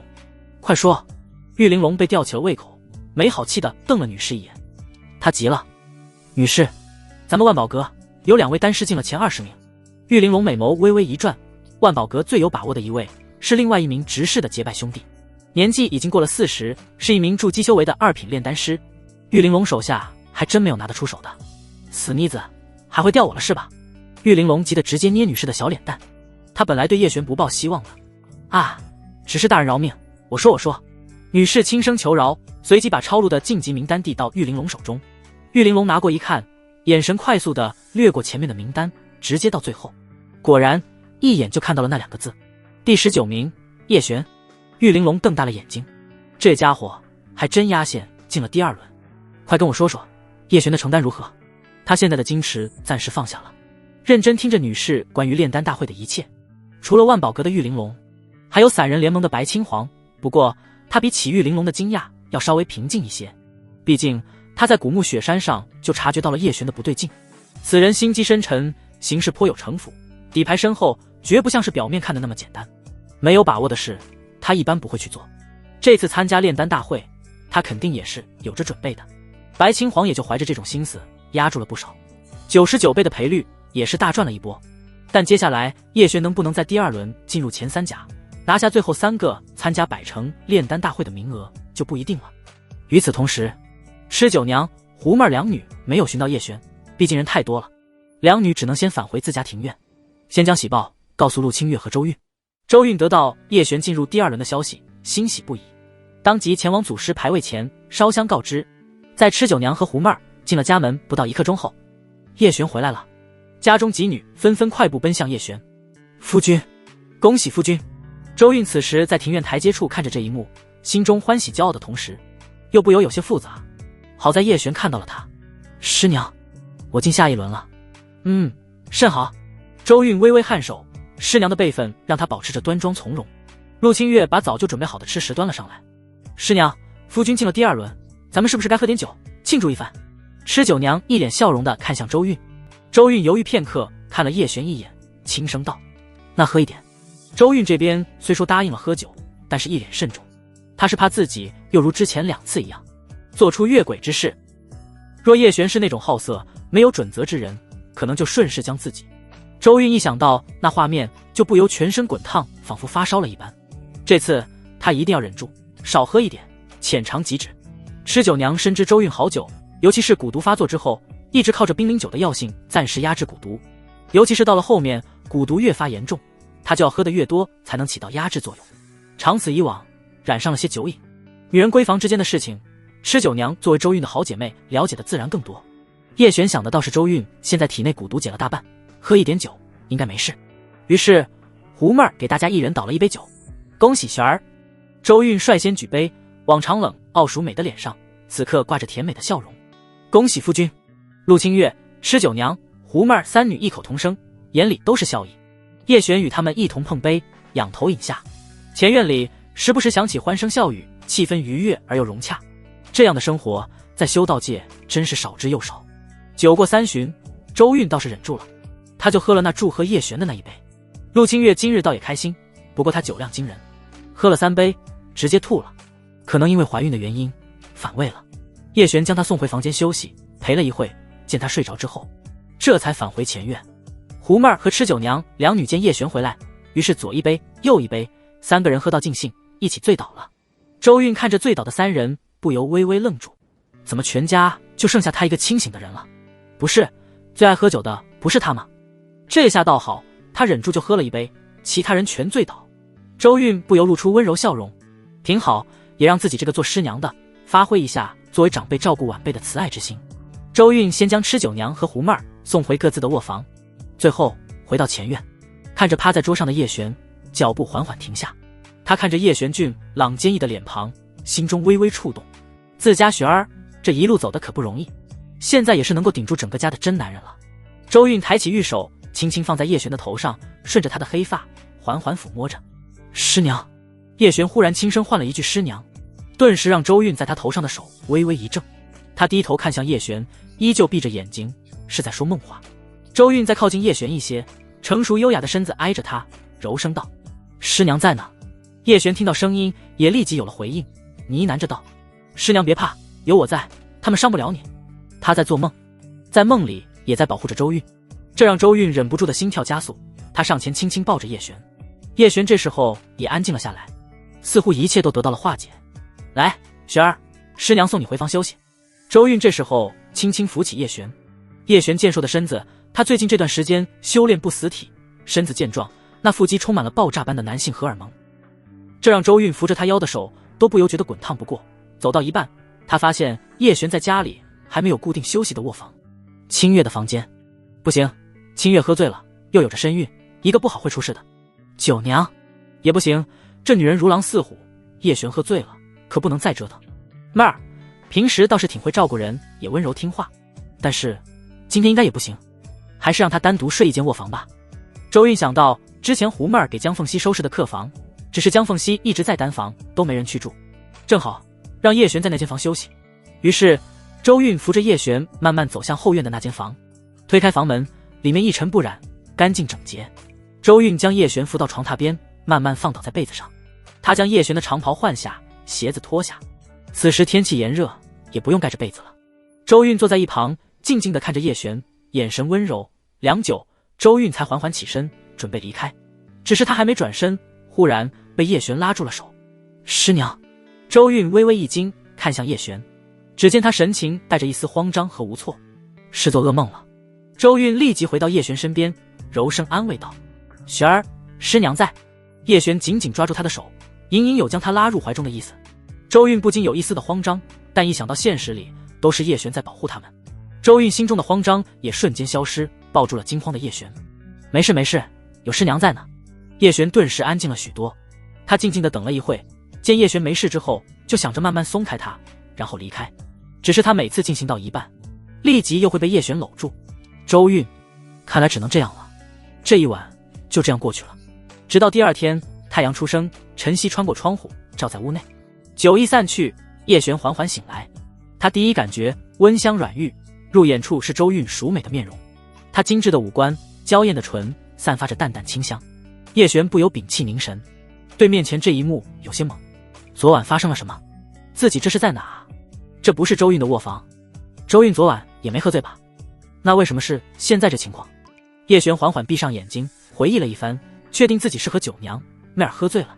周韵一直保持克制，喝了那一杯之后就没有喝酒，按理来说肯定不会醉，那这样的画面也不应该啊。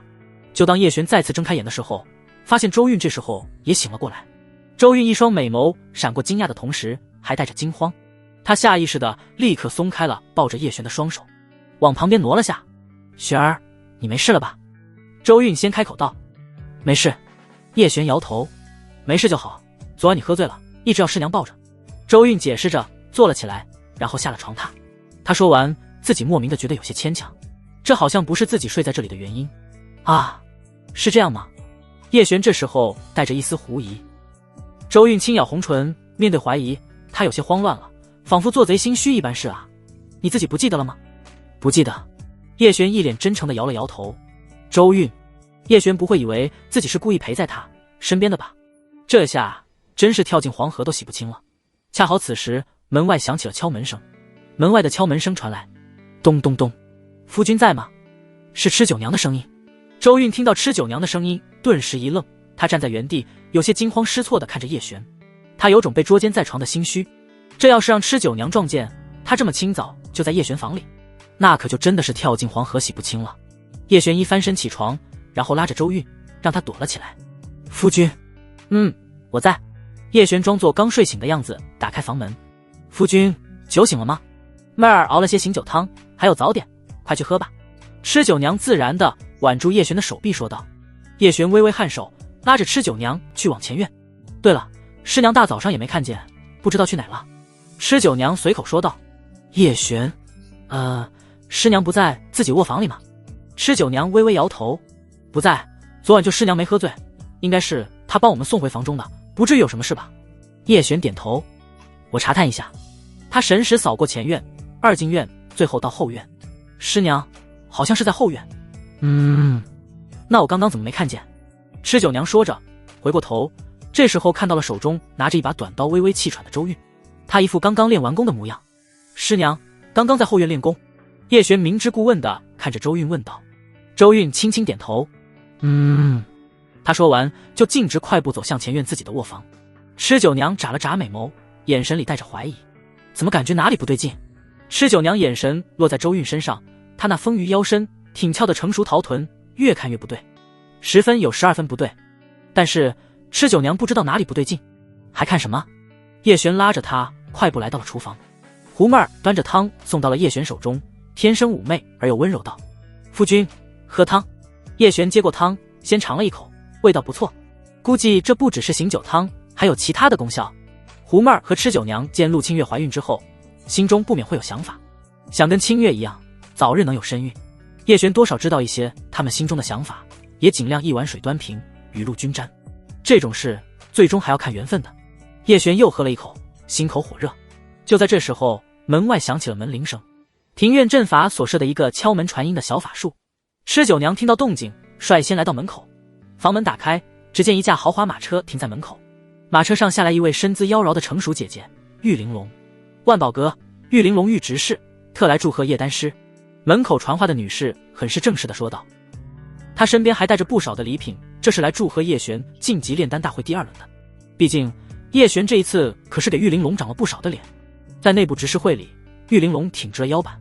接下来不管叶璇能不能进入前3甲，都足够让玉玲珑好好对叶璇嘉奖一番。这不，一大早他就带着礼品亲自登门拜访来了。他要好好拉拢叶璇，还有他背后的师尊，这都是他以后的人脉。玉执事，请进。叶璇微笑着将玉玲珑引入院内。不过玉玲珑那光洁白玉般的美腿还没迈入院内，又有人来了。散人联盟。白青黄身穿一袭白衣，紧紧包裹着成熟有致的身形。他最有特征的地方还是那裹着面纱的脸，露出来的一双美眸神采四溢，顾盼有神。在他身后倒是只跟着一位绿裙侍女，手里也捧着一盒礼物。白盟主，叶道友别来无恙，上次古墓一别，今日看起来更显神俊。白盟主什么时候也会说这种捧人的话了？叶璇带着一丝调侃看向白青黄。白青黄，实话，今日来恭喜叶道友进入炼丹大会第2轮，总不至于不让我进府吧？叶璇左手虚影，请。一行人进入庭院，这还是家里第一次来这么多的客人。陆清月顿时变得成熟稳重了许多，在外人面前身上有了大副气质。他也是想给叶璇撑起面子。叶璇见他可爱的小脸上满是认真，就不由露出宠溺笑容，悄悄握了握他的手，让他放松一些。在和白青黄和玉玲珑见过面之后，陆清月也适时的先离开了大厅。叶丹师真是好艳福，娇妻美妾，个个貌若天仙。玉玲珑忍不住调侃了一句，他现在也不轻易叫弟弟了，毕竟还有白青黄在，得给面子。白青黄和玉玲珑也算是相识的，但关系一般。上次叶璇还让他引荐白青黄认识，没想到他这已经勾搭上人家白盟主了。白青黄与吃酒娘、周韵相识，3人先去2进院聊天去了。没了白青黄，玉玲珑也放松了许多。叶璇看着玉玲珑道：“玉姐姐，咱们都是自己人了，何必还如此客气？”玉玲珑柳眉一挑：“自己人，那更要好好祝贺一番。此次你帮我争了一口气，姐姐我自然也要回报你。有什么需要尽管开口，只要姐姐能帮你办到，绝不含糊。”叶璇看着旁边一大箱子的东西，玉姐姐有这心便足矣，这些足够了。但我真要的话，玉姐姐你恐怕舍不得。玉玲珑柳眉一挑：“什么？我会舍不得？”他说完，见叶璇带着调侃笑意，顿时明白过来。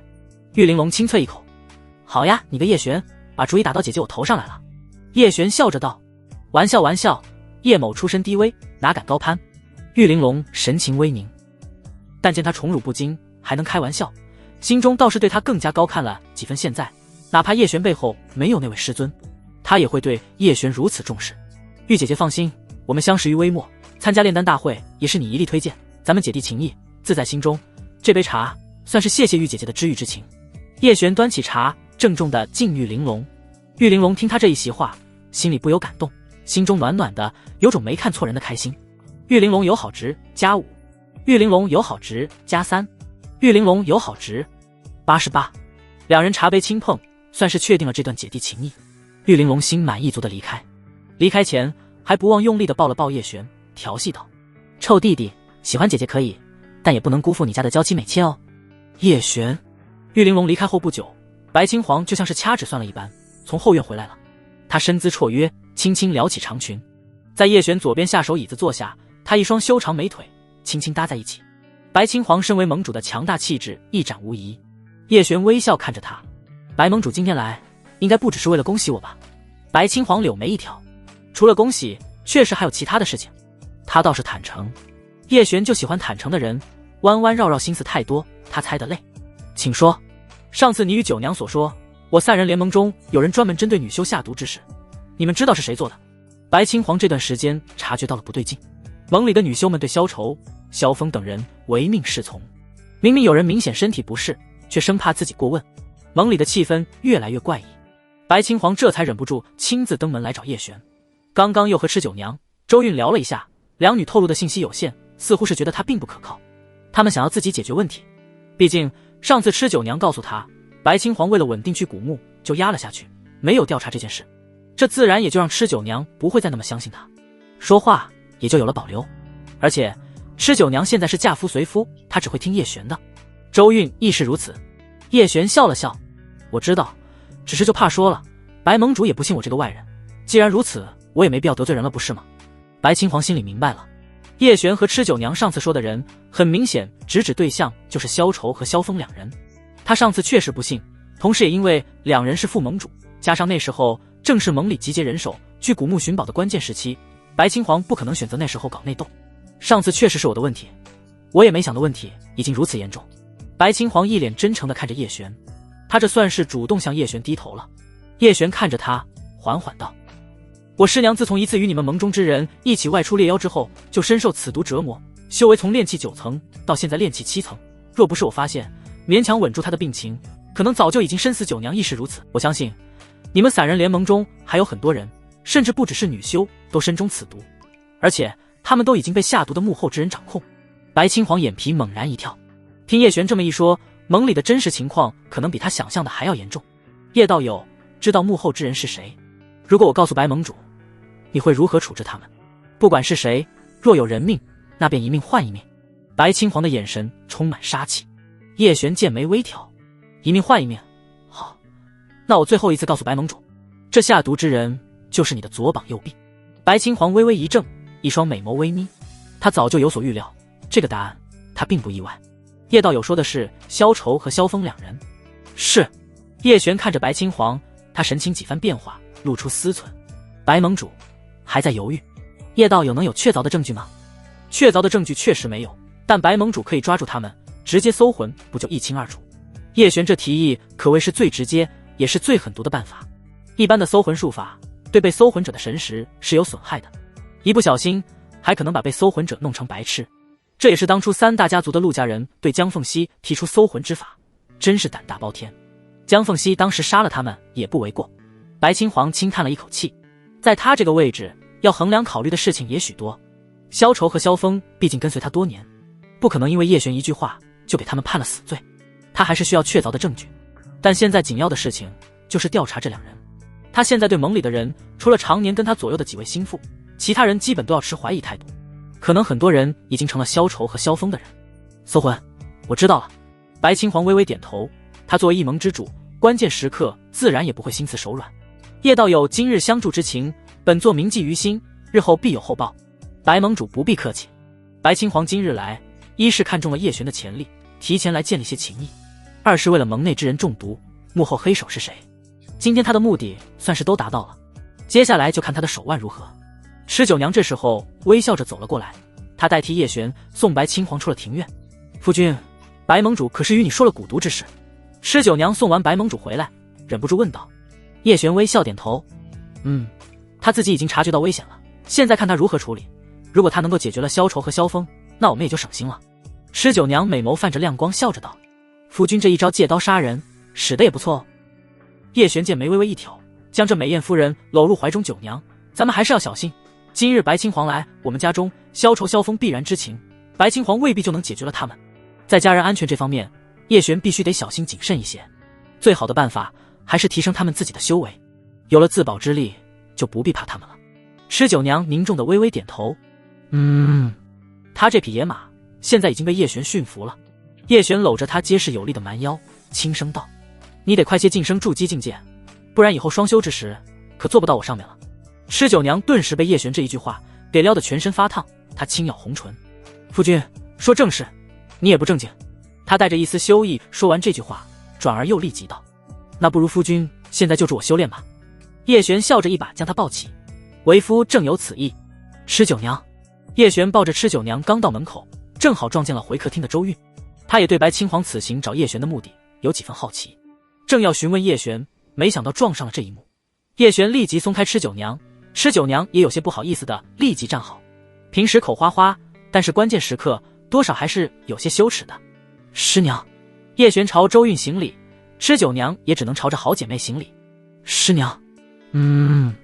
周韵每次被施九娘叫师娘，都会有些复杂的情绪，有些成了好姐妹长辈的开心，但莫名又有些浑身不自在，感觉像是施九娘捡了大便宜一般。师娘有事？那白青黄此次来，是不是想要查下蛊毒的幕后之人是吗？是的，不过他这次没开口让我们帮忙，倒是有些意外。施九娘补充了一句，他以为白青黄会开口寻求叶璇帮助，但白青黄还是有些傲气的。周韵微微点头，他和施九娘想法类似，不过既然白青黄没说要帮他，那他应该有自己的应对之法。周韵现如今最重要的事情就是把体内的毒全部化解，然后努力恢复自身修为。师娘加油修炼，咱们要一起晋升筑基期哦。施九娘带着笑意说道。他转头拉着叶璇：“夫君，快助我修炼。”叶璇真是好姐妹啊，一点都不避讳。周韵轻咬红唇，轻啐了一口：“靠着我徒儿还来气我？不过他确实也感受到了叶璇对吃酒娘修为的飞速提升。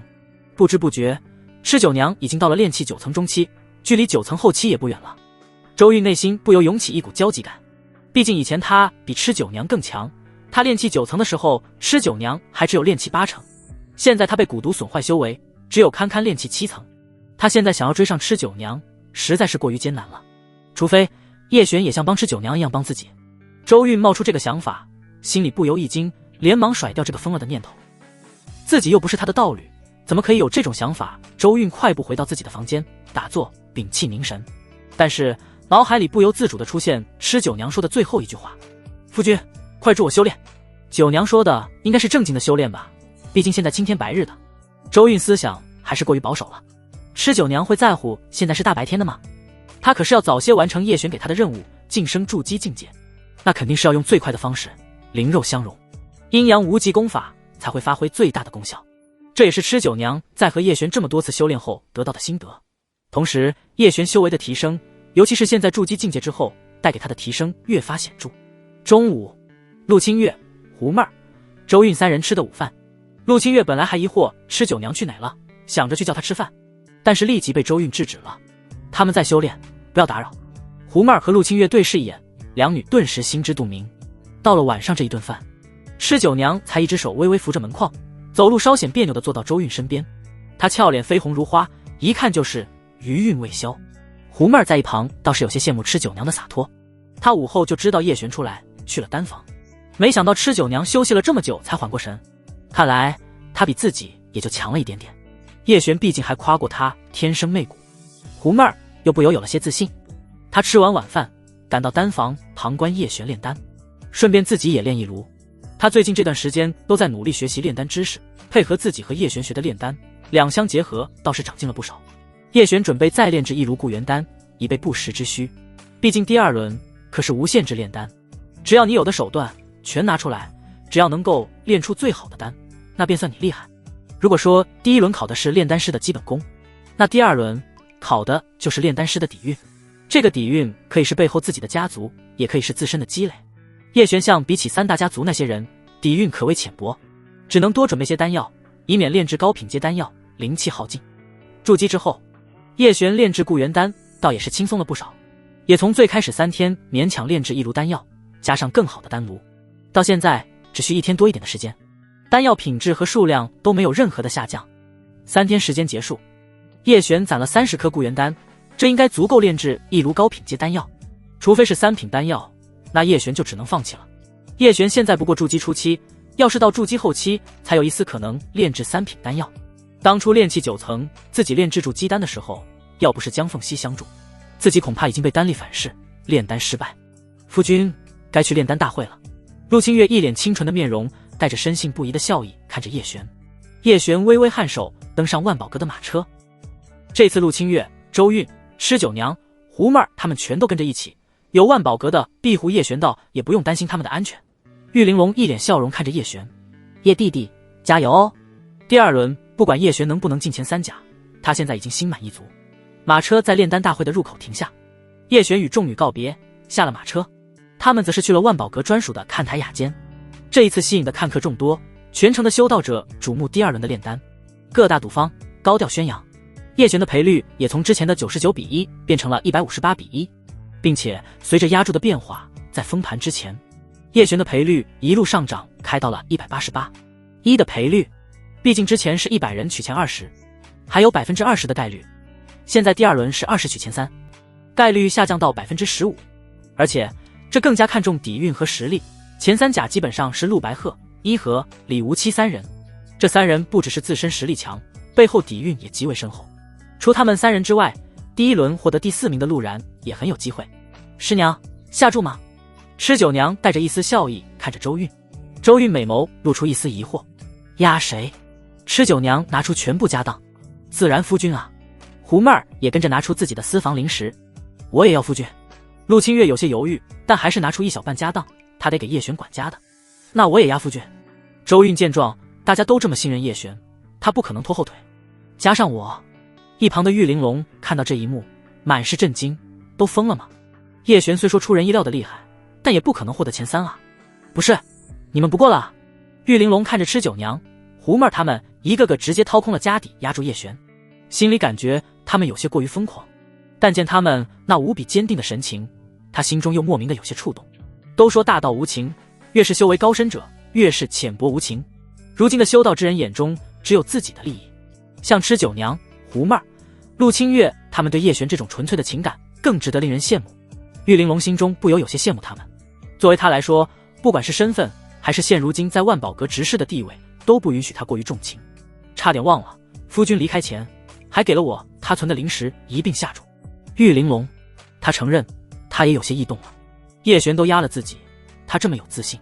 玉玲珑美眸微眯，进行着激烈的思想交锋。陆清月拿着一袋鼓囊囊的灵石，那是叶璇给江凤熙买完那件法裙之后剩下的所有家当。江凤熙离开前留下的那6枚上品灵石，叶璇没有动，毕竟这东西在黑石城可是稀罕物，出手的话肯定引人注目。最主要的是，那是江凤熙留给自己的，多少是有些情谊在里面。走，快去下注。可让我的人去吧，不要引人耳目。玉玲珑想的还是比较细的。与此同时，叶璇已经上了炼丹大会的高台，台上一片寂静，有的丹师已经在自己的炼丹处静心打坐，台下熙熙攘攘，好不热闹。大部分人来这里是为了一睹众丹师的风采，今日的所见所闻也可以成为日后的谈资。不过最热闹的地方还是周围四处的赌坊、赌摊被人围得水泄不通，一个个拎着灵石往赌坊里扔，然后获得赌方的押注凭证，依靠押注凭证，等到炼丹大会结束，就可去赌方换取灵石。赌方在修道界已经是一项很成熟的产业了。炼丹大会的高台上，洛青衣与3大家族的族长出现在看台之上。洛青衣眼神锐利地扫过在场的20人，他红唇轻启，声音听起来不大，但每个人都听得无比清晰。炼丹大会第2轮，在各位面前有数千种药材，诸位丹师要自己挑选搭配丹方，炼制品阶最高、成色最佳、数量最多者将会获得本次炼丹大会的丹魁。前3甲也将成为我黑石城的代表，参加整个青州的百城炼丹大会。诸位，炼丹时限7日，现在开始。炼丹台下顿时响起一片喝彩欢呼声，仿佛要炼丹的是他们一般。台上的一众炼丹师神情凝重地看着面前堆积如山的药材，1000种药材，光是全部认出来都需要巨大的药材积累。不仅如此，还要在这1000种药材里组合出最佳的药材，炼制出最高品阶的丹药。这对于所有炼丹师来说都是一个巨大的挑战。有几位丹师已经在抓耳挠腮了，看着这堆积如山的药材，不由直挠头，像极了高考考场上的你。叶璇也不由吸了一口气，但是他有太初丹经，他看着面前的药材，每一种都能了然于胸。血参色如凝血，性温味甘，能补气血、活经络，是炼制回春丹的主要之一。搭配当归与紫河车，药效更能翻上3倍。冰魄草叶片上凝着层薄霜，即便在阳光下依旧寒气逼人。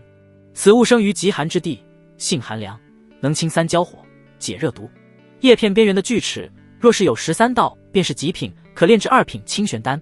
叶璇整理完10几片冰魄草，没发现13道锯齿，紧接着被一旁隐隐流动雷光的珠子吸引。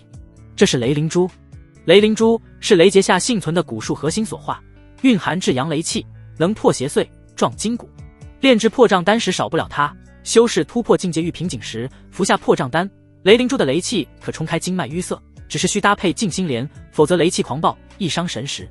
幽冥草通体漆黑，散发着淡淡的腐气，可炼制2品高阶镇魂丹，但这只有2株，恐怕是炼制不了镇魂丹，只能做辅药用。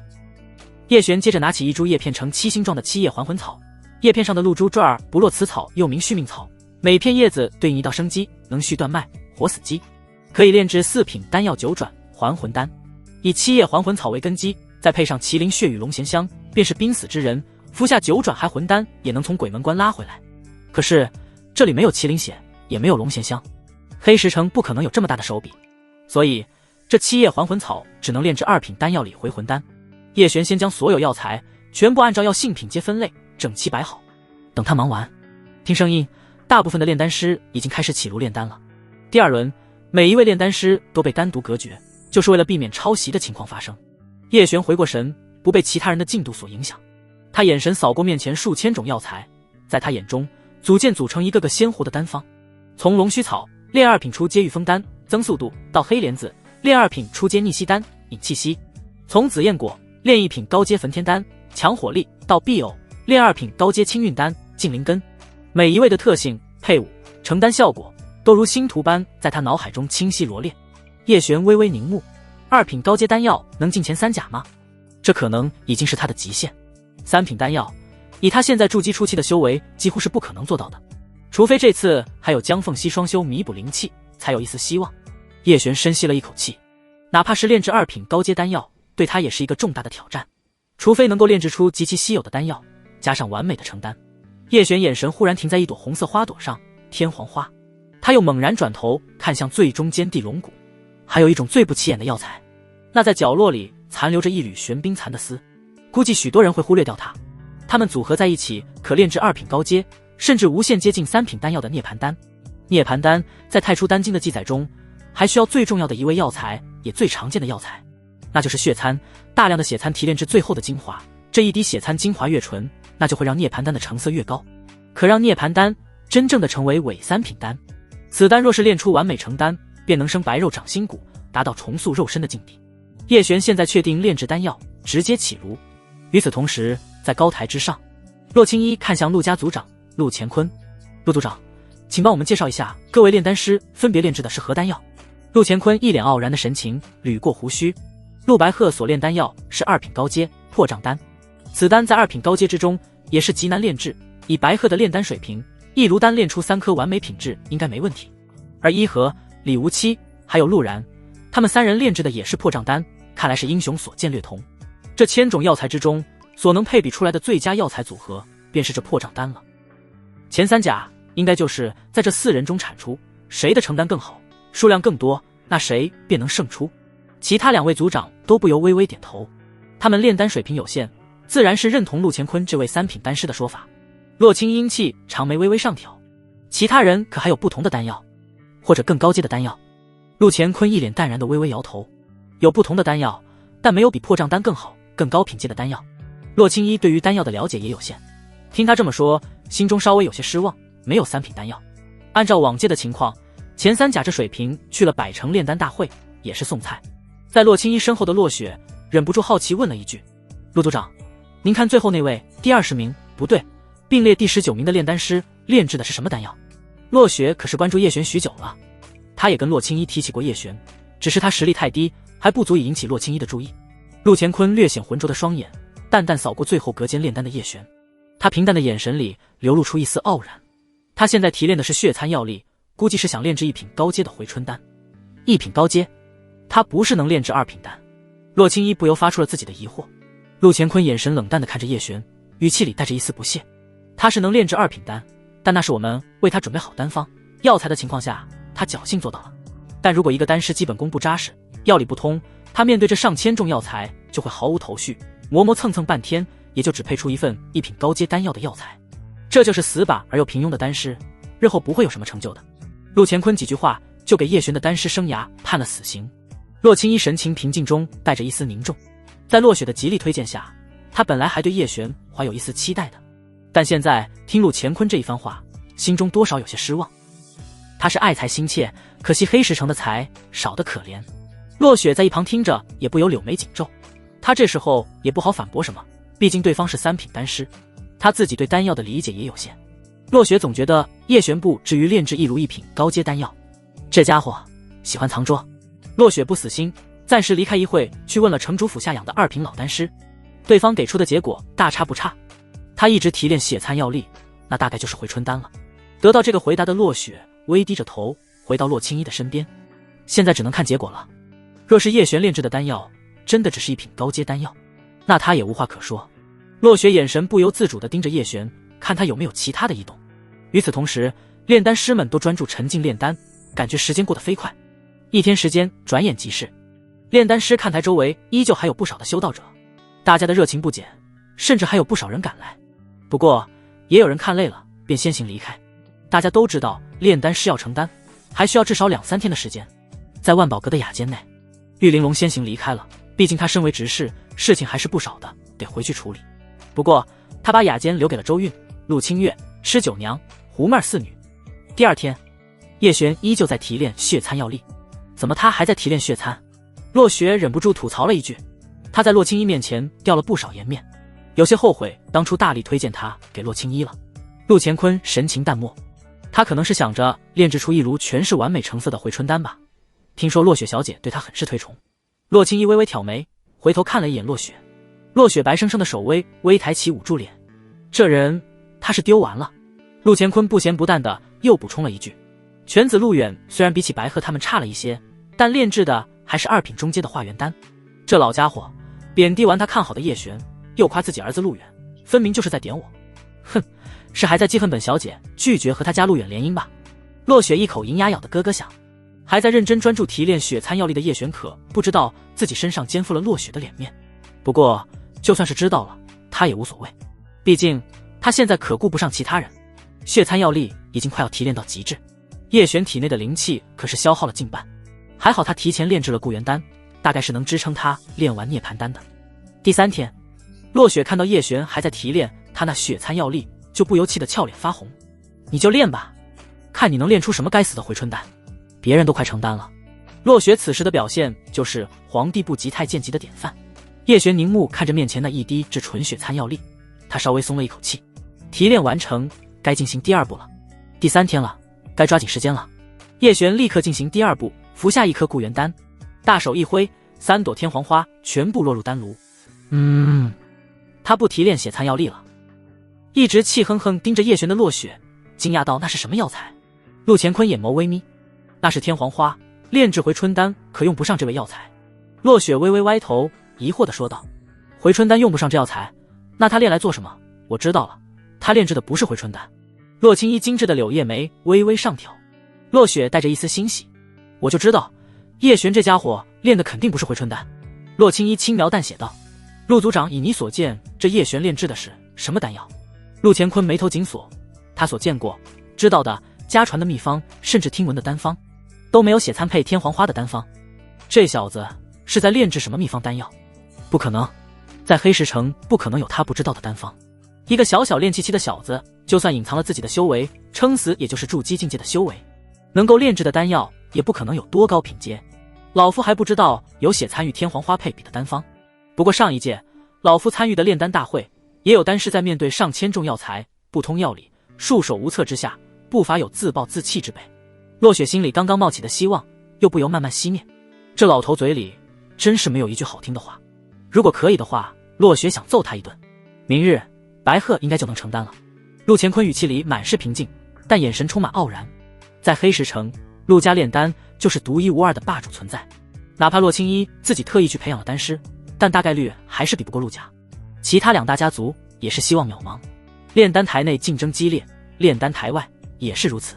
叶璇这时候开始炼化天黄花，这又将是漫长的一天。不过当第4天到来，有了第一个成丹的炼丹师陆白鹤。他眼神带着几分激动之色，紧紧盯着丹炉，猛然大喝一声：“成丹！”高台之上所有人的眼神都瞬间聚焦在陆白鹤的身上。洛青衣轻轻一挥手，2名执法者立即来到陆白鹤的身边，一粒粒丹药在众目睽睽之下落到丹盘之上。这是破障丹，2品高阶丹药。第1粒居然就是完美品质，第2粒、第3粒、第4粒也是，4粒完美品质成丹，4粒上品成丹，2粒中品成丹。场下顿时一片惊呼和感叹，不愧是这一届的第1人。各大赌坊默认的丹魁。高台上的陆乾坤带着淡淡笑意，轻捋着胡须。这成丹比他想象的还要好。看来黑石城的丹魁依旧只能是陆家的。陆乾坤瞟了洛青衣一眼，带着一丝傲然。洛青衣神情平淡，看不出任何的情绪。1个时辰后，第2位成丹的炼丹师出现，陆然，同样是破障丹。他这一炉丹成丹总共11粒，但也有3粒完美成丹，5粒上品成丹，3粒中品成丹，这也是非常不错的一炉丹。但比起陆白鹤的是要稍微差一点点，不过他的成丹数量比起陆白鹤还有优势的，其他人想要超过他也是非常有难度。紧接着李家的李无期也成丹了，这几人包括洛青衣手下的伊和炼制的都是破障丹，但现在只有伊和没有成丹。李无期这一炉丹药也相当不错，成丹总共10粒，3粒完美成丹，5粒上品成丹，2粒中品成丹，他就是比陆然少了1颗成丹，其他品质相差无几。但若是最后评比成绩，那就是陆然胜过李无期。前3人成丹的数量和品质都极高，若是没有意外，可能前3甲就在这3人身上。要是3个名额被陆家包揽了前2名，李家占1位，伊和落榜，那洛青衣就白忙活一场。临近傍晚，炼丹大会的炼丹执法大声道：“伊和承丹。”洛青衣神情凝重，洛雪也跟着紧张了起来。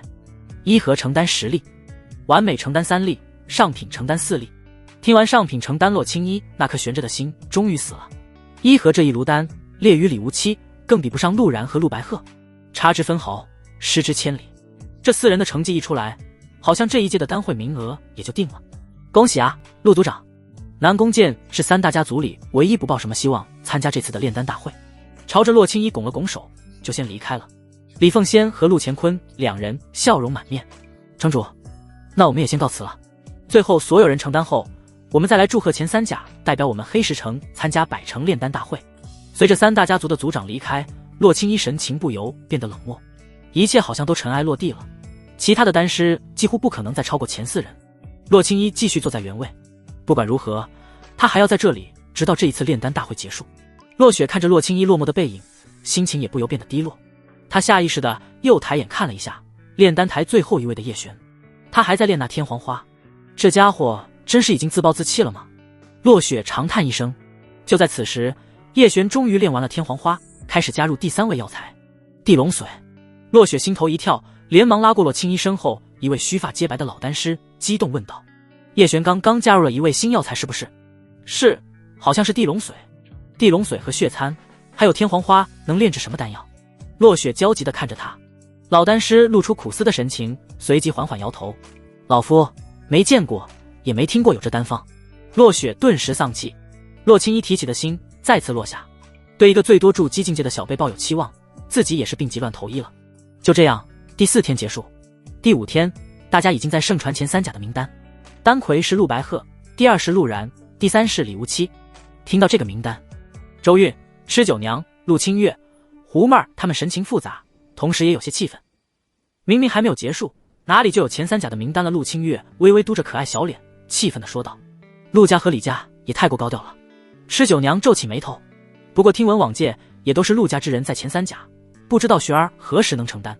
周韵轻声说着，带着一丝担忧看向叶璇：“夫君一定可以的。”胡妹儿一双妩媚的眸子满是坚定，她是对叶璇最有信心的人。第5天已经有不少丹师陆续成丹，但成丹的品质和数量都远不如之前的陆白鹤4人。李浩然成丹2品中阶化元丹，10粒成丹；南宫无名成丹2品中阶化元丹，10粒成丹；陆远成丹2品中阶化元丹，9粒成丹。这下关于炼丹大会前3甲的名额，更多人相信了。主要是其他人都没有竞争力，许多下注了这3人的修士都已经等在赌坊门口领钱了。目前还没有成丹的只有5人，叶璇是其中之一，但他的地龙髓已经快要炼化完毕，接下来就是加入玄冰蚕的丝。第6天，还有3人没有成丹，其中就有叶璇。叶璇将3种炼化完毕的药材融入提纯的血参药力之中，丹炉的气孔散发着阵阵妖艳诡异的红光。叶璇这是炼的什么丹？早就失望的洛雪忽然又来了精神，他拉着老丹师迫切地问道：“看起来像是一炉邪异的丹药。”老丹师露出慎重的神情：“你看不出是什么丹药，可他可能炼的丹比较生僻吧？”洛青衣此时神情淡然，他反正已经不抱希望了。叶璇这家伙就算炼出丹，也未必能够超过那陆家和李家3人。洛雪看叶璇的情况，不像是陆乾坤说的摆烂了。第7天，炼丹大会的最后一天，只剩下叶璇一人没有成丹。洛雪只见他一边炼丹，一边往嘴里扔丹药，周围人也是看傻了。有人认出了他吃的丹药，大为震惊，那是完美品质的固元丹啊！难道之前万宝阁拍卖的丹药都是出自这叶璇之手？可能是他买的，买也不可能买这么多吧？那可是卖到了3000时，陆家也不敢这么吃吧？一时间场下沸腾，叶璇的身份被众人猜测，同时他这一炉丹药也引起了众人的好奇。从太阳升起到渐渐日落，叶璇背脊已经被汗水湿透，他之前带的丹药已经吃完，体内灵气也是即将枯竭。叶璇想到了涅槃丹难炼，但没想到这么难。他太阳穴微微鼓动，他已经快要到极限，再没有灵气继续凝练成丹最后的药力，这一炉涅槃丹就要变成废丹，而且到子时再不完成，叶璇哪怕最后炼成了丹，也将被判无效。在这种情况下，叶璇从身体到精神已经到了极限，丹炉疯狂颤动，摇摇欲坠。叶璇身上那一根绷紧的弦就在要断掉的瞬间，突然他全身气势暴涨，周围灵气朝着他汹涌而去，顿时周围一片惊呼。他破镜了，他本来不是炼气6层吗？这家伙藏拙了，他根本不是炼气7。此时在高台之上的洛青衣看着叶璇，美眸微微眯起。筑基中期，洛雪也是惊愕不已。他虽然早就知道叶璇这家伙藏拙，但没想到藏得这么厉害，居然突破到筑基中期了。时间所剩不多了，马上子时若是还未成丹，就要宣告无效了。所有人的注意力这时候都聚焦到了叶璇的身上。叶璇突破了之后，瞬间变得游刃有余，澎湃的灵气灌入丹炉之中，涅槃丹已然成型，代表品阶的丹纹逐渐显现。3道丹纹，前2道无比清晰，第3道无限接近前2道，但还是差了一丝。这是2品高阶丹药的象征。叶璇轻喝一声，丹成。丹炉盖打开的瞬间，丹香四溢，弥漫着整个丹道高台。太下人纷纷探起了脖子，想要一睹叶璇所炼的成丹。高台上的洛雪握紧了拳头，洛青衣朝着执法者使了个眼色。这时候3大家族的族长再次齐聚，来到了高台。他们也是听到了风声，急着赶来一看，只见叶璇抬手虚影，5粒丹药一粒一粒从丹炉中轻轻落入执法者的丹盘。这是什么丹？从未见过。看，有3道丹纹，难不成是3品丹？不是，是2品高阶，这成色还是完美品质的成丹。台下的议论声传到个人耳朵里，陆乾坤和李凤仙脸色不由有了变化。2品高阶丹药。执法者看着散发诱人丹香的丹药，说到一半叫不出丹药的名字。洛青衣脸上第一次有了一丝的轻松之意。陆族长，你可知道这叶璇炼制的是何种丹药？陆乾坤眼睛带着一丝惊讶和不解。老夫如果没看错，这应该是当年在炼丹大会上出现过一次的涅槃丹。他当年也只是远远见过一眼，但是不知道丹方，更不知道炼制方法。涅槃丹是那能够生白肉长断骨的涅槃丹？应该是。那这丹的品阶是2品高阶。李凤先带着一丝侥幸地问道。李家的李无期暂时第3名，若是叶璇炼制的是伪3品，那调出前3名的就是李无期。陆乾坤咬着牙，看起来也是有些不想面对。这时候洛青衣身后的老丹师冒了出来，他双眼冒光地看着托盘中的丹药，惊讶之余带着一丝感叹，缓缓道：这是伪3品涅槃丹，这可比一些真正的3品丹药都要宝贵。他这一开口，陆乾坤和李凤仙脸色变得铁青。不过老头并不理会他们，捋着白须自顾自地继续道：5粒成丹，4粒完美成丹，1粒上品成丹，数量不多，但品质颇佳，再加上品阶高了半阶，1粒抵3粒，这样算下来，叶璇成丹已经远超之前的陆白鹤了。陆乾坤老脸一红，胡子一翘一翘的。丹魁不是他陆家的了。李凤仙也是傻了眼，没想到这么多年，好不容易等到一次李家族人要代表黑石城参加炼丹大会了，忽然半路杀出个叶璇。穆老头，你早看出来了，为什么不说？洛雪惊喜地扯了一下穆老头的胡子。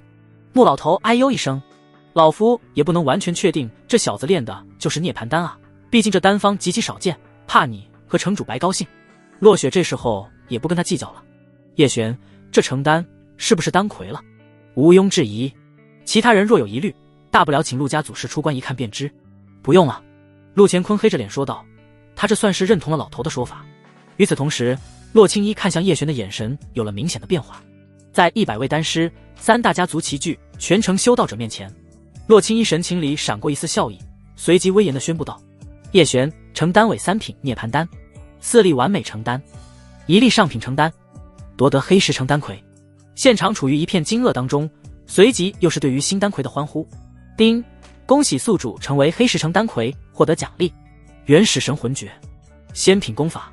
竟然是仙品功法，如果能像太初丹典这般，那就是又一大底牌。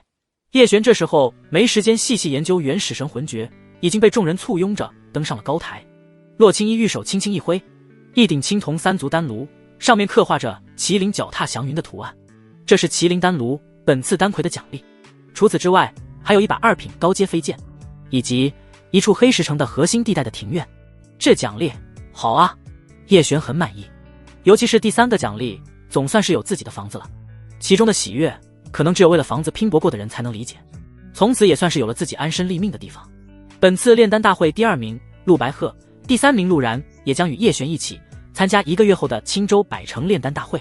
陆家人的脸色都不是太好看。家族几百年来，自老祖参加丹会，每一届黑石城的丹魁都是陆家，只有这一次不是。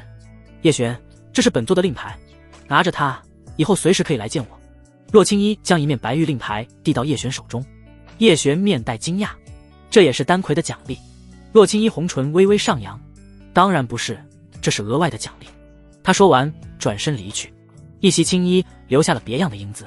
恭喜了，叶璇。洛雪笑着朝叶璇道了一句喜，随即快步跟上洛青衣。叶璇见眉微挑，城主母女两人倒是有些意思。洛青衣离开后，不少的丹师纷纷上前和叶璇打招呼攀关系。叶璇与他们不熟，简单应付两句，看见一脸惊喜笑容走来的玉玲珑，立即将他拉了过来作为挡箭牌。玉玲珑倒是乐得应付这种场面，毕竟他是长袖善舞，善于交际，也需要结交更多能人，应付起来真是专业对口，轻松简单。你的那些娇妻美妾在家中等你。叶璇离开前，玉玲珑用传音入耳和他说了一句。收到消息，叶璇正准备从高台离开，一对执法修士走了过来，当头一魁梧汉子朝叶璇拱了拱手，声音洪亮地说道：叶丹魁在下官武，是这一队的执法队长，在您参加青州百城丹会之前这1个月时间，由我和8位执法修士护卫您的安全，这应该是洛青衣的安排，免费的保镖，不要白不要。叶璇点头回礼，那有劳关队长了。关武一脸正气道：叶丹魁不必客气，这是在下的职责。叶璇在关武的护送下穿过长街，在路上，叶璇受到了众多瞩目羡慕的眼神，有点春风得意马蹄疾，一日看尽长安花的感觉。叶璇回到自家庭院，关武等人就直接拱卫在庭院门口，没有进去。叶璇快步走进院内，早就在前院等候的众女见到叶璇时便立即迎了上来。夫君，夫君。陆清月和胡妹儿一左一右抱住叶璇的手臂，吃酒娘这个当姐姐的还是表现得稳重一些，站在旁边面带微笑看着她。周韵则是面带欣喜和骄傲。叶璇松开两女之后，看向吃酒娘和周韵，吃酒娘美眸含笑，恭喜夫君。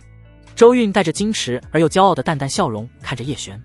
叶璇抱了酒娘一下，她的身上丰腴了一些，随后朝周韵微微拱手，师娘。周韵心里是颇为满意，甚至是从未想到过的事情被叶璇一步一步完成了。从南城老相师徒3人只想着怎么继续苟活下去，延续宗门传承，没想到在叶璇的带领下，不仅走出了南城老相，现在更是成了丹魁，这可真是光耀祖师。周韵现如今在看叶璇，越看越顺眼，越看越喜爱。清月、妹儿，快去把准备好的吃食都端上来。好的，师娘。两女异口同声答应完，立即去把吃的都拿到了前院。吃酒娘不出意外的拿出好几坛酒。师娘，夫君成了咱们黑石城的丹魁，应该没有比这更大的喜事了吧？今晚不醉不休。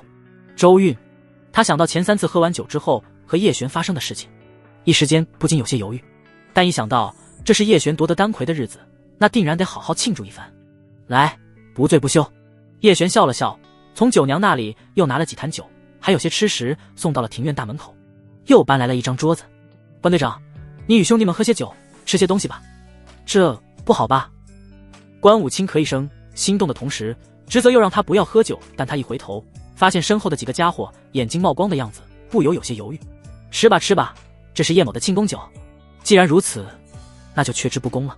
关武朝着叶璇拱了拱手，随即转头看向身后的8位执法修士，4人一组，轮流值守，休息的就先喝点叶丹魁的喜酒，不可饮醉，谁若是失了职守，严惩不贷。是。叶璇微笑着先回了庭院，关上院门。院内众女簇拥着叶璇，欢声笑语间，大家喝了不少酒。可能是大家一直生活在这重压紧迫的生活环境下，都够憋屈了。今天随着叶璇夺得丹魁，大家心里都如释重负，可以尽情敞开心怀。吃酒娘他们不知不觉已经喝了不少酒，陆清月依旧是第一个倒下的，胡妹儿倒是还在坚持，等她拿着杯子和叶璇喝完一杯之后，也是直接倒在了叶璇的怀里。好吗？又只剩下吃酒娘和周韵了。叶璇只得先把陆清月和胡妹儿送回房中，再回到前院，发现吃酒娘也趴下了。此情此景，似曾相识。周韵手里拎着酒坛，成熟动人的身姿微微摇晃着走向叶璇。好璇儿，快来陪师娘喝酒。周韵丰腴身姿摇曳，蛮腰翘臀跟着左右扭动，可谓是风情万种。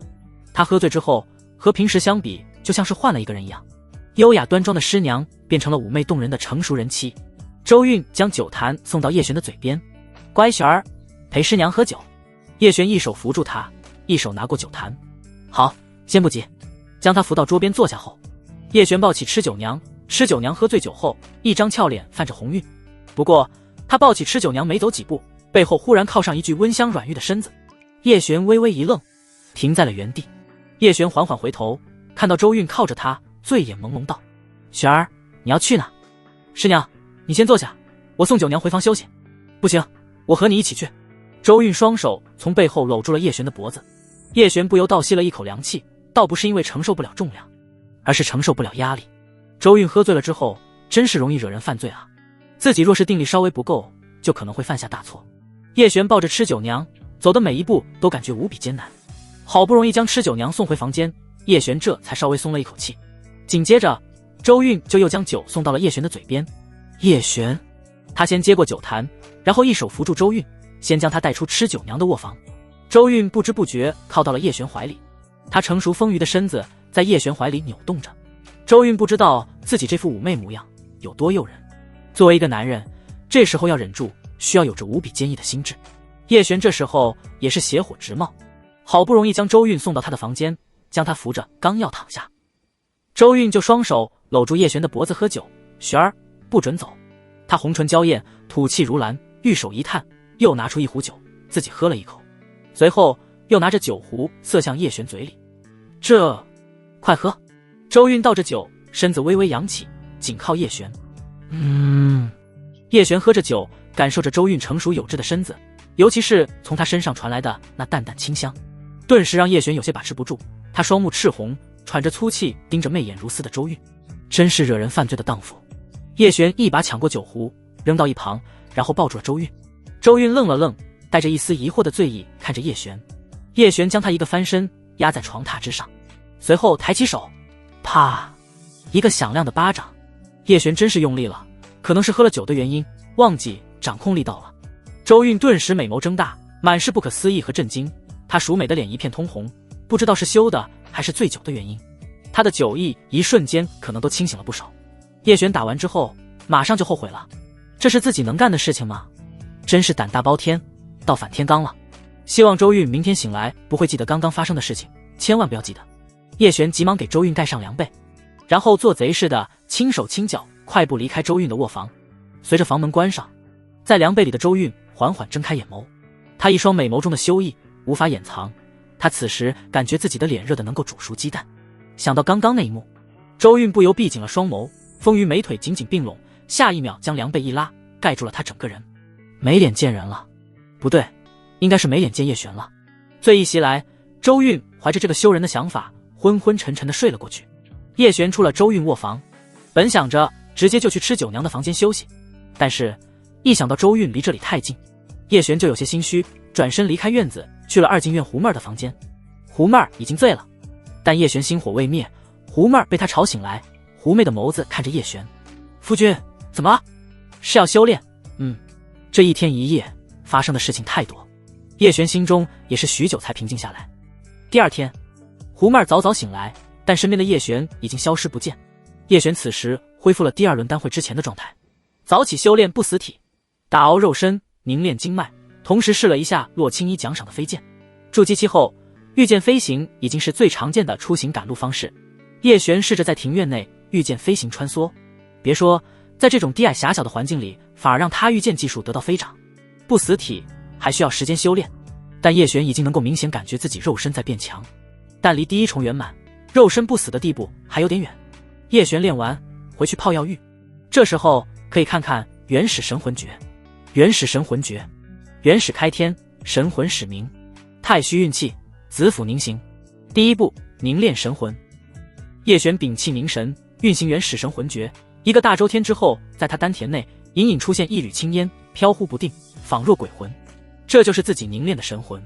叶璇微微皱起眉头，这能增强自己的神识，能更好的炼化药材，提炼药力。这功法不是在骗自己吧？叶璇抱着一丝狐疑，继续修炼。药浴1个时辰，叶璇同时修炼了1个时辰，肉眼可见那一缕青烟，形状更像一个人的虚影了，进步还是挺明显的。与此同时，陆清月、吃酒娘纷纷起来，他们醒来的第一时间就是找叶璇。见叶璇神清气爽地从浴房出来，不由露出笑容。夫君，昨晚谁送我回的房间？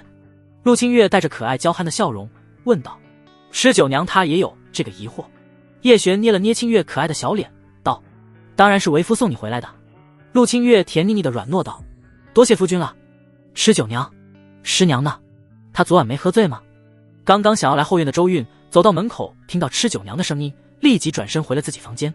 陆清月准备了早点，她去叫了周韵和胡妹儿，只不过她还是自己一个人回来。师娘和妹儿呢？吃酒娘带着一丝疑惑问道。他们说酒还没醒，需要再休息一下。明明昨晚也没喝多少啊。陆清月一脸单纯的说道。一旁的吃酒娘露出一丝意味深长的笑容。胡妹儿起不来，她大概知道是什么原因，但周韵的酒量不可能今天起不来，肯定是昨晚还发生了什么他们不知道的事情。叶璇和吃酒娘、陆清月吃完东西，吃酒娘则是不怀好意，拿着吃的去了周韵房间。陆清月端了一些吃食送到胡妹儿的房间，叶璇则是悠闲地来到庭院大门口，一出门便看到了一脸正气站在门口2名身穿黑袍的执法修士。关武正好带着2人刚刚在院子四周巡视完回来。叶丹魁，关武一脸笑容的朝叶璇拱了拱手。关队长与诸位道友辛苦了。不辛苦不辛苦，关武与执法修士们纷纷笑着回应道。叶璇平易近人的态度与其他盛气凌人仿佛自己高人一等的丹师截然不同，而且人家还是丹魁，年纪轻轻，未来前途更是不可限量，比起当初陆家祖师都不遑多让，这份气度和素养以后必定不凡。执法修士们对叶璇的感官都颇为不错，关武同样如此。叶璇刚与他们闲扯了几句，一道御剑身影径直落在了他们面前。执法修士瞬间都做出了作战的姿势，不过当他们看清来人，顿时放松了。洛小姐。关武朝着洛雪行礼道。洛雪下巴轻点，她一双明亮的眸子落在叶璇的身上，语气轻快。叶璇，今日可有空？什么事？去看看你的新家，你不会想一辈子住在这座的庭院里吧？洛雪眼神扫过叶璇身后的庭院，这是万宝阁的房子，虽然各方面都还不错，但是比起洛青衣赏赐的府邸，那可就差了不少。叶璇听到新家，顿时快步跑进身后的院门。清月、九娘，收拾东西，咱们去新家。夫君，是洛城主赏赐给你的府宅吗？是。那我们现在就收拾东西。不急不急，慢些，去把妹儿叫醒。师娘醒了吗？早醒了，在修炼呢。夫君，这灵鱼咱们能带走吗？别带了，去咱们新家，我给你买。院里响起欢快的说话声。没多久，叶璇身后跟着4位女子一起走了出来。洛雪看着4女，神情微微变化，随即轻咳一声道：“咱们走吧。”周韵、吃酒娘、陆清月、胡妹儿他们不能御剑，就乘坐了马车，在关武等人的护送下前往新府邸。叶璇正好练练自己的御剑飞行，毕竟1月后，叶璇的去远在数十万里之外，青州最中心、最古老也是最庞大的城池清玄城。听闻清玄城内就有远古仙山、瑶池圣地，甚至还能与妖族共存。叶璇有些心生向往，对这个世界越了解，便越发被他的神奇所吸引。叶璇御剑的速度不如洛雪。你不会御剑功法？难怪，我传授于你，这不是什么稀罕功法。叶璇手掐御剑飞行诀，轻喝一声，急，瞬间追赶上了洛雪。洛雪微微一笑。叶璇又练了几次，差不多熟悉之后，便与洛雪来到了洛青衣奖赏的府邸。此处距离城主府很近，算是在黑石城的中心位置。整座府邸被一层淡青色的光晕所笼罩，这是玄遁阵法。此阵以地底灵脉为基，引四方灵气为遁。府邸的大门是2扇玄铁锻造的云纹门，配合玄遁阵法，一般的筑基修士难以攻破。夫君，陆清月他们这时候恰好也到了。叶璇快步上前。周韵、吃酒娘、胡妹儿先后下了马车，关武领着执法修士，很自觉的就站到了府邸门口左右。这就是咱们新家。陆清月和胡妹儿2女就像是好奇宝宝一样，左右打量着。不只是她，周韵和吃酒娘脸上挂着也满是惊喜，光是看着府邸大门，就比之前的庭院要好上数倍不止。走，进去看看。叶璇与陆清月、周韵、吃酒娘、胡妹儿4女一起推门而入。首先映入眼帘的是一片青石板铺就的庭院，两侧各植着一株千年紫楠，树干如囚龙盘曲，枝叶间垂着晶莹的灵露，每一滴都蕴含着稀薄的木系灵气，这是聚灵阵运转时自然凝结的馈赠。哇，这灵露可以喝吗？可以。洛雪微笑着说道。我尝尝。有一点点甘甜之味，真好。众女感叹着新居的神奇。穿过庭院，绕过一座堆叠着灵璧的假山，便见正屋左侧有一方半月形的灵池，池水呈淡淡的碧色，水底铺着一层银白的寒玉，数尾只有拇指大小的金线灵鱼在水中游弋。夫君看，这里也有灵鱼。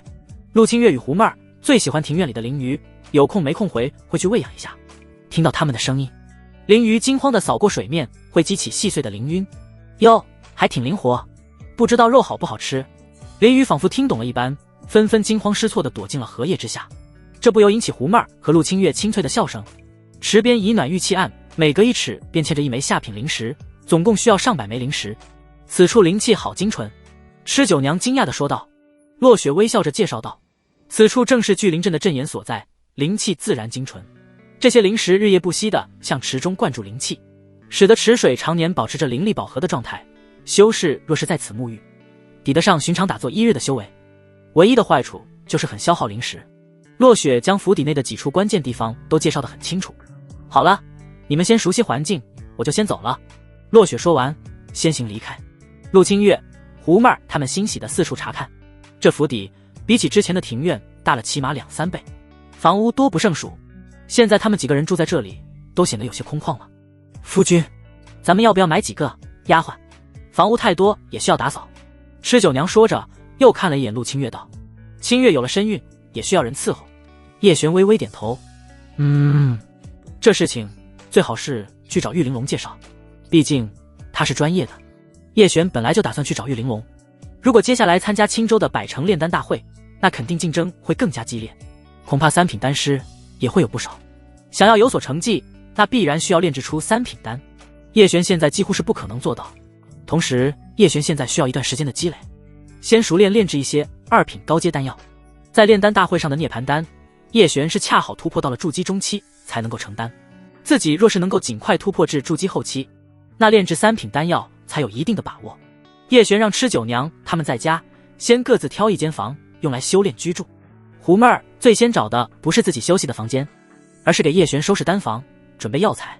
他一直打算在自家庭院里多种一些药材，但之前都是租的房子，他都担心种一半又得挖走换地方种，这样多半药材会因为换地方而枯死。现在有了真正属于自家的房子，胡妹儿可以安心多种一些药材了。陆清月则是可以多养一点灵鱼。叶璇安顿好了众女，则出门去万宝阁。一出大门，关武等人朝着他行礼。不必客气，关队长。叶丹魁是要出门，可否需要在下领人护卫？不必了，就劳烦诸位护卫叶某的家人。叶丹魁客气，放心出门吧。关武抱拳说道，一脸的忠肝义胆。叶璇微笑点头，祭出飞剑，御剑穿梭在主城上空，不到片刻便到了万宝阁。御剑还真是快，转眼便到。叶璇一踏入万宝阁，玉玲珑闻讯飞快一路跑来，他那丰满的上围分外惊人。玉玲珑脸上微微泛红，面带笑意看着叶璇。好弟弟，不对，现在应该称呼叶丹魁。叶璇笑着摇头，玉姐姐，咱们就别这么客套了。玉玲珑笑容妩媚，丹魁弟弟，我这可不是客套，因为你姐姐我啊，进来说。玉玲珑笑着将叶璇拉入了她的私人雅间，这房间透着一股淡淡闺中香味，玉玲珑估计平时都会在这里休息。叶璇看着玉玲珑，一脸桃花笑意。姐姐你要如何？玉玲珑修长的手指贴着叶璇的脸，吐气如兰道：姐姐我啊，可是靠着你夺得丹魁，而要正式掌管黑石城的万宝阁了。叶璇见眉微挑，随即笑着道：那要恭喜玉姐姐了，没想到我还有这么大的作用。玉玲珑红唇微挑，弟弟可千万不要看轻了自己，你现在可是黑石城大小势力都想拉拢的第一对象，估计陆家对你也是又爱又恨呢。你年纪轻轻便已经突破了筑基中期，练成了伪3品丹，假以时日，还不是大鹏展翅，9天之上任你遨游。玉姐姐有些吹过头了，我现在希望的是不要在青州百城炼丹大会第1轮就被淘汰出局。这应该也不至于，虽说百城炼丹大会高手丹师云集，但也没到伪3品丹药就淘汰的程度。玉玲珑柔声宽慰道，但其实他心里也没底。不过他接下来会对叶璇的炼丹全力支持。说吧，好弟弟，这次需要什么，姐姐我全都免费送你。玉玲珑也是豪气。叶璇微微一笑道，涅槃丹的药材就先拿100份吧。你走吧，姐弟之情到此结束。玉玲珑黑着脸说道。现在不少丹师知道了叶璇的涅槃丹药材，但具体配比倒是不知道，如何炼制也不知道。但丹师就要有不怕失败的毅力，前提是得有足够的灵石挥霍。陆家正好具备了这个条件，只是现在光知道涅槃丹需要的药材还远远不够，知道丹方的药材是最简单的事情，药材配比以及炼制方法的细节才是最重要的。这将会是一个漫长的过程，同时也是撞运气，可能1个月就能试出来，但极大概率是这辈子都试不出来。叶璇笑着写出了上百种药材，其中有炼制各种丹药的药材混杂在一起，一般的丹师看着也会头大。玉玲珑看着倒不是头大，是肉疼，自己刚当大话说的有些早。叶璇要的药材其中有不少价值不菲。除此之外，姐姐，你这可有丫鬟之类的人？丫鬟？没有，不过我认识些人牙子，但我建议你近期还是不要买。为何？近期恐怕有不少人想在你身边安插眼线。叶璇微微颔首，这事情倒也不急，可以暂时等等，以防万一。叶璇带上在玉玲珑这里白嫖的各种药材，返回自家府邸。他现在隐隐能够感觉到有不少眼睛在背后注意着自己的一举一动。玉玲珑的提醒不无道理，现在自己变强才是最重要的。叶璇回到自家府邸，一到附近就看到了关武与2名执法队员在府邸旁巡逻，他们算是尽职尽责。叶璇进了府邸，发现新家也有了一丝烟火气家的感觉。胡妹儿端着一盘泛着浓郁香气的烤鸭来到前院。自从在上一个庭院家中大家习惯了在院子里吃之后，这个习惯就开始保留下来了。到了新家，这第一顿也要放在前院里。夫君回来了，还没吃饭吧？师娘，九娘姐姐吃饭了。今日乔迁新居，师娘饮酒否？吃酒娘又来了。周韵这次坚决的摇头，不要。她上一次之前的3次都已经足够社死，尤其是上一次居然被叶璇给打了，那里一想到那一幕，她整个人都要起火了。她现在都不想看到叶璇，一看到她脑海里就会不由自主地出现那个画面。周韵现在只能勉强自己努力修炼，抛弃心中的各种欲念与杂念，这也是修行的一部分。叶璇倒是还好，毕竟他不算是受害人，只是看到周韵的时候会忍不住有些心虚。吃酒娘再提喝酒，他是第2个反对的。听说散人联盟集结了不少人要去福音谷寻宝。寻宝？叶璇微微皱眉。福音谷可不是个好地方，那里阴气浓郁，邪祟肆虐，死在那里的修士比比皆是。以前或许还有治阴的药材宝贝，但现在恐怕凶险万分。散人联盟这么大张旗鼓的去，为了什么？可是白青黄的主意，就是白盟主主张要去的，说是为了采集那治阴的古灵草。古灵草可炼制3品古甲符，确实价值不菲，但没必要叫上那么多人去吧。有些实力低微的修士去了就是白死。叶璇吃下一片烤鸭肉，满口香气，不由思忖道：白青黄这是打着什么主意？咚咚咚，叶璇吃得正香，门外传来敲门声。谁这大晚上的来找自己？叶丹魁，万宝阁的玉执事给您送来的新居贺礼。关武的声音从门外传来。叶璇微微挑眉，玉玲珑给自己又送来了贺礼。之前自己在万宝阁的时候为什么不送？叶璇隐隐感觉不对劲。来到门口，只见府邸大门前停着一辆马车，车前站着玉玲珑那位女士，也是经常接待叶璇的那位女士。看来确实是玉玲珑派人来的。叶璇一打开门，女士带着笑脸快步上前行礼道：叶丹魁，这是我家执事给您准备的新居贺礼。哦，行，那就送进来吧。女士给了马夫一个眼色，对方立即挑起2大箱礼品走向院内。叶璇与女士跟着一起走了进去。叶丹魁，您这新居真是邻居宝地，礼品已送到，奴家便不打扰了。女士说完微微一扶，与此同时她的声音如同微风一般在叶璇耳边：白青黄，请您相助，今晚子时城外福音谷必有厚报。女士用了传音入耳。她这时候已经转身离开。叶璇剑眉微挑，白青黄果然是有动作，是要对萧愁和萧峰动手。自己去还是不去呢？按理来说，以白青黄的实力，若真想收拾萧愁和萧峰应该不难吧，没必要如此大费周折，除非这2个王八蛋的后面还有人。叶璇想到这一层就不由皱起眉头。先别急，把最坏的可能先预想好，再做打算。最坏的可能就是白青黄和萧愁、萧峰内部和解，他们准备联手除掉自己。如果是这样，自己能够应付得了吗？最大的可能，白青黄确实要除掉萧愁和萧峰，他可能还有其他方面的顾虑，所以才会让万宝阁找自己。叶璇更倾向于第2种情况。如果是第1种情况，自己得先做点准备，毕竟这也是能够除掉萧愁和萧峰的机会，总得去试一试。叶璇不动声色地与众女吃完晚饭，随后便在胡妹儿的带领下去了他收拾好的丹房。狐妹儿也准备炼丹。叶璇这次炼制的不是2品高阶丹药，而是相对简单的1品高阶丹药敛息丹。这丹药最大的作用就是隐匿自己的气息，不过在这丹药不能在高过自己太多的强者面前使用，因为没用。叶璇现在炼制1品丹药已经是信手拈来，哪怕是1品丹药也不是那么容易炼制的。时间缓缓流逝，子时眼看就要到来。与此同时，在福音谷外围，一群人围困着一个身材凹凸有致、蒙着面纱的女人。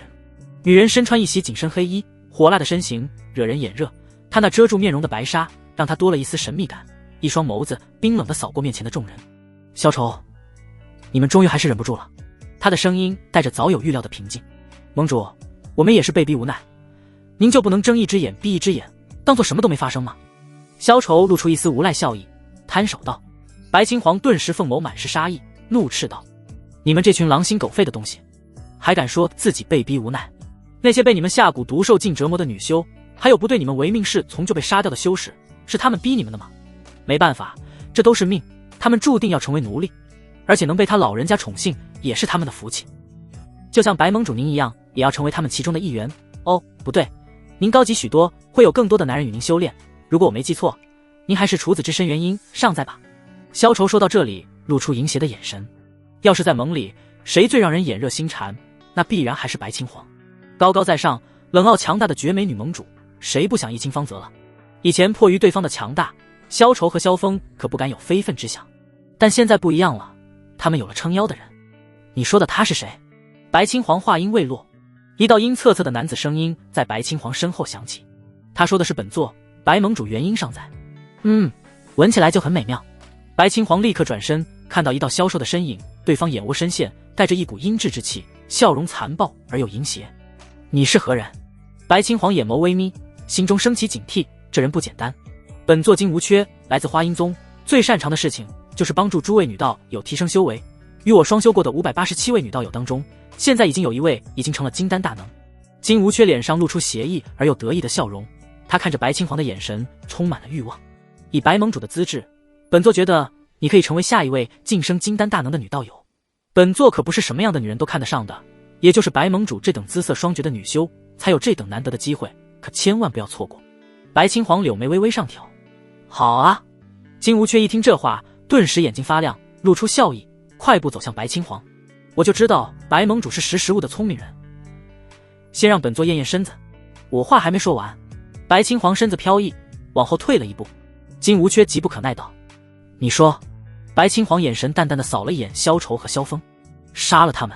萧愁和萧峰两人顿时一愣，随即连忙摇头向金无缺求饶。金前辈，我们可是您的人，为了您的大道带来了那么多女修，你千万不要听信这女人的离间之词。金无缺露出一丝淡淡微笑，对，这是白盟主的离间之计，但我依旧愿意为了他这么做。他说着身影闪动，瞬间出现在萧峰的面前，手起刀落。萧峰一声惨叫，跪倒在地上，他的右臂鲜血喷涌，右手直接落在地上。这是我的诚意，白盟主也该展现一下自己的诚意了吧？金无缺心狠手辣，他看白青黄的眼神全是征服的渴望。白青黄微微摇头，眼神冷冽。我说的是杀了他们。金无缺轻叹了一口气，随即露出一副教育的神情。白青黄，本座刚刚是想与你好生商量，你若是自愿，我们两情相悦，灵肉交融，修炼起来更贴合大道，修为增长的也会更快，本座这都是为了你好。你若是不识抬举，非要本座与你动手，那就别怪我辣手摧花。白青黄看他的眼神满是鄙夷，真是虚伪而又丑陋的嘴脸。他这话一出，金无缺顿时勃然大怒，看来杀伤力极高。他双目闪过一道绿光，指尖掐起法诀。白青黄，希望等会你跪下来求本座宠幸你的时候，依旧有这般傲气。就你也配？白青黄话少，但是句句扎心。找死！本座要将你炼成阴奴！金无缺怒喝一声，同时身上红光大振，一柄飞剑裹挟着凌厉罡风朝着白青黄刺来。剑身上绿光流转，显然淬满了剧毒。白青黄却半步未退，只在剑尖急喉的刹那，身形如柳絮般斜飘而出，同时素手并指成剑，在虚空轻轻一划，吃了一道淡青色的剑气破空而生，不偏不倚斩在飞剑的7寸处。那柄看似坚不可摧的法宝飞剑竟如朽木般断裂，半截剑身带着余势钉入远处的岩壁，溅起漫天碎石。怎么可能？金无缺一脸震惊，他这飞剑乃是用寒铁所铸，竟被白青黄一指斩断。他掐动法诀，周身红光暴涨如潮，数道红色法印从袖中飞出，在空中凝结成狰狞的毒蛇虚影，张开獠牙扑向白青黄。白青黄冷哼一声，衣袖轻挥间，暗紫色的灵力如潮水般涌出，化作漫天飞舞的花瓣。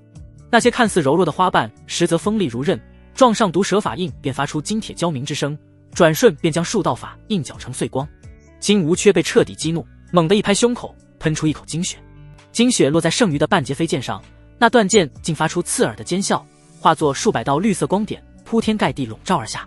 就在此时，白青黄终于动了真格，他足尖在虚空一点，身形陡然拔高，腰间玉佩灵光一闪，一条暗紫色的长鞭凭空出现。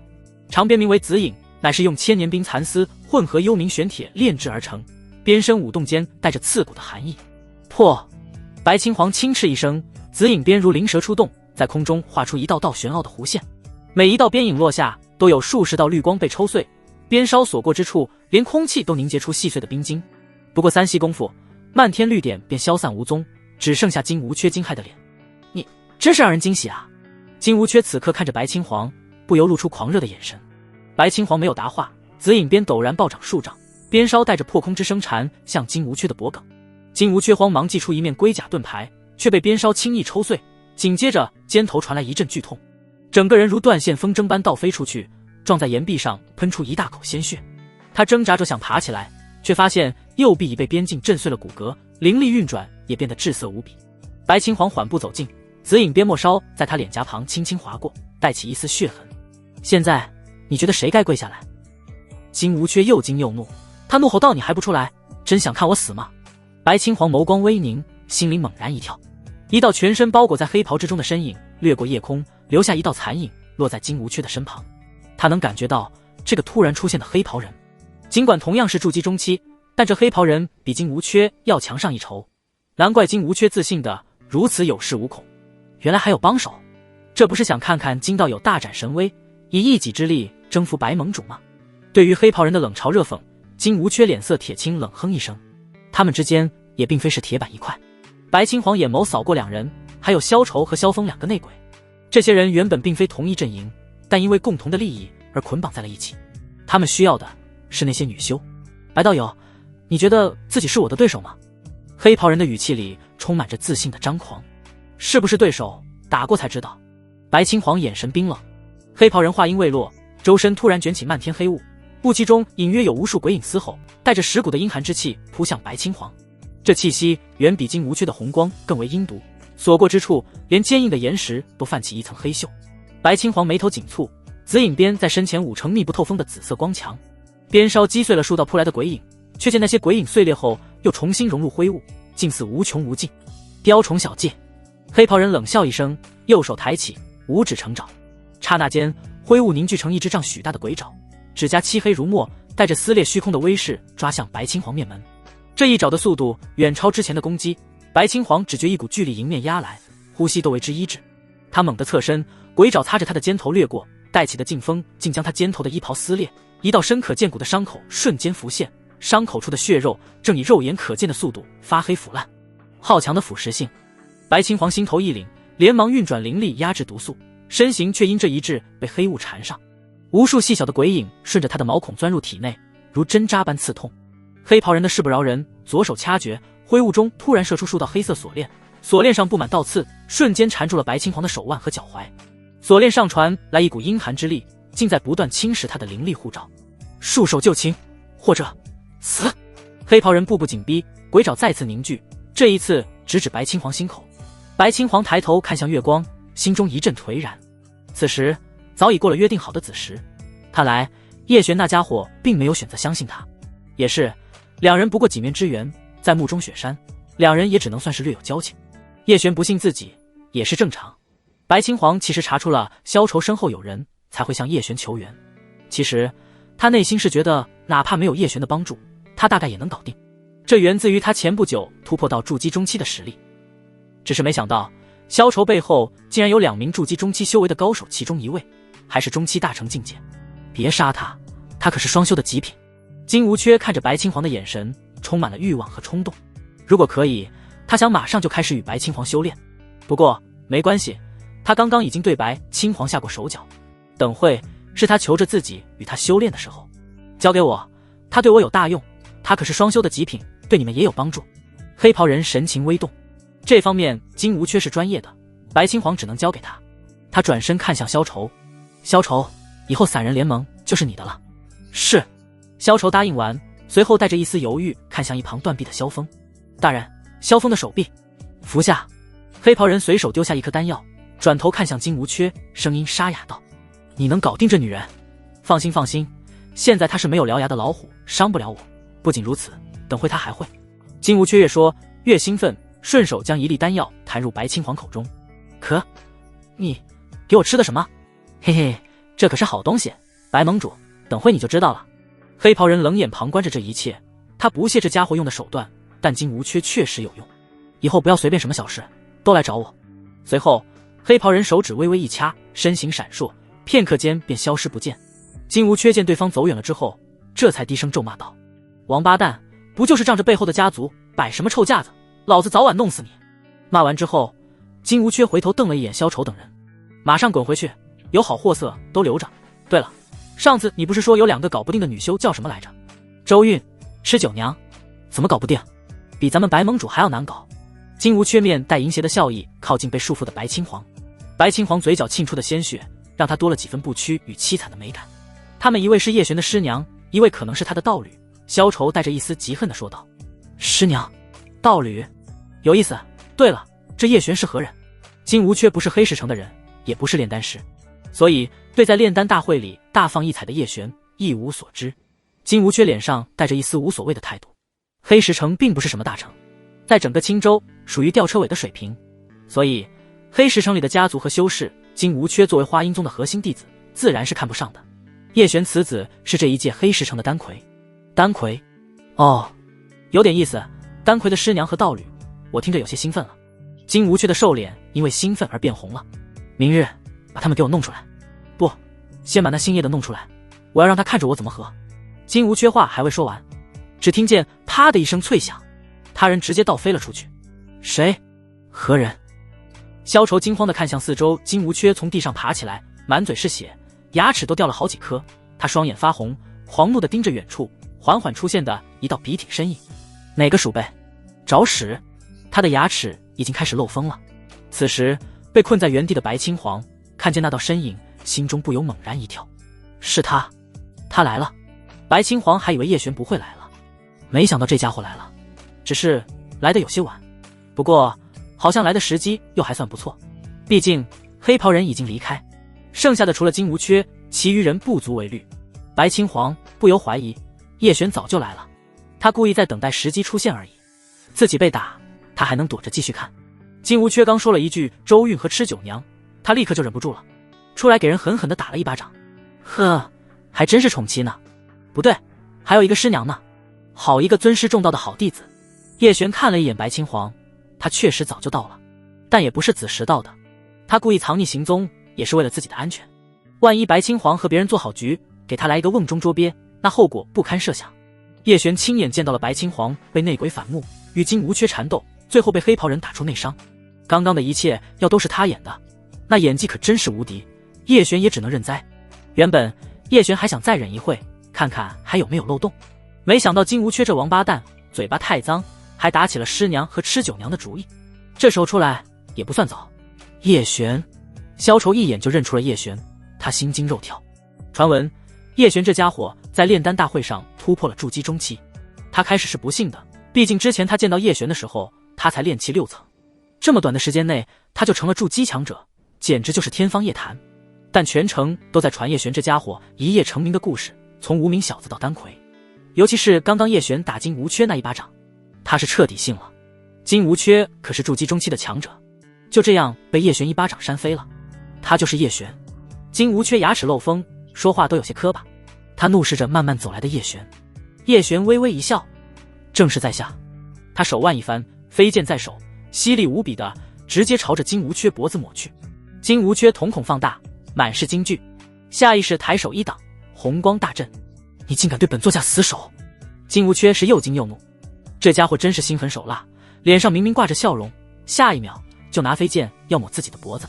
和自家那歹毒可怕的大师兄一模一样，心机深沉的笑面虎。杀了我，你休想活命！神魂俱灭。金无缺大声威胁道：你可知道本座是何人？吾乃花阴宗金魁道人座下嫡系弟子。哦，很厉害吗？叶璇指尖轻弹了一下飞剑，手握成拳，他身上泛起淡淡金光。不死体。叶璇想试试不死体的威力，他速度惊人，抬手一拳猛然砸向金无缺的小腹，砰！金无缺再次重倒飞出去，狠狠砸在地上。叶璇如影随形，如一道闪电掠过地面，托起刚刚落地的金无缺，抬腿一脚，金无缺如同弹射出去的炮弹一般飞射了出去。下一瞬，叶璇祭出飞剑，轻喝一声斩，飞剑如同雷电划过夜空，金无缺的身子如落叶一般坠落。金无缺的在自身受伤的情况下，面对叶璇毫无还手之力，主要还是叶璇一开始的近战能力把他打懵了，都没有反击的机会。法师最怕的就是被战士近身，叶璇不死体的强度让他自己都感觉惊讶。这还只是第一重境界，叶璇能明显感觉到自己和其他筑基期修士的区别，自己的肉身强度远超其他同境界的修士。不过这也有金无缺已经被白青黄打到半残的原因。叶璇杀掉金无缺，转头看向萧愁和萧峰两人，他们身后散人联盟的人顿时做鸟兽一哄而散，跑得比他们快多了。这群狗腿子跑得真尼玛快！萧峰低声怒骂了一句。现在只剩下他们两兄弟，面对犹如阎王索命一般的叶璇，他腿肚子不由开始颤抖。尤其是刚刚金无缺就死在叶璇手中。快跑！萧愁低吼一声，萧峰立即意会，两兄弟分作两头逃跑，这样也许能有一个人活命。不过他们想的还是太天真，或者说他们不知道筑基期的修士想要杀一个普通炼气期，哪怕他是炼气9层修为，也是轻而易举。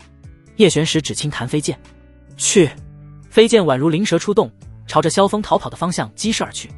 不到数息，萧峰回头看着泛起冷光杀气的飞剑，瞳孔猛然放大，他下意识的左闪右避，但没有任何作用，依旧被锁定着头颅。叶璇感觉自从修炼了原始神魂诀以后，自己控制飞剑也是易如反掌，甚至叶璇觉得以自己现在神识的强大，可以同时控制多柄飞剑也不成问题。滚开！萧峰一脸恐惧地看着身后的飞剑，对方就像是在调戏自己一般，悬在后脑勺却不下手，这种要死不死的状况是最让人痛苦而又恐惧的。萧峰跑着跑着，裤子已经湿了一截。叶璇剑眉一挑，轻念道：斩！飞剑一剑穿心，鲜血洒落。与此同时，叶璇召回飞剑，身形稳稳落在萧愁面前。萧愁看着那带血的飞剑，愤怒而又无辜地反问道：叶璇，我兄弟二人与你无冤无仇，你为何要赶尽杀绝？无冤无仇。叶璇指尖轻弹剑身，鲜血全部震落，冰冷而又锋利的光芒一闪而过。你对我师娘下蛊，害她蛊毒缠身，修为下跌，每过几日蛊毒发作，痛苦至极，这是无冤无仇。更不说你用心险恶，想利用蛊毒来控制她，像其他女修一般任你为所欲为。叶璇说着，一步一步慢慢逼近他在死亡临近的恐惧下。萧愁脸色惨白，眼珠子左右转动，急切道：那毒不是我下的，叶璇，是有人让我们这样做的。他为了活命，现在可顾不上那么多了。谁？我说了，你会饶我不死吗？萧愁直接跪在了叶璇面前，一脸无辜而又可怜道：我们兄弟二人也是被逼的，只要你饶我不死，我什么都告诉你。叶璇飞剑抵住他的眉心：你没有资格与我讨价还价，不说的话现在就死。萧愁面对冷血无情的叶璇，眼皮直跳，这活阎王真是不给一丝机会啊！是现在死，还是等会死？萧愁咬了咬牙，缓缓道：花阴宗需要大量的女修进行双修采阴补阳，还有黑石城的。呵呵。萧愁话戛然而止，猛然捂住自己的脖子，鲜血从他指尖溢出，一缕黑气缓缓消失。在不远处，黑袍人朝着叶璇走来，他掌心黑气缭绕，萧愁是他杀的。看来萧愁要说的黑石城秘密就是关于黑袍人。叶璇神情凝重看着黑袍人，对方身上的气势内敛而又强悍，他比起金无缺要强许多。叶璇，你是黑石城的人？黑石城没听说有你这种邪魔歪道啊！黑袍人不语，掌心一翻，阴邪黑雾汹涌而出，直奔叶璇。叶璇飞剑金光炽烈，迅猛如雷光霹雳。他不会剑法，使的是师门所传的霹雳刀法。刀法至阳至刚，对上这阴邪黑雾倒是颇有成效，隐隐还能听见凄厉的惨叫声。这人修炼的邪法恐怕需要活人。叶璇心念一动，一道红光在他眼眸闪过，黑袍人顿时面前一黑，眼前的谷地瞬间变成深山古林，一道妖娆妩媚的女子身影出现。那女子的面容竟与他当年爱慕的女子一模一样。黑袍人瞳孔满是震惊之色，这怎么可能？他怎么会出现在这里？当年不是已经死在……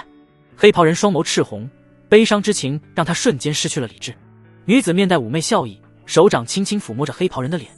就在女子手指顺着他的脸下滑，要掐住他脖子的瞬间，黑袍人猛然抱起，一掌打在女子的胸口。可惜啊，叶璇嘴角微微上扬，湖变的神通，灵狐幻境，自己还是练习的太少。尽管神识强大，但细节不足，还是被黑袍人识破了。不然，沉浸在幻境中的黑袍人，叶璇能够直接杀了他。雕虫小技，黑袍人阴冷着脸，心中却是波涛骇浪，背后不由一阵发凉。刚刚他要是晚识破一瞬，就可能殒命于此。这家伙的手段惊人，若是稍微熟忍一些，自己必死。黑袍人没了一开始对叶璇的轻视之心，心中颇为警惕地看着他，生怕他又来什么阴损的手段。叶璇杀精无缺，只是小试牛刀，只用了不死体，在这黑袍人身上能够试的就更多了。比如此时已经到了黑袍人身影之下的鬼影，宛如毒液激射而出。黑袍人心中警铃大作，瞬间黑雾包裹自己身体，噗！鬼影直接穿透他的护体黑雾，鲜血喷出，黑雾多了一丝血红，变成了红雾，而且胸口处隐隐传来灼烧的痛感。黑袍人震惊不已地看着叶璇，这又是什么鬼玩意？到底谁才是邪魔歪道？黑袍人心惊肉跳地看着叶璇，他没想到明明如此正派的小子，使得招数居然都如此阴损。他身形暴退，立即拉开与叶璇之间的距离。想到已经死掉的金无缺和萧愁等人，木已成舟，再和叶璇斗下去，说不定自己要栽在这里。他被黑雾包裹，瞬间消失得无影无踪。叶璇微微皱眉，这小子逃命的功夫倒是一绝，自己也得学一门这种逃命极快的功法。可惜萧愁被这家伙杀了，不然可以查到他背后的势力是谁。叶璇瞬息间来到白青黄被困的地方。只见白青黄有些不对劲，他那双原本明亮的眸子此时柔情似水，仿佛动情了一般看着叶璇。他紧咬红唇，挣扎着说道：叶璇，你走。叶璇眉头紧皱，快步来到他身边。你怎么了？叶璇下意识地握住他的手腕，想要为他探脉。白青黄在被叶璇握住手的瞬间，整个人不由微微一颤，他急忙甩开叶璇的手，不要碰我。他仿佛要控制不住自己一般。叶璇这时候明白了，白青黄这情况明显是中了金无缺的情毒，那家伙给白青黄喂了那颗丹药绝对有问题，现在果然发作了。叶璇看着已经快要控制不住自己的白青黄，自己总不能真把他丢在这里吧。虽然这里只是福音谷的外围，邪祟之物不会太厉害，但以白青黄现在的情况，恐怕没有任何的反抗之力。怎么说也认识一场，他也算是帮自己做局，除掉了萧愁萧峰。这样就算叶璇接下来要去清玄城参加炼丹大会，心里也会安定一些。叶璇经历过前几次周运的酒后人格之后，觉得自控能力还算不错，于是他上前一步抓住白青黄的手。白青黄抗拒着想要推开叶璇，别动，先送你去安全的地方。叶璇强硬的直接搂住了他，白青黄微微一怔，下意识的停止了挣扎，但他的脸已经滚烫，眼眸里如同秋水。叶璇预见一路疾驰，城外危险，随时可能遇到危险，至少得找到一处稍微安全一些的地方。这里离城内还有段距离。白青黄好像已经快要坚持不住了，他原本紧紧掐住自己的手，慢慢攀上了叶璇的脖子。他蒙着面纱的红唇呼出灼热的气息，尤其是叶璇身上有着一股对他致命吸引的纯阳之气。叶璇的纯阳之体可是真正的双修圣体，白青黄能够控制到这时候已经毅力过人，现在他快要到极限了。去古墓。白青黄已经坚持不到回黑石城了，恰好前方不远处就是他们一起去过的黑石矿脉的古墓之地。自从古墓崩坏坍塌之后，矿脉也基本被毁掉，不过这里还有着护脉大阵，一般妖兽邪祟不会来犯。找一个隐蔽一些的地方，今晚至少是可以在这里度过。白青黄此时如同抓心挠肝一般的难受，他全身滚烫，脸靠在叶璇的脖颈处，两人这时候十分的亲密。叶璇也感觉白青黄已经忍到了极限，他的长袍已经快要被扯破。到了，叶璇抱着他径直落入矿脉之中。两人刚落下的瞬间，叶璇身上的长袍直接散落，被扔在了地上。白盟主，你……本座实在忍不住了。叶璇，要么你现在就走，让我被这情毒折磨致死，要么帮我解毒。白青黄一双美眸宛如秋水，急切而又可怜地看着叶璇。叶璇凝重道：“没有其他的办法吗？”白青黄紧咬红唇，他的手用力按住自己的衣襟处。有，无玉丹应该可解，但已经没时间了。他微弓着身子，他全身已经在轻轻颤抖。叶璇，若是给他几天时间，他倒是也能炼制出这丹药。但现在，别说几天时间，就是1刻钟的时间都等不了。你是觉得我配不上你吗？白青黄见叶璇一脸犹豫的神情，心中不由有些不满。本座可不是随便的女人，若不是中了金无缺那个败类的情毒，本座宁愿一辈子保持元婴之身。叶璇倒不是觉得白青黄配不上自己，只是一切来得太快，他都没心理准备。你是不是觉得本座是个丑女人，才蒙住脸？白青黄深吸了一口气，忍住那井喷的欲念。他快要失去理智，被欲望控制。没有。叶璇微微摇头。白青黄想到接下来可能要发生的事情，还有必要蒙住脸吗？他指尖微动，素白的纱幔便如流水般滑落，露出的那张脸精致冷艳，每一寸线条都美得恰到好处，却又带着一种疏离的清冷，让人不敢轻易亵渎。眉如远山寒带，眉梢带点弧度，又像是淬了月光的锋芒，清冷中藏着锐气。鼻梁高挺却不凌厉，鼻尖圆润小巧，带着几分少女的柔和，中和了眉眼间的冷意。唇瓣红艳，唇线清晰分明，瞬间点亮了整张英气的御姐脸。叶璇微微惊讶，她长得不只是漂亮，可以说很是惊艳，难怪她会遮住面容。就在叶璇感叹的瞬间，白青黄一双美眸闪过一丝绯红光芒，她整个人都透露着诱人的粉红气息，成熟女人身上的动人韵味瞬间在她身上展现。她玉手拿下头上青丝上的头钗，一头浓密青丝瞬间散落在腰后。白青黄红唇微起，声音柔媚入骨：“叶璇，本座要你助我。”他话音未落，已然直接扑倒了叶璇。白青黄以前沉迷修炼，觉得自己这一生只为追求大道，对于所谓的男女之情避而远之，保持元婴之身对于修炼更有益处。他也从此断了男女之爱的念想。没想到今日被情毒缠身，若不解毒，可能会被折磨致死。比起没有任何尊严的死去，自己更愿意找一个自己还算中意的男子化解此毒。叶璇的出现让他这个想法更加坚定。当情毒爆发的时候，白青黄发现自己不可控制的想要和叶璇融为一体，仿佛他身上有什么东西对自己有致命的吸引力。于是他卸下了自己的一切防备，他的元婴之身就此破除。但令他惊喜的是，他发现自己在被叶璇解毒的时候，修为也在快速增长，比自己平时修炼增长的都要快。白青黄仿佛被叶璇打开了新世界的大门，他不禁有些沉沦其中，享受其中的美好。他也不知道过去了多久，只见日夜轮转，太阳东升西落了好几次。白青黄感觉自己整个人都像是散架了一般，直到沉沉的昏睡了过去。一阵清风吹过，一条白色长裙一角飞舞着，大半的白裙遮掩着白青黄堪称完美的熟女身子。她缓缓睁开眼，柳眉微微皱起，她感觉全身无力，手指轻轻弹动的力气都有些不足。白青黄想起自己昏睡前的画面，顿时俏脸通红。他下意识地看向身旁，叶璇精壮匀称的上半身瞬间让他俏脸滚烫。白青黄立即回过头，叶璇自从修炼不死体之后，身上的每一处线条堪称完美，尽显阳刚之气。白青黄心跳加速，他缓缓闭上眼眸，轻咬着红唇，深吸了一口气。他渐渐平静下来之后，立即运转自己体内的灵气，情毒似乎都化解了。白青黄心里长松了一口气，同时他惊讶地发现自己的修为增长明显。筑基中期的他还是第一次暴涨如此多的修为，要是再多几次，他说不定就能突破至筑基后期境界。可自己这想法有些危险。白青黄惊喜的同时，又不由睁开眼，悄悄看向一旁的叶璇。他还没醒，难道是消耗过度？叶璇，他这次帮了自己，不对，应该说是救了自己，自己该好好谢他才对。与此同时，叶璇其实已经醒了，他和白青黄醒来的时间差不多，只是他正沉浸在系统奖励里。丁，宿主纯阳之体，历经元婴之身强化5次，获得进化奖励。纯阳道体，纯阳之体还能进化，这强化5次，难道是因为？叶璇默默地数了一下，家中的3位，加上返回冰皇城的江凤熙，还有现在的白青黄，正好是5人。这种隐藏奖励可真是惊喜而又特别。叶璇下一秒，脸色不由一变，无比灼热的痛感从自己全身各处的每一个细胞燃起。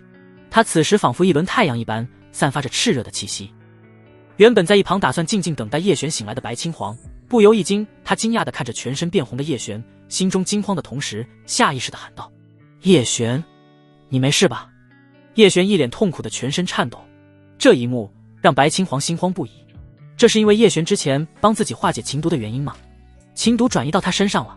白青黄想要上前帮助叶璇，但他身上的惊人的灼热气息让他无法靠近。他这时候要是去碰叶璇的话，必然会被灼伤。但如果放任叶璇这样下去，会不会出大事情？白青黄心中担忧，他犹豫片刻，最终轻咬红唇，迈着白洁修长的玉腿走向叶璇。他伸出手握住叶璇的手腕，探查经脉。白青黄手瞬间被烫伤，护体灵气根本没用。他忍住了想要收回的手，继续握在叶璇的手腕上。自己身上的灵气迅速进入叶璇体内。叶璇经脉强劲无比，体内情况稳定，甚至还在快速强化。他并不是身处危险之中，而是在变强。白青黄快速收回了自己的手，退到一旁。他修长手指快速结印，一道护体光幕笼罩叶璇。白青黄顺手从自己那戒中取出一条裙子，快速遮掩住他那成熟有致的身子。地上的白裙也收入那戒之中，这也是值得纪念的东西。白青黄拿出发簪，玉手顺着长发轻轻一捋，发簪固定住一头及腰青丝。他恢复了往常的盟主模样。不对，还少了一块面纱。白青黄再次用白色面纱遮住脸庞。与此同时，白青黄注意着叶璇的变化。叶璇身上的灼热气息越来越强烈，热得让人有些窒息。白青黄不由往后退了几步，叶璇身上的衣袍逐渐化为灰烬。白青黄俏脸微微泛红，他下意识地侧过脸。接下来的时间对他似乎有些难熬。他闭上眼眸，用神识观察着叶璇的变化。时间一分一秒的流逝，直到天色再次变暗，叶璇的身体逐渐恢复正常，那灼热的气息渐渐消失。进化完成，叶璇感觉自己如获新生一般，肉身再次得到净化，比起以前可能强了数倍。他睁开眼眸的瞬间，一道清脆熟悉的声音响起：“衣袍穿上。”叶璇循声望去，看到背着身的白青黄。呵，是刚刚才转过去的吧？明明已经看了许久，见自己醒来才转过去。叶璇虽然身处纯阳道体的进化之中，但对外界发生的事情可是一清二楚。之前白青黄试图救他的举动，叶璇了然于心。从他这个举动能够看得出来，他倒不是什么无情无义的女人。两人现在也算是有了过命的交情。叶璇穿好衣袍，径直从他身边走过。白盟主，我救了你，你该如何报答我？白青黄微微一愣，还是第一次被人主动要求报答的。想到叶璇救他，白青黄强忍着内心波动，保持平静道：“你想要本座如何报答？以身相许如何？”叶璇开玩笑道：“啊，这个本座的考虑一番。”白青黄惊愕之余，犹豫着回道，但他的回答倒是让叶璇也不由一愣，看他神情，似乎还当真了。叶璇本以为他会恼羞成怒的拒绝，毕竟白青黄也是一盟之主，说以身相许多少有些冒犯，但现在他已经说了要考虑。叶璇若是再说自己是开玩笑的，那就更无礼冒犯了。白青黄友好值90，叶璇忽然发现他的友好值飞速到了90，这正好是可以结为道侣的友好值。等等，他不会真要答应了吧？叶璇有些后悔刚刚为了缓解气氛的口花花了。白青黄若是真答应了，自己3天没回家，反而给吃九娘他们带回去一个姐妹，这多少有些不合适。白青黄一脸认真的思索一番之后，带着一丝矜持缓缓道：“本座可以与你互为道侣，但我不会与你成婚生子，我依旧会在散人联盟。”不是，你还真答应了啊？叶璇没想到这事发展的如此快，真是无心插柳柳成荫。不过白青黄的意思是他和叶璇两人只是单纯的道侣关系，不会像陆清月、吃九娘、胡妹儿他们一样。叶璇惊讶的同时，倒是对他的想法表示赞同。两人更多的只是在修行上互相帮助，至于其他方面，其实两人的感情还没有完全到位。快回城吧，马上天黑了。白青黄说完，先一步御剑而去。叶璇紧随其后，返回黑石城。此时叶家、周韵、吃九娘、陆清月和胡妹儿都焦急无比，他们在等待城主府的消息。叶璇自前几天晚上不见之后，胡妹儿是第一个知道叶璇要出去的人。叶璇还叮嘱过他，若是第二天他没有回来，就立即让关武去找落雪，让他们到福音谷来寻人。胡妹儿把重要信息都传达到位了，只是叶璇半路换了方向，自己第二天不回去，城主洛青衣可能会派人到福音谷找自己，而白青黄中了情毒，两人可能难免会发生什么。为了避免尴尬，叶璇就去了与福音谷相反的方向黑山矿脉，所以城主府这边派出来的执法队并没有找到叶璇的踪影，只看到了几具尸体，还有打斗的痕迹。当陆清月他们得知这个消息，心里就越发担心。好消息是，现在还没有见到叶璇的尸体，所以叶璇大概率还没有身亡。不过以修道之人的手段毁尸灭迹，那都是小事情，但这多少会给陆清月他们一些希望。就在这样焦虑中煎熬，吃酒娘忍不住就先出门寻人，顺便打探消息。万宝阁自然也是知道了叶璇消失的事情，毕竟白青皇求救的消息是经过玉玲珑的手传到叶璇手上的。玉玲珑这时候后悔不已，后悔的肠子都青了，真是贱，偏偏那天发哪该死的善心。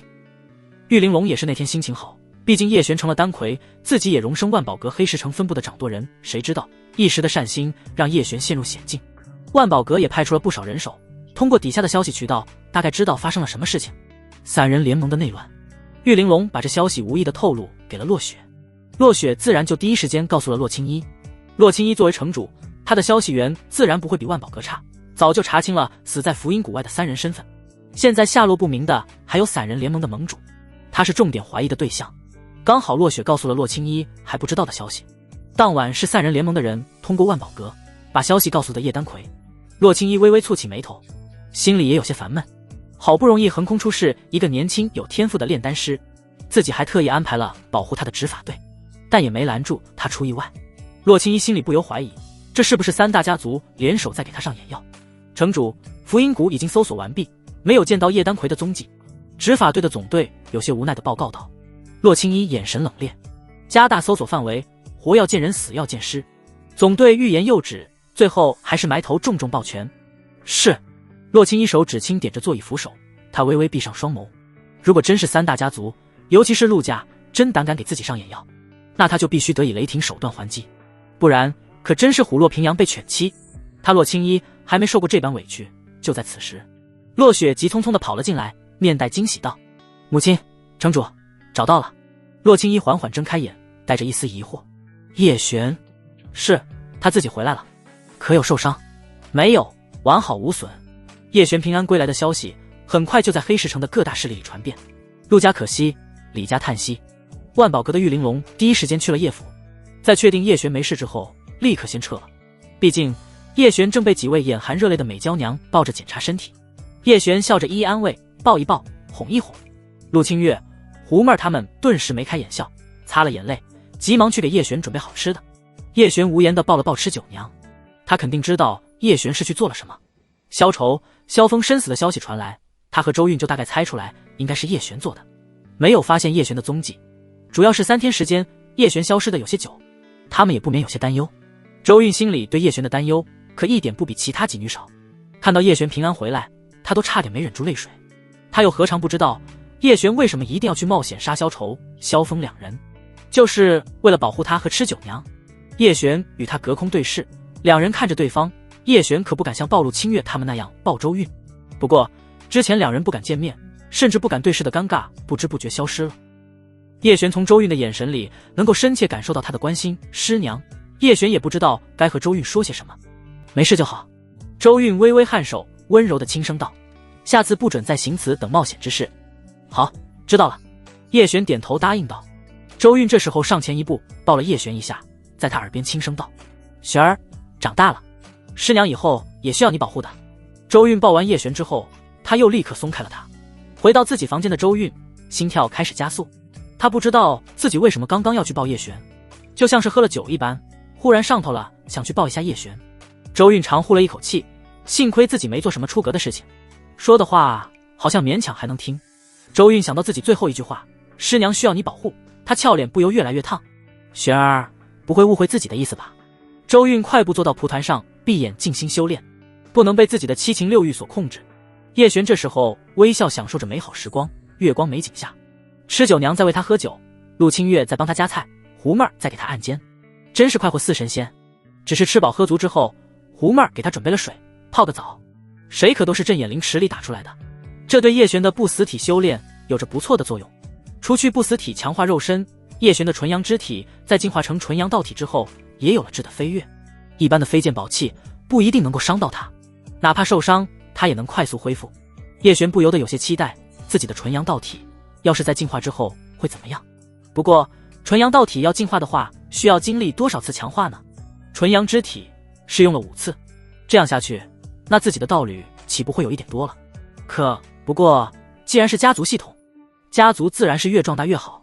叶璇觉得自己没必要过多纠结这些，一切就按照自己心中的想法来。若是有投缘的女子，两情相悦，成为道侣也未尝不可。道侣也可以成为自己最重要的助力，就像是江凤熙，她对叶璇的帮助是巨大的。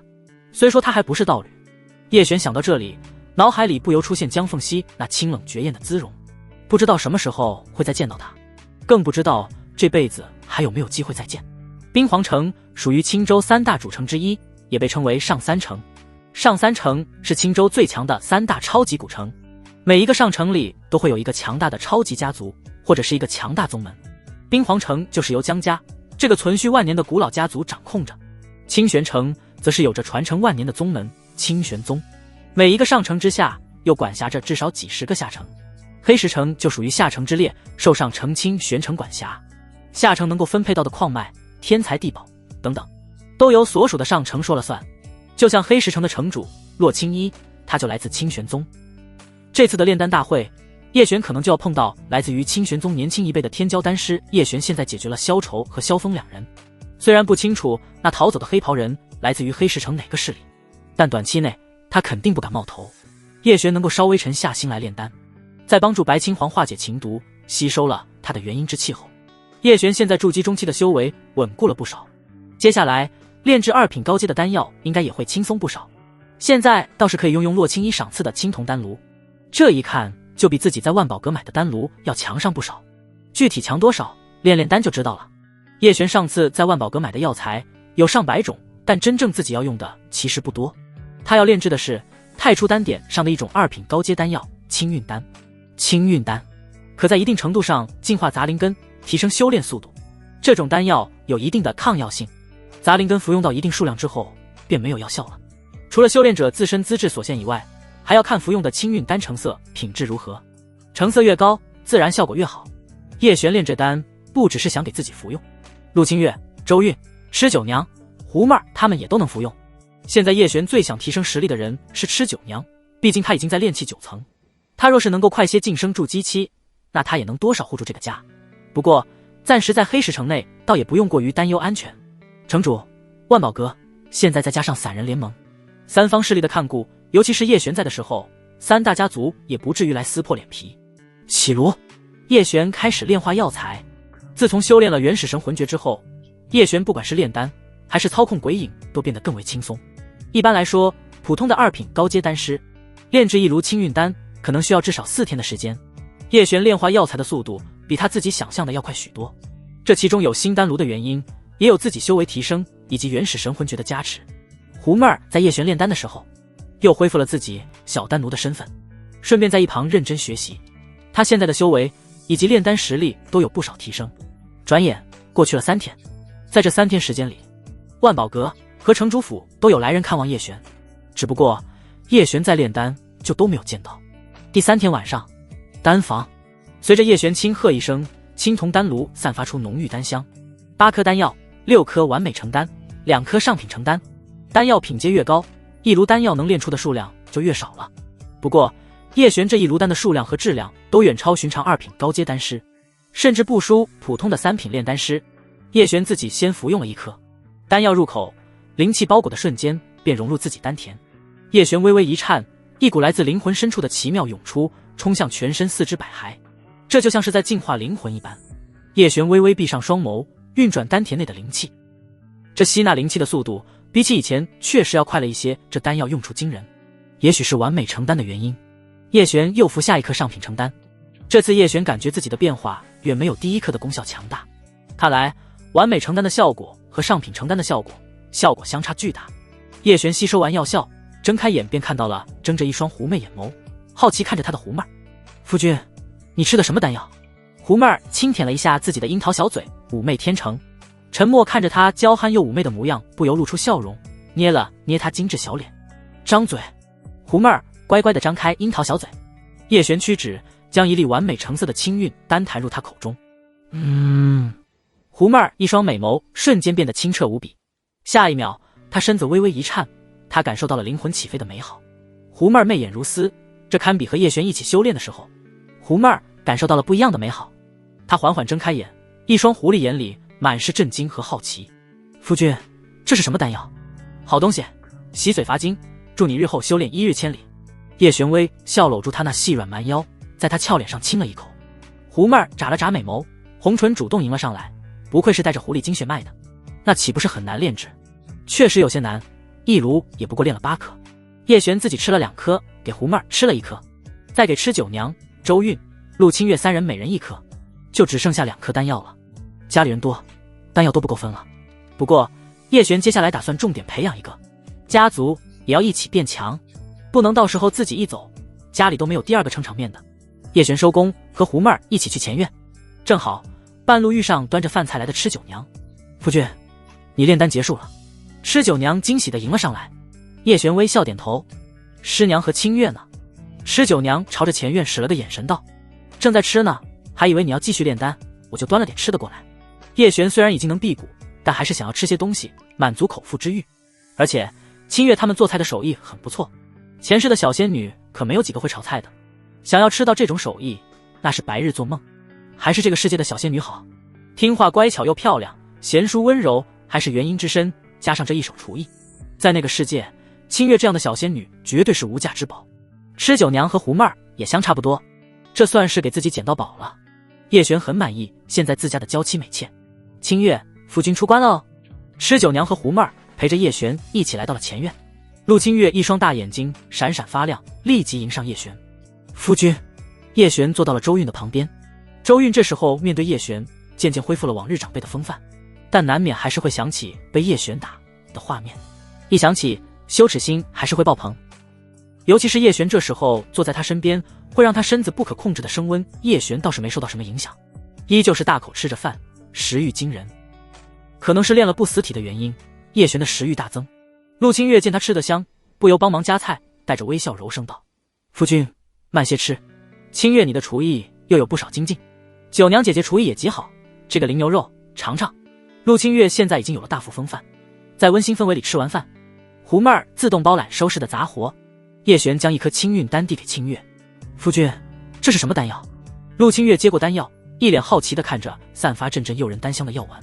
叶璇，好东西，服下。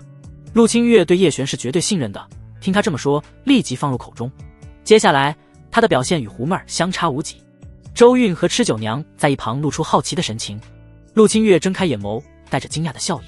夫君，我感觉自己灵根似乎得到了净化一般。叶璇笑着点头，这是清运丹，可净化灵根，提升纯度。陆清月，那岂不是很贵重？夫君，你给我有些浪费了。叶璇捏了捏他精致可爱的小脸。什么浪费？给我家清月什么宝贝都不浪费。陆清月小脸泛红，清澈的眼眸里满是感动。这个世界的小仙女是真容易哄。不过叶璇还没见识到这个世界吃人不吐骨头的女魔头。吃九娘和周韵神情微微变化，这等宝贵丹药可以提升修炼灵根，要说他们不想要，那也不可能。叶璇这时候带着笑容拿出第2颗丹药递给周韵。师娘，这是您的。我不行，这还是留着给你自己吧，你更需要。周韵心中泛起欣慰和感动。叶璇没有忘记他这个师娘，周韵也没忘叶璇本是武系杂灵根，这丹药自然对他更有用，再加上叶璇还要去参加百城炼丹大会，他提升修为才是现在最重要的事情。师娘你就收下吧，我自己还有。叶璇直接放到了周韵掌心，两人手一接触，周韵就仿佛被触电了一般，有些无法拒绝。收下吧，师娘。陆清月轻声劝道。吃九娘和狐妹儿也微笑着连连点头。叶璇伸了个懒腰，看向吃九娘道：九娘，今晚你帮我搓澡。吃九娘微微一愣，我毕竟这活以前都是狐妹儿的，她既专业又能干。不行，不是我，姐姐快去吧。狐妹儿笑着轻轻推了吃九娘一下，随后在她耳边轻语几句，她似乎在叫吃九娘如何服侍叶璇。吃九娘越听越脸红，不由轻咬红唇，暗啐道：你这小狐狸精这么会，难怪夫君喜欢你伺候她洗浴。狐妹儿，周韵这时候先一步离开了。吃九娘口无遮拦，要是说出什么羞人的话，她真受不了。陆清月和狐妹儿2个小姐妹一起离开。吃九娘本来想和叶璇去浴房，不过来到后院镇演灵池的时候，被叶璇拉住了。就在这里，正好还可以享受灵池洗精法水，这里不会被人。吃九娘虽说胆大开放，野性十足，但也没有这样过，多少会有些放不开。咱们家里除了师娘、清月、妹儿还有别人？叶璇带着笑意问道。吃酒娘明白他的意思了，他们不会打扰两人在此地修炼。吃酒娘想到在这修炼1个时辰会抵得上平日一整天的修炼，她心动了。好吧。吃酒娘话音未落，就被叶璇拉着跳入了灵池之中。呀！叶璇搂着她到了阵眼中间，有一处石台。吃酒娘从开始的惊慌到慢慢适应了。两人在灵池之中泡了一会，随后坐到了灵水落下的石台处。吃酒娘身穿着白裙，此时成熟有致的身姿曲线无比撩人。夫君，这里灵气最为充裕，快来！叶璇直接一跃而上，来到吃酒娘的身边，一手搂住她。酒娘，可要为夫助你修炼？要。吃酒娘精致的脸蛋上还残留着未消退的红晕，她此刻一双美眸里满是幸福地看着叶璇。夫君。吃酒娘开始看着叶璇给了陆清月清运丹，随后又给了周韵一颗清运丹。她和胡妹儿两人没有，她不知道胡妹儿在丹房里就吃过丹药了。这时候心里不由有些失落，但也算还好，毕竟胡妹儿和她一样，只是在叶璇心里比不过陆清月和周韵，但也正常吧，毕竟人家一个是明媒正娶的，一个是师娘，她和胡妹儿自然是比不上。但想是这样想，心里多少还是会失落。只是没失落一会，叶璇就给了他一个大惊喜。双修之时，叶璇不仅给他为了清运丹，还为了固元丹，帮助他一起炼化，配合灵池的浓郁灵气，灵泉滋润，他的修为开始飞快增长。夫君，你给我这么多，人家该怎么报答啊？吃酒娘声音都变得温柔了许多，变成了野性的小家子。刚刚是不是对为夫有些不满？没有。吃酒娘眼神坚定地否认道。真没有。叶璇眼神透彻地看着他。吃酒娘轻抿了一下红唇，小声道：就一点点，清月和师娘有，我和妹儿没有，是人都会有一点不开心吧。妹儿早就服用过清运丹了。叶璇笑着点破道。吃酒娘红唇微张，幸好我那时候不知道，不然得被气死。不过夫君，你这样给我一个人单独开小灶会不会不好？吃酒娘倒是个坦诚的人，她不想被人区别对待，也不想享受特殊对待，和姐妹们一视同仁就行。叶璇微笑着将她揽入怀中。怎么，怕被妒忌？吃酒娘微微摇头，倒也不是，清月和妹儿都不是善妒之人，我也没有为家中做出什么贡献，无功不受禄。叶璇轻嗅着她修长白皙的颈边，淡淡成熟女人的香味传来，沉默了一会，给吃酒娘解释道：再过半月，我得离开黑石城，去清玄城参加炼丹大会。咱们家中我不放心，师娘修为被蛊毒导致降为炼气7层，而且蛊毒尚未完全清除，短时间内难有大提升。九娘，你现在是炼气9层，我想在离开之时能帮你突破至筑基境界。你若是突破筑基境界，有你在这家中，我也能够安心前往清玄城。吃酒娘微微颔首，她明白叶璇的想法了。夫君，你放心，我一定努力。她不敢保证自己能够突破至筑基境界，毕竟这放在以前是个遥远的目标，哪怕现在有叶璇的全力帮助，要想在这么短的时间内完成筑基，她也觉得很有难度。不过不管能不能成功筑基，吃酒娘都会全力以赴。她希望能够让叶璇感受到她的心意，这个家不能全让叶璇一人去扛压力，她要替叶璇分担一部分。夫君，快修炼吧。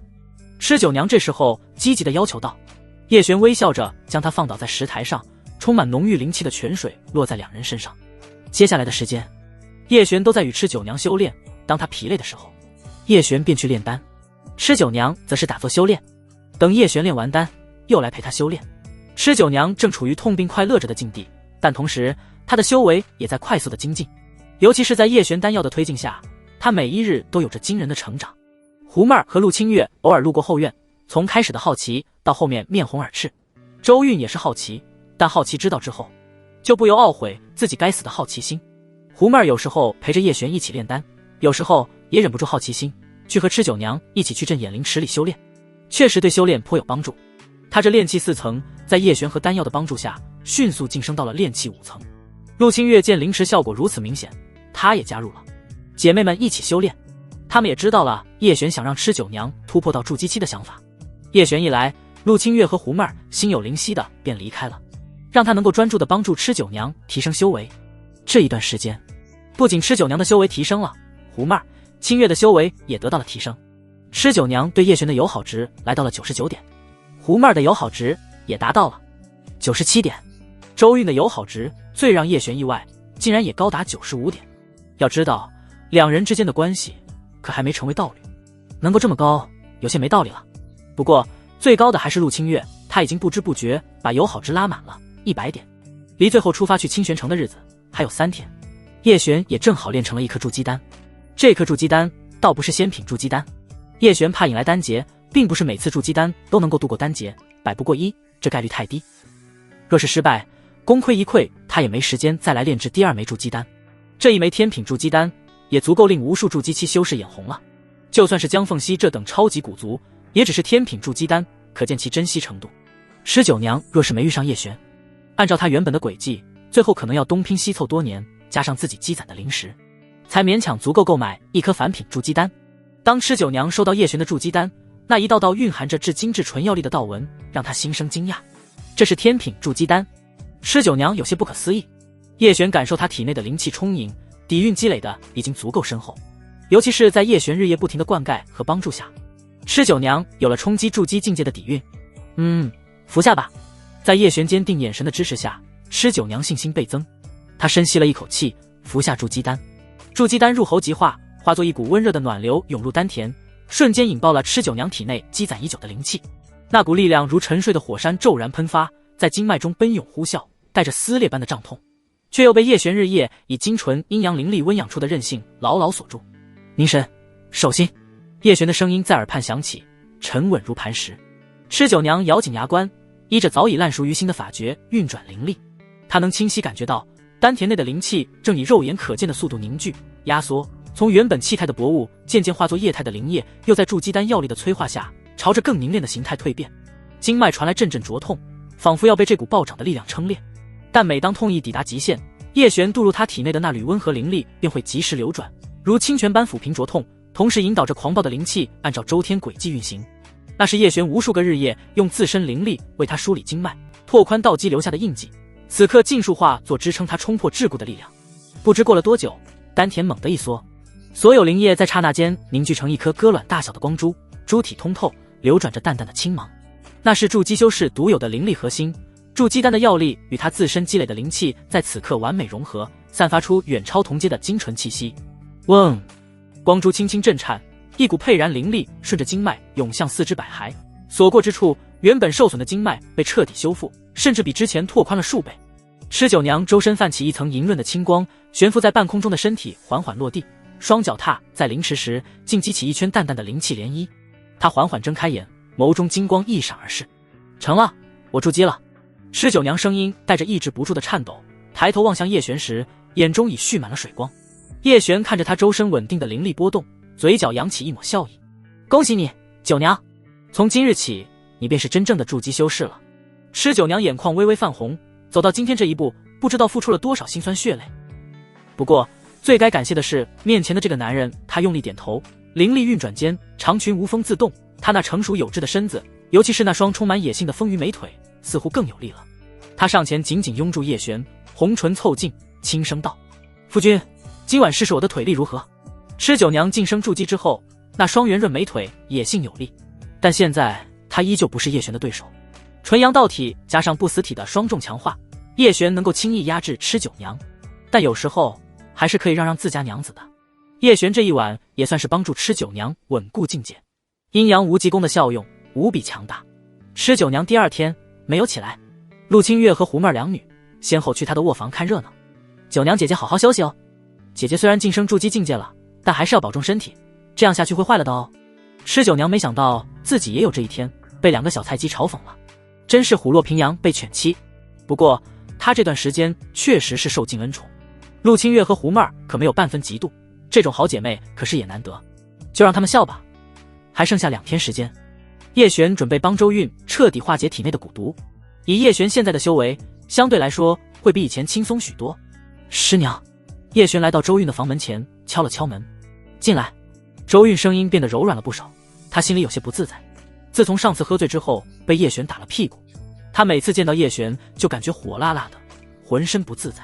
叶璇单独来见她，周韵先深吸了一口气，挺直腰板，丰满的上围撑起一个惊人的弧度。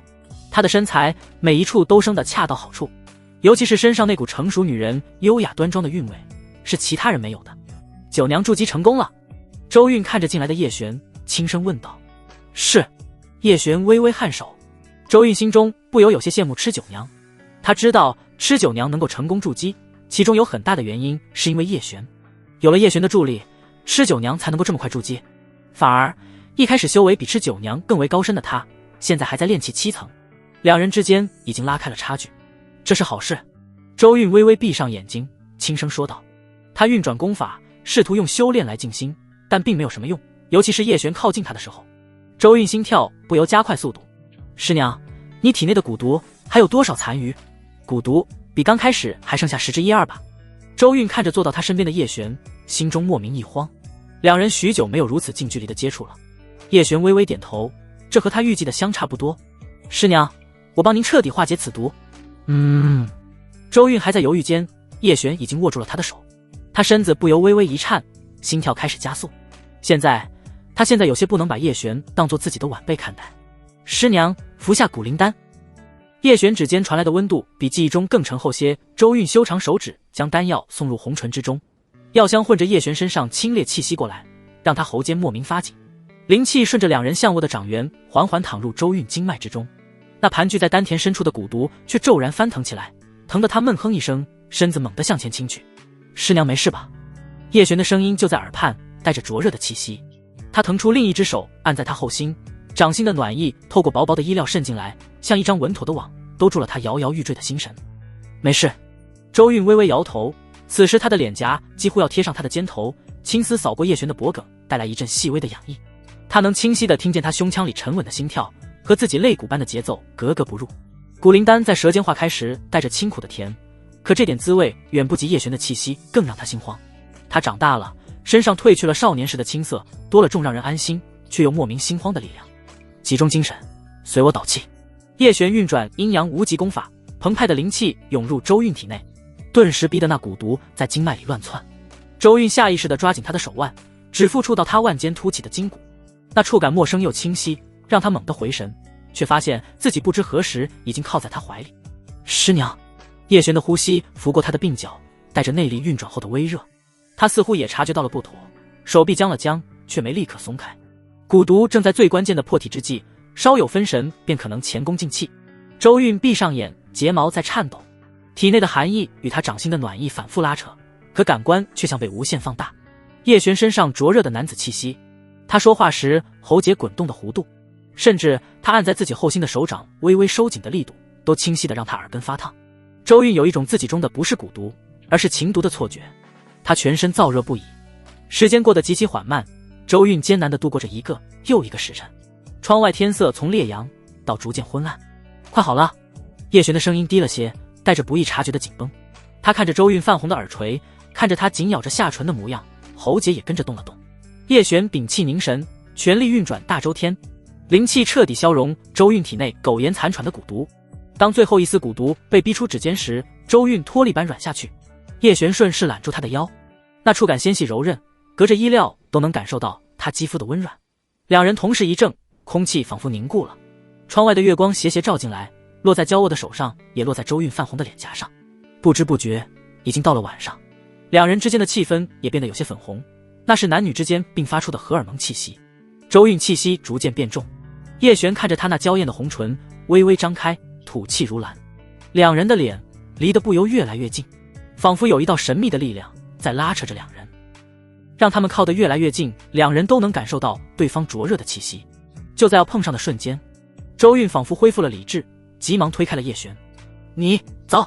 叶璇微微一愣，也察觉到了自己过于冒失的行为，这是欺师的逆徒行为。蛊毒已经彻底化解，师娘好生歇息。你走。周韵转过头，只露出微微颤抖的唇角。两人刚刚刹那的距离，就像是隔着银河的差距。叮，周韵友好值到达99，师娘对自己的友好值到了99点。这什么情况？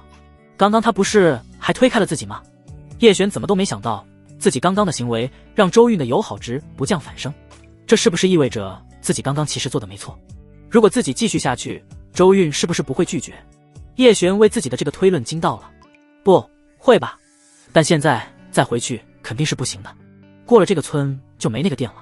不过叶璇心里也没有完全做好准备，周韵可能也没有做好。贸然的冲动可能会酿成无法弥补的过错，还是应该谨慎为好。叶璇的想法没有错。就在他离开之后，周韵保持着原本的姿势一动未动，他用力咬着红唇，一丝鲜血染红了他的红唇。他怨恨自己为什么会对叶璇动了心。这一晚，众人心情各异。叶璇去了胡妹儿的卧房休息，他一进屋，胡妹儿惊喜地坐了起来。夫君，叶璇这段时间都在陪着吃酒娘，对其他人的关心多少会少一些。看到今晚叶璇来他这里，胡妹儿心中自然是欣喜的，她立刻迎了上来。夫君，奴家帮你宽衣。胡妹儿手放在叶璇的腰带上，叶璇闻到她身上诱人的体香，不由一把将她抱起，扔到了床榻之上。夜色越深，有人就越孤单，难以入睡。第二天，叶璇神清气爽地从胡妹儿房中出来，他早起练完了不死体，在镇眼灵泉中泡了一会。陆清月快步走来，他一脸笑容看着叶璇道：夫君，关武队长说洛城主邀请您前往城主府，有说什么事情吗？没有。陆清月娇憨地微微摇头。叶璇笑了笑，起身一跃来到陆清月的身边。那我去看看。叶璇一路走着，换了一件干爽的玄色长袍。陆清月帮他收起湿掉的内衬。随着叶家大门打开，叶璇第一眼便看到了关武，还有他身边的落雪。落雪来自己府上倒是十分积极。叶丹魁。关武面色恭敬地朝着叶璇拱了拱手。关队长不必客气。叶璇微笑着上前摆了摆手，看向落雪。洛小姐亲自登门，不会是有什么大事吧？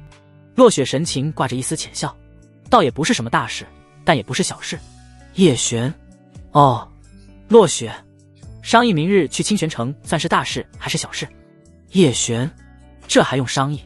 落雪失笑道：自然，你接下来可是代表整个黑石城以及洛城主去参加丹会，这事可不小。叶璇从他话里听出了重要的一层信息，代表洛城主洛青衣是清玄宗的人，按理说以他的修道天赋，在清玄宗肯定也是重点人物。到黑石城来就任城主，虽说是执掌一方，但相比在清玄宗中枢，来黑石城应该算是下放吧。恐怕其中有什么原因。叶璇感觉自己这次去清玄城不会那么简单。两人说着话，不到片刻，遇见降临城主府外。城主府周围除了护城大阵，还有各种小型阵法，比如防止御剑飞过。叶璇还是第一次来城主府，这里相比起自己的叶府又是天壤之别。叶璇刚踏入城主府大门，便觉一股至纯浓郁的灵气扑面而来，比叶府中精心布置的灵泉结界还要浓郁数倍。那灵气并非狂躁的涌流，而是如上好的绸缎般缓缓漫过四肢百骸，触到肌肤时带着玉石般的微凉，涌入经脉却化作暖流淌遍周身，令人神清气爽。抬眼望去，府邸并非依循寻常权贵的奢华制式，反倒像一座藏于尘世的秘境。青灰色的廊柱并非繁木，而是用千年阴沉木打磨而成，柱身上隐约可见淡金色的灵纹流转，日光透过雕花窗棂洒在上面，竟折射出细碎的光点，细看才知是木纹中天然凝结的灵石碎屑。庭院里没有刻意栽种的奇花异草，只在石板路的缝隙间生着些不起眼的青草，叶片上却凝着细密的露珠，阳光下泛着七彩光晕，那是灵气浓郁到化形的征兆。不远处有一座假山，但那也非寻常山石堆叠，而是一块完整的巨灵玉髓，通体透着朦胧的乳白色光晕，走近了能听见细微的嗡鸣声，原是玉石自行吸收天地灵气时发出的共鸣。不愧是城主府，真是大手笔。叶璇跟着落雪沿着玉石铺就的小径往里走，廊檐下悬挂着一排排风铃，看却是用极细的灵蚕丝串着冰晶般的风铃珠，风过时不发出寻常铃声，反倒响起类似古琴泛音的清越调子，每一声都似能涤荡心神，让周遭的灵气愈发纯净。叶璇站在庭院中央，望着远处亭台楼阁在灵雾中若隐若现，听着风铃声与玉髓假山的共鸣交织成天然的灵韵，忽然明白这城主府哪里是府邸，分明是一座被精心雕琢过的巨灵阵，每一砖一瓦一草一木都在无声的运转，将天地间的灵气源源不断的汇聚于此，混若天成。人为什么要往高处爬？越往上能享受到的一切都是以前自己从未见过甚至从未听过的。叶璇这也算是刘姥姥进大观园了。落雪见叶璇这模样，倒也没有任何轻视之心，不只是叶璇，就连三大家族的人来此也会惊叹于城主府的布局，这是属于清玄城的手笔，黑石城可没有这么高明的阵法师手段。叶丹魁，里面请。落雪将叶璇带至城主府的后院，这是一处内含灵池专攻修炼的道院。叶璇现在已经平静，走入院内，只见洛青衣身穿着一袭青衣，盘腿坐在蒲团之上，他微闭着眼眸，面容精致如画，一双精致的细眉带着淡淡的清冷。在洛青衣身上，叶璇能感受到大道玄奥的气场。叶璇缓缓走到洛青衣的身边，他青衣之下笼罩着成熟有致的饱满身姿，带着一丝动人的韵味，搭配着他身上那股清冷仙气，造成了巨大的反差感。在洛青衣身侧的蒲团空着，泛着淡淡的竹香。坐。他红唇未动，那道清冷淡漠的声音却像穿透了无形屏障，稳稳落进叶璇耳中。叶璇见眉微挑，带着几分探究，在他身旁坐下，衣袍扫过蒲团时带起细微的沙沙声。可知此次炼丹大会，你最大的对手是谁？洛青衣依旧闭目，语调平得像一潭不起波澜的古井。对手？叶璇轻轻摇头，眼底藏着几分了然。他等着洛青衣揭开谜底，包括那些潜在的锋芒，以及对方是否会因他代表洛青衣而出手。毕竟想恶心洛青衣，对他下手是最直接的法子，由不得他不谨慎。你可听说过清玄宗？叶璇再度摇头，忽然话锋一转，带着点试探的笑意。倒是略有耳闻，不过洛城主您不正是出自清玄宗吗？他想从这冰山般的女子口中撬出些陈年旧事。洛青衣修长的睫毛猛地一颤，那抹转瞬即逝的波动泄露了清玄宗在他心中的分量，那是断不愿触碰的过往。你知道的倒是不少。他语气听不出喜怒，本座却是清玄宗出身，只是你需格外当心清玄宗的人。宗门内分6大主峰，各峰峰主修为深不可测，各有专精。比如药王峰便是以炼丹见长，也是你此行最需忌惮的对手。听闻此次药王峰天才云集，3品初阶丹师3人，中阶2人，更有一位已隐隐能炼出3品高阶丹药。叶璇闻言忍不住倒吸一口凉气，掌心悄然沁出薄汗。他如今堪堪能炼2品高阶丹药，连3品的门槛都没敢碰，对方竟已有这般阵容，自己和他们这差距是不是有点过大了？这怎么比？莫要因差距而心生退意。叶璇未出口的颓唐竟被洛青衣一语道破，他的声音陡然添了几分铿锵。我辈修士当有不屈不服不弃之心。那掷地有声的话语仿佛带着穿透神魂的力量。你成长的环境比他们差了10万8千里，可如今的你已不输他们多少。在本座看来，你的未来远比他们广阔。叶璇暗自啧舌，这分明是在给他灌鸡汤。换作愣头青，怕是早已热血上冲，可他也不得不承认，这般正向的鼓励终究比一味打击要暖心。你有什么需求，可尽管开口。洛青衣终于睁眼，那双清澈如琉璃的眸子望过来，仿佛能映透人心，却又带着与世无争的淡然。我没什么特别的要求。叶璇神情凝重起来，只想知道此去清玄城会不会有人故意针对我，甚至直接取我性命。话音落地，洛青衣眼底骤然掠过一丝冷冽的锋芒。谅他们不敢，一个谅字道尽了他与清玄宗的纠葛。叶璇心里面清，这位城主在清玄宗定然有不少仇敌，毕竟这是清玄宗甄选丹道苗子的盛会，你若表现出众，自会有人护你。他补充道，语气却让叶璇觉得有些悬。那要是表现不好，我岂不是要嘎在清玄城？叶璇咂咂嘴，语气里带着几分自嘲。洛青衣眼底竟漾起一丝浅淡的笑意，像冰封的湖面裂开细缝。你就如此怕死？叶璇一脑门黑线，姐，谁不怕死啊？你那仇敌少说也是金丹老怪吧？人家一根手指头就能把我摁死，我能不怕？城主大人，我家中有3位道侣，其中1位已身怀有身孕。他说的直白，您说我能不怕吗？这话让洛青衣的笑意更深了些，眸中仿佛落了点碎星。放心，本座在清玄宗并非举目皆敌，我有一位师姐，到时候可让她护你周全。至于你留在黑石城的家眷道侣，只要本座尚在，他们便绝不会有分毫损伤。话说到这份上，叶璇悬着的心总算落了地。他最牵挂的终究是黑石城的陆清月、胡妹儿、吃酒娘和师娘他们。炼丹大会既是清玄宗主办，总不至于砸自己的招牌。现在洛青衣还给了他一个师姐保镖，洛青衣的师姐，那至少也是金丹境界吧。自己到时候好好和对方拉拉关系，这都是人脉啊，以后说不定有大用处呢。叶璇从城主府离开，已经临近日落。他御剑划过长空，随后稳稳在府前落下。叶府大门口除了关武、执法队等人，还有一名身穿绿色长裙的女子。他看到叶璇出现，顿时眼眸发亮，立刻迎了上来。叶丹魁，你是？叶璇问出口之后，就想起来她是谁了。她是白青皇手下的侍女，现在散人联盟应该完全在白青皇的掌控之中，这时候派人来找自己，会有什么事呢？见过叶丹魁，奴家是盟主贴身侍女绿荷，您不记得了？绿裙侍女一双大眼眸带着一丝拘谨。叶璇点头，绿荷记得，有何事？绿荷走近叶璇一步，轻声道，奴家奉盟主之命前来请丹魁前去盟内一见。叶璇思忖片刻，看了一眼关武，随即点头：“走吧，您随我来。”玉和领着叶璇要上马车，叶璇微微摇头道：“你坐马车，我先去见你家盟主。”玉和看着叶璇化作流光而去，不由微微一愣：“行吧，反正是请去了。”与此同时，叶璇不到片刻来到了上一次萧愁领着他和吃酒娘两人来到散人联盟的总部。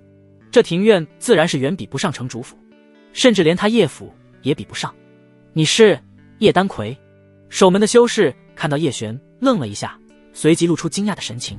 叶璇的身份今非昔比，当初叶璇和吃酒娘一同来的时候，他是个练气期的无名小卒，还要抱着吃酒娘的大腿才能住进院中的房里。现在在黑石城，他叶璇的名字可谓是无人不知。“你们盟主请我有事相商，属下这就去请示。”守卫看了一眼身旁的兄弟，对方立即跑向府内。“不用了，让他进来。”一道清冷的声音悠悠传来，这是白青黄的声音。盟中之人，他们是再熟悉不过。“是盟主。”叶丹魁，请。一人领着叶璇往盟中走去。上次来倒是没太注意，白青黄的居住之地。穿过几重朴素的院门，领路的修士在一处雅致的小院前停下脚步，低声道：“叶丹魁，盟主便在院内等候。”叶璇颔首推门而入的刹那，便觉一股清冽的草木气息扑面而来。院中未设繁复景致，只在窗下种着一片素色兰草，墙角斜倚着几杆翠竹，青石板铺就的地面扫得一尘不染，连带着檐下悬挂的风铃都透着几分简约。正屋的竹门虚掩着，隐约可见屋内陈设一张梨木长案，案上摊着半卷古籍，旁侧放着一盏青瓷茶盏，袅袅热气正从盏中升起。而长案后，身着月白长衫的白青黄正临窗而坐，青丝如瀑般垂落肩头，他那绝美无瑕的脸庞依旧被白色面纱遮挡。听见脚步声时，他缓缓抬眸，眸中似有月华流转。叶丹魁倒是比预想中来得更快，他的声音依旧清冷，却少了几分初见时的疏离。指尖轻轻在书页上顿了顿：“坐吧。”叶璇在他对面的竹椅上坐下，目光不经意扫过屋内，没有多余的装饰，连墙上挂着的那幅墨竹图，笔触都透着疏朗之气，处处透着主人不上奢华的性子。盟主特意遣人相请，该不是只为品茗吧？叶璇来之前不知道白青黄请自己来是要谈什么事情，但来了之后能够大概猜出一些来。他的气息不稳，缕缕欲望气息环绕他的周身。白青黄执起茶盏，玉色的指尖与青瓷相应，更显银白。他浅浅啜了一口，才抬眸看向叶璇，脑海里出现一些两人在黑山矿脉时的画面，美眸中不由掠过一丝难以察觉的羞意。他努力地在叶璇面前做回自己平时的模样，清冷高不可攀的盟主，声音平静道：“你明日可是要出发去清玄城？”“是啊。”叶璇也端起茶杯喝了一口，不过他喝的是白青黄刚刚喝过的。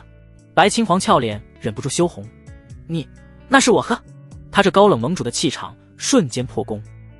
叶璇嘴角微微上扬，带着得逞后的得意：“哦，您不给我倒一杯，我还以为这杯是我的。”白青黄还没见过这么厚脸皮的修士，尤其是叶璇这种身份的人物，多少都会要点脸，至少是表面上要脸。“这茶不怎么样。”叶璇淡淡的评价道。“那你还喝？”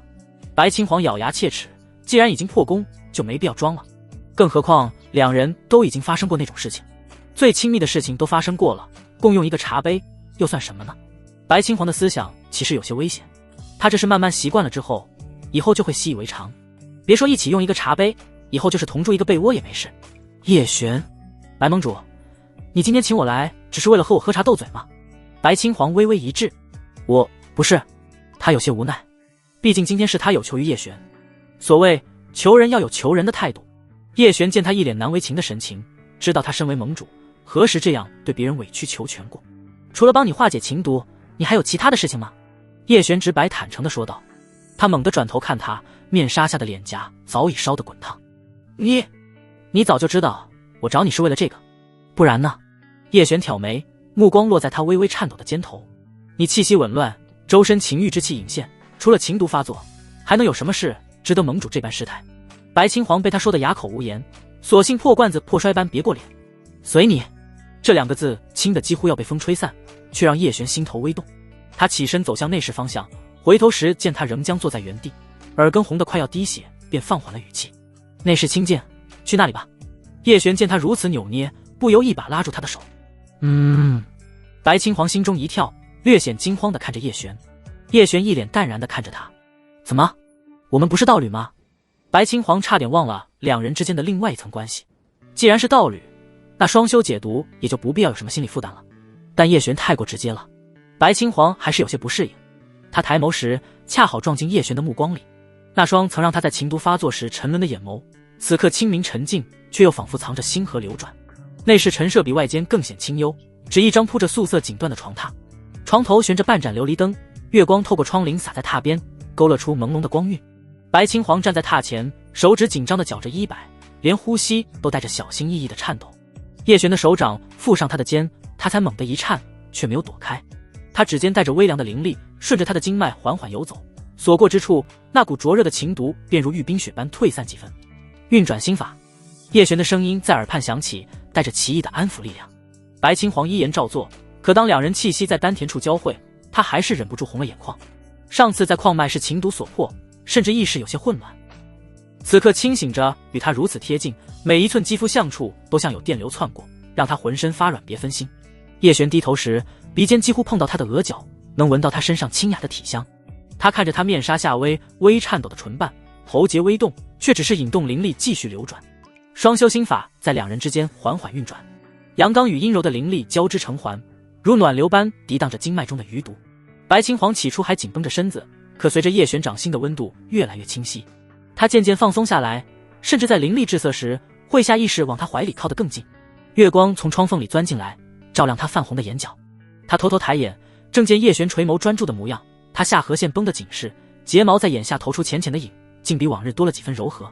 心跳突然漏了一拍，他慌忙闭上眼，却把那副模样刻进了心里。不知过了多久，当最后一缕毒息被炼化，叶璇猛地收掌，两人同时低喘着分开。白青黄脸颊滚烫，慌忙拉过锦被裹住自己，连耳根都红透了。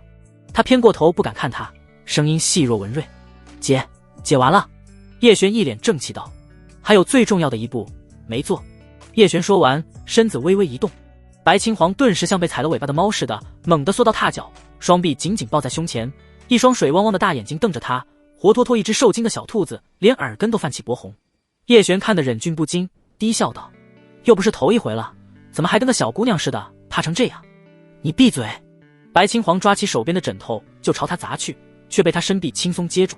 他望着他眼底那抹揶揄的笑意，又气又窘，索性往被子里一攥，只露出一双圆溜溜的眼眸，死死瞪着他，活像只炸毛的小兽。叶璇向来不喜欢强迫别人，他干脆先被躺了进去，语气平淡的像是在说天气。清玄城凶险得很，我这一去说不定就回不来了，你这毒到时候怕是只能换个人帮你解了。这话像块石头砸进白青黄心里，他顿时急了。换个人解，那岂不是还要？他白青黄可不是什么随便的女修，寻常男修连让他多看一眼都难。叶璇若真回不来，他想解毒就别无他法，他自然盼着他平安归来，可万一呢？总得为自己打算打算。白盟主若是想换个人解情毒，我没意见。叶璇说着便作势要起身，我就不打扰。叶璇瞳孔猛地一缩，只见白青黄不知何时已坐到他腿上，柔软的裙摆扫过他的膝盖，带着淡淡的冷香。白青黄睫毛颤了颤，眼底闪过一丝羞赧，细声细气地说：“我没说要换人，而且你还是本座的道侣。”话音未落，他玉手轻挥，满室烛光扑的一下全灭了，只剩下窗外透进的点点星光。下一瞬，白青黄的声音软得像进了蜜：“这毒我只让你解。”叶璇一夜疏忽而过，窗外天色渐白，晨曦像碎金般透过窗棂洒进来，在地上织出斑驳的光影，细小的尘埃在光柱里轻盈起舞。叶璇里好一惊，见他还在被窝里装睡，睫毛却在微微颤抖，便开口道：“我该走了，辰时要动身去清玄城。”白青黄闻言，猛地掀开被子就往下跳，动作急得差点被裙摆绊倒，踉跄了2步才站稳。他从颈间解下一枚小巧的玉坠，那是枚青鸟模样的玉佩，玉质温润的像是有了灵性，翅膀边缘还萦绕着几缕淡淡的青色灵光。这个给你。他把玉佩塞进叶璇手里，指尖刚一碰到他的掌心，就像被烫到似的猛地缩回，耳根红得快要滴血。是我母亲留下的护身玉佩，能挡一次致命攻击。你去清玄城，万事小心。叶璇捏着那枚还带着他体温和淡淡体香的玉佩，见他眼眶微红，便笑着晃了晃玉佩：“放心，等我拿了炼丹大会的魁首回来再帮你解毒。”解毒？谁要你解毒？白青黄别过脸，气鼓鼓的嘟囔，声音却软得像棉花糖，一点杀伤力都没有。叶璇笑着凑到他面前，将面纱给他戴上，随后转身推门而出。晨光里，他的身影化作一道流光，消失在天际。白青黄站在窗前，望着他离去的方向，指尖轻轻抚过面纱上那处被他偷吻的地方，嘴角却忍不住偷偷扬起。无赖！他轻声骂着，指尖紧紧捏着窗台的木檐，指节都有些发白。直到天边彻底亮起，才发现掌心的汗都把木檐浸湿了一小块，而那没被叶璇碰过的玉佩，仿佛还残留着他指尖的温度，烫得他心口微微发颤。叶璇化作一道银红划破晨雾，落在叶府门前时，他衣袍上还沾着散人联盟的晨露。叶丹魁，关武早以后在石阶下见他归来，忙抱拳行礼，眼角余光却忍不住往他身上瞟。昨夜禀报陆清月时，他只敢说叶璇去了散人联盟，没想到叶丹魁竟彻夜未归。上次叶璇就因为散人联盟的白蒙主身陷险境，此刻见叶璇眉宇间带着倦意，关武心里的小九九又活络起来。听闻那散人联盟的白盟主姿色绝艳，能让叶丹魁都如此流连忘返，看来传闻没错。正琢磨着，院里已传来细碎的脚步声。叶璇抬眼一瞧，顿时愣住了。晨露未熄的海棠树下，陆清月、胡妹儿、施九娘和周韵竟都站在那里，像四株姿态各异的花，齐齐望着他。夫君！陆清月最先迎上来，素手轻轻护着已经微微隆起的小腹，行动间带着小心翼翼的娇憨。她怀了身孕后性子愈发柔和，往日里的清冷被一层暖融融的光晕包裹着，此刻眼眶红红的，却强撑着笑意把一个绣着并蒂莲的锦带递过来。这里面是我炖了整夜的参汤糕，用玉盒装着不会坏。话没说完就抿住了唇，指尖轻轻绞着衣袖。路上慢些走，别总想着赶路，我们在府里等你。最后几个字轻得像羽毛，却带着沉甸甸的牵挂。施九娘紧跟着缠上来，藕臂熟练地勾住叶璇的脖颈，吐气如兰的呼吸扫过他耳畔。她今日穿了件火红色紧身纱裙，裙摆绣着缠枝莲，走动时裙摆翻飞，更显得身材火辣。夫君，听说清玄城第一美人宫飞雪绝色无双，夫君到时候帮人家多瞧上几眼，记得回来告诉人家那女人到底有多美。叶璇哑然失笑。好。施九娘这时候往旁边给另外一个人让出位置。胡妹儿期期爱爱地来到叶璇面前。夫君。她一张狐媚俏脸蹭到叶璇的下颌，语气娇嗔，眼尾却泛着红。奴家会在家中日日为你祈福，夜夜思念。话音落时，却趁势往他掌心塞了个小巧的香囊，里面鼓鼓囊囊的，还有一个丹瓶。丹瓶里这是他这段时间自己炼的丹药，还有叶璇给他没舍得吃的丹药。这个香囊是奴家在自家后院采的桂林树的花叶，清香宜人。奴家炼丹时，每次闻到这香味，都会心无杂念，丹道大成。叶璇失笑点头，我会好好留着的。周韵依旧站在最后，素白衣裙沾了些晨露，清冷的像朱带霜的玉兰。她没上前，只抱着臂远远望着，直到叶璇看过来，才淡淡开口：炼丹炉我让人检修过了，底座加了3层隔热服。声音没什么起伏，却顿了顿又补了句：清玄城夜里凉，记得加衣。说完便转过身去，晨光落在他挺直的背影上，却掩不住那微微发颤的指尖。叶璇看着眼前四女，心里像被温水浸过。他先握住陆清月护着小腹的手，掌心轻轻附上去。放心，我每隔3日就传信回来。又捏了捏胡妹儿的脸颊，故意逗她。那我把你的香囊挂在炼丹炉上，闻着香味就会想起妹儿。转头看到吃九娘，则是直接抱住她，在她耳边轻声道：等我回来，我要好好检查九娘你的腿力，看有没有退步。吃九娘面带笑意：好啊，人家肯定让你动不了分毫。叶璇最后走到周韵身后，轻声道：师娘保重。周韵肩头几步可察地动了动，没回头。叶璇深吸一口气，将四女的牵挂都收进心里，转身大步出府。一道流光破空而至，稳稳坠落在城主府外的青石板上。光华敛去时，叶璇的身影已立在那里。此刻的城主府外早已聚满了人，比往日任何时候都要热闹。众人见来者是叶璇，脸上瞬间漾起热切的笑意，目光如磁石般牢牢吸在他身上。身为黑石城新晋的丹魁，他无疑是这场送别仪式的绝对主角，是所有人目光的焦点。说白了，大家伙儿今日齐聚于此，便是专为送他一程而来。叶丹魁，不知是谁先喊了一声，紧接着此起彼伏的问候声便浪涛般涌来，人群自动向两侧退开，让出一条宽阔通路。叶璇目光平静地扫过全场，缓步朝着洛青衣走去。三大家族的身影赫然在列，除了本就有陆白鹤、陆然要随叶玄同赴清玄城参加丹会的陆家人，就连族中无人参会的南宫家、李家也都派了族中德高望重的长辈前来恭送。这既是黑石城流传多年的规矩，也是给城主洛青衣的体面。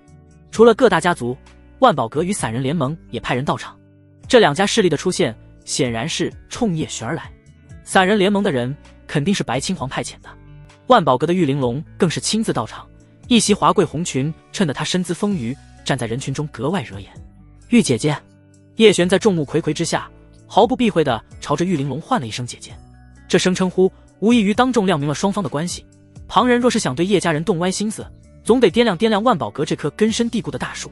叶弟弟，玉玲珑眉眼弯弯，挺了挺饱满的上围，伸出纤纤玉手拍了拍胸脯，语气带着十足的笃定。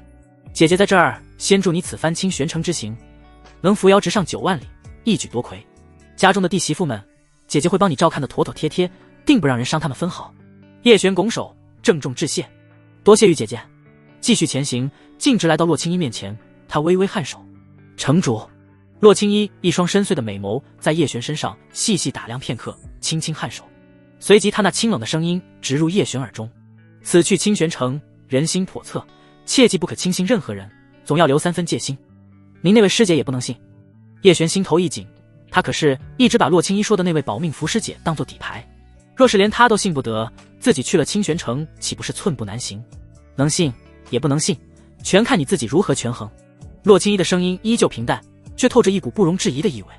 叶璇嘴角抽了抽，这话听着倒像江湖骗子的话术。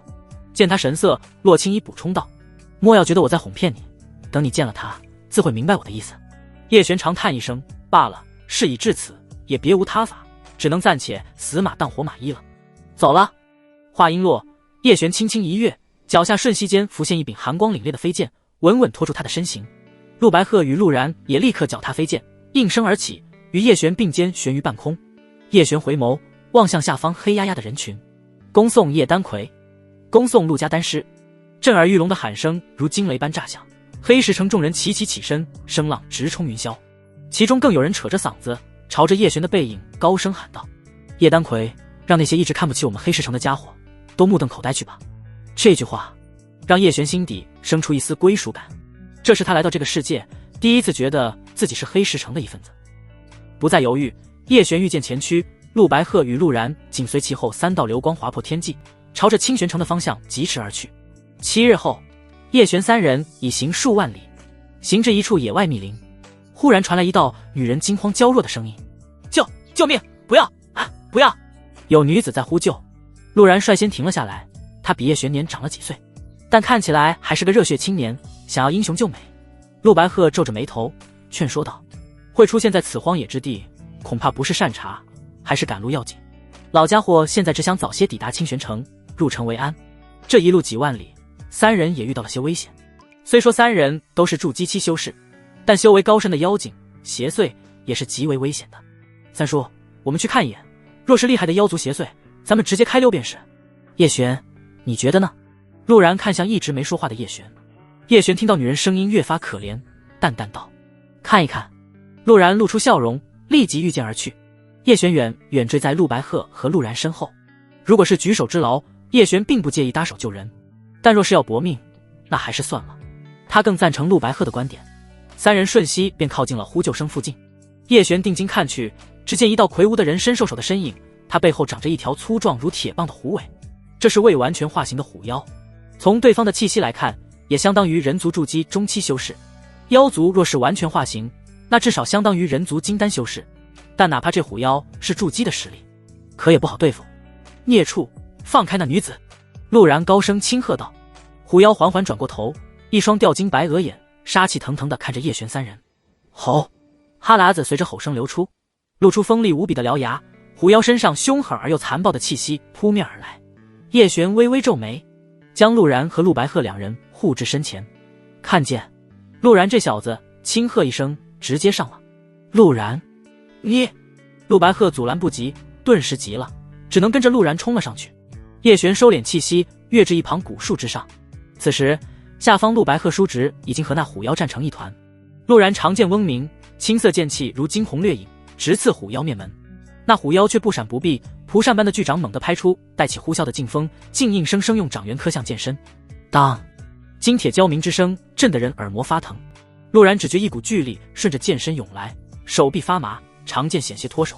他借着这股反震之力旋身后退，才堪堪避开虎妖顺势甩来的虎尾。那铁棒般的尾巴扫过旁边的古木，碗口粗的树干竟应声断裂，木屑飞溅。孽畜好力气！陆然惊喝一声，剑招陡变，剑光如织，专攻虎妖下盘。陆白鹤见状，急忙祭出一柄拂尘，雪白的丝绦在空中化作无数银丝，如灵蛇般缠向虎妖四肢。然而攻他腹部，妖族化形未全时，腹部是破绽。虎妖被两人前后夹击，怒吼连连。他左掌拍开陆然的剑，右爪猛地撕裂拂尘的银丝，粗壮的虎尾更是如钢鞭般疯狂扫动，逼得两人不敢近身。陆然的剑光虽快，却只能在他厚实的皮毛上留下浅浅的白痕。陆白鹤的拂尘虽能牵制，却始终困不住这头爆裂的妖兽。吼！虎妖猛地吸气，胸腹鼓胀如皮球，随即喷出一团黄雾。小心，是妖物！陆白鹤脸色巨变，急忙祭出一面青铜小盾挡在身前。陆然反应稍慢，被雾气扫到半边脸颊，顿时觉得头晕目眩，剑招都慢了半拍。虎妖瞅准机会，巨掌如泰山压顶般拍向陆然。就在这时，叶璇在树上屈指一弹，一枚石子破空而去，精准地打在虎妖的关节处。虎妖吃痛，掌势烧至。然而陆白鹤趁机将陆然拉到身后，拂尘丝绦暴掌死死缠住虎妖的脖颈。陆然晃了晃脑袋，强压下眩晕感，剑指虎妖腹部。给我破！一道凝练的剑气直刺而出，终于在虎妖腹部划开一道血口。嗷！虎妖吃痛暴怒，猛地发力，正断拂尘丝绦，虎尾横扫逼退两人，竟不再恋战，转身化作一道黄影窜入密林，几个起落便没了踪迹。别追了！陆白鹤拉住想追上去的陆然，喘着粗气道：这孽畜速度太快，追不上的。他看了一眼陆然微红的脸颊，皱眉道：你怎么样？妖物没伤到根基吧？没事三叔，就是有点晕。陆然摆摆手，转头看向刚才虎妖所在的地方，才想起被救的女子。对了，那位姑娘呢？两人这才转头看去，只见不远处的草丛里，一个身着白衣的女子正蜷缩在那里，青丝散乱地贴在脸颊上，露出一张苍白绝美的小脸。她约莫17、18岁年纪，肌肤白得像雪，眉眼如画，此刻正睁着一双水汪汪的杏眼，怯生生地望着他们，浑身都在发抖，看起来楚楚可怜。姑娘莫怕，那虎妖已经跑了。陆然走上前，放缓了语气。女子这才缓缓抬头，声音细若蚊蚋：多谢两位仙师相救，小女子感激不尽。她说着便要起身行礼，却腿一软，险些摔倒。陆然急忙伸手扶住她，只觉入手处肌肤滑腻，尤其是看着对方那绝美的脸庞，让他这只知道炼丹的小处男不禁心猿意马。陆白鹤也走上前打量着女子，姑娘为何会在此地？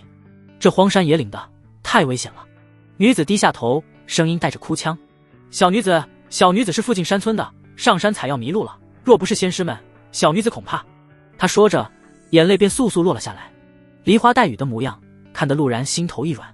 叶璇从树上跃下，目光落在女子身上时，眉头微不可察地皱了皱。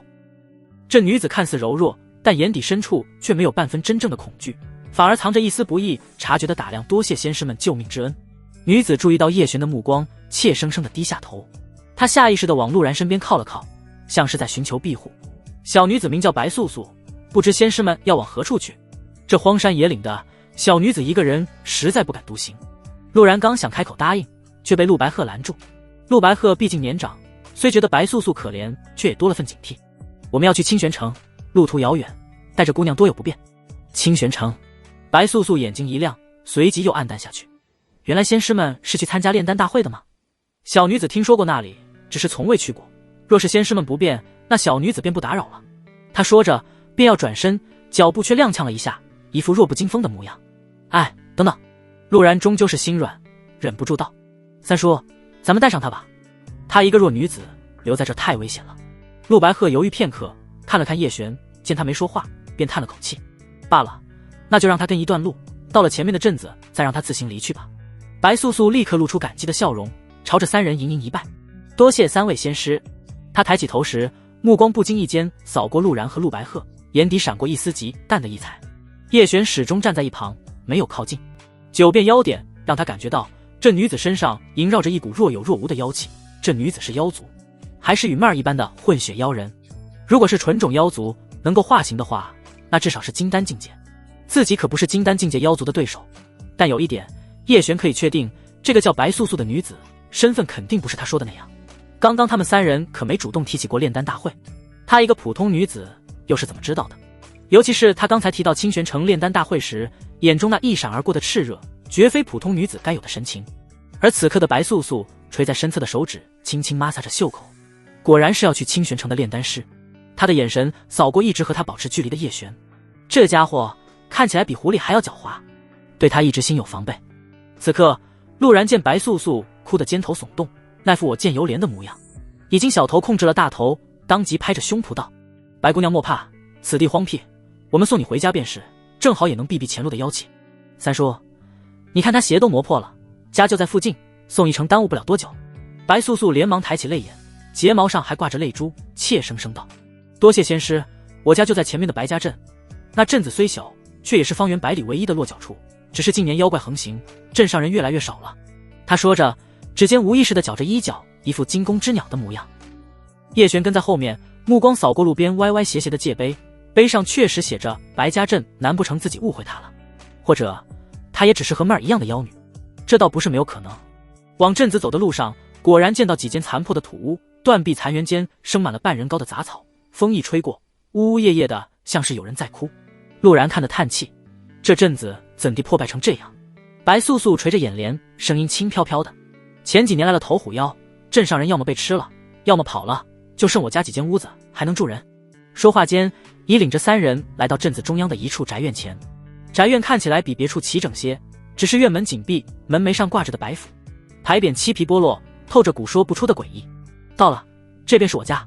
白素素推开虚掩的院门，侧身让开：仙师们快请进，我去烧些热水。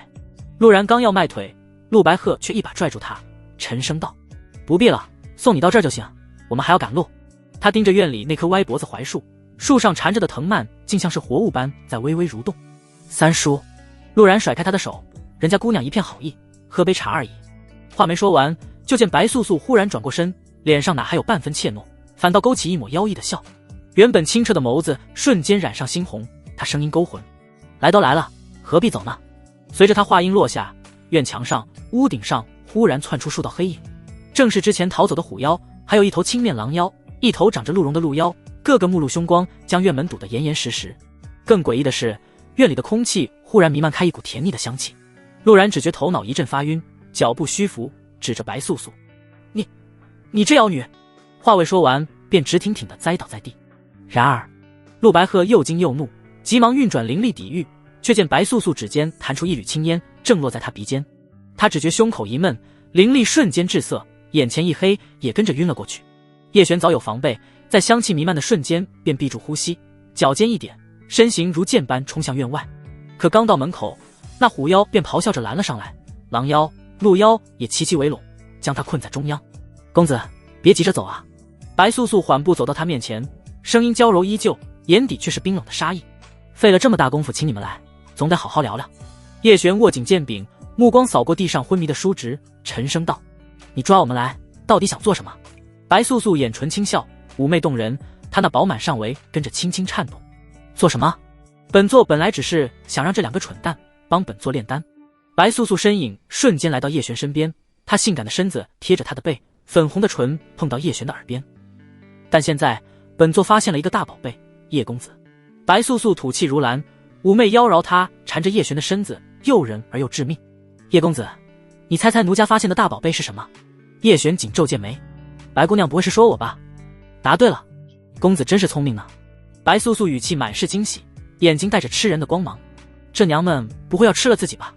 叶璇试图转移话题道：你说你要我们帮你炼丹？不错。白素素一双玉手缠住叶璇的脖子，声音娇媚：对，本座乃这白蛟洞的主人，修为卡在伪金丹已有100年。你该知道，伪金丹虽能化形，却维持不了太久，稍有不慎便会显露原形。白素素说着话，那虎妖、狼妖就给了陆白鹤、陆然一人一巴掌。陆家叔侄2人捂着脸醒了过来，他们有些猛地看着叶璇，还有挂在他身上的白素素。叶璇，你和他什么情况？陆然一脸惊怒地看着2人，他下意识地以为叶璇和白素素是一伙的，这小子还沉浸在美色之中。叶璇懒得解释。陆白鹤看向四周的妖族，这时候已经明白了自己是什么处境。白素素红唇轻启：你们3人谁帮我炼出3品破镜丹，谁便能活命。白素素话音刚落，周身忽然卷起一阵腥风，她原本缠绕在叶璇身上的娇躯骤然膨胀，雪白的肌肤裂开细密的青鳞，下半身化作粗壮蜿蜒的胶身，覆盖着暗青色的鳞片，在阳光下泛着冰冷的光泽。长尾随意一摆，便将旁边的石桌扫得粉碎。唯有脖颈以上，依旧是那张妩媚的面容，只是此刻眉眼间冷意。它是一头蛟龙，看清楚了。蛟身人头的白素素声音带着蛇类般的嘶嘶声，目光如利剑扫过三人。这便是本座的真身，给你们1个月，3品破镜丹，练得出来活一个，练不出来。他张开嘴，尖锐的獠牙闪着寒光。死！说罢，他长尾一甩，3枚储物袋分别飞向叶璇、陆白鹤和陆然，里面是药材，省着点用，没了可不会再给。话音落下，周围的妖族立刻上前，将3人引向院子深处的几间石屋。这处院府虽不算小，却被一层淡淡的妖力结界笼罩，显然是防止他们逃跑。3人各自进了分配的石屋，关上门的瞬间，气氛便变得微妙起来。陆然捏着储物袋，脸色一阵青一阵白。他不过是筑基初期的修为，他上次炼制2品中阶丹药已经是极限，3品简直是天方夜谭。他看向叶璇和陆白鹤的方向，心中满是不安。论修为，他不如自家叔叔陆白鹤；论炼丹造诣，他不如叶璇。3人之中，若是要先死一个，那肯定是他。陆白鹤眉头紧锁，他率先检查了一下药材，3品破镜丹的丹方，陆家也有，那是陆家老祖传下来的。他也尝试炼过，但是没有成功。白素素给的这些药材只够炼3次，若是3次不成功，那就只能死。至于陆然，色字头上一把刀，活该。叶璇回到自己的石屋，将储物袋里的药材倒出。破镜丹的药材不算特别珍惜，但配伍极为精妙，对火候和灵力掌控的要求极高。他如今筑基中期，灵力纯度和总量都还差了些，神识掌控程度，叶璇倒是已经颇有自信，这也是原始神魂诀的功劳。现在若是直接炼制3品丹，成功率还是很低。1个月，不知道自己等人活着出去，还能不能赶上炼丹大会。炼丹大会正式开始的时间，在他们出发的时候是有1个月的，现在已经过了7天。若是在这里被困1个月，那大概率是要错过炼丹大会。叶璇轻叹一声，本以为清玄城危险，但没想到还没到清玄城，就先遇上了这么一档子事情。不过现在当务之急不是炼丹大会，也不是强行炼制破镜丹，而是提升修为。他翻找出自己随身携带的药材，那是他之前在万宝阁陵园购拿下的，其中有炼制2品高阶丹药凝神丹的材料。此丹虽不能直接突破境界，却能稳固修为，大幅提升灵力的凝练度，对筑基期修士提升实力大有裨益。先把修为夯实，至少达到筑基后期，才有一丝希望。叶璇打定主意，立刻清理出石屋中的一张石台，将丹炉取出，开始着手炼制凝神丹。院子里3扇紧闭的石门后各有心思。3日后，白蛟洞深处的水榭庭院里，白素素已恢复人身，正斜倚在池边的软榻上，池面氤氲着淡淡的水汽，倒映着她慵懒却难掩锐利的眉眼。说吧，那3人这几日都在做什么？他欠指拨弄着垂落的发丝，声音听不出喜怒。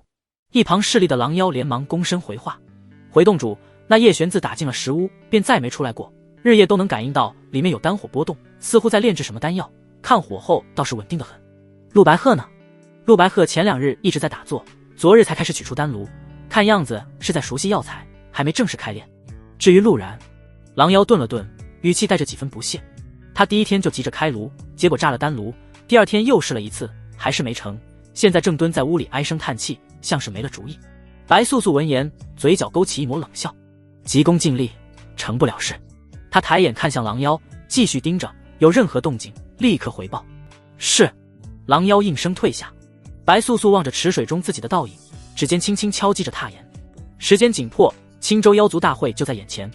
7日后，一则消息传到了白素素耳中，陆然手里的3份药材全部炼废，连一丝丹香都没炼出来。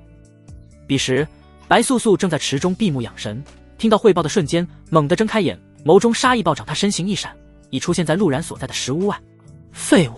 一声怒喝，石门被他随手拍碎，几名妖族紧随其后，杀气腾腾。陆然正抱着头缩在墙角，见白素素带着一身杀气闯，吓得连忙道：白姑娘，我救过你，你不能杀啊！呵呵呵。白素素根本懒得听他废话，玉手一扬，虎妖狼妖一左一右洞穿了陆然丹田。陆然的叫声戛然而止，眼睛瞪得滚圆，倒在地上没了气息，血腥味弥漫开来。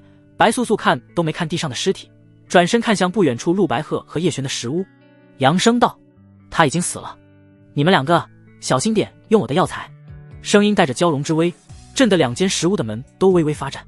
陆白鹤在屋内听得一清二楚，甚至能感觉到侄子临死前那瞬间的恐惧。他猛地攥紧了拳头，指甲深深嵌进掌心，脸色惨白如纸。他知道白素素这是在杀鸡儆猴，下一个很可能就是他。恐惧如潮水般涌来，但他终究还是强迫自己冷静下来，目光落在身前的药材上，眼神变得更加狠厉。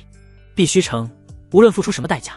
叶璇的石屋内，他刚刚收了丹火，看着丹炉中凝结出的6枚完美品质的凝神丹，轻轻舒了口气。白素素的怒喝和陆然的死讯，他自然也听到了。眉头微蹙，他将凝神丹收好，心中清楚，真正的考验现在才开始。他拿起1枚凝神丹服下，开始运转功法，吸收药力，提升修为，刻不容缓。陆白鹤在接下来的几天里，几乎是赌上了全部。前2炉丹药在关键时刻功亏一篑，药材化为焦灰。他看着空荡荡的丹炉，眼中血丝密布。绝望之际，他从怀中摸出一块刻着复杂纹路的玉佩，这是陆家禁术的信物。他毫不犹豫地捏碎玉佩，一股晦涩的力量涌入体内，伴随着骨骼碎裂般的剧痛。同时，他指尖逼出精血，融入最后一份药材中，口中念念有词，丹火的颜色都变成了诡异的暗红。3天后，一声闷响，丹炉打开，3枚色泽暗淡、灵气稀疏的丹药躺在其中，正是3品破镜丹，却是下品。陆白鹤咳着血，脸上却露出了扭曲的笑容。他的修为跌落至筑基中期，他使用的陆家炼丹秘法，本来是为了炼丹大会准备的，没想到提前在这里为了保命，迫不得已用上了。成了，老夫成了！陆白鹤大声喊道。没过多久，一阵清风吹来，房门打开，白素素身姿款款走了进来。她神情里带着一丝惊喜，但是当她看到那代表下品破镜丹的灰色道纹时，她眉梢挑了挑，语气满是平淡。下品成丹，若是服用这下品破镜丹，这对她以后的成长很不好。白素素内心自然是不情愿的，她的目标可是未来能够堪比化神修士的一方妖王。陆白鹤连忙道：洞主，按照约定，还请放我离去。白素素挥了挥手，像是打发苍蝇。滚吧！陆白鹤如蒙大赦，踉跄着冲出院子。只是他刚穿过那层妖力结界，还没来得及庆幸，一道黑影闪过，锋利的爪刃瞬间洞穿了他的心脏。他到死都没看清是谁下的手，只听见远处传来冰冷的声音：废物！处理掉陆白鹤，白素素的目光终于完全落在了最后一间石屋上。他带着一阵香风闯进去时，叶璇正在打坐，周身灵气萦绕，气息虽稳，却仍停留在筑基中期，距离后期还有一段明显的距离。他身前的丹炉里并没有破镜丹的踪迹，反而残留着凝神丹的药香。叶公子倒是清闲。白素素声音甜腻，眼神却带着审视。别人都在拼命炼丹，你却在这儿慢悠悠地提升修为。叶璇睁开眼，平静地看着他。洞主有何指教？白素素莲步轻移，走到他面前，身子几乎贴了上来，吐气如兰。指教谈不上，只是想问问叶公子，是想活命还是想死？他指尖若有似无地划过他的衣襟，媚眼如丝。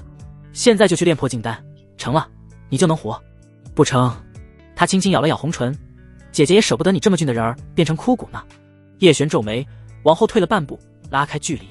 我如今仍是筑基中期，破镜丹对灵力掌控和火候要求极高，强行炼制只会浪费药材。他抬眸看向他，语气笃定，至少要到筑基后期，我才有一丝把握。白素素却像是没听见他的话，目光在他脸上流连。他伸手抚上叶璇的脸颊，指尖带着微凉的触感。好纯净的气息，你是纯阳之体。他的语气变得更加暧昧，几乎是贴着他的耳朵低语。叶公子，你这体质可是修行的大补之物呢。叶璇心中一凛，想要避开，却被他轻轻按住肩膀。白素素眼波流转，红唇微起，炼药多累啊，还不一定能成。不如，他拖长了语调，声音娇媚的能滴出水来，你以身相许，从了姐姐如何？只要你留在姐姐身边，这破镜单炼不炼得成，又有什么要紧？他凑近了些，鼻尖几乎碰到他的鼻尖，眼中满是诱惑。姐姐保证定会好好疼你，祝你早日突破到筑基后期，甚至更高，你说呢？叶璇略显惊讶地看着面前的白素素，原来对方早就看出了自己的纯阳道体，这也是他一直没动手杀自己的原因吧。但是让叶璇留在他身边，这岂不是入赘？这怎么行？自己在黑石城可还是3位，不对，4位道侣。怎么，公子不愿意？白素素见叶璇沉默不语，眼神瞬间有了一丝冷意。叶璇觉得自己还是该暂时先稳住他。不是叶某不愿意，而且在下还有急事在身，若是能够办完此事，再回来陪白洞主也不迟。急事？对，青州百城的炼丹大会。还真巧，不过现在放你走是不可能的，除非你与本座签下主仆契约。这不可能。叶璇急忙摇头。那我再给你最后3天时间，要么给我炼出破镜丹。白素素粉红的唇在他脸上轻印了一下，妩媚低声道，要么与本座双修。最后的3天时间，叶璇不知道就算自己炼出了那3品破镜丹，还能不能赶上那炼丹大会犹未可知。3天时间几乎不可能炼成破镜丹，而自己就算炼成了，白素素这娇妖就会放过自己吗？会不会跟陆白鹤一样，最后落个炼完丹就死的下场？叶璇想了想，与其这样被动，不如3天后。叶璇的丹房内，丹炉剧烈震颤，炉身迸射出刺目的霞光，伴随着一声震耳欲聋的嗡鸣，炉盖冲天而起，一道璀璨的丹光划破室内氤氲的药气，悬浮于半空。那是一颗晶莹剔透的丹药，丹体圆润饱满，流转着上品丹药特有的温润光泽，其上隐现的紫色道纹与传说中3品破镜丹的纹路几乎一般无二，任谁看了都会认定这是一颗品质上佳的破镜丹。叶璇望着那颗丹药，眸中闪过一丝金芒，随即归于平静。他伸手将丹药接住，入手微凉，药香清冽，却带着一丝不易察觉的诡谲气息。成了！叶璇激动地大喝一声。很快便有妖仆前来，狐妖一脚踹开前面的妖仆，他盯着叶璇喝道，小子，你什么成了？自然是破镜丹。叶璇负手而立，神情冷淡地回道。狐妖微眯着眼睛盯着叶璇手中的丹药，他鼻子清嗅，这丹药确实惊人的浓郁，难不成真给这小子炼成了？等着！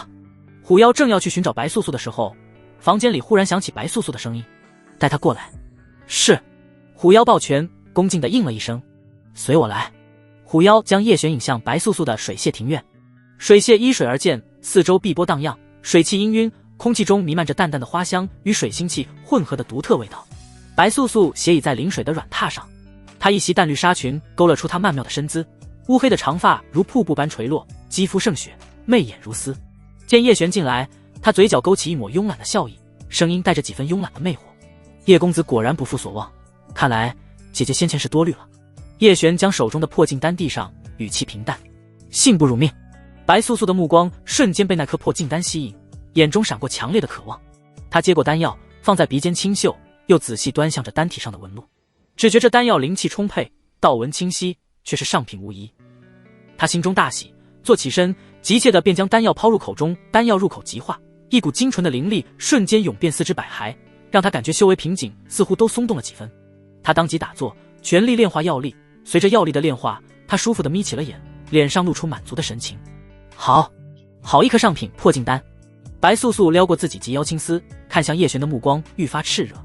叶公子炼丹术如此卓绝，留在本座这里何愁大业不成？叶璇见状，时机已到，便开口道：洞主既已得丹，还请遵守约定，放在下离去。白素素闻言，脸上的笑容陡然一收，眼中闪过一丝狡黠与霸道。离去？叶公子说笑了，如此良才，本洞主怎舍得放你走？叶璇眉头微蹙，洞主此言何意？先前说好的约定。约定？白素素轻笑一声，坐直了身子，语气带着不容置疑的强势。此一时彼一时，叶公子有这等本事，留在我身边，日日为我炼丹，岂不是更好？他莲步轻移，走到叶璇面前，指尖暧昧地划过他的胸膛。何况公子纯阳之体，与我交足双修，与你我皆是大义。不如你便留下，与我结为道侣，日后旦下子嗣，这白蛟洞也有你的一半。这番话已是赤裸裸的强留。叶璇猛地后退一步，避开他的触碰，脸色沉了下来。洞主此言差矣，在下之不在此，还请洞主放我离开。放肆！白素素脸色一冷，周身妖力骤然爆发，水榭中的水面瞬间掀起波澜。本洞主肯屈尊与你双修，是你的福气，别给脸不要脸。今日你留也得留，不留也得留。叶璇挺直脊梁，迎着他的威压，非但不惧，反而平静地看着他，嘴角甚至勾起一抹淡淡的弧度，仿佛在等待着什么。就在这时，白素素脸上的得意笑容突然僵住，她猛地捂住胸口，脸色以肉眼可见的速度变得惨白。原本流转着妖力的眼眸中充满了痛苦与惊骇，一股剧痛从心脉处传来，仿佛有无数根细针在同时穿刺，让她几乎喘不过气来。刚刚还充盈四肢的灵力瞬间紊乱，甚至开始反噬自身。我的身体！白素素身子忍不住痛苦的颤抖，难以置信地看向叶璇，眼中充满了惊恐与愤怒。这是怎么回事？我服下的到底是什么丹药？叶璇看着他痛苦的模样，缓缓开口，声音清晰而冰冷。那不是破镜丹，而是破壁丹。二品丹药，外形与破镜丹一般无异，服下后半个时辰便会心脉破碎，若无我的独门解药，不出3日便会气绝身亡。这都是太初丹经救命啊！不然叶璇怎么会想到这一招偷梁换柱之法？你竟敢暗算我！白素素又惊又怒，周身妖力疯狂躁动，却因心脉剧痛而难以凝聚，反而让她更加痛苦。她死死地盯着叶璇，眼中杀意滔天，却又带着一丝无法掩饰的恐惧。我本不想如此，是洞主言而无信，逼我至此。叶璇语气平静，却带着不容置疑的力量。放我走，我可以给你解药，暂缓毒性。若你执意强留，那我们便同归于尽，谁也别想好过。白素素看着叶璇笃定的眼神，知道他所言非虚。此刻心脉的剧痛不断提醒着他，自己的性命已握在对方手中。她身为蛟龙一族的嫡系血脉公主，何曾受过这等胁迫？好你个叶璇！白素素咬牙切齿，眼中满是不甘。我放你走。叶璇点点头，多谢洞主成全。解药呢？白素素喘着气，急切地说道。叶璇屈指一弹，半颗蓝色丹药落入他手中。为什么只有半颗？白素素咬牙切齿地看着他。叶璇，介于白洞主你这花辈都用不了的性欲的行为，我若全给了你，你要杀我，我又该如何自保呢？白素素脸色铁青，花辈他听不懂，但肯定不是什么好话。他立即服下那半颗药丸。那剩下的解药你如何给我？这毒多久发作一次？你离开之后，我岂不是只能等死？叶璇，我必须先保证我的安全，才能给你解药，至少到了清玄城再给你。白素素急躁，那我岂不是只能一路跟你去清玄城？叶璇摊手淡淡道，别无他法。白素素冷哼一声，强压下心中的恨意与痛苦，默默地运转妖力，缓解心脉的剧痛。洞主，让属下宰了他！虎妖激动地吼道。叶璇这不是绑架白素素吗？而且是绑架他给叶璇当保镖，一路护送他去清玄城。清玄城对妖族可不友善，甚至每一甲子就会组织人手围剿妖族。如果没记错的话，当炼丹师大会结束，就是清玄城组织围剿妖族的时候。白素素若是这样跟着叶璇去清玄城，肯定凶险万分，一不小心就将殒命清玄城。闭嘴！白素素瞪了虎妖一眼，她心中又哪里情愿给叶璇当护卫？但现在别无他法，不跟着叶璇去，他又能怎么办呢？在这里等死吗？尔等继续在这里等本座归来。是。众妖齐声应道。两人一前一后出了白蛟洞。叶璇御剑在前，白素素则化作一道淡绿色的流光紧随其后。他周身散发的妖气被他刻意收敛了大半，只余下淡淡的水泽气息。一路无话，气氛沉闷的近乎凝固，唯有破空之声在耳畔回荡。行了约莫半日，叶璇忽然停下遁光，落在一处僻静的山巅。白素素也随即落下，恢复人形，冷冷地看着他。怎么想反悔？叶璇转过身，神色平静。并非反悔，只是想与洞主做一笔新的交易。交易？白素素挑眉，眼中满是警惕。你还想耍什么花样？我可以为你炼制一枚真正的完美品质的3品破镜丹。叶璇缓缓说道，语气带着一种笃定的诱惑。不是之前那种赝品，而是能助你安稳突破筑基后期结成金丹，且无任何隐患的正品。白素素心头猛地一跳，完美品质的破镜丹，这正是她梦寐以求的东西。可她随即又冷静下来，盯着叶璇。我凭什么信你？你又要什么？天下没有免费的午餐，叶璇提出如此优厚的条件，必然有所图谋。我要你一滴精血。叶璇直言不讳。什么？白素素脸色骤变，眼中瞬间充满了敌意与戒备。精血乃我妖族根本，蕴含本源力量与部分真灵印记，岂能轻易给你？你想借此控制我？妖族精血珍贵无比，尤其是对他这种即将化蛟为龙的存在而言，一滴精血损失虽不至于伤及根基，却也会让他元气有损。洞主多虑了。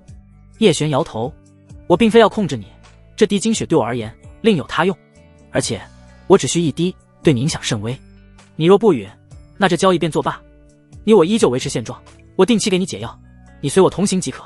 他语气平淡，仿佛并不在意交易是否能成，但白素素却陷入了剧烈的挣扎。完美品质的破镜丹对他的诱惑实在太大了，那意味着他能更顺利地提升实力，距离化神妖王的目标更进一步。可交出精血又让他如芒在背。他死死地盯着叶璇，试图从他脸上看出些什么，可叶璇神色坦然，古井无波。良久，白素素像是下定了巨大的决心，咬了咬牙。就算我将精血给你，你又如何能保证炼出完美破镜丹？这是他最大的担忧，不能赔了夫人又折兵。叶璇这家伙太狡猾，满腹的阴谋诡计。你若是不信，我也没办法。白素素气结，这家伙真是无耻。他确实很想要破镜丹，尤其是叶璇所说的完美品质，对他的诱惑是无限的。你将你身上最宝贵的东西押给我，我便将精血给你。白素素想了一个折中的办法，这样一来，叶璇哪怕不给他炼制破镜丹，他至少也不会太亏。这个主意，叶璇也是认同的。但自己身上有什么能够吸引白素素的呢？对了，自己在黑石城炼丹大会所炼制的丹药。叶璇右手一翻，掌心一颗散发浓郁丹香的涅槃丹。这是伪三品的涅槃丹，可生肉续骨，只要有一息尚存，便能快速恢复生机。涅槃丹，完美成丹。白素素看着丹药，不由有些心动了。她也有些信叶璇有炼制完美破镜丹的实力。一颗不够，我只有一颗。两人讨价还价，互相拉扯，最后2颗涅槃丹成交。哼，骗子，还说什么只有一颗？你这是真丹吗？白素素半信半疑地拿着丹药轻嗅了嗅。叶璇的性欲分在白素素这里也没多少了，白素素直接服下一颗。丹药入口即化，一股无比庞大至精致纯的治愈灵气融入她的体内。她感觉自己体质肉眼可见的在强化。真丹。白素素露出一丝满意的笑容。算你小子还有几分良心，你吃了我的丹，还你一片我的蛟龙鳞片，可炼制3品法器。他先扔给叶璇一片鳞片，随即指尖逼出一滴嫣红的精血，那精血悬浮在空中，散发着浓郁的生命气息与淡淡的蛟龙之威，周围的空气都仿佛变得危险起来。他一弹指，精血便朝着叶璇飞去。叶璇伸手接过，那滴精血入手温热，蕴含着磅礴的能量。他心中一喜，面上却不动声色。冻煮着蛟龙精血，看起来也还算纯正。白素素冷哼一声，带着一丝傲气。本座可是4爪蛟龙血脉，真正的蛟龙嫡系。叶璇微微挑眉，接下来他和白素素找了个隐蔽的山洞，布下简单的禁制，随即盘膝坐下，取出那滴蛟族精血。接下来请洞主为我护法。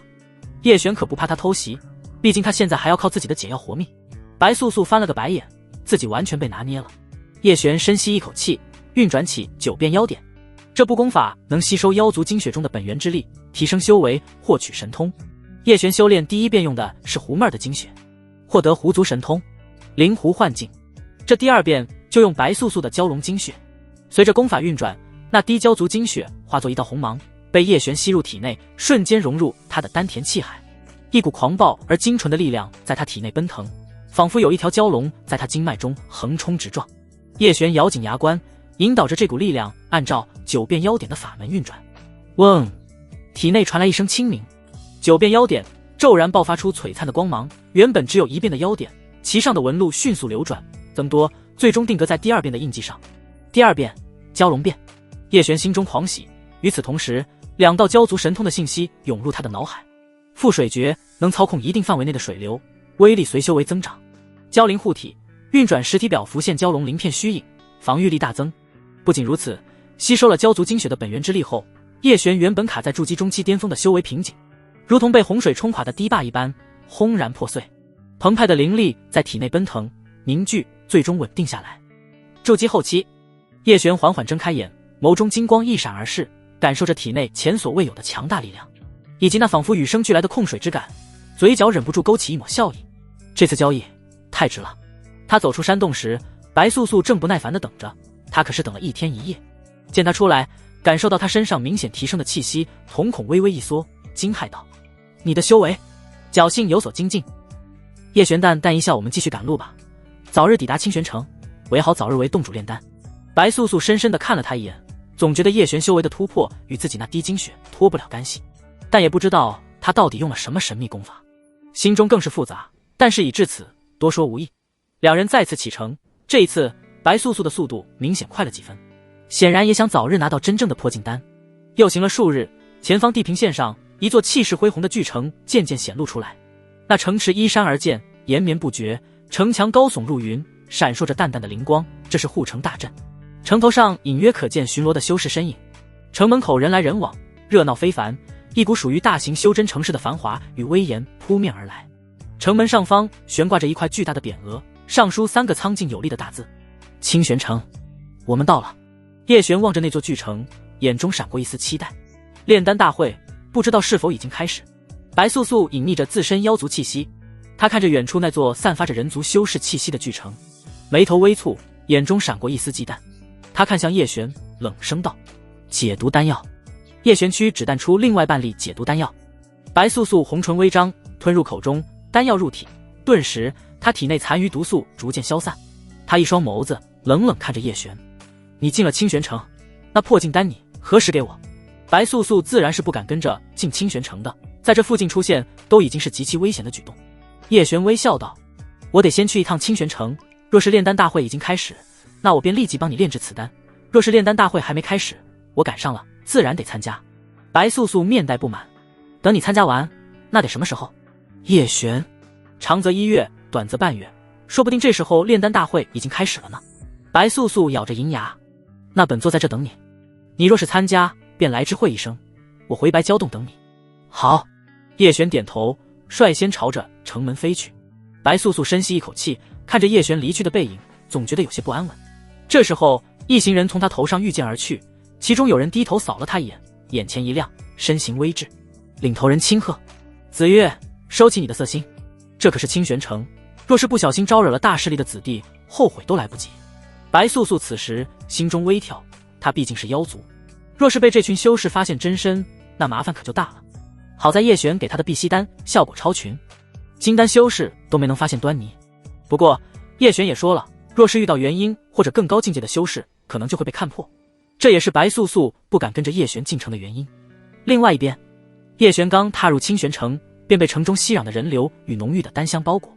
街道两旁随处可见挂着丹铺药形牌匾的店铺，往来修士言谈间不离灵草、丹方、火候等字眼，显然都是为炼丹大会而来。叶璇同时也听到他最关心的问题。走在他前头，两位修士的交流：“你可知道今年的炼丹大会为何推迟？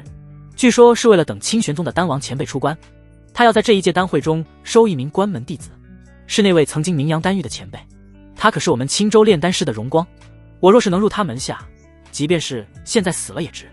真有此事，那不枉我赶了3万里路，特意提前半月来此。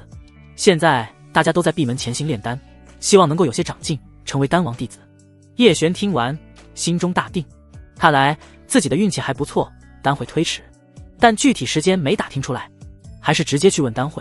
叶璇随着人流前行，目光扫过两旁鳞次栉比的店铺，心中渐渐勾勒出这座修真巨城的轮廓。清玄城的繁华远超黑石城100倍，街道两旁的建筑风格恢宏大气，不时有身披铠甲的城卫巡逻而过，腰间佩剑闪烁着寒光，气息沉稳，最低都是筑基期的修为，可见清玄城的底蕴之深厚。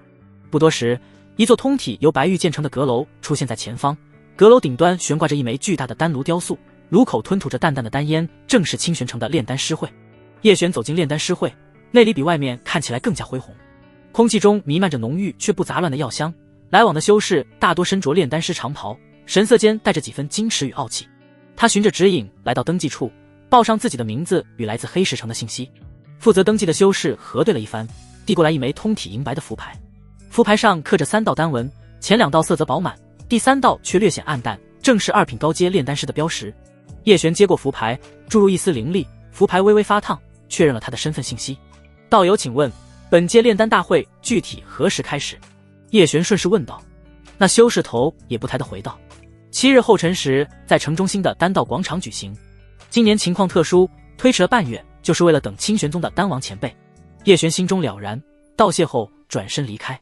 刚走出炼丹师会，他便敏锐地察觉到一道隐晦的目光落在自己身上，那目光带着审视与探究，却并无明显的恶意，但也绝非善意。是洛青衣在清玄城对头派来的人吗？叶璇心中念头一闪，想起了洛青衣临行前的嘱咐，他不动声色，随着人流走向炼丹师会安排的客栈。这处客栈名为聚丹楼，位于清玄城的外城区，专门接待前来参加炼丹大会的各地炼丹师。叶璇登记入住时，发现客栈里已是人满为患，来自青州各城炼丹师汇聚于此，交谈声、争论声不绝于耳。他被安排在3楼的一间客房，刚关上房门，那道跟踪的气息便在客栈外徘徊片刻，随后悄然隐去，果然不敢在城内轻举妄动。叶璇冷笑一声，也不去理会。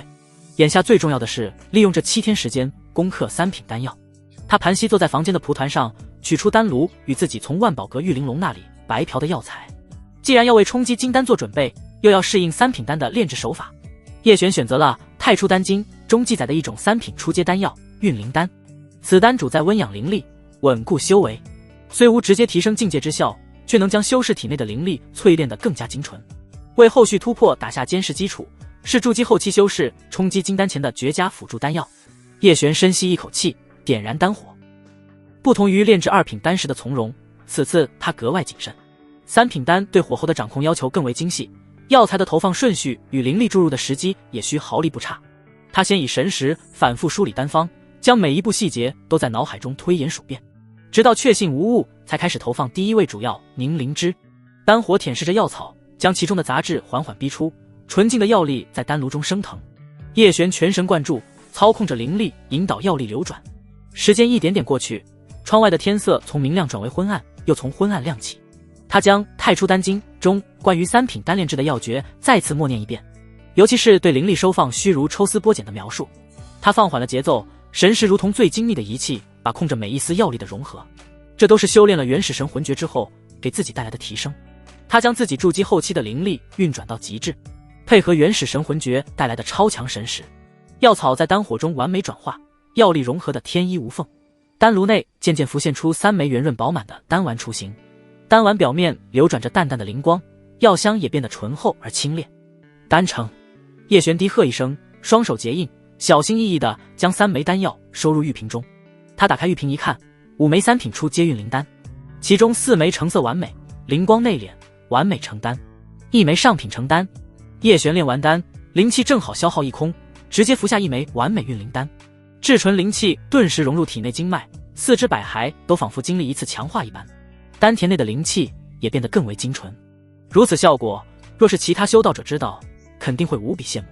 叶璇伸了个懒腰，习惯性的想要去洗浴一番，可惜妹儿不在，没人帮他准备洗浴之水了，也不能和吃酒娘在灵池中共浴修炼，有些想他们了。不知道他们在黑石城可还好？清月的怀孕也有4月了，应该也显怀了。师娘的蛊毒应该已经完全化解，修为应该也会慢慢恢复。还有妹儿，不知道炼丹术长进了多少。叶璇思绪万千，有些感慨。收好运灵丹，走出房间，来到这里还没有出去逛逛。叶璇看到各个城的炼丹师，不禁想起江凤熙，不知道冰皇城的炼丹师在不在这里。江凤熙虽不是丹师，但有没有可能一起来清玄城凑热闹？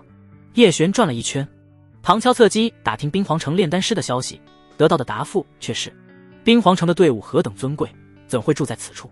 他们在城主府附近包了一处别院，灵气充沛，安保严密得很。叶璇便不再多问，江凤熙身份不凡，普通修士想要见到他太难了，心中也不由有些感叹。陆白鹤叔侄在黑石城是人尽皆知的大人物，但到了清玄城，他们没有报道，也无人问津。过了今晚，明日就是炼丹大会，今日聚丹楼也变得安静了许多，可能都有了些许的紧张。叶璇盘膝在屋内坐下，打算修炼原始神魂诀，但没等他运转一个大周天，门外有了一丝响动。谁？叶璇话音未落，房门已被轻轻推开，一道成熟有致的身影如入无人之境，款款走向叶璇。他布在房门外的警戒法阵静如虚设，连一丝灵力波动都未曾激起。女人身着一袭月白长裙，裙摆绣着细碎的银线，一双丰腴美腿行走间似有流光闪动。她肌肤胜雪，眉眼如画，唇边噙着一抹似笑非笑的弧度，妩媚中透着几分慵懒的贵气。最惊人的还是她那饱满的上围，将裙子高高撑起，勾勒出惊人的弧线。她目光扫过屋内，最终落在叶璇身上，带着赤果果的审视。女子妩媚动人的眼眸看着叶璇，不由微微发亮，轻声软语道了一句：“不愧是我的好师妹啊。”师妹？她竟是洛青衣的师姐。叶璇依旧带着几分警惕，沉声问道：“阁下是？”美艳妇人眼唇轻笑，那笑声如进了蜜的珠玉落盘，妩媚的人心头发颤。叶小友不必紧张，我可不是来寻麻烦的。他款步走到屋内桌边，自顾自坐下，纤纤玉指捏起桌上的空茶杯转了2圈，腕间银镯随动作轻响，添了几分慵懒的魅意。我是洛青衣的师姐，名唤苏晨瑜。果然是洛青衣的师姐。叶璇心中稍稍松了口气。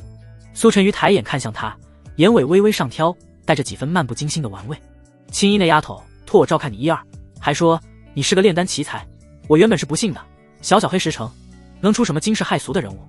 他话锋陡然一转，眸光骤然变得锐利如刀，仿佛要将人从里到外看个通透。不过今日一见才知，他倒是没骗我。你这小家伙确实有些特别。叶璇心中一动，正想追问特别之处究竟指什么，却见苏晨瑜已然起身，缓步朝他走来。一股若有似无的甜香萦绕鼻尖，那香气不浓，却像藤蔓般缠人心头。他的目光似带着穿透之力，从皮肉直抵神魂深处。纯阳之体，不对。苏晨瑜喃喃低语，眼中先是闪过一丝惊惶，随即那惊惶便被狂喜淹没，连声音都带上了几分抑制不住的颤抖。竟是纯阳道体！他猛地抬手，指尖带着微凉的香风，几乎要触碰到叶璇的眉心。那眼神灼热的像要将他融化下肚，语气里满是按捺不住的激动。难怪青衣说你不一般，这般体质真是踏破铁鞋无觅处。叶璇被他这副模样惊得不轻，下意识后退半步避开他的触碰，心中警铃大作。纯阳之体不难看出，洛青衣当年定然早已察觉，可这纯阳道体是他与白青黄修炼后才悄然晋升的，连身边最亲近的人都未曾全然告知，这苏晨瑜竟能一眼看穿。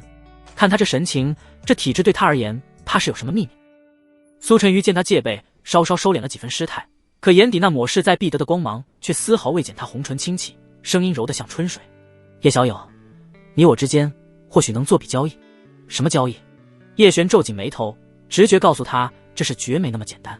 苏晨瑜忽然露出一抹撩人的笑，眼波流转间，丰腴的身段微微前倾，身上那古熟女特有的幽香便愈发清晰。此事急不得，你如今已是筑基后期，若能再进一步抵达金丹境，那时才是最好的时机。他说着，竟径直坐到了叶璇身旁，丰腴的臂膀若有似无地擦过他的衣袖。叶小友，可有道侣？叶璇如实道。有。苏晨瑜闻言，故作思索地偏了偏头，长长的睫毛垂下，掩去眼底一闪而过的遗憾，语气却依旧轻快。有了，倒也无妨。叶璇此刻还没摸清他的意图，只盯着他问道：前辈到底想与我做什么交易？苏晨瑜却不答，反而绕回了体质的话题。他指尖轻轻点着自己的膝头，慢悠悠道：你可知忘情道体？叶璇摇头，不知。苏晨瑜红唇微勾，语气里带着几分自嘲。此等体质，修炼时需一直守着元婴之身，守得越久，境界越高，未来的成就才可能越大。叶璇不解，那便一直守着便是，前辈又有何忧虑？世上哪有这般两全其美的好事？苏晨瑜轻笑一声，那笑声里藏着难以言说的无奈。守得越久，积压的欲望便越汹涌，到最后连自己都会控制不住，最后就是走火入魔的下场。叶璇见眉微挑，似乎品出了他话里的深意，缓缓道：前辈如今难道已到了难以控制的地步？苏晨瑜哪肯轻易承认，那张熟美的俏脸上泛起薄，带着几分少女般的羞怯，却更添风情。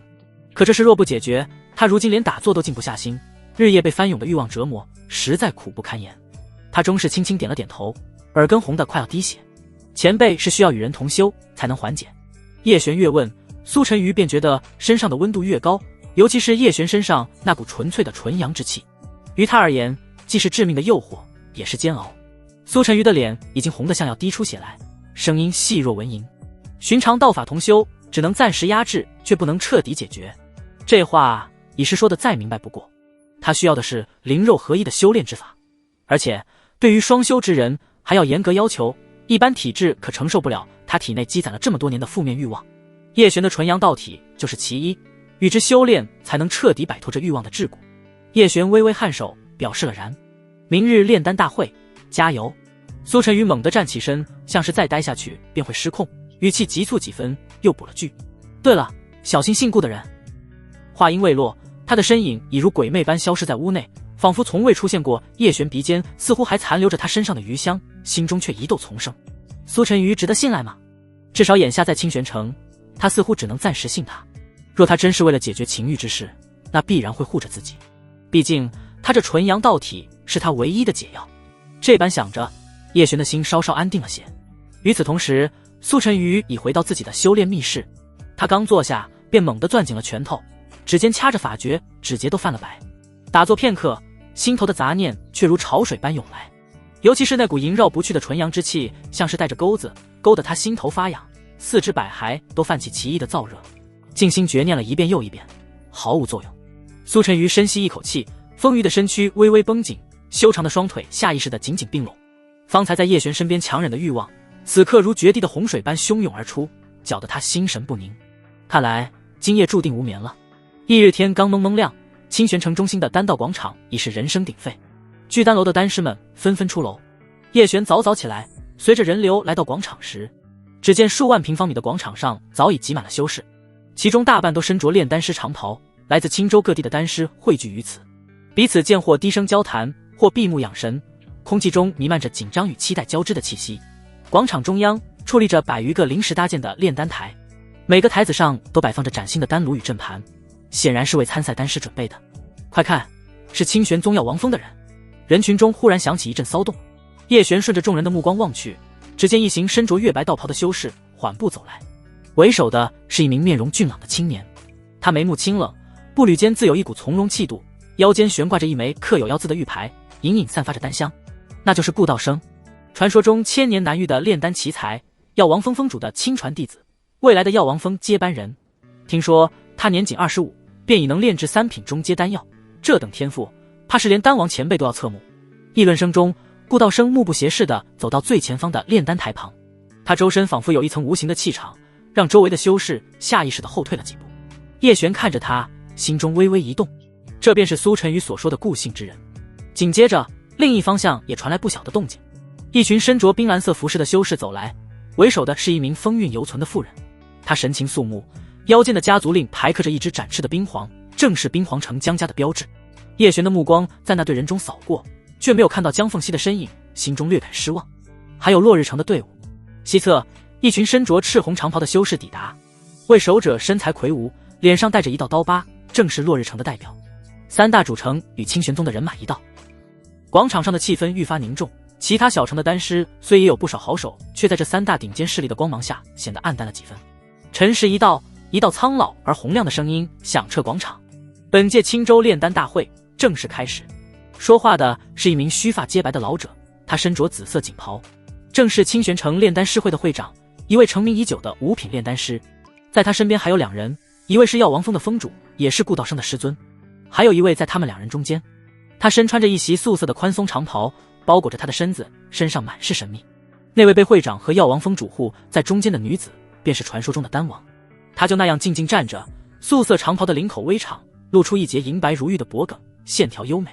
宽松的素袍遮不住她傲人的身姿曲线，她头上戴着一顶宽大的帷帽，帽檐垂下的轻纱遮住了大半面容，只隐约能看到一点柔和的下颌线条，以及一双偶尔从纱隙中泄出余光的眼眸。那目光平静无波，仿佛蕴藏着万古星河，扫过之处，连空气都仿佛凝滞了几分。他自始至终没有说一个字，甚至连多余的动作都没有，只是静静伫立在那里。可广场上数百名炼丹师，乃至周围数万修士的目光，都不由自主地被他吸引。那是一种难以言喻的气场，既非盛气凌人，也非刻意疏离，而是一种沉淀了无尽岁月的淡然与威严，仿佛世间万物皆入不了他的眼，却又能让万物在他面前自惭形秽。不少修士都是第一次见到丹王，此前只闻其名，只知其炼丹术通神，却从未想过这位传说中活了不知多少年的丹王，竟是一位女子。那素袍下隐约可见的傲人曲线，与她周身那股超脱凡俗的气质交织在一起，更添了几分令人心悸的神秘。炼丹师会长清了清嗓子，声音带着抑制不住的激动，打破了这份宁静。诸位，想必大家都已猜到了，这位便是我们青州炼丹界的定海神针丹王前辈。他顿了顿，郑重道：前辈此次出关，除了见证本届炼丹大会，还有一件重要的事，前辈有意在此次大会中挑选一位心性天赋皆出众的后辈，收为唯一的关门弟子。哗！此言一出，整个丹道广场瞬间沸腾，无数炼丹师的眼中爆发出炽热的光芒，看向丹王的目光充满了狂热与渴望。成为丹王的关门弟子意味着什么？意味着能得丹王亲传，意味着一步登天，意味着在炼丹一道上将拥有旁人难以想象的起点。而那些刚刚才惊觉丹王是女子的修士，此刻更是心神激荡。这位神秘到极致、气质绝伦的丹王，不仅是传说中的炼丹大能，竟是一位女子。这颠覆性的认知让他身上的神秘感愈发浓重，也让那份收徒的诱惑变得更加令人疯狂。然而身处风暴中心的丹王依旧静立不动，帷帽下的目光缓缓扫过下方摩拳擦掌的丹师们，他一双深邃的眼眸带着淡漠，没有任何的波动，仿佛世间所有的喧嚣与渴望都与他无关。叶璇感觉这位丹王有些装逼。第一轮比试规则与往届相同，炼丹师会长顾长河声音传遍全场，稍后将为各位分发相同的药材，3品初阶万象回春丹的材料1份，诸位需以最快速度炼制，最终以成丹数量与成色论胜负，前100名晋级第2轮。话音落下，早有修士推着车，将一份份药材分发到各个炼丹台。叶璇接过自己的那份，目光落在药材上，心中定了定神。万象回春丹虽是3品出阶，但对火候的稳定性要求极高，既要保证数量，又要兼顾成色，绝非易事。他深吸一口气，走到属于自己的炼丹台前，看着周围摩拳擦掌的丹师，气氛变得紧张而又激烈。叶璇瞥了一眼不远处最为瞩目的顾道生，他神情淡然平静，一脸的自信。随着会长一声开始，100余个丹炉同时燃起丹火，各色火焰在晨光下跳动，一股混合着多种药材的香气渐渐弥漫开来。炼丹大会的第一轮比试正式拉开帷幕，100余个炼丹台上同时燃起丹火，各色火焰跳跃升腾，映亮了每张紧张的脸庞。叶璇深吸一口气，目光落在面前的药材上。万象回春丹比他之前炼制的运灵丹更为复杂，需融合7种主药，12种辅药，药效不仅要兼顾疗伤，更要蕴含生生不息的春回之力，对药力的平衡掌控要求极高。果然，3品丹材是这里的门槛。他心中暗道，周围已有不少丹师额头渗出细汗，有的在反复检查药材，有的在凝神推演步骤，显然对这3品丹颇为忌惮。这其中大部分都是各个下乘的炼丹师，他们大部分的实力不过2品高阶，能到达3品炼丹师水平的很少，可能就是各个下乘选拔出来的丹魁，勉强能有这水平。叶璇想起洛青衣临行前的话，此刻才真正明白，连3品丹都练不明白，在这青州炼丹大会上确实连竞争的资格都没有。前100名的名额意味着必须超越至少半数的对手。叶璇不再犹豫，指尖灵力微动，丹炉内瞬间腾起一簇温润的淡金色火焰，这是他以纯阳灵力催动的丹火。他没有急着投药，而是先以神识将《太初丹经》中关于万象回春丹的篇章在脑海中过了一遍。不同于寻常丹方的按部就班，《太初丹经》中记载的炼制之法更为精妙，需先以灵火分流之术，同时提纯3种主要的本源，再以旋流融合之法，让辅药的药力如溪流汇入江河，最后以刹那凝丹之诀，在丹火最盛时收丹，锁住那转瞬即逝的生机。这手法对神识强度与灵力操控的要求极高，正是叶璇修炼原始神魂诀后所擅长的。只见他指尖翻飞，3种主要被同时投入丹炉，淡金色的丹火骤然分成3缕，精准地包裹住药材。不多时，3股纯净的药力便在炉中升腾，彼此间却互不干扰。周围有丹师瞥见他的手法，不禁露出惊讶之色。这般同时提纯多位主要的本事，至少也得是3品丹师才能勉强做到。而在广场高处的观礼台上，那名戴着帷帽的丹王，帽檐下的目光悄然落在叶璇的炼丹台上，他的视线似乎能穿透火焰与烟雾，将叶璇每一个细微的动作，每一次灵力的流转都尽收眼底。当看到叶璇那灵火分流的手法时，他微垂的眼睑机不可察地动了一下，他修长的指尖无意识地在袖中轻轻点了点，仿佛在品评这手法的优劣。他依旧一言不发，目光却在叶璇身上多停留了片刻，才缓缓移向其他丹师。无人知晓，在广场边缘一处不起眼的阁楼阴影里，还有一道目光正紧紧锁定着叶璇。那是一名身着灰袍的老者，他脸上布满皱纹，眼神却异常锐利，手中把玩着一枚古朴的玉简，喃喃自语。这手法倒是有几分太初丹经的影子，有趣有趣。他周身气息隐匿得极好，连丹王都未曾察觉这处的窥探。丹道广场上，丹火噼啪作响，药香愈发浓郁。叶璇全神贯注，按照太初丹经的法门，正将12种辅药依次投入丹炉，淡金色的火焰化做一道旋流，将所有药力裹挟其中，缓缓融合。他额角渗出细汗，却眼神明亮。这3品万象回春丹，他有把握炼出上品，甚至冲击完美。与此同时，丹道广场外围早已被密密麻麻的赌摊和临时搭建的赌方棚子包围，各色幡旗迎风招展，上面写着压注论胜负丹徒赌乾坤等字样。吆喝声、算术声、惊呼声此起彼伏，比场内的紧张气氛更添几分喧嚣。下注了，下注了！第1轮谁能拔得头筹？顾道生大人1赔1，江家天才江辰1赔3，落日城妙音姑娘1赔4。一个满脸油光的赌方掌柜正挥着算盘，唾沫横飞的吆喝。这3位可是热门中的热门，顾大人就不用说了，药王封亲传弟子，3品丹信手拈来。江辰公子是冰皇城江家这代最出色的丹师，据说已能炼出3品中阶丹。妙音姑娘别看年纪轻，一手控火术出神入化，据传她身怀异火，炼丹天资远超同辈。周围修士挤得水泄不通，不少人咬着牙往这3人名下压注，灵石哗哗流入赌方的箱子里。那黑石城的叶璇呢？人群后有个小声的询问，立刻引来一阵哄笑。掌柜翻了翻眼皮，从账本里抽出一张不起眼的纸条，叶璇，哦，有，无名之辈，一赔20，这赔率也太吓人了。有人啧舌，掌柜的，这是明摆着不看好啊。看好？掌柜嗤笑一声，全场300多号人，他一个小破城来的，连3品丹师的名头都没挂过，能成丹不炸炉，就算他赢了。众人又是一阵哄笑，这其中不乏有人故意为之，专门试探叶璇的底细。偶有几个想碰运气的散修，犹豫半天还是把灵石押给了热门。而在最大的聚宝赌坊内，墙上挂着的巨大榜单上，顾道生的名字被朱砂圈出，下注额已堆成了小山。江辰的名字旁也聚了不少灵石，靠着冰皇城江家的名头，早已积累了不少人气。落日城的上官妙音则因一手流火炼丹术声名在外。掌柜的，再追加10块中品灵石，压顾师兄第一。一个清玄宗弟子拍着桌子喊道，引来一片附和。我压江辰公子，江家的丹术传承岂能输给旁人？苏姑娘才是黑马，我赌她能进前3。赌坊内人声鼎沸，没人注意到角落里一个戴着斗笠的修士默默将一袋灵石推到叶璇的下注栏前。掌柜的惊讶地看了对方一眼，随即打开袋子惊呼出声，这3块上品灵石，这位道友，你没押错吧？这是叶璇。没错。斗笠修士声音是个女子，声音平淡清冷。如果叶璇在这里，肯定能够第一时间听出来声音的主人是谁。江凤熙，道友，押注之后一概不能反悔，你可想好了？不要废话，给我押钱。嘿，行。掌柜的一脸遇到财神爷的表情，急忙排出带有印记的押注签。一处客栈雅间，喝着酒聊着天，就能望着丹台上的众多炼丹师。两人身穿着清玄宗的袍子，低声道：顾执事也是多虑了，洛青衣选中的家伙不值一提。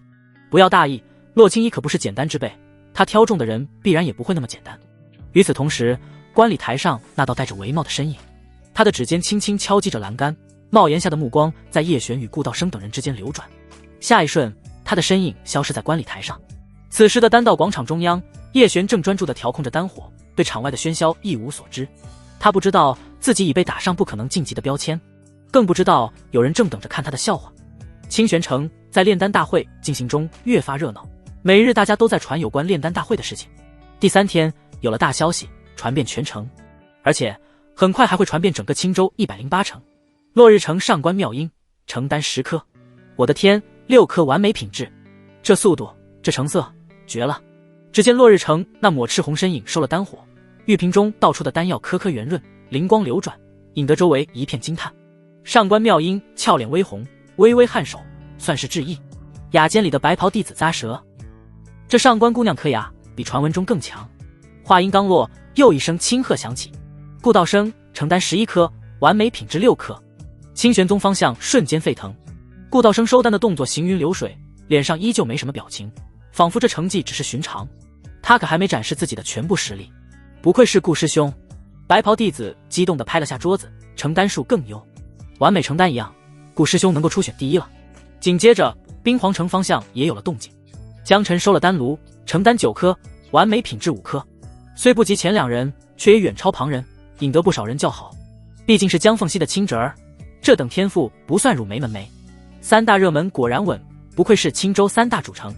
灰袍弟子点头，剩下的估计就是争个前100了。两人目光扫过全场，最后落在叶璇身上时，忍不住笑了。别人都在收丹了，这小子还在慢悠悠的控火。丹炉里的药力翻涌的不急不缓，像是在玩过家家。你看他不是在凑数。就在这时，叶璇终于动了，他指尖结印，丹炉顶盖轻起，一股清冽的药香弥漫开来。雅间里，2个清玄宗弟子刚为顾道生的成绩干了杯，正说着叶璇肯定要垫底，就见广场中央忽然亮起一道璀璨的灵光。那是什么？白袍弟子指着叶璇的炼丹台，手里的酒杯哐当掉在桌上。只见叶璇双手结印，丹炉顶盖被一股柔和的灵力托起，炉口处霞光流转，紧接着一颗颗圆润饱满的丹药如珍珠般飞出，被他精准地收入玉瓶中。1颗、2颗、5颗、10颗，直到第18颗丹药落瓶，炉口的灵光才缓缓散去。负责登记的修士早已看呆了，颤抖着手拿起玉瓶轻点，声音满是不可置信：叶璇成丹18颗，其中完美品质10颗。轰！全场瞬间炸开。刚才还在为顾道生9颗成丹惊叹的修士们，此刻嘴巴张得能塞下鸡蛋。18颗，这是什么概念？3品万象回春丹的药材分量，能炼出10颗就已是顶尖水准，18颗简直是逆天。更别说其中还有10颗完美品质，那灵光流转的模样，恐怕让5品丹师来炼的丹药也不过如此。雅间里，白袍弟子的脸刷得白了，喃喃道：“18颗，我没听错吧？这小子是把药材当豆子炒了。”灰袍弟子也瞪大了眼，半晌才憋出一句：“这哪是扮猪吃老虎，这是把老虎都给按在地上揍啊！”丹道广场上，顾道生原本平静的脸色第一次有了波动，他猛地转头看向叶璇，眼神里充满了难以置信。上官妙音一双明亮的大眼睛上下打量着叶璇，江晨更是直接站了起来，死死盯着叶璇。这小子谁啊？以前怎么从未听闻过？他们拼尽全力才练出10颗、8颗，这无名之辈竟能翻1倍还多。而最热闹的还是外围的赌坊18颗，完美10颗。聚宝赌坊的掌柜听到消息，当场腿一软瘫在椅子上，算盘珠子滚了一地。疯了，这绝对疯了！1赔20的赔率，谁他妈开的盘？我压了叶璇，我压了100块下品灵石，有赌徒修士手里的赌票都被捏皱了。20倍，我发了！我的天，早知道这小子这么猛，我砸锅卖铁也得压他。赔，快赔钱！我们压了叶璇晋级的。各大小赌坊里瞬间乱成一锅粥，赢了的狂喜，输了的哀嚎，还有人捶胸顿足，后悔没敢碰这个赔率之王。观礼台后，刚现身的丹王停下脚步，帷帽下的目光第一次真正聚焦在叶璇身上，那原本平静无波的眼神里似乎闪过一丝讶异，指尖敲击栏杆的节奏微微一顿，虽依旧没说话，却没人敢忽视这瞬间的变化。这叶璇以后绝非池中之物。叶璇将玉瓶交给登记修士，感受着四面八方投来的震惊目光，心中暗暗点头，就是要这样。18颗成丹，10颗完美，足够震撼所有人，足够让丹王注意到自己了。他抬眼望向观礼台的方向，心中念头转动，若是能得丹王青睐，哪怕只是多看几眼洛青衣的那些对家，怕是也要掂量掂量。有丹王这尊大佛在，谁还敢轻易动他？各大小赌坊里哀嚎一片，押中了叶璇的寥寥数人则成了全场最靓的仔，被一群输红了眼的修士围着羡慕嫉妒恨。丹道广场上，叶璇将丹药交给登记修士，脸上没什么波澜。经过这次的炼丹大会，叶璇这个名字已经刻进了不少人的心里。炼丹大会第1轮的魁首，而且是断层领先。断层压制清玄宗的千年一遇的天才丹师顾道生，3大主城的天才一辈被叶璇死死按在丹炉之下。第1轮炼丹大会在第5天全部结束，炼丹成绩也全部统计完毕。榜单一公布，整个清玄城彻底炸了锅。虽说大家都已经知道叶璇是帮手丹魁无疑，但现在看到分数，则是更直观地感受到了什么叫碾压夺魁。榜单上，叶璇140分几个大字红得刺眼，像座珠穆朗玛峰似的杵在那儿，把后面的名字衬得像小土坡。顾道生82分，上官妙音80分，江晨70分。搁往常，这成绩足以笑傲群雄，可跟叶璇一比，活像是被按在地上摩擦。我的天，140分，这分儿是用灵脉堆出来的吧？10颗完美丹，1颗10分，这就100了，剩下8颗上品丹，1颗5分，正好140分。叶璇是黑石城的，以前听都没听过，这下好了，全青州都得记住这地名。榜单被抄入了无数份，像长了翅膀似的飞遍青州108城。黑石城更是疯了。消息传到城主府时，洛青衣原本还在静心修炼，一脸从容不迫。母亲，母亲。当洛雪兴奋激动地跑进来的时候，她眉头微微一皱，淡淡道：“何事如此激动？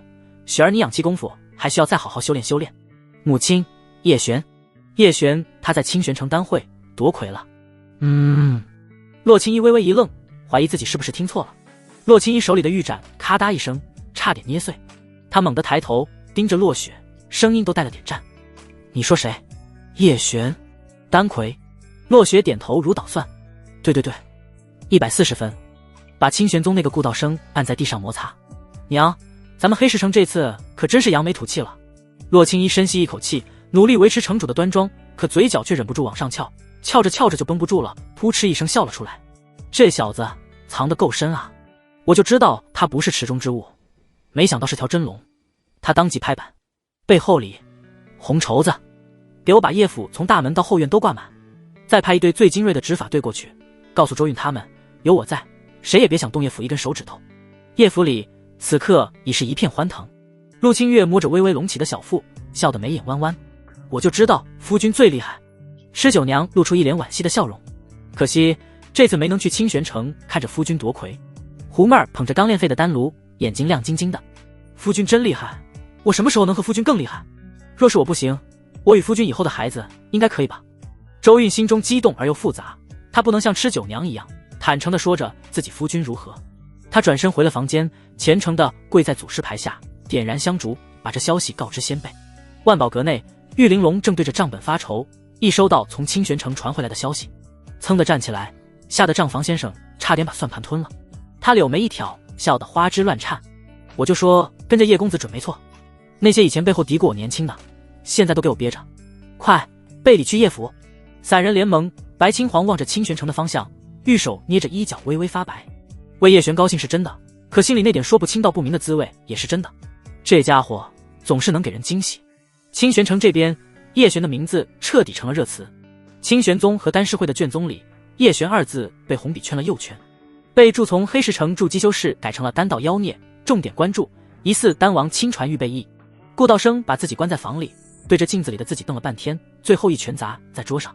140分又怎样？我那是没发力，故意藏了3成实力，想第二轮再惊艳全场，没想到被这小子捡了漏，大意了。第二轮看我不把他按回泥里。晚上，叶璇刚回到聚丹楼，就被一群丹师围了个水泄不通。叶丹魁，以后还请多多指教啊。叶兄，我这有猪300年的老餐，不成敬意。叶兄，我家亲妹年方18，貌美如花，不喜欢年轻的，我有一姑祖，年方108元婴完好，也是风韵犹存，您考虑考虑。叶璇笑着敷衍一番，好不容易才挤出人群，回到自己房间。刚想喘口气，门又被敲响了。开门一看，是苏晨瑜。她依旧穿着渐月白色的纱裙，领口开得恰到好处，露出一抹诱人的雪白，脸上带着几分酒后的酡红，眼神水汪汪的，像只蓄满了水汽的狐狸。叶小友，恭喜啊！她声音软软糯糯的，带着一股若有似无的香风。人还没进门，身子就先倾了过来，几乎要靠在叶璇身上。叶璇下意识往后退了半步。苏前辈客气了，这么晚来此有何事？苏晨瑜玉手一挥，来给你送丹师会为你新准备的丹师符牌，3品初阶炼丹师。叶璇拱手，多谢前辈。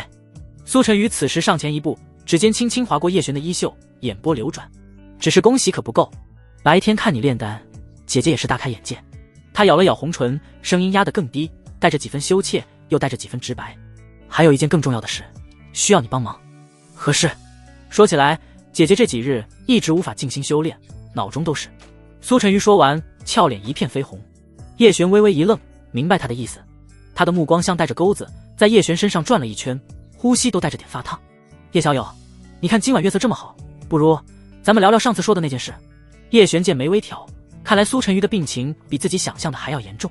今晚就开始。苏晨瑜见他态度犹豫，不由玉手一挥，房门紧紧关上。快些，人家真的受不了，这样下去会疯掉的。与此同时，叶璇的屋顶无声无息的又出现了一道身影。江凤熙站在原地，身形凝固，脸色有点发白。他是听说叶璇拿了第一，特意想来道贺，没想到却听到这么一番暧昧的对话。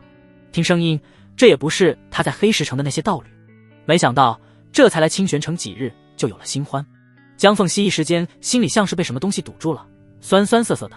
江凤熙站在屋顶，身姿挺拔如冰封上的孤松，连衣角都没被夜风吹得乱飘半分。他平日里那双清冷如寒潭的眸子，此刻像是结了层薄冰，里面藏着的情绪翻涌，却被他死死冻在眼底，半点不肯外露。听到屋里那句带着喘息的快些，脸颊疼的一下红透了。他攥着拳头，心里像揣了只乱撞的兔子，又酸又涩。这女子修为不俗，怎么却像是个浪荡女修一般？江凤熙从小被教导喜怒不形于色的天之娇女，此刻却硬生生被这几句暧昧话搅得心神大乱。不过是萍水相逢，他身边人再多，与我何干？他在心里冷硬地告诫自己，可那股酸溜溜的劲儿却像藤蔓似的缠上来，勒得他心口发闷。他想起在黑石城时，叶璇帮他炼化冰凤惊血时的专注，想起他偶尔流露出的温和，那些画面此刻都像被撒了醋，酸得他眼角发紧。他堂堂冰皇城的娇女，何时为了个男人这般患得患失？江凤熙深吸一口气，努力让自己的眼神恢复往日的淡漠，仿佛屋顶下的动静只是风吹过窗棂。可只有他自己知道，方才听到苏晨瑜那声软乎乎的叶小友时，他差点没忍住，想一脚踹开房门。当然，他最终只是冷哼一声，转身离去，衣袂翻飞间带起的风都比平日里冷了3分。那背影依旧挺拔孤傲，只是脚步比来时快了些，像是身后有什么烫人的东西在追，连落在地上的影子都透着股说不出的黯然。屋内，苏晨瑜见叶璇还在怔愣，眼波流转间，他那成熟丰腴的身子微微前倾，胸前的弧度在纱裙下若隐若现。他伸出指尖轻轻点了点叶璇的膝盖，声音带着勾人的颤：叶小友，再愣着，姐姐体内的火可就要烧出来了。叶璇回神看着眼前这位浑身散发着成熟韵味的大姐姐，喉结动了动。功法运转需心无旁骛，前辈可得稳住，有你这纯阳道体在，姐姐稳得住。苏晨瑜轻笑一声，盘膝坐好，宽大白袍滑落肩头，露出一截银白的脖颈。开始吧。两人掌心相对，叶璇运转起阴阳无极功，一股温和的纯阳之力缓缓渡过去。苏晨瑜绯红的俏脸微微一仰，轻吟出声。他体内的七情六欲瞬间像是找到了归宿一般，顺着他的经脉缠上来，两股力量在两人之间交织流转。刚运转没半刻，苏晨瑜忽然闷哼一声，身子一歪，差点栽倒。体内的欲望是找到了发泄之地，狂涌而出。叶璇眼疾手快，伸手揽住他的腰，入手处软绵温热，隔着薄薄的衣料，能清晰感受到那惊人的弹性。对不住，体内欲望似乎要疯了。苏晨瑜抬头，媚眼如丝，他一头青丝扫过叶璇的下巴，带着淡淡的香，眼神水汪汪的，像是受了委屈的小猫。叶璇赶紧松开手，耳根发红。无妨，集中精神。可接下来的修炼总免不了磕磕碰碰，有时是苏晨瑜没坐稳，肩膀撞上他的胳膊，有时是灵力波动太大，两人的呼吸交缠在一起，每一次触碰都像有电流窜过。苏晨瑜的脸颊越来越红，眼神也越来越媚，看得叶璇心猿意马。可能是他体内积攒的七情六欲太多，让叶璇的心智都受到了影响，他已经有意的在控制对方，但还真是头一次差点这样走火入魔。好不容易熬到功法运转完一个大周天，苏晨瑜长长舒了口气，眼底的躁动褪去不少，连带着眉眼都柔和了。一晚上的时间缓缓流逝，第二天晨曦渐起，照亮了整个房间。叶璇见他体内欲望已经逐渐得到控制，稍微松了一口气。苏晨瑜缓缓睁开眼眸，明眸中闪过一丝惊喜，果然有用，多谢叶小友，前辈不必客气。叶璇松开了苏晨瑜柔软的手掌，苏晨瑜起身时故意慢了半拍，指尖划过叶璇的掌心，这点谢礼可别嫌少。说着，他递过一个鼓鼓囊囊的储物袋，叶璇打开一看，好家伙，3块上品灵石，还有1瓶丹药。丹药是聚阳丸，3品高阶丹药，可补身子也可提升修为。叶璇捏着储物袋，看着苏晨瑜那副姐姐很满意的笑容，突然觉得这场景有点眼熟，这不就跟那些花楼里恩客打赏姑娘的戏码反过来了吗？他低头看了看自己，又看了看这丰厚的谢礼，嘴角抽了抽，合着他辛辛苦苦运功半天，还得防着这位大姐姐的无意触碰，最后落得个被重金打赏的下场。你好生休息，过2日就是炼丹大会的决赛，姐姐看好你。对了，有我在，这几日没人会来打扰你。苏晨瑜说完，扭着蛮腰逃臀，瞬间消失。叶璇望着苏晨瑜摇曳生姿消失在门口的背影，摸着怀里沉甸甸的储物袋，脑子里冒出个荒诞的念头：我这算不算持证上档的男模？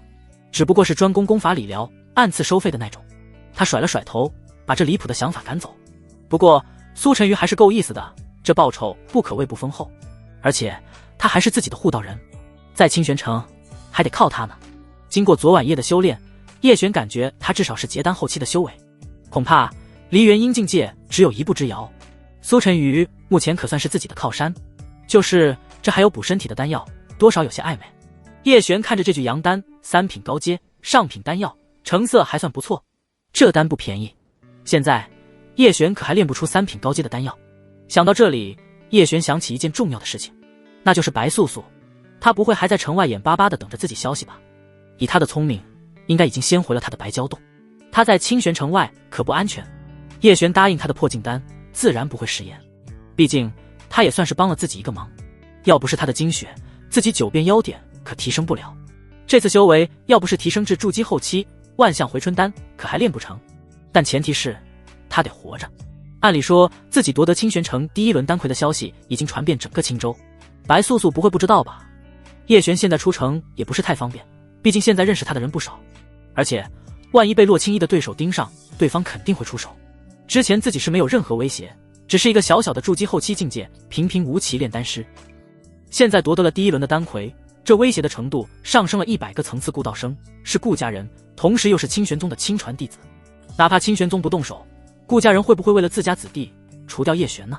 毕竟这次的丹魁很有可能被丹王收入门下，这个名额谁不想要？顾家想要除掉自己的心肯定无比迫切，已经不只是洛青衣的原因了。所以现在叶璇不可能为了去找白素素而把自己置于险地，现在至少得等炼丹大会结束之后，看有没有机会遇到活着的他。现在各方，尤其是3大主城的家族和宗门，对于自家的天才获得的名次很不满意。就像原本志在榜首的顾道生，试图压制顾道生的上官妙音，还有想要在前3的江辰，都被横空出世的叶璇给打乱了。第2轮的决赛竞争必然会更加激烈，尤其是顾道生，他可是还没完全激发自己的底蕴和潜力。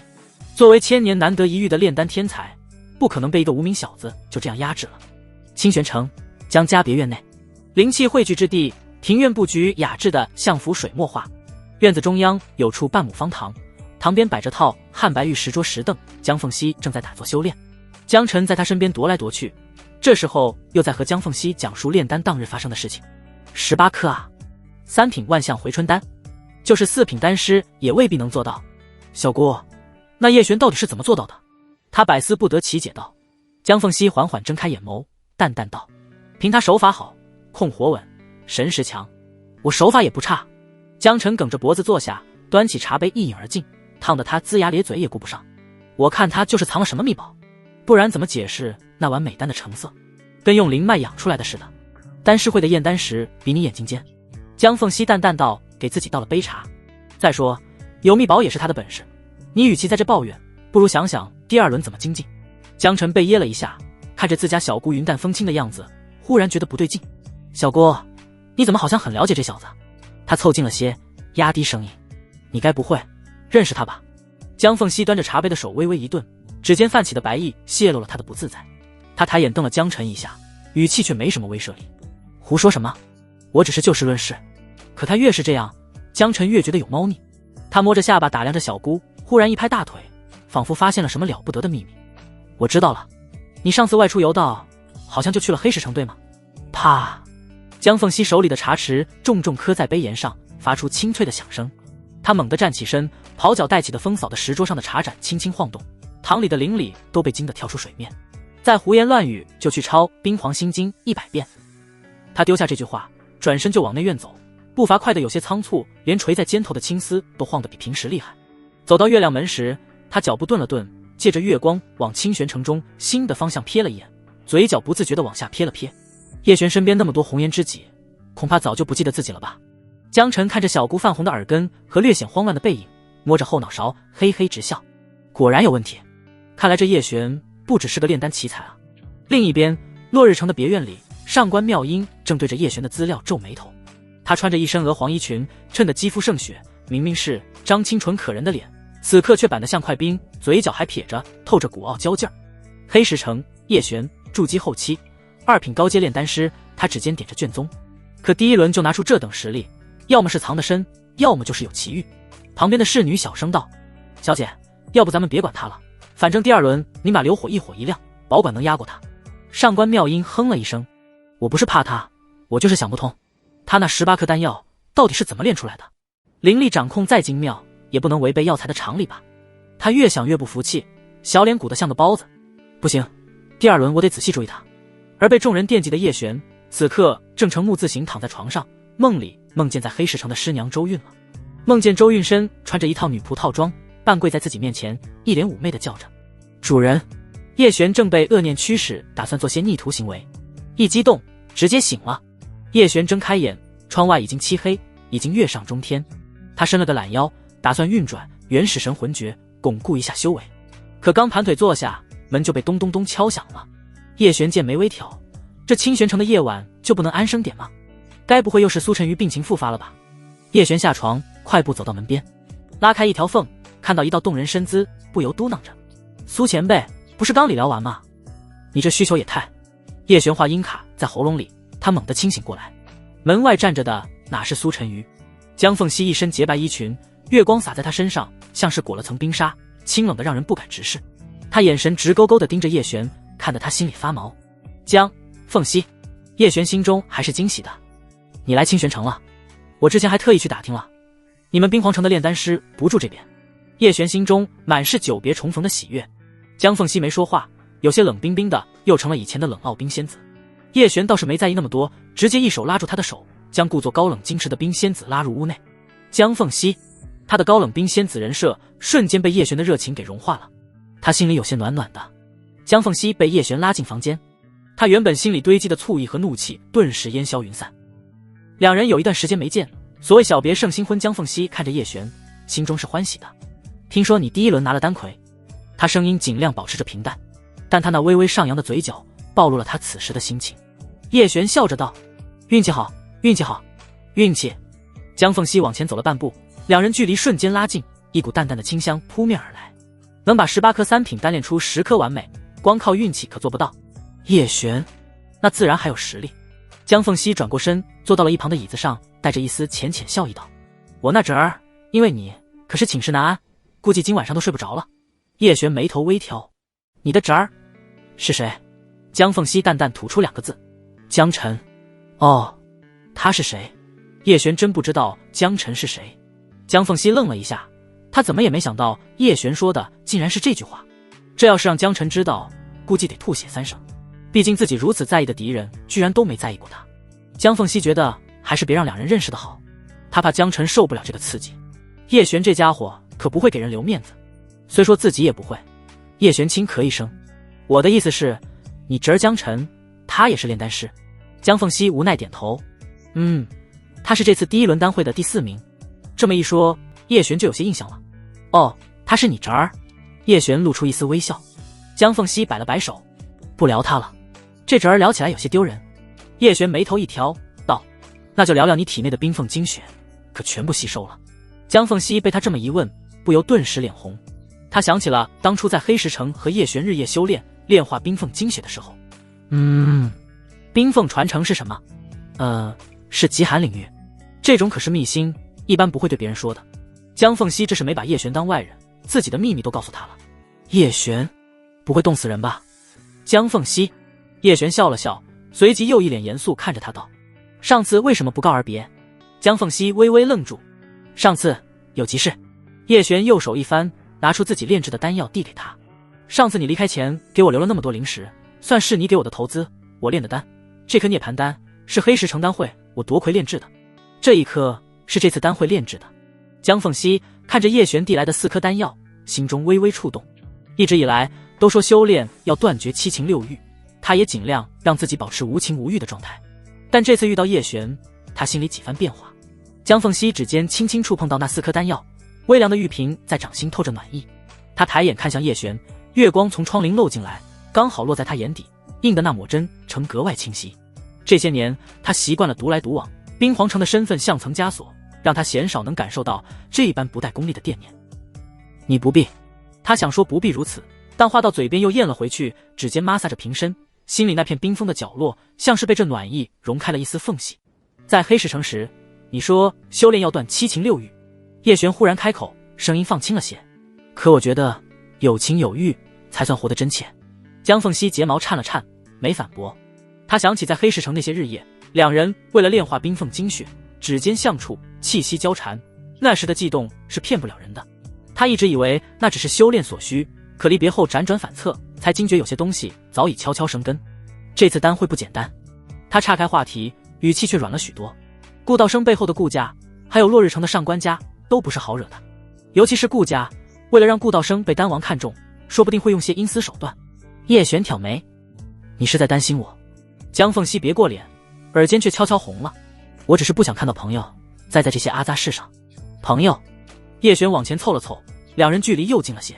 他能闻到他发间的冷香，我还以为我们不只是朋友。江凤熙猛地转头看他，眼底闪过一丝慌乱，随即又被他强压下去，只低声道：修炼者不该耽于儿女情长。话虽如此，他却没再挪开视线，就那么望着他，仿佛要将这些日子的思念都补回来。两人有一搭没一搭地聊着，从丹会的药材聊到当时在古墓雪山，从顾道生的傲气聊到上官妙音的傲娇，明明是些寻常话题，却像是有说不完的话。窗外的月光渐渐西斜，庭院里的虫鸣都低了下去，屋里的烛火却依旧明亮。夜深了，我该回去了。江凤熙站起身，整理了一下衣袍，指尖却下意识地绞着袖口。叶璇忽然伸手轻轻拉住了他的手腕，他的手腕纤细，肌肤微凉，像上好的暖玉。江凤熙浑身一僵，猛地回头看他，眼底满是诧异。我想帮你再炼化一次冰凤精血。叶璇的声音很轻，却带着不容置疑的认真。上次匆忙，总觉得还有些地方可以更精纯。而且，他顿了顿，嘴角勾起一抹浅笑。我想多跟你待一会儿。江凤熙的心跳骤然漏了一拍，脸颊疼得红了，连带着脖颈都泛起粉色。他想抽回手，却被叶璇握得更紧了些。月光透过窗纸，在两人交握的手上投下淡淡的光晕。屋里的烛火轻轻摇曳，将两道身影拉得很长很长。此时，在江家的庭院里，无法入眠的江晨抬头看着月光，暗暗道：这么晚了，小姑怎么不在院内？她去哪了？夜不归宿。